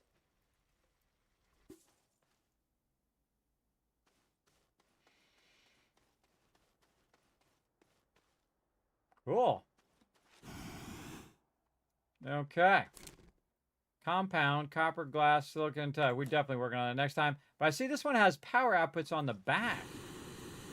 Oh, this would be a great central part of the base because it's got power on all sides. Really like that about that. This doesn't. This doesn't have any other power connectors or anything like that around it other than these long edges. I would like them to be right here too. But they got them on the long edge, so at least it does somewhat. But this is really nice to have it rounded. Yeah, and if you let your stuff go too long, you can just come over here, reharvest it, put it back down again. Then you only get the one. And if you want to sit there and wait for it, you're good. I'm not going to. I'm not going to. Okay, so now we got that, and we have to get a bunch of materials that we can use to build that. And then a bunch of materials to get our dome to level 2. So that's cool. I seriously doubt I have this many materials laying around. Let's just write it down so we can remember for next time. Museum Stage 1. And then we want to go ahead and label that other one Biodome Stage 1. I didn't realize it had stages. That's cool. So 300 compound. Already got it. Already have it. 50 copper. Seriously doubt it. 50 copper, 50 glass, 15 silicon. Definitely don't have that.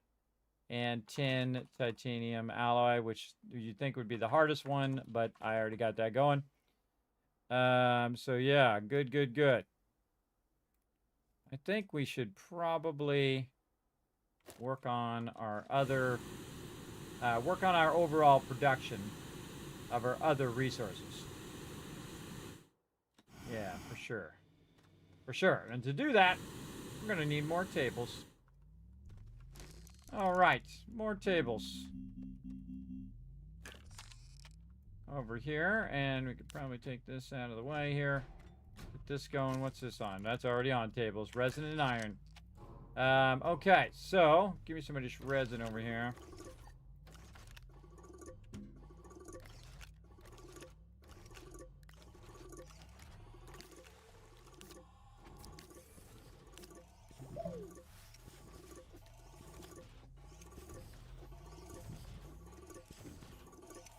Wow, we actually used up the bulk of our canisters that were here, too. Notice that I don't have too many left? It's pretty cool. Resin and iron is what we need. That up there. Not there. Not there, down there. Resin, titanium. Alright, titanium, we'll put it up there. Where is our iron? There's one right here. Any other iron just sitting here? No. About over here. Yeah, we got a few on the ground here.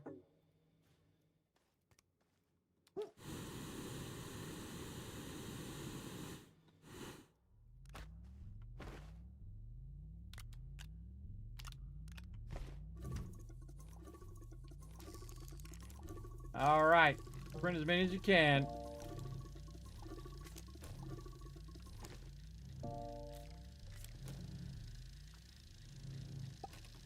Vehicle out of there. Awesome parking. You don't want to leave it like that, but it starts to go da da da da da da da. It goes flying.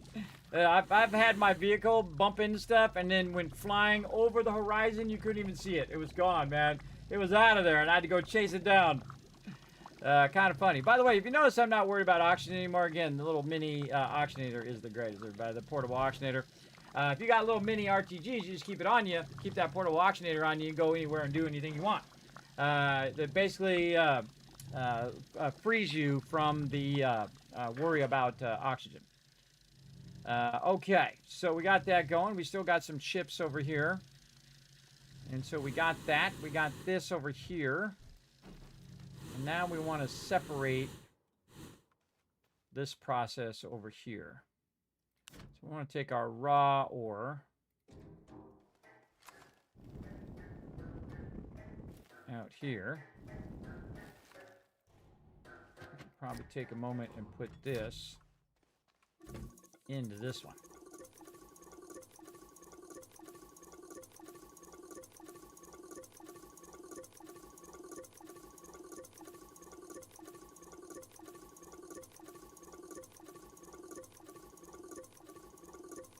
Now what I want to do is create a pass-through of my resources so that they can come through and then go into this and then go into the next one, which is a pass-through, which will go through and make nanocarbon alloy, which is what I wanted to do. Oh, I've made 19 over here. It's waiting on hydrogen. Oh, I never made the auto arm for that. I knew there was something I needed to do. Oh, get some graphite. That's what I need to do. Right over here. Ah, I'm putting that in my inventory. Every time I swing by that thing, it puts it in my inventory. Oh god, that thing's full again. It's full again. This one's already pretty much full, but yeah, we'll go. Put that over there. Yeah, get the one out of my inventory in there too. Alright, over here. We are making another auto arm.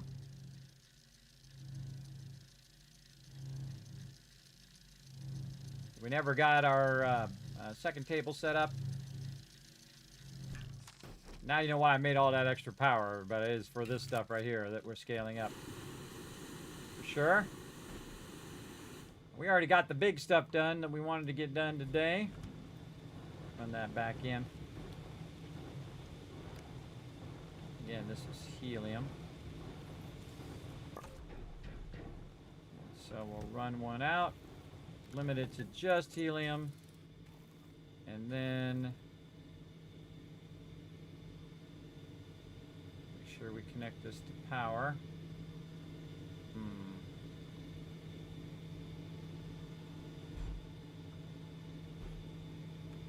right there. Take this out. Put this here.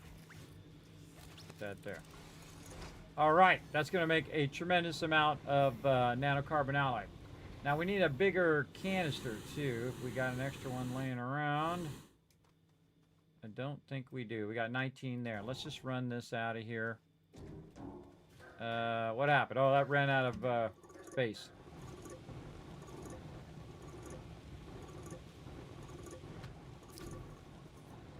All right, run that in. Grab an empty canister. Get this before it puts another one down. Ow, you little. Too late.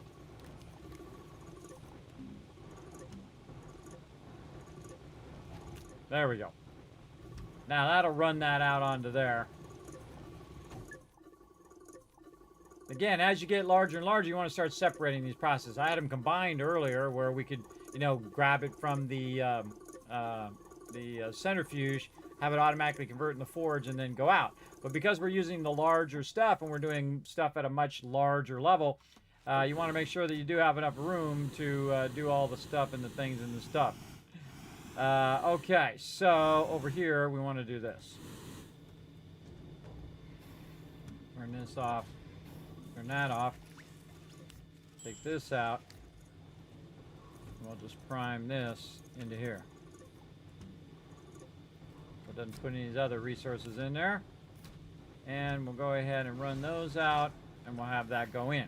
Now it's got plenty of room to hold that nanocarbon alloy right over there, and eventually we'll have like 400 of it over there. I'll put that right up on the top there. We got ourselves another table. We want to go ahead and split our processes over here. Right here. These auto arms add up, everybody. They really do. I'll pull that out of there so it didn't cause it to go flying. And then this is the raw resource over here. Now, it just conveniently happens that the raw resource is where I'm going to bring the iron is right here. So we want to get that iron up in here and then have it just automatically going into the resource container, and then it's going to automatically convert it, and then it's going to automatically put it on the next table as steel. And so now we're just going to pull these out of here, and we're going to see if we can get some other stuff going. What are we missing over here? Iron. Okay, well, cool. That's what we want to make. We want to make a bunch of iron. Now, I can make steel later, but what I really need right now is iron. So let's turn that back on. So we'll get that primed. And I don't have any big containers because I need iron to make tables to make big containers. And we need more of our gas there as well. All right, there's our first one. All right, it's already through. Then we'll run the rest of that.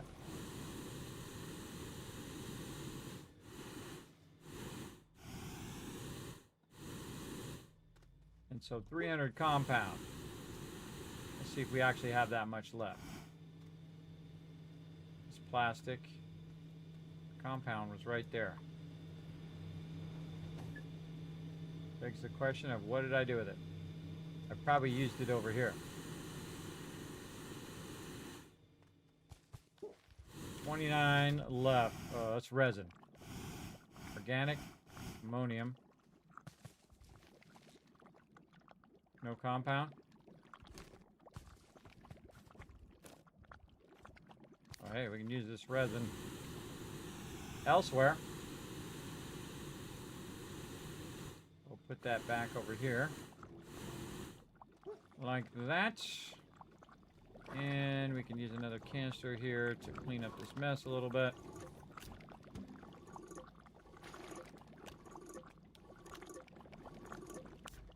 Nice. And then all that out of there, this to here, resin into there. Okay. Then got another thing of organic here. Man, we got a lot of ones of organic. Yeah, we have 3 large canisters of organic running. Sweet.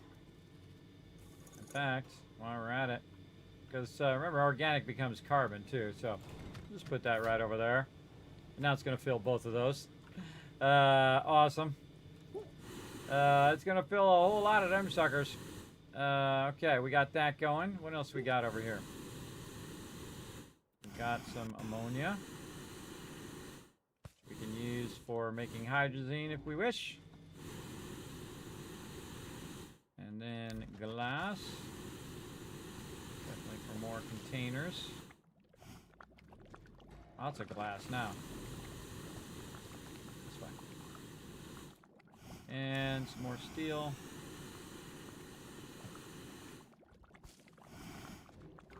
And we want to organize all that. And I'll make a big old sorter that sorts this eventually. And puts it where it goes. Automatically. Okay, nice. Let's see. So we got that done. All that's looking good. We got our another table here. Auto arm again. Really want to go ahead and grab myself some of this graphite over here.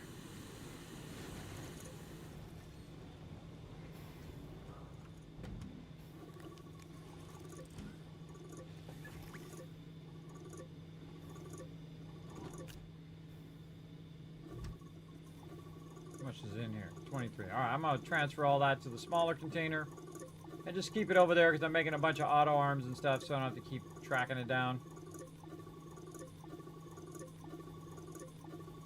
And that's going to empty this container, and then I can go and try this one out with the graphite container. That's currently probably full of graphite. Hello. What's up, bro? Hello. What's up, Brunine? Thanks for coming in and hanging out, bro. As you can see, we're doing some mega stuff, everybody. We're having a mega stream right now. It's a long stream. We're having fun playing some Astroneer, and we are just unlocking all the secrets of MEGATECH today. Very fun. We need to get ourselves some more aluminum. Let's go.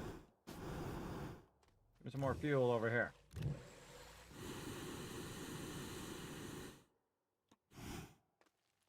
Whee! I love the sliding, everybody. Again, doesn't cost any fuel to slide. Alright, how are we looking over here? Oh, man, that sucker's full. Alright, nice. Give it a little bump. Take this. Be out. Yeah, and you can just see constantly I need bigger containers. I need more containers. I need more containers. I need more containers. Now, I can just sit here and do a whole bunch of containers and do a whole bunch of stuff. But I kind of mix it up a bit, right? So I'm doing a little bit of this, a little bit of that, and just figuring out what my priorities are in the moment. And then rocking and rolling it, because that's efficient. I'm very, very efficient in what I do. All right, let's go ahead and do this. And we're going to run one of those. Then we're going to see if we actually have any containers left, which is pretty wild. A lot of this stuff needs to be consolidated down. I might have some steel or something over here that can... there's some compound right there. And again, we probably can go ahead and eliminate all of this now. Out of here. Take all this out. We'll just leave that there just to connect our power. Okay, we need to consolidate all of this. So this is over here, nanocarbon alloy. We need that for some stuff. Got some empties up there. Like so. Very nice. Look at that. We're going to have a big old 400 thing of nanocarbon alloy here in a bit. We got another table that we can use, which again, to extend our... split up our different processes as well. Oh, I need the container here or over here.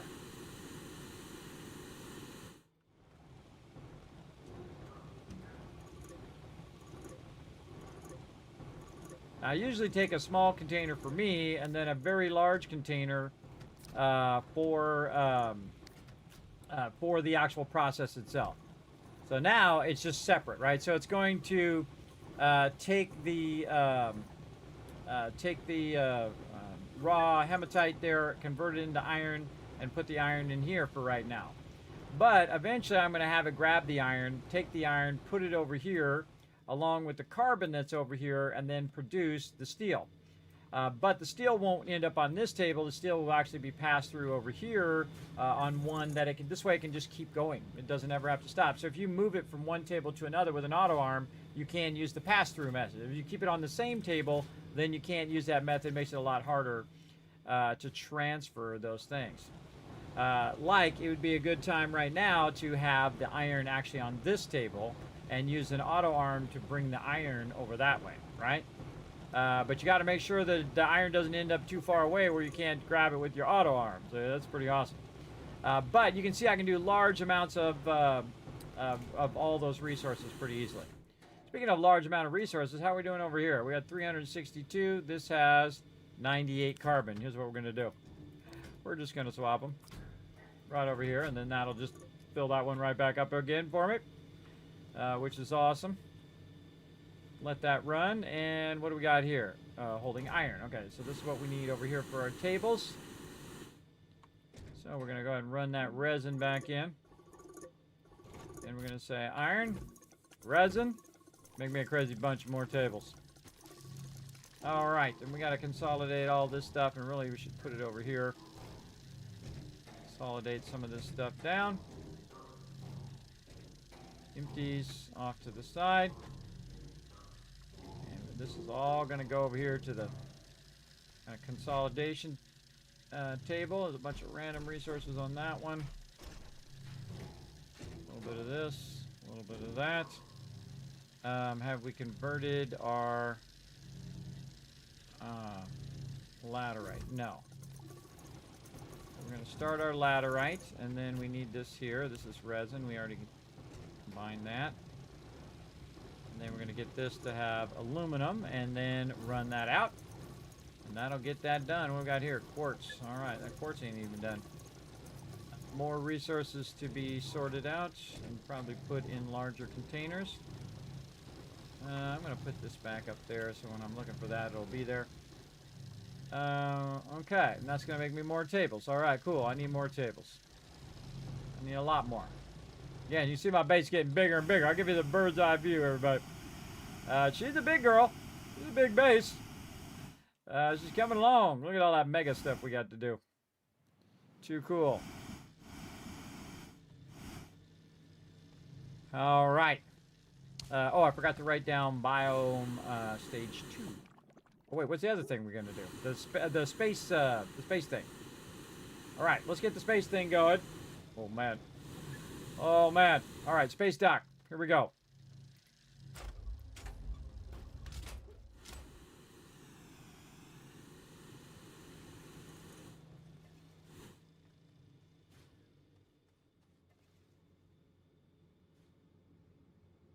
Oh, it doesn't do anything. Okay.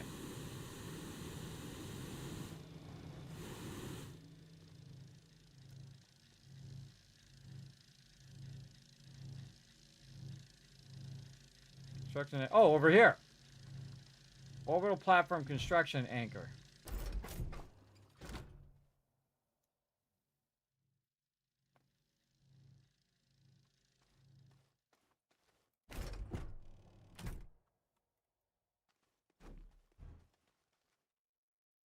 Whoa, okay. I want to move this out just a little bit. Kind of going into the ground there, too.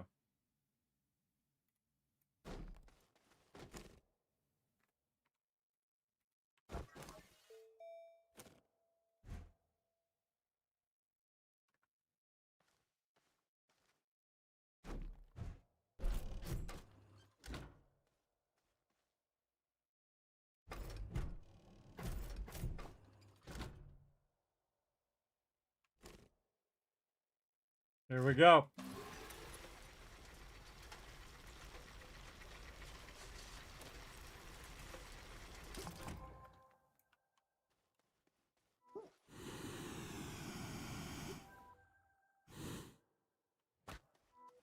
It's in the ground.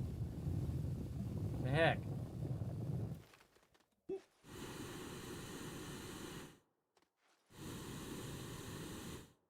I don't like that.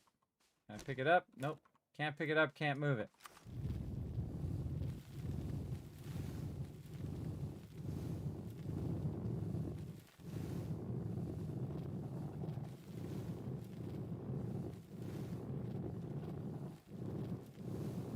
And not that it's not going to just, you know, go up into space anyway, I have a feeling.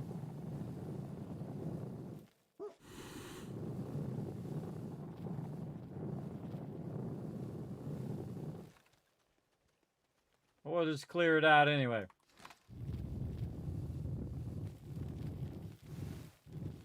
You know, why wouldn't it automatically flatten that out? I don't know. All right, let's write this down too. Let's see. Orbital. Oh, there's different stages of the orbital platform too. Orbital platform stage 1 package. 250 resin. 50 alloy. 50 titanium. 20 steel. 10 silicon. Silicone. Oh, that's all doable. All right, cool. So we've launched all the MEGATECH, everybody. We got all the MEGATECH going. So pretty cool so far. Really digging it. Now, what we need to do is we need to get our resources pumping. We need to be pumping out hundreds and hundreds of resources. And that's what we're going to work on right now for a few minutes. And then we got to go rest up because we're going to come back, play some 7 Days to Die with my crew. So we need to go over here and start some more processes along the line here. And I'm just going to put it right over here. Okay. Put another one right here, and we're going to lock that, put this right here. We're going to grab that other chemistry lab right here.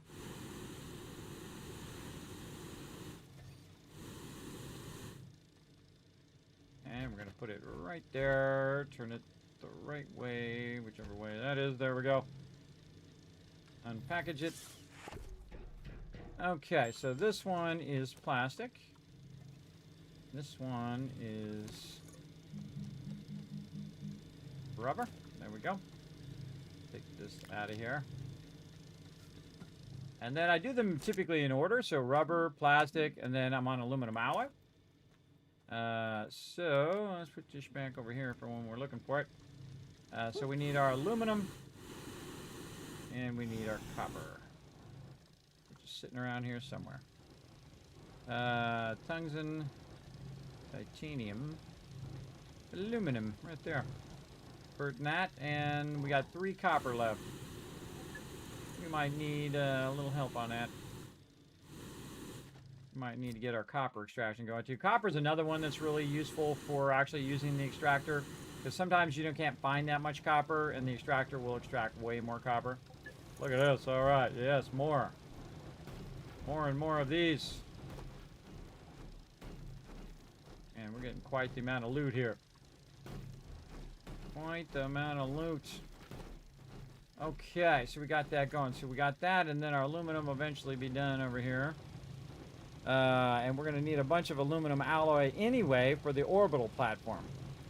So we'll get that going. We're going to need more of our medium printer stuff here, which is our nanocarbon alloy. Set that to not be outputting. And put our nanocarbon alloy here. That's going to run out. That's going to start dose printing. And then we need glass. Over here, we use that up. Actually, we should set that to not running out. Not running out. Because this is just going to drop on the thing there. There we go. And we are making canisters. Glass, titanium, nanocarbon alloy. There we go. Run that out like that. Now the biggest problem here is you don't have enough space to put the other resource on there. In this case, titanium, which I just had somewhere. Zinc, titanium. Where'd you go? I think I put it up on the thing. No. Back behind the thing. Glass, titanium alloy. Titanium alloy is not titanium. Titanium, there we go. Again, there's not enough things on there when you have 2 large printers and 2 small printers. But I can, what I usually do is I put the printers pointing in 2 different directions, and then I can put that large thing on there and attach all of the resources to it. which is around here somewhere. Over here. This thing here. Whatever it's called. Large silo B. Storage silo B. You can put that on there and just put every single resource on there and let them run out, and then you got it. Now, I think actually the easiest way is to actually make a table for every single thing that you might print. And then the resources that you need go there. That's where they go. Like here, you would want a canister of nanocarbon alloy and a canister of nanocarbon alloy and then titanium and glass. So you have 3 large canisters and 1 printer, and then it would print. Or you could have dual printers on when it comes to medium. And then you could just do that all day long. Or you could put it on a separate thing, run it out with some auto arms grabbing it and feeding it into 4 large printers if you wanted to. Yeah, that's crazy, everybody. You could really go nuts. A lot of logistics you could be doing there. Okay, and this we want to set to auto. And then we're just going to manually feed the titanium for right now, but later on we'll get it going on. We'll get it going. We're running out over here. Our resin and our iron is what we need. Our tables. I think our tables are good for now. We're just going to run a bunch of stuff there, and we could probably take this one off now.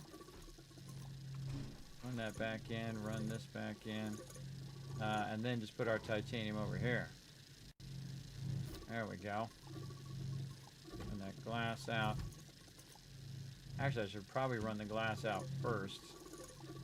Since there's not a lot of glass, take that glass out of there. And there's a whole nother thing of glass right here. We can just tell it to run out, run out, run out. And now it's going to make a crazy ton of those canisters too. Again, this is all about scale, everybody. Just scale and scale and scale and scale. Just like in real life, if you were scaling a business, everybody, you would, start with a small amount of peeps, and then you would scale up, scale up, scale up. Scaling is very important in all the things that you work on. Let's run the nanocarbon alloy out. There we go. Very important scale stuff. All right, so there we go. So now we're going to, again, build up our process over here where we put the large canister at the end. And this is going to be aluminum and copper. Okay, let's see if our aluminum is done. Over here, it does look like it is. Very nice. Back over this way. Now, we don't have a lot of aluminum and copper right now. We'll get to that later. But we're going to run it. And we are going to make a bunch of aluminum alloy. Oh, look at you go. Look at you go.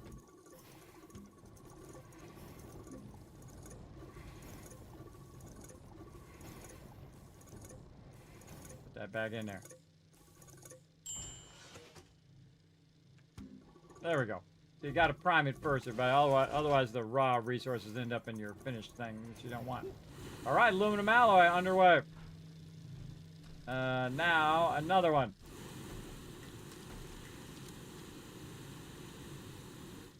I'm just going to run these along the back.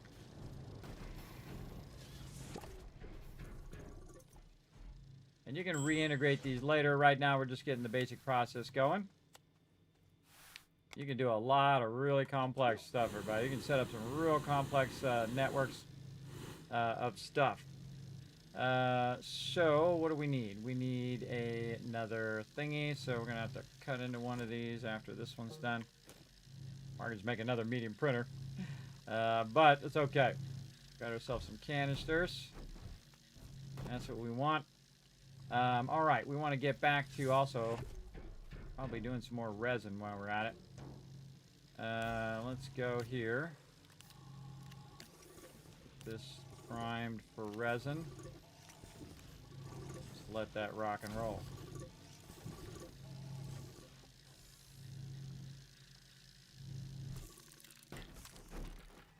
Got quartz, ammonium.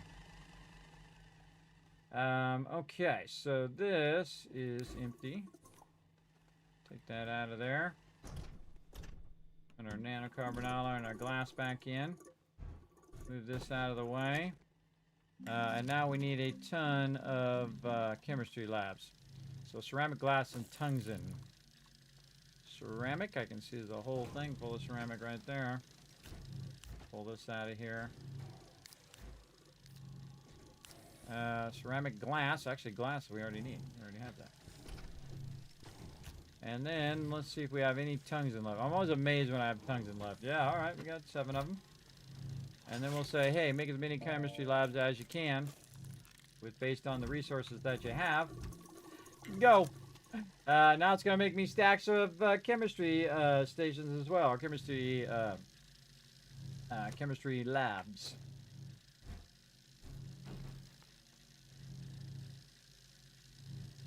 I love it when a lot of stuff is running at the same time, everybody. I really do. Multitasking. Always be crafting, everybody. ABC. Always be crafting. Hey, Kismet, hope your turkey day was good. Good to see you again. Yes, still good to see you, bro. Thanks for coming and hanging out. You're excited for Christmas holiday streams in December? Yes, 24 days of streams, everybody, like I do every year. You'll see the return of Kiz Kringle. You already got your emotes. You feel free to check them out in the chat, everybody. Gave them out a little early. I was having trouble with those Turkey Day emotes. Ah, you little... Did you see that? What happened, everybody? I unlocked it, or it got unlocked or something, and it messed up my print. How dare you? How dare you? Just trying to get stuff out of there. Trying to get that stuff out of the way. Alrighty. Lots of canisters here. What's this waiting on? Titanium and nanocarbon alloy. Let's get that later. Okay, another chem station.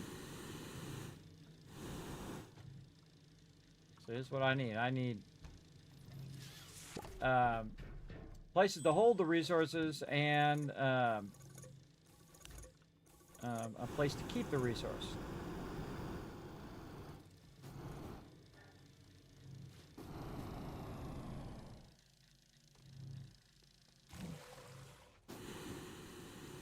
Ah, the other one ran out right when I grabbed that one. That's funny. There we go. Okay, then we need these. Just grab one of these and throw it way over there, and then grab this one.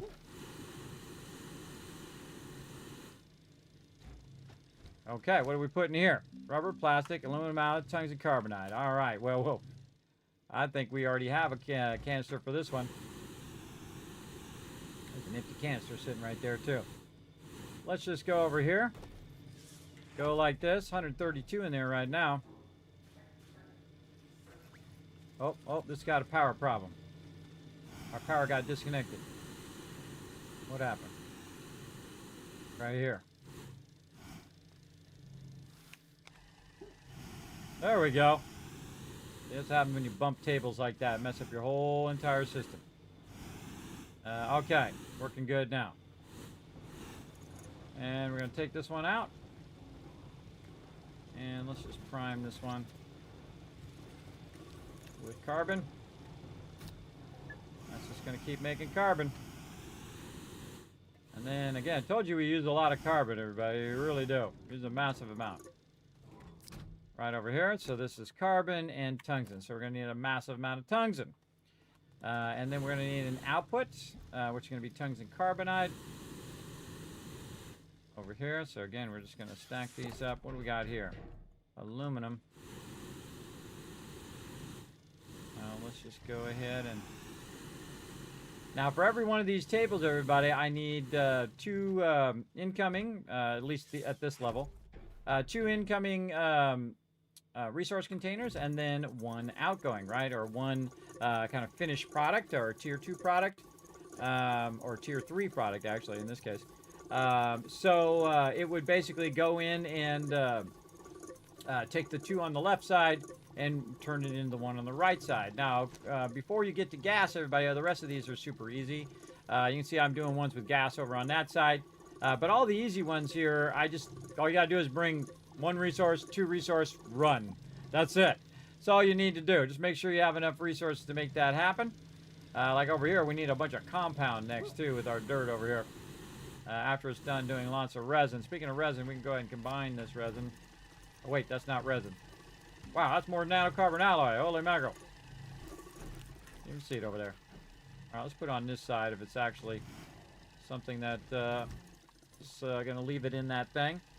This is iron. We're going to leave that in there for now. This is an empty. Put that up here in our little transfer area. What we got here? Titanium alloy. Yeah, we're going to be using that. That right there. And then we've got our glass. Which glass we got in there? 1. You know, Kismet, it said 0, yes, but there's 1 sticking out of the thing, so I will call that 1. This is a full thing of glass here. A partial thing of glass here. So we can put this one in this one, and now this one is empty. Very nice. What do we got here? Organic, compound, steel, and more resin. More resin. All right, let's transfer it in there. Fill that sucker up. Compound is... must have used up all that compound. That's probably why that one's in the back.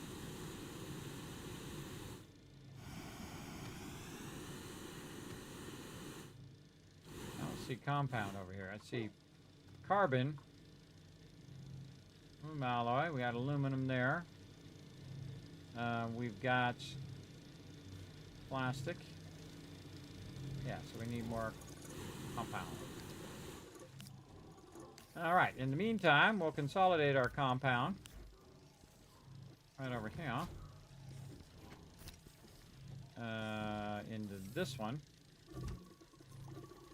like that. So we're trying to consolidate some of our stuff down into the big stuff, and then some of them, we're going to keep them in the small ones so that we can utilize them.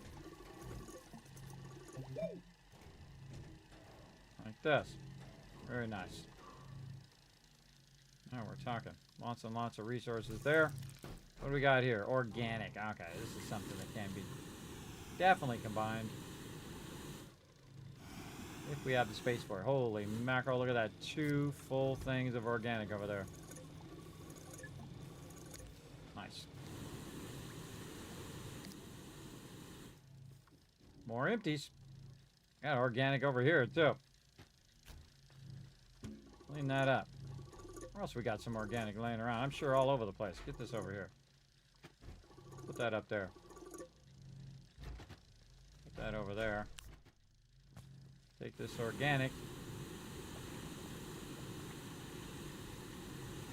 Put it over here where it can be used.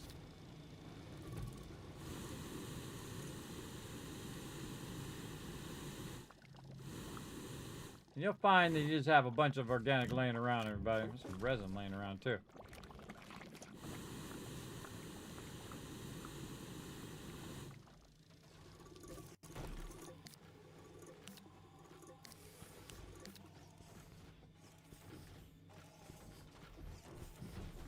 Bunch of containers there. Nice. Let's see. Compound.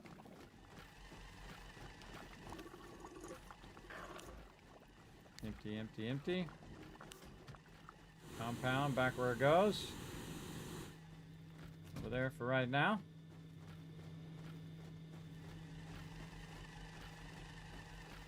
What else we got? We got Chem Labs. Got that in there. We need a bunch of copper, so we're going to need a very large extractor. Exo chips. Way over there. I'll just put my exo chips over here right now. Exo chips.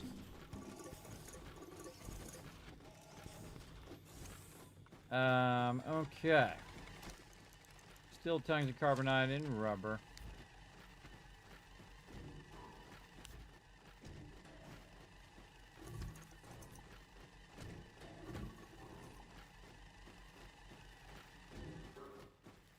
All right, deal with these later.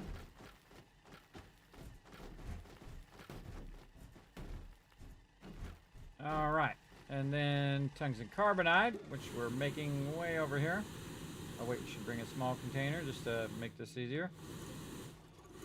Now, one over there. And we got our carbon. Ah, but we didn't do our tungsten. I think I was using the tungsten, or might have used the tungsten up. We might need to do a tungsten run. Probably need an extractor for that too. What do we got up here? Aluminum alloy, but that's not tungsten carbonide. Yeah, we might have to do a tungsten run. Let's do that before I forget. Let's just get a little bit right here. That in there. Just double check. Still tungsten rubber. Okay, rubber, that's easy. Bunch of that right here. First it'll let me select it. There we go. Rubber. Steel.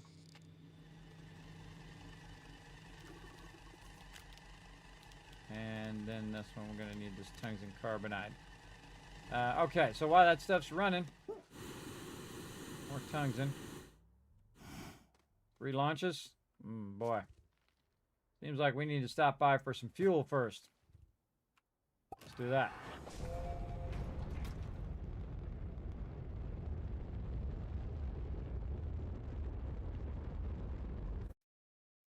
Again, while we're over here doing this, is diligently over there, hopefully it's diligently, collecting me fuel. And so I don't have to constantly worry about the fuel. Man, I do have to constantly worry about I'm going to run too long and YouTube's going to cut off my video. That part I have to worry about, but I'm okay right now. We're 9.5 hours. I'm okay for right now. Let's go.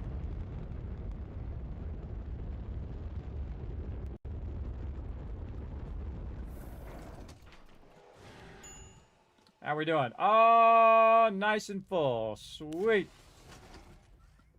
You little punk, stop bringing those over here. Little punk. Pick it up over there.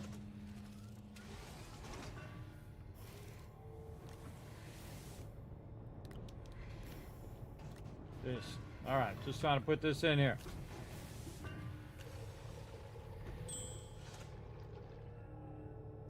All right, back to it.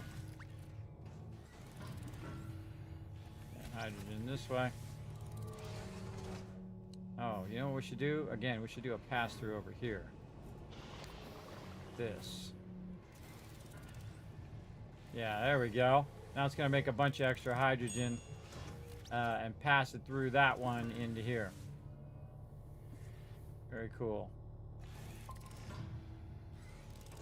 And this already took all the stuff off of there. We can take that out of there. Do our signature boom. Boom. And boom. There we go. More ammonium. All right, and then put this up in here. Oh, we should probably, again, fuel up our ship first. Before we try to bail. One for maybe my backpack. Organic in my backpack. Organic everywhere. Yeah, put a couple in there. Keep stuff from eating up in my backpack. There we go. Up in there. Okay. What do we bring this container for? I've already forgotten. For something. Can't remember. Can't remember. We were going somewhere to do something. Going somewhere to do something. Tungsten! Thank you! Thank you, Easy Target, for being my memory. I got really bad sleep apnea, everybody, so I'm not all there anymore. My ability to remember is tough. Very difficult. So I appreciate you guys having my back in the chat. Let's go. Give you guys a bunch of kids cats for being awesome. There you go. Thanks for being awesome. All right, we need some tungsten. That's what we're doing. We needed some fuel first, and then we needed some tungsten. Now, tungsten is one of those things, everybody, that is also really good for the extractor. Now, usually stuff like resin, compound, organic, I don't bother to do extractors for those. In the early, mid, or even late game, usually like after the late game, I'll do that just because it's easier to just have it extracting all the time. Than for me to collect the soil, but I feel like the soil is faster and works pretty well. All right, do we actually have any other type of vehicle? We have this vehicle. which is really funny to drive, everybody, when you don't have a trailer on it. It's really awkward. I think I have a trailer laying around. Where did I put that trailer? I think that trailer is on Glacio. But it's even more funny if you try to put something on the front of it, because then it's just constantly trying to dip all the time. It's constantly trying to fall down. You know what? I think I'll make a little side trip here. Hold on. I'm going to take a little side trip real quick, and we'll come back.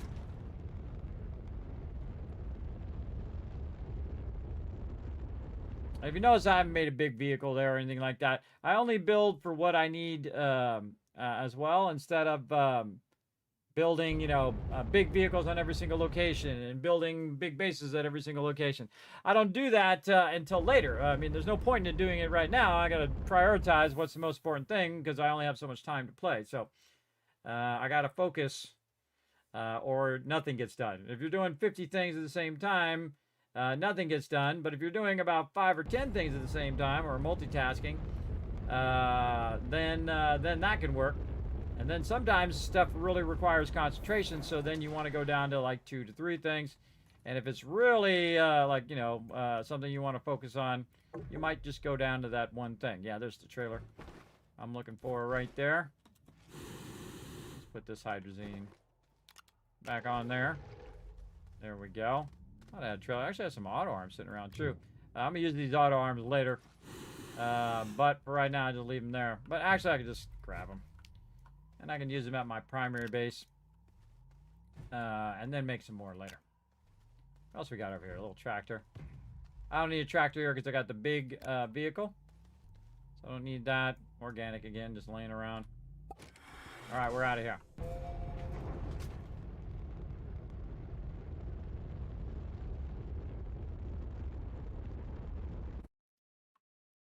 Okay, back to DeSolo,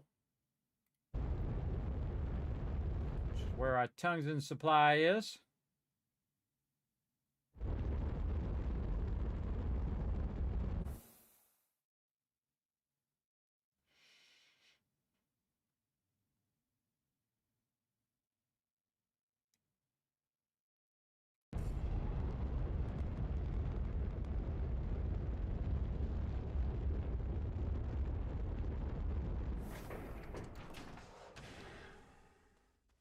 Okay, now we got a little trailer. I like to line it up first before I unpack it because it's easier to connect it. At least somewhat. Just on the back. Another funny thing I like to do, everybody, is put an RTG on the front of this, but I didn't bring one. But also really funny to drive around your little vehicle with an RTG on the front. So you have like the basic vehicle with one of the highest in power things in the game, if not the highest power thing. But all right, here we go. Now we do remember where we had some tungsten. Oh, wait, how about that big arrow that's pointing this way? It says that way, Kismet. Looks like I took most of it out, though. Oh, maybe not.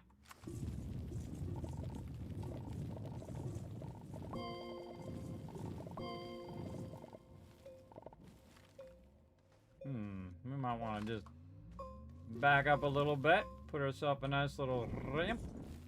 A little bit more angle. Really big angle. There we go. Get up here in the top. See if we got any more. I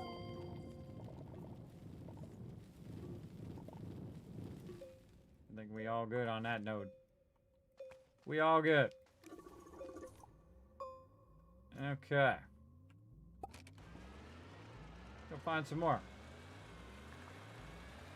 Wasn't there some surface level tungsten? Wait a minute. Yeah, we could use the extractor on that one though. We should, if you find surface level tungsten, everybody, you should be using your extractor, not manually taking it out.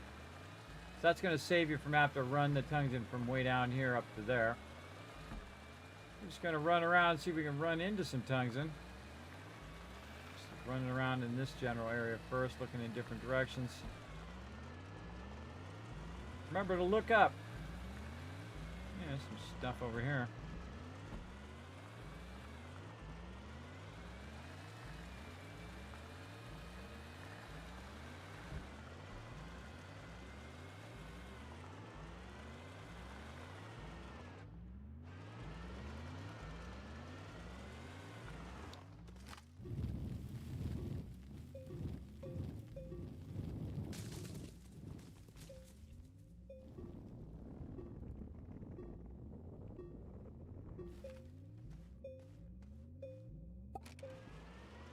my own way through.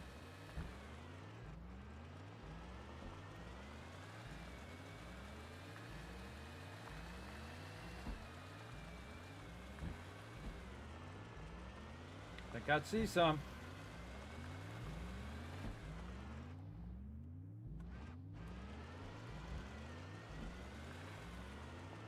Oh yeah.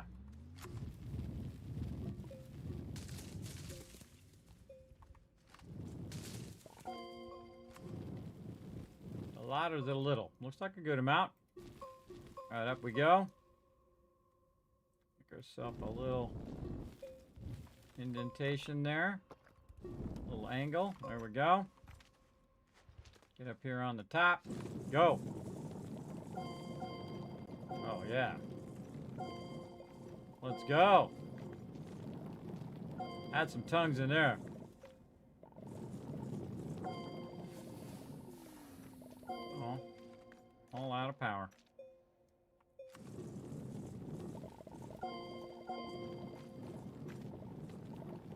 Really should take my QRTG off my vehicle, but I'm just too lazy.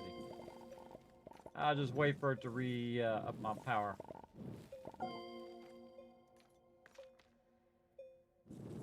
That's a little too far away.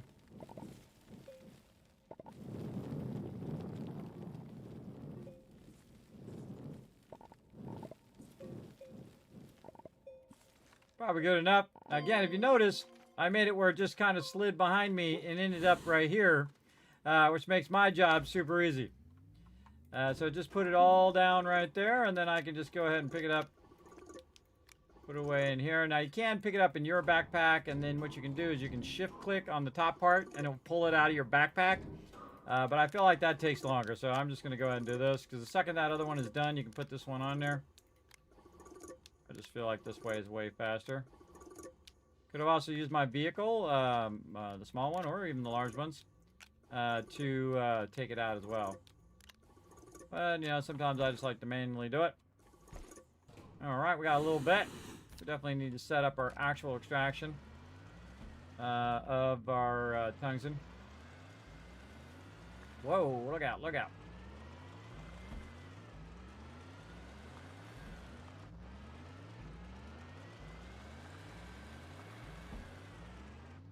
More tungsten over there. Man, this thing's out of control today. What are you doing? Trying to knock me down a hole, man. It just keeps going right for those holes. Alright. This away. We got more tungsten in here. More tungsten? Oh, yeah, right there.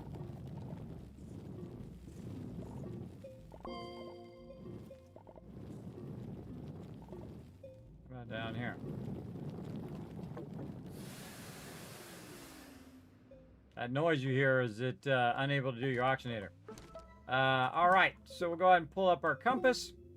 And what you want to do is look for where your vehicle is or where your base is, and it will give you the general direction of where your ramp should be.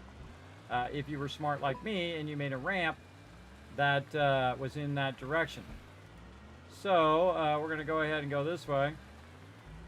And also there's more right here.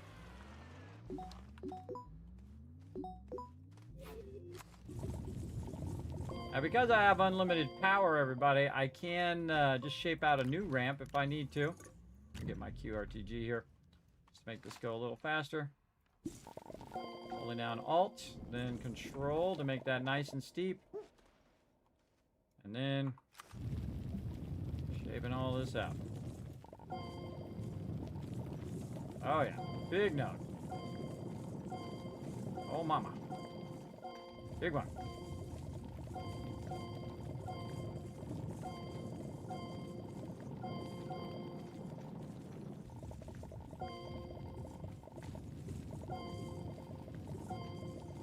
Wow, really big node.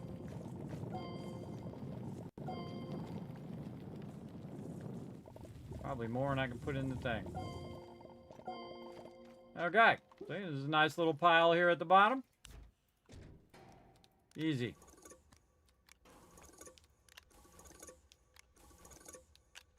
Makes me want to leave my vehicle here so I can find my way back.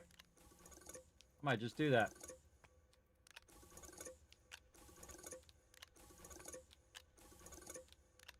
All right. I'm going to leave the vehicle here so that I can use the radar to find that vehicle. And I'm just going to pick this up and dip. Just fly around the hazards toward where my base is.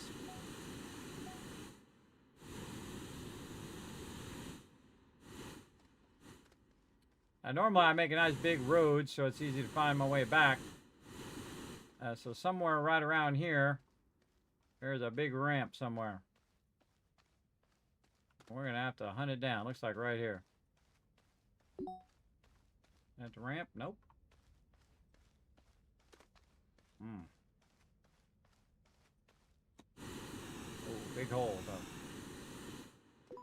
Again, this was so great about the auctionator is that I don't have to worry about oxygen or any of that stuff. Oh, should be somewhere here.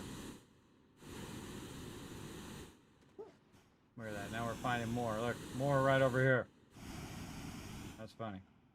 I've got enough for now if I can just find my way out of here.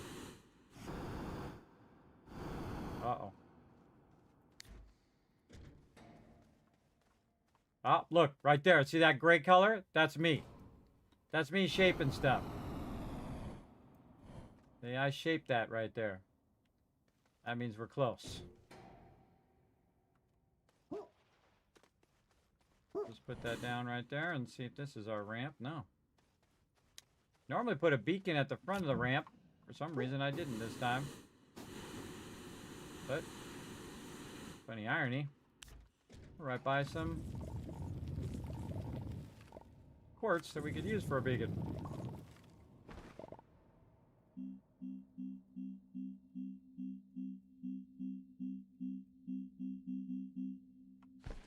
Let's keep it as like it's gonna make it. Gotta find the way out first.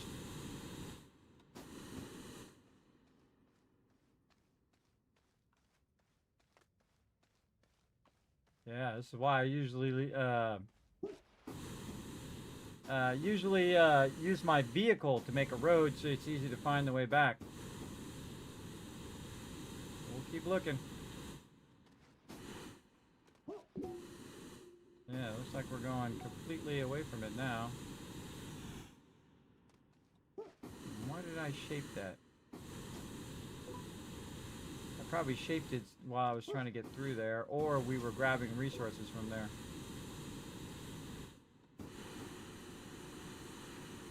Now remember, your ramp is coming down, so it's going to be offset from where your base is. But usually you can kind of find your way.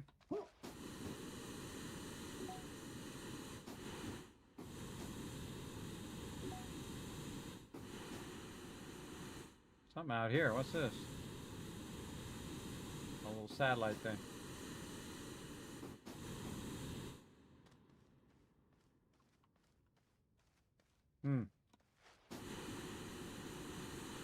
Never give up, never surrender. Look at that. There it is. I'm a pretty good wayfinder, everybody. I'll find my way eventually. All right, we're out of here. Oh, wait. Just so we don't have that problem in the future.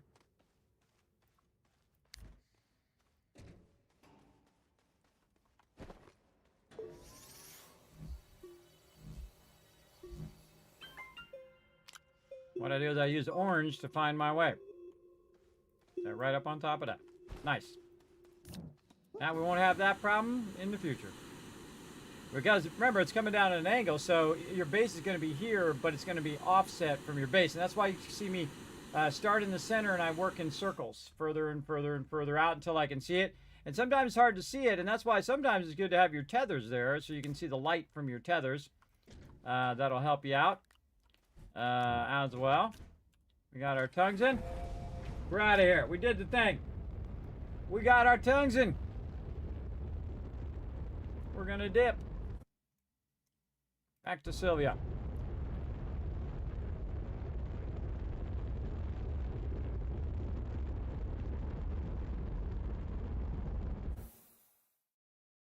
I should make a note for next time.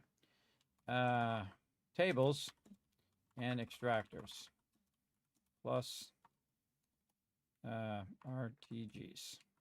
Oh, there it is. Cursor. Get it. There we go.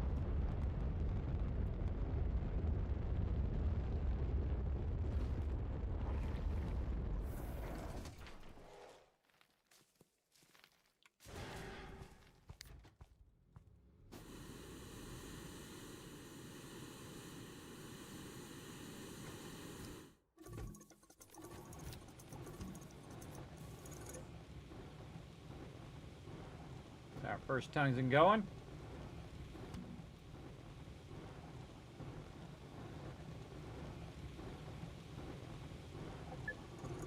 There we go. And we'll get the rest of them popping off. All right. Again, we're going to do extractor. So I'm going to need a bunch of tungsten carbonide. Already got a good amount of steel, rubber. Definitely going to have to find some more exo chips. Atrox might be a good spot for that. With a bunch of packagers too. Make a bunch of packagers from our graphite and then take them on one of these little medium storage silos and just package the heck out of those things, bring them over here and blow them up. Oh, I forgot to rebuild my thing out here. Also, I need to get me some more fuel. I got a slide them out right here. Just a smidge. Backpack full of this.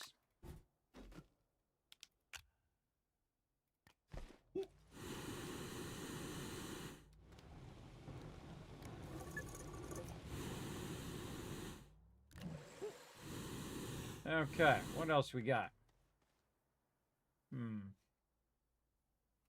All of our stuff going. We got our biodome going. We got our museum going. And we got our orbital platform going. Yeah, where's our orbital platform? Was out this way. Yeah, orbital platform there. Got our museum there, and then our... or this is the garden, sorry, this is the biodome. And then this is our museum platform over here. So apparently we can put cool stuff on display over there. We'll find out. And then they have different levels that you can do them at as well, which is really cool. Very cool stuff. Let's go ahead and just fill all this in here. Yes, fill that in so we don't fall in there accidentally. What's this thing doing over here? Oh, one to try to get away. Come here, you. Oh, I can't click it for some reason. Come here. Get back in there. How we doing over here? Is this thing ready to rock? It is ready to go get me some more free stuff. Go.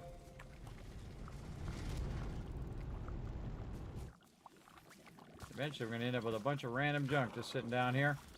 You know what I do with random junk? If I don't like it, I throw it in the thing to scrap it. I'll just take all this stuff and turn it into scrap. Not my, not those though. Those I'll definitely keep. And these little data circuit models. There we go. Clean that up at least a little bit. Like that. Another thing we can do is do this. And take this and put that there. So what it'll do is it'll start to feed it over here. And then when that comes back, it'll automatically, take the stuff off that it has. If it has anything, and then it will automatically put all the stuff in there or it should anyway. It should put all the stuff in there. It doesn't. Oh, interesting.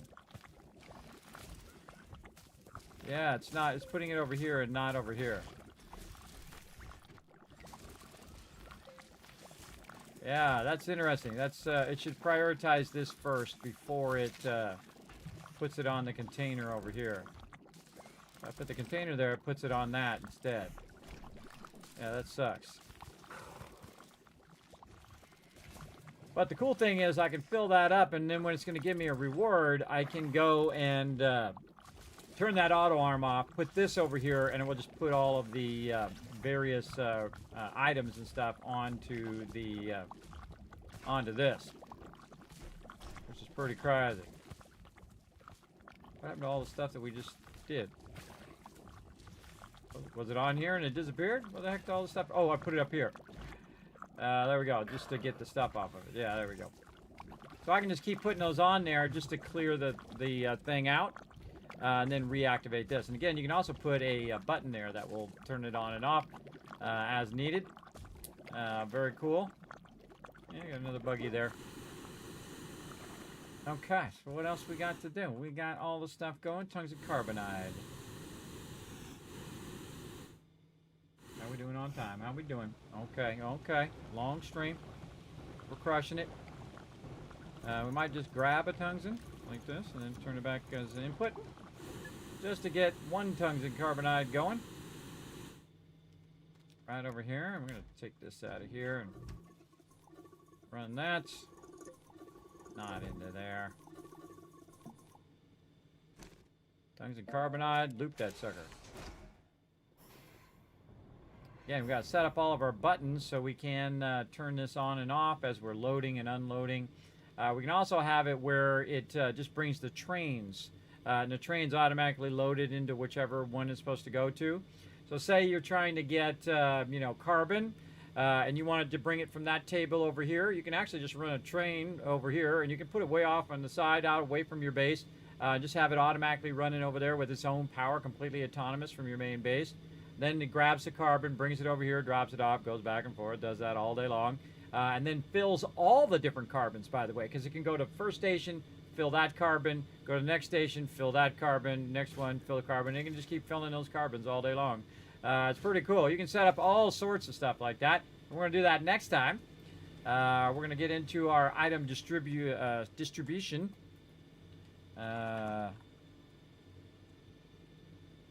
Write that down so I don't forget as well. Okay, tungsten carbonide right here. Thank you very much. All right, extractor. Man, what some big strides we got done today, bro.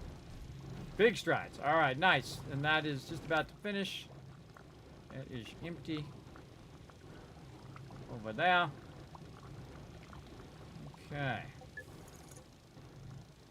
We're looking pretty good. Pretty good. I just want to queue this up. Once this is done,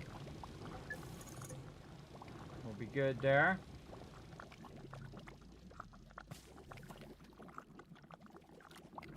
See how it puts it over there? I don't want it to put it over there. I'll block that. So it puts it up at the top. Otherwise, it'll put it over here for no reason. And that won't automatically grab it off of there, which I think it should. I have to block it. We can also make a separate table for that just to grab it and put it in there. And you see I haven't touched this the whole time, everybody. Once I got it set up, not touched it the whole time, been working away. Might help with a little bit of the strontium, a little bit one that kind of got out of the way there. This one here seems to be a little bit out of the way. Whoa, look at them all. You're just trying to get the bulk of them, and sometimes you might come in and have to fine-tune it a little bit. Like this. In fact, we could probably put some more seeds down.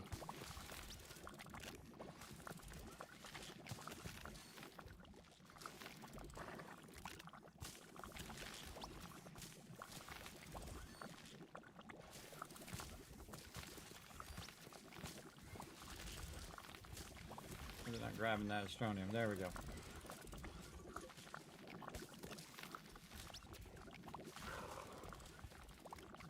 Might as well utilize all of our seeds. Alright, there it goes. Pop that popcorn. Alright, and again, just completely automated this whole entire thing. Went from 0, now I'm at, I don't know, 4,000 or something like that. More than half. Like 5,000. 5,000 points. I'm gonna get Bad Apple Palette. Stem the Tide hat. Let's go see what that's all about. Over here. Inner store. Visors. Stem the Tide. Apparently that's new. Spooky. Pumpkin. Did I miss it?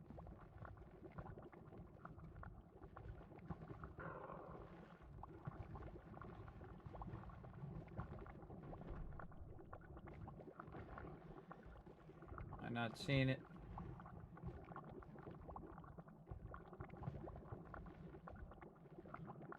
Pumpkin and I got spooky.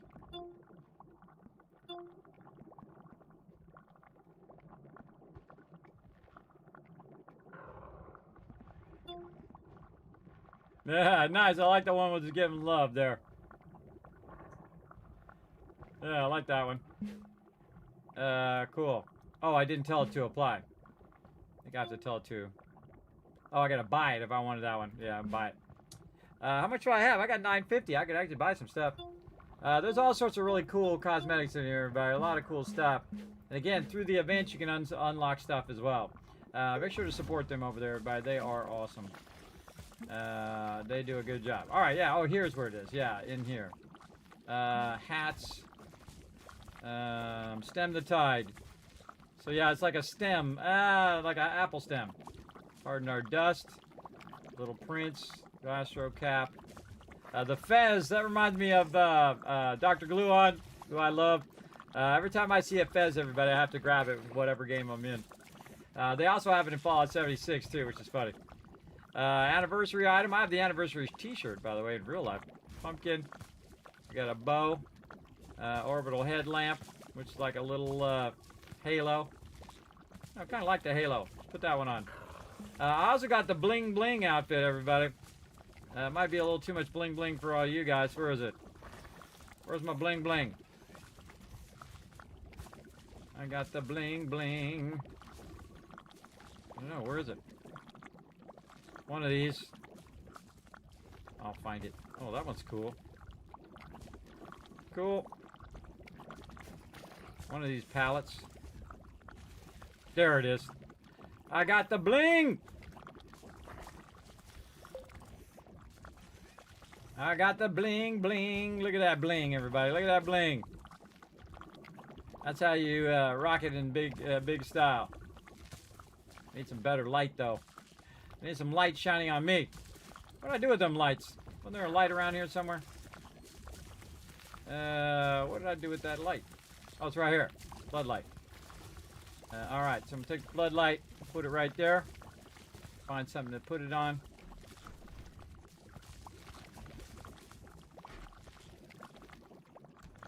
There we go. Now we can see the bling bling. Yeah, look at him blinging. I forget what I got this from, but I think I just got it from the store because it's awesome. Look at that. There we go. Great shot. Look at that bling. Let me move over a little bit. You see, get the full effect of my bling bling. It's on my backpack also. Too cool. I'm blinged out, everybody. I'm blinged out. I'm going to stay in my bling, I think. Stay in my bling bling. I like it. It's pretty fun. All right. Let's go ahead. And again, you can change your outfit on different moods, everybody, however you like to feel. Okay, so we got that going, and man, that is just cranking. Is that full again? Not ready to rock. It does look like it's getting there. Not completely full at the top, though. We got a bit of ways to go.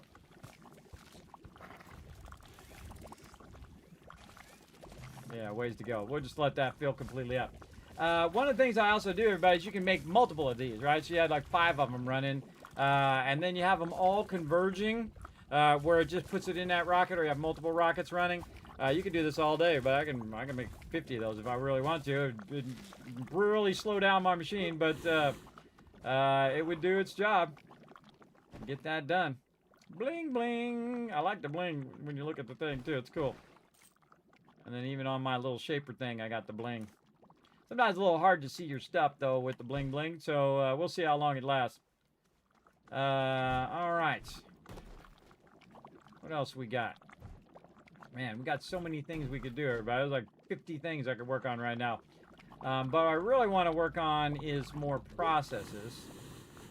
That's my auto extractor. And we probably want to use that for copper.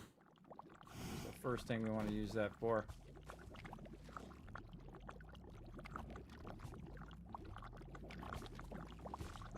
Make me some notes. Okay, what else we got? So what we want to do is go down every single process and say, okay, which resource we need for this? What resource we need for that? What resource we need for this? And then what it's going to do is it's going to scale up the amount of resources that I have to do these mega projects. Each and every one. And again, if they already are all set, all I have to do is get the resources and set them down there, or get them in the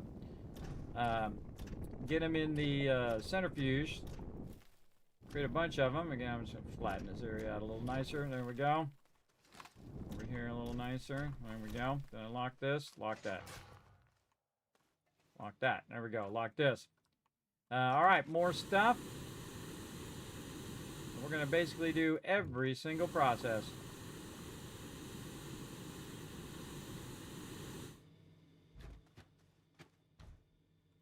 And this is what I usually do pretty early game. I would have already done this before if I didn't get distracted with MEGATECH. But again, we wanted to see what happens when we get all that stuff going. And we got most of it unlocked, I believe. We'll find out, won't we? Grab this and run this over here. And this was aluminum, tungsten carbonide over there. And this is going to be whatever's next up, tungsten carbonide, graphene. All right, I already have a process for graphene, don't need that. Diamond needs graphene, so we can grab that. Hydrazine, already got a process. So I would just go to diamond if I needed that many diamonds, which I really don't. You don't really use that many diamonds in the game. Use them for your drill bits mostly. But there are some things you do use diamonds for. So I guess we could just make a bunch just to make a bunch, or make a few. But what I do is I just grab some of the graphene from this process over here that you're doing. So say you're making a bunch of graphene right here, right? I would just run it into another one over here and not even bother to set up a big, long bunch of things. I would just siphon a bunch of this off like this.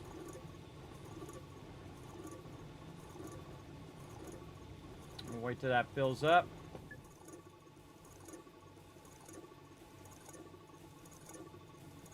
We gotta get more titanium.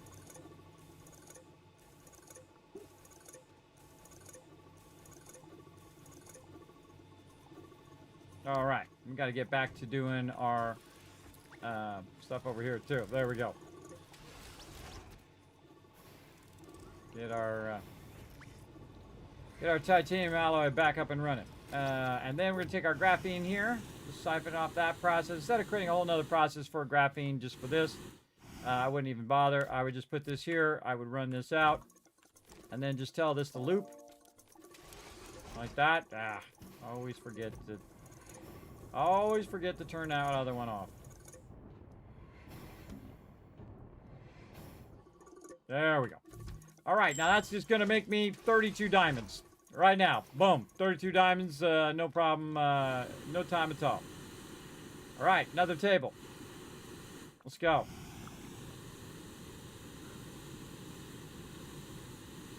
You can see I'm just running it around the outside of this building here. And I like to have them like spread out a bit so that they can have plenty of room for me to work and do whatever I need to do. Further out, there we go. And then what's the next part of the process? Right here. Boom. Because most of the time, I'm going to let that stuff just run, and then take the finished product and move it somewhere else for it to be used. Or I can move it to the next table over and use it there. Put our finished thing there. And then we need one of these. Again, now all of our resources have a home. They go to that specific spot. Okay, and then here we have diamond was the last thing. Hydrazine, I'm already making that, so I'm just going to skip it. So now resin and quartz go over here. Now I'm going to need two things of resin and a constant flow of resin going, because I need resin also right over here for making rubber. But I have 105 or 110 rubber right now, so probably good for a minute. So let's go ahead and put some resin right there. And then, again, we're going to use some methane as well. Now, I happen to have some methane over here, though we do need to scale up our methane big time. Let's see what we can do. Let's move this over here. Just get all of our methane together. All right, methane, methane, methane, methane. And we need to get our methane going as well. So it's always like, oh, I got to do this one more thing. I got to do that other thing. I got to do this thing. A lot of stuff to be done. But we'll put our methane there. And then we'll just take a bit of the quartz. See what we got over this way.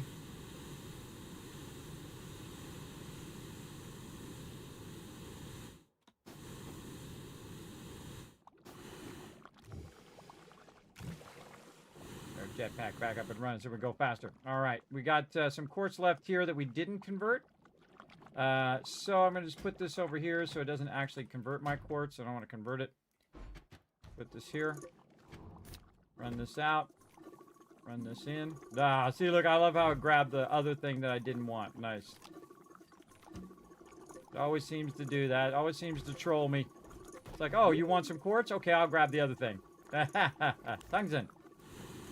Over here.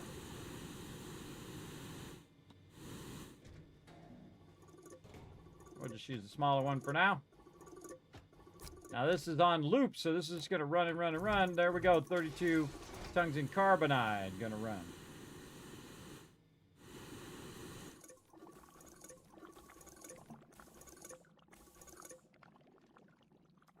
Wow, really? Nope, that was 32 quartz right there. Nice.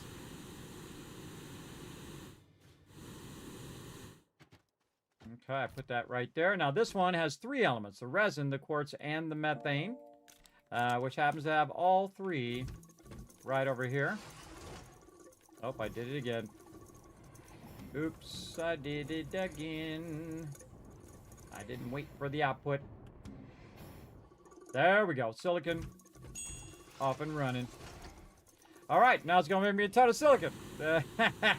See, all the stuff I'm doing, everybody, leads to that moment where you're just queuing up one thing after another, and you just have a whole massive base full of all the resources that you're going to need for all the things that you're going to make. And I find that very, very fun. All right, on this side here, we will dig out some more dirt for us to use.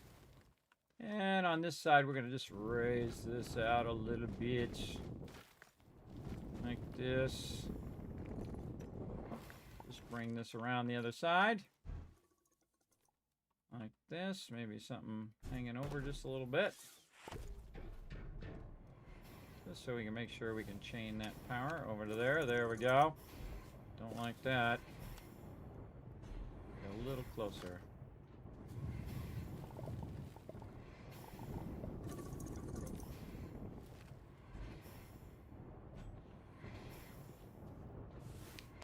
That's better.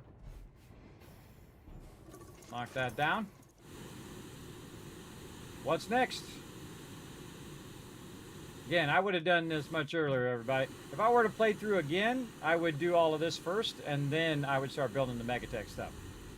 Because the MEGATECH stuff not helping me all that much right now, and it really doesn't help you to a big degree until you get your rails going, I've noticed in this playthrough.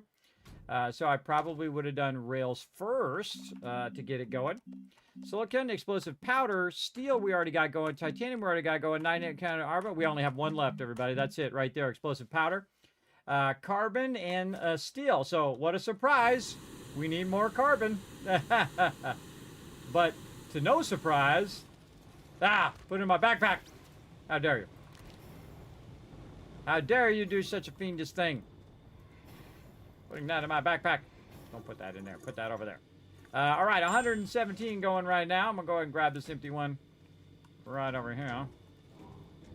Like so. Grab this one. Put this one here. Tell it to run that in.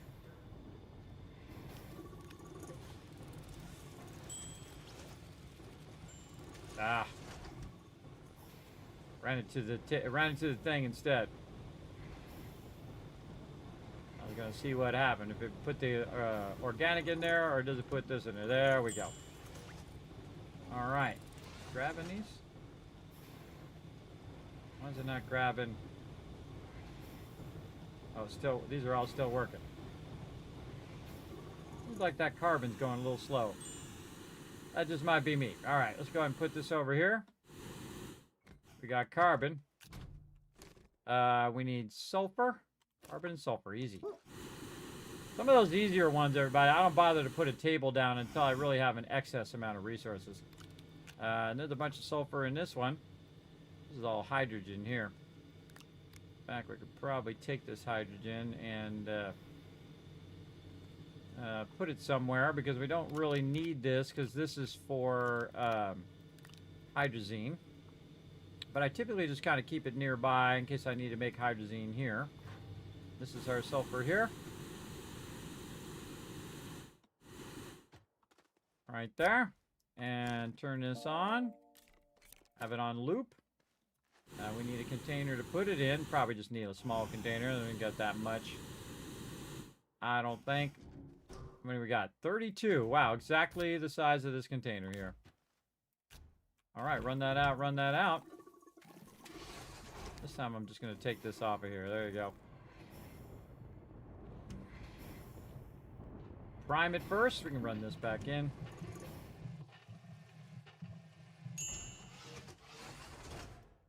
Nice.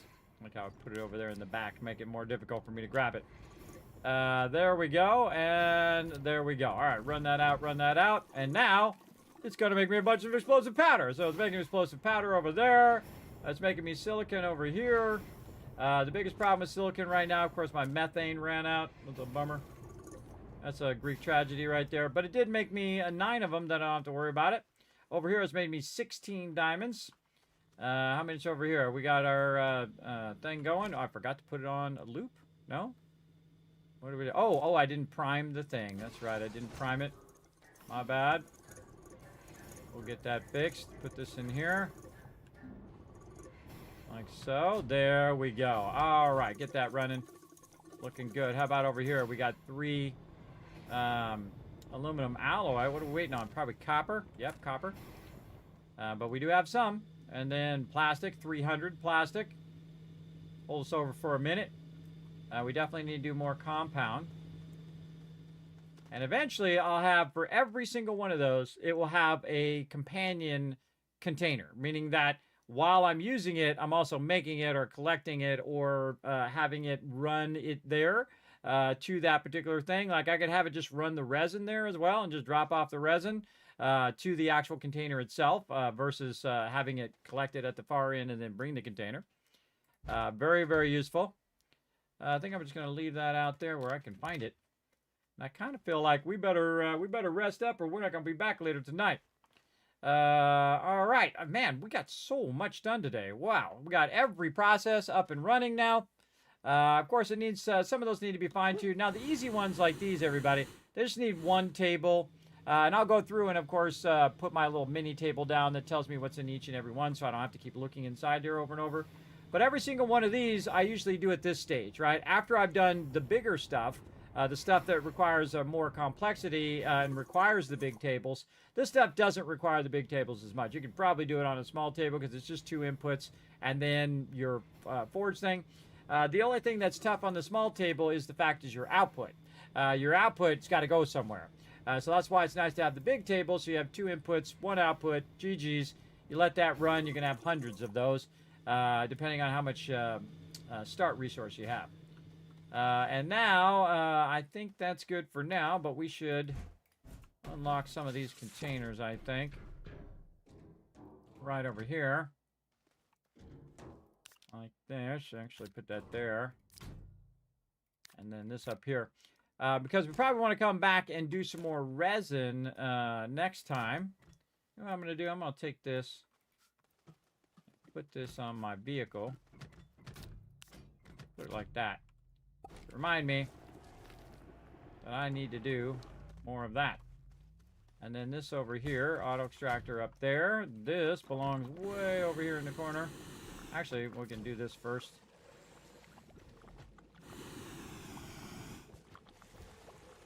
Let's fill this up a little bit with this so we'll have some fuel.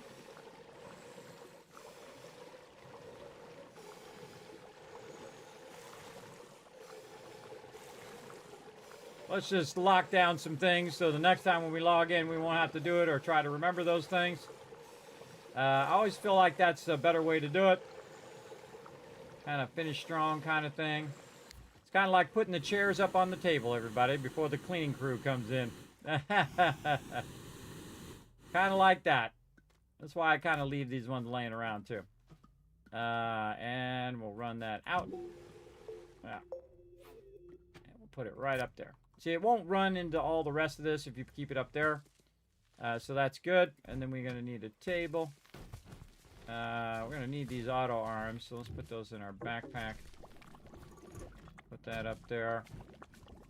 I need it in there, though. Probably could use it on my vehicle. Yeah, you know what? I'm going to take this off of here. We're going to put this right here. Because we're going to do rails next time, and we'll run that out on the rails, too. Okay, so... anything else? We got the bling bling. That's important. That's it. I think we're good. And we'll put this actually on the back. We launch this before we go, or we got some more to go? We got more to go. Okay, so we'll let that run. Of course, you know, the event might be over by the time I play again, so let's go ahead and just launch it anyway.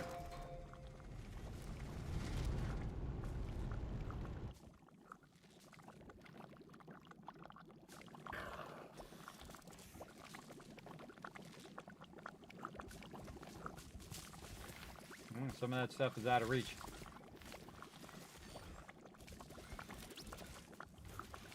Sometimes you gotta come over here and fine-tune it. Nothing's perfect, but this is pretty close.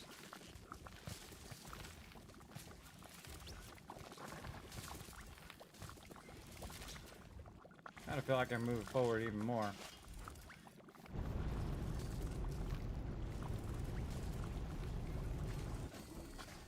There we go.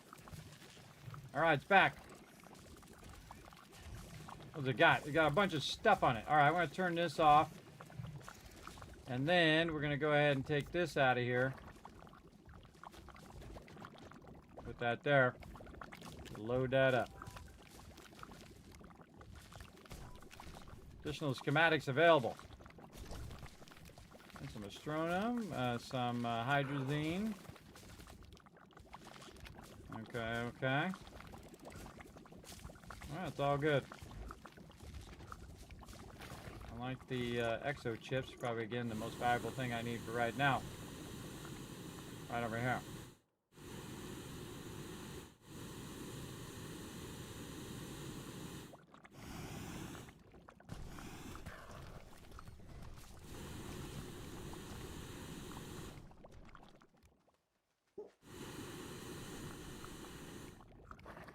And we'll turn this back on, so that'll go to work. There we go. Alright, now it's really cooking. I had to move that up just a little bit. They're all locked, right? That one's locked. Okay, there we go. Tell me I got these locked. Oh boy. Bunch of them unlocked. Alright, now unlocked. This one. Lock. There we go. Lock those tables or they go flying or bump into each other or something weird happens. That's why they added that lock in the first place. And these we don't need right now, but we can also use them for other processes we might need later on. I know a good spot for one right there. Just set those over there for right now. When I hear it making that noise, oh, right here. And then nice and flat there. When they're bumping into each other, it makes me nervous because I've had way too many things go flying because of that. Big time. There's our large printer. Put that back on there. Empty canister over there. Over there. All right. Put the chairs up on the table. We're good. Let's run this back this way.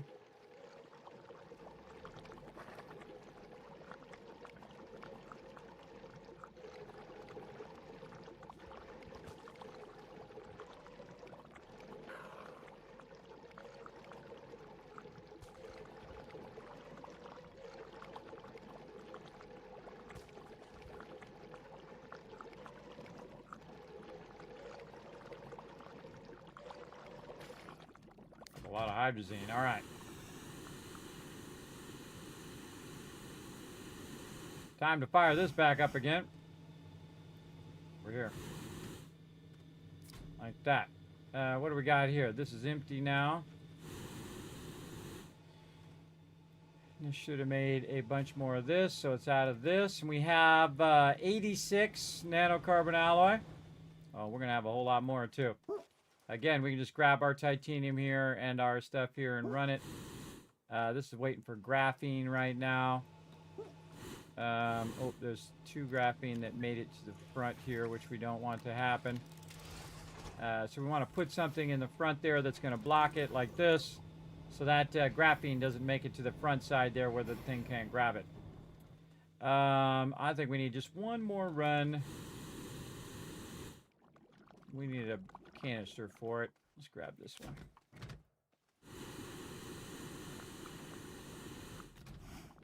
One more run to kind of finish her off. Let's go. 10.5 hours. There we go. You seen them go orbital? Yeah, me too, Flux. They go totally out of there. New run? Yes, Blitzkrieg. This is a brand new run. This is day 4. I know I seem a bit far along for day 4. But again, I've played the game many, many times, so it's not my first time playing. What was I doing with this? Going to Glacio. Glacio, where are you hiding, Glacio? There you are.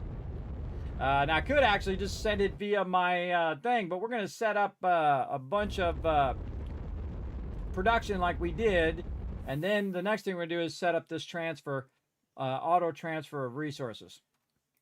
And I like it, but it doesn't really transfer a lot of resources. It transfers a little bit, and then it goes back and forth, back and forth. I think what I would do, just to save fuel, because, again, the fuel is going to be an issue for sure, is to let it build up one of those big containers, and then manually tell it to grab the container and then take the container back, or you can put it in there yourself and do that. That's what I would do to keep that going. All right, over here, we've got this. It's got 218 in there. All right, nice. Set that to input. Give it a little nudge, nudge. And off it goes. The nudging is the best, everybody. You don't have to set up a whole nother node or none of that stuff. The node does eventually get depleted, by the way. If I put like 4 extractors on there, it will eventually deplete that node. At least it used to. We'll see. We'll see what happens in this playthrough.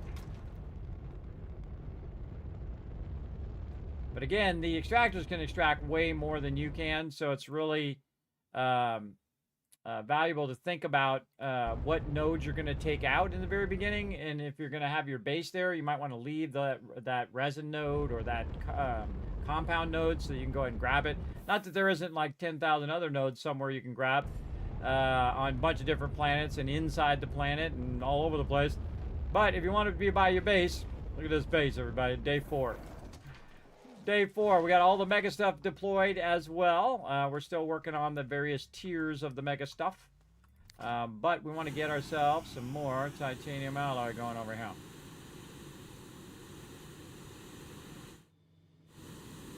Alrighty.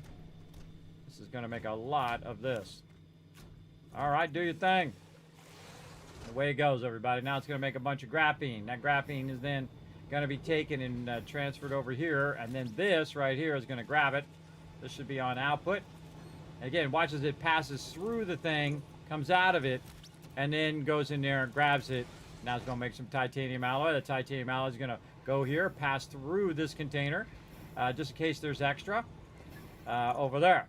Now, our big problem right now is the fact that I have cut off the iron from the production over here. But I could just easily do this. Run that out, run this out, and guess what? It's going to make an insane amount of steel. Oh, we forgot to get our other thing here, didn't we? Didn't we? Well, let's swap out that container. Man, we're going to have to scale up these two. Scale all gas. Scale all gas collecting. We're going to do that too. Oh, and we were going to bring a table to Atrox. That was the other thing we were going to do. That's why I put a table in there. Come here, table. Go to Atrox. Man, that was a while ago, too. Just circle back in my head. Put the auto arm down for now. Oh, why do I have helium on me? More hydrazine. So we got a couple stops. First thing, we'll go over to Aatrox and set up something epic. That's gonna be awesome. And that's what made me think of it, everybody. I was making that note. To scale up my gas collecting. And so the first one I would scale up would be helium, because that's the one I'm using the most for nanocarbon alloy. And so we're going to go scale that up right now. Second our base comes up here.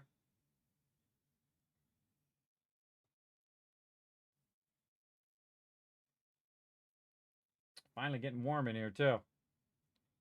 Like 50 degrees in here, or about like 40.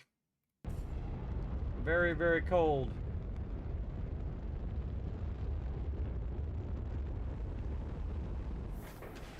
All right, time for a big scale up. Let's go. Right over here. In fact, I'm going to put it so it ends up right there. Tie it into our base. Maybe spin it this way. There we go. Lock that. All right, get over here. And then we got this. And this is gonna cook. Look at the size of that thing. Awesome. I've never used those before, everybody. Because they actually came out with some of this stuff in between the Mega update as well. These big containers and also stackable containers and stuff. A bunch of cool stuff that I thought, I'll wait till the Mega stuff comes out and we'll give it a shot. This is gonna run and run and run. And we got a bunch of power over here, enough power to keep that running. We can see our batteries is completely full, so we're good there. Some basic resources there we don't need to worry about. We got our vehicle there, which actually has a level 3 drill on it as well. You need it on the higher end planets. And then you come back and we'll have 640 of those suckers. Let's let her rock. Okay, one more place to stop before we hit too many hours. Yeah, I got to rest up. I don't want to miss. I really don't like missing my team day because we got a lot of stuff to do. We got a lot of stuff to do in 7 Days to Die to get prepped for our move. So this week, later tonight, this weekend, we are going to be working on prepping our other base for the move. And then I think what we're going to do is all get a bunch of Jeeps and put a bunch of stuff in there and drive together because it's fun. We can also fly, everybody. But again, I do a lot of things that are around the team stuff. And sometimes I get resistance and I'm like, hey, we're doing it because it's fun as a team. It may not be as the most efficient thing, but it's a fun thing. So it's a team thing. It's a team building thing. So, sometimes I got to, pull rank kind of thing. Say, no, this is what we're doing. We're doing this because it's fun. All right, we'll go ahead and pull this out of there. And we'll let this one take over.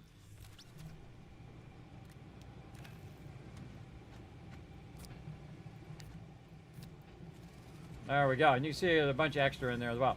By the way, this is all perpetual power produced by these trees.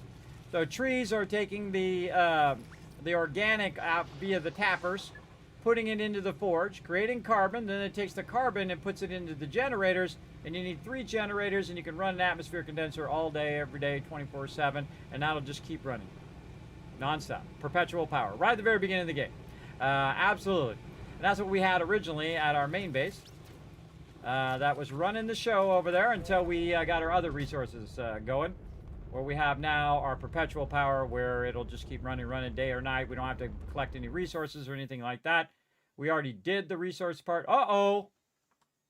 Uh-oh. Slight problem. We have 0 launches left. Uh-oh. What are we going to do, everybody? We're just going to randomly land right over here. What are we going to do? See, that's what happens when you're not paying attention. You might get in trouble. But I don't feel bad because guess what? I kept some hydrazine right in there so I wouldn't forget, hopefully. I put that right in there. And no worries. That's why you keep it there. Because it keeps, not only keeps 24 launches, but it keeps like 500 launches if you keep it in that little slot.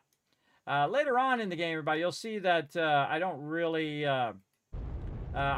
even need to have resources in my vehicle anymore, especially with these trade things that we're going to set up, where I don't have to keep it and I don't have to go keep collecting it manually. I want to bring it to me. Have it bring it to me automatically. And we're definitely going to have to produce massive sums of fuel if that's what it's going to do. If it's going to get 8 resources and bring it to me and then go back and get 8 more, that's going to be a lot of trips back and forth, everybody. I feel like that's just a plain waste of fuel. Yeah, but we'll have to figure out how to make it more fancy. All right, right over here so we can make some steel. And make some more nanocarbon alloy right over here. All right, turn this way. Let her run. All right, that's going to make a crazy ton of steel. Going to feed the steel right into this one here. And how many we got over here? 22 already. 86, we'll have over 100 nanocarbon alloy. And then this over here. How are we doing on titanium? We need more titanium. We need more iron, most likely. We need more stuff. And this titanium over here, we need to do the same thing. We might as well do it now. Let's just do it now. And we're going to have to make more tables.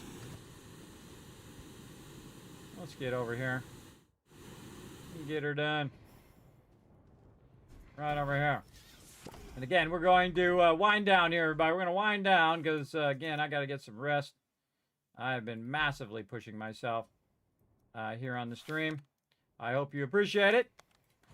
Best way to say that you appreciate it is to hit that follow button, everybody. It does help the stream tremendously, and it is free of charge.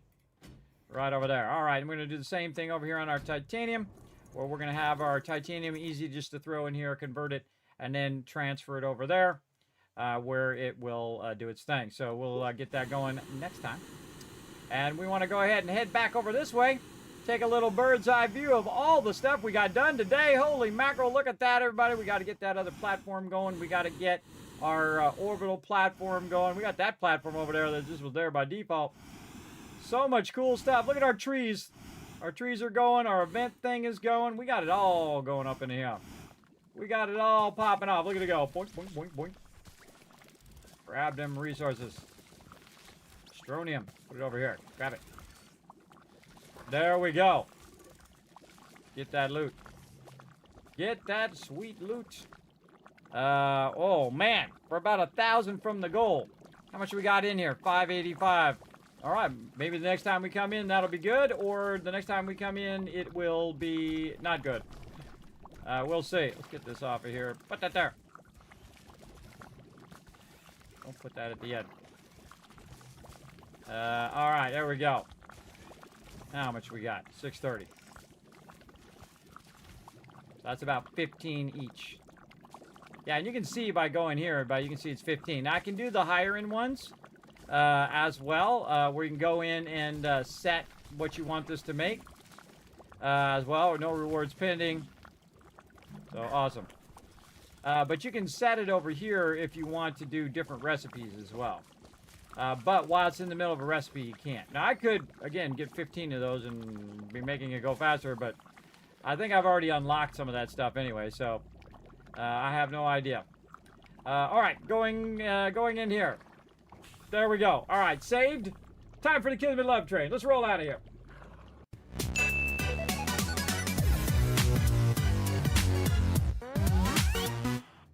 That sounds about right, Flex. Yeah, about 15 times more. That's exactly, feels about right.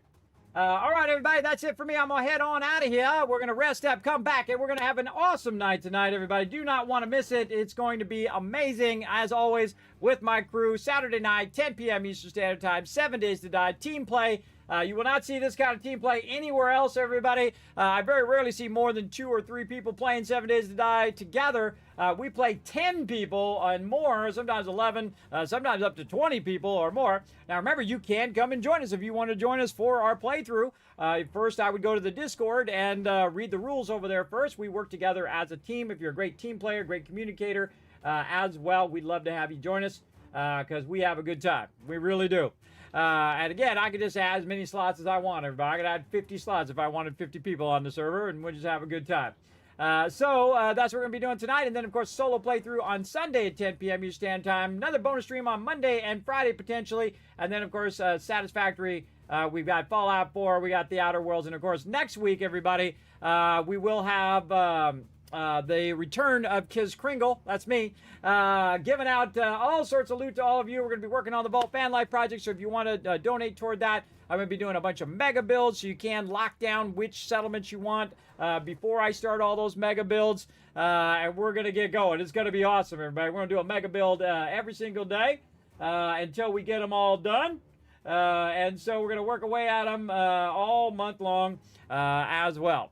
So that's going to be super fun. So we'll get to that again starting December 1st.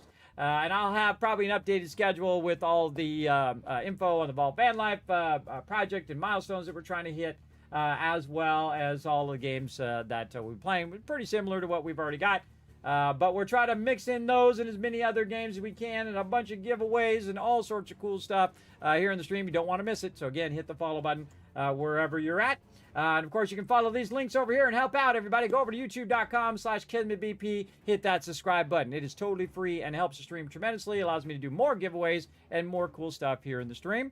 You can also go ahead and hit that, ring that bell, hit that like button, and leave a comment. All right, take a moment. Right now is a great time.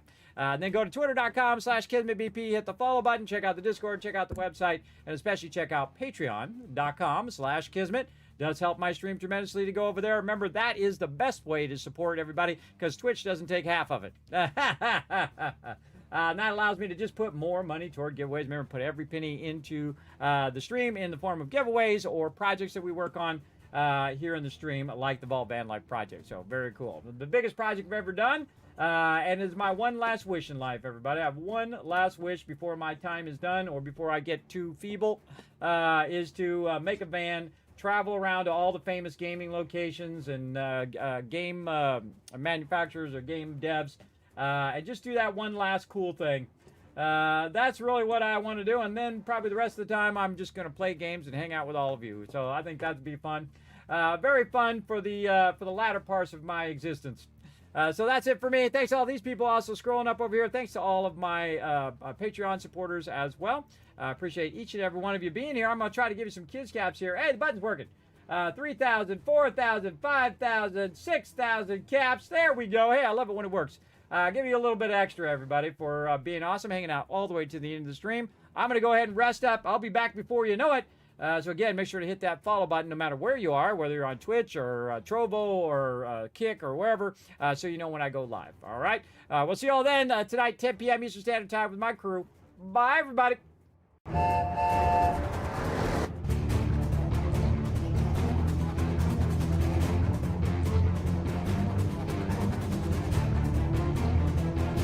Hi, this is Norbert. Thanks for watching. This is the sky.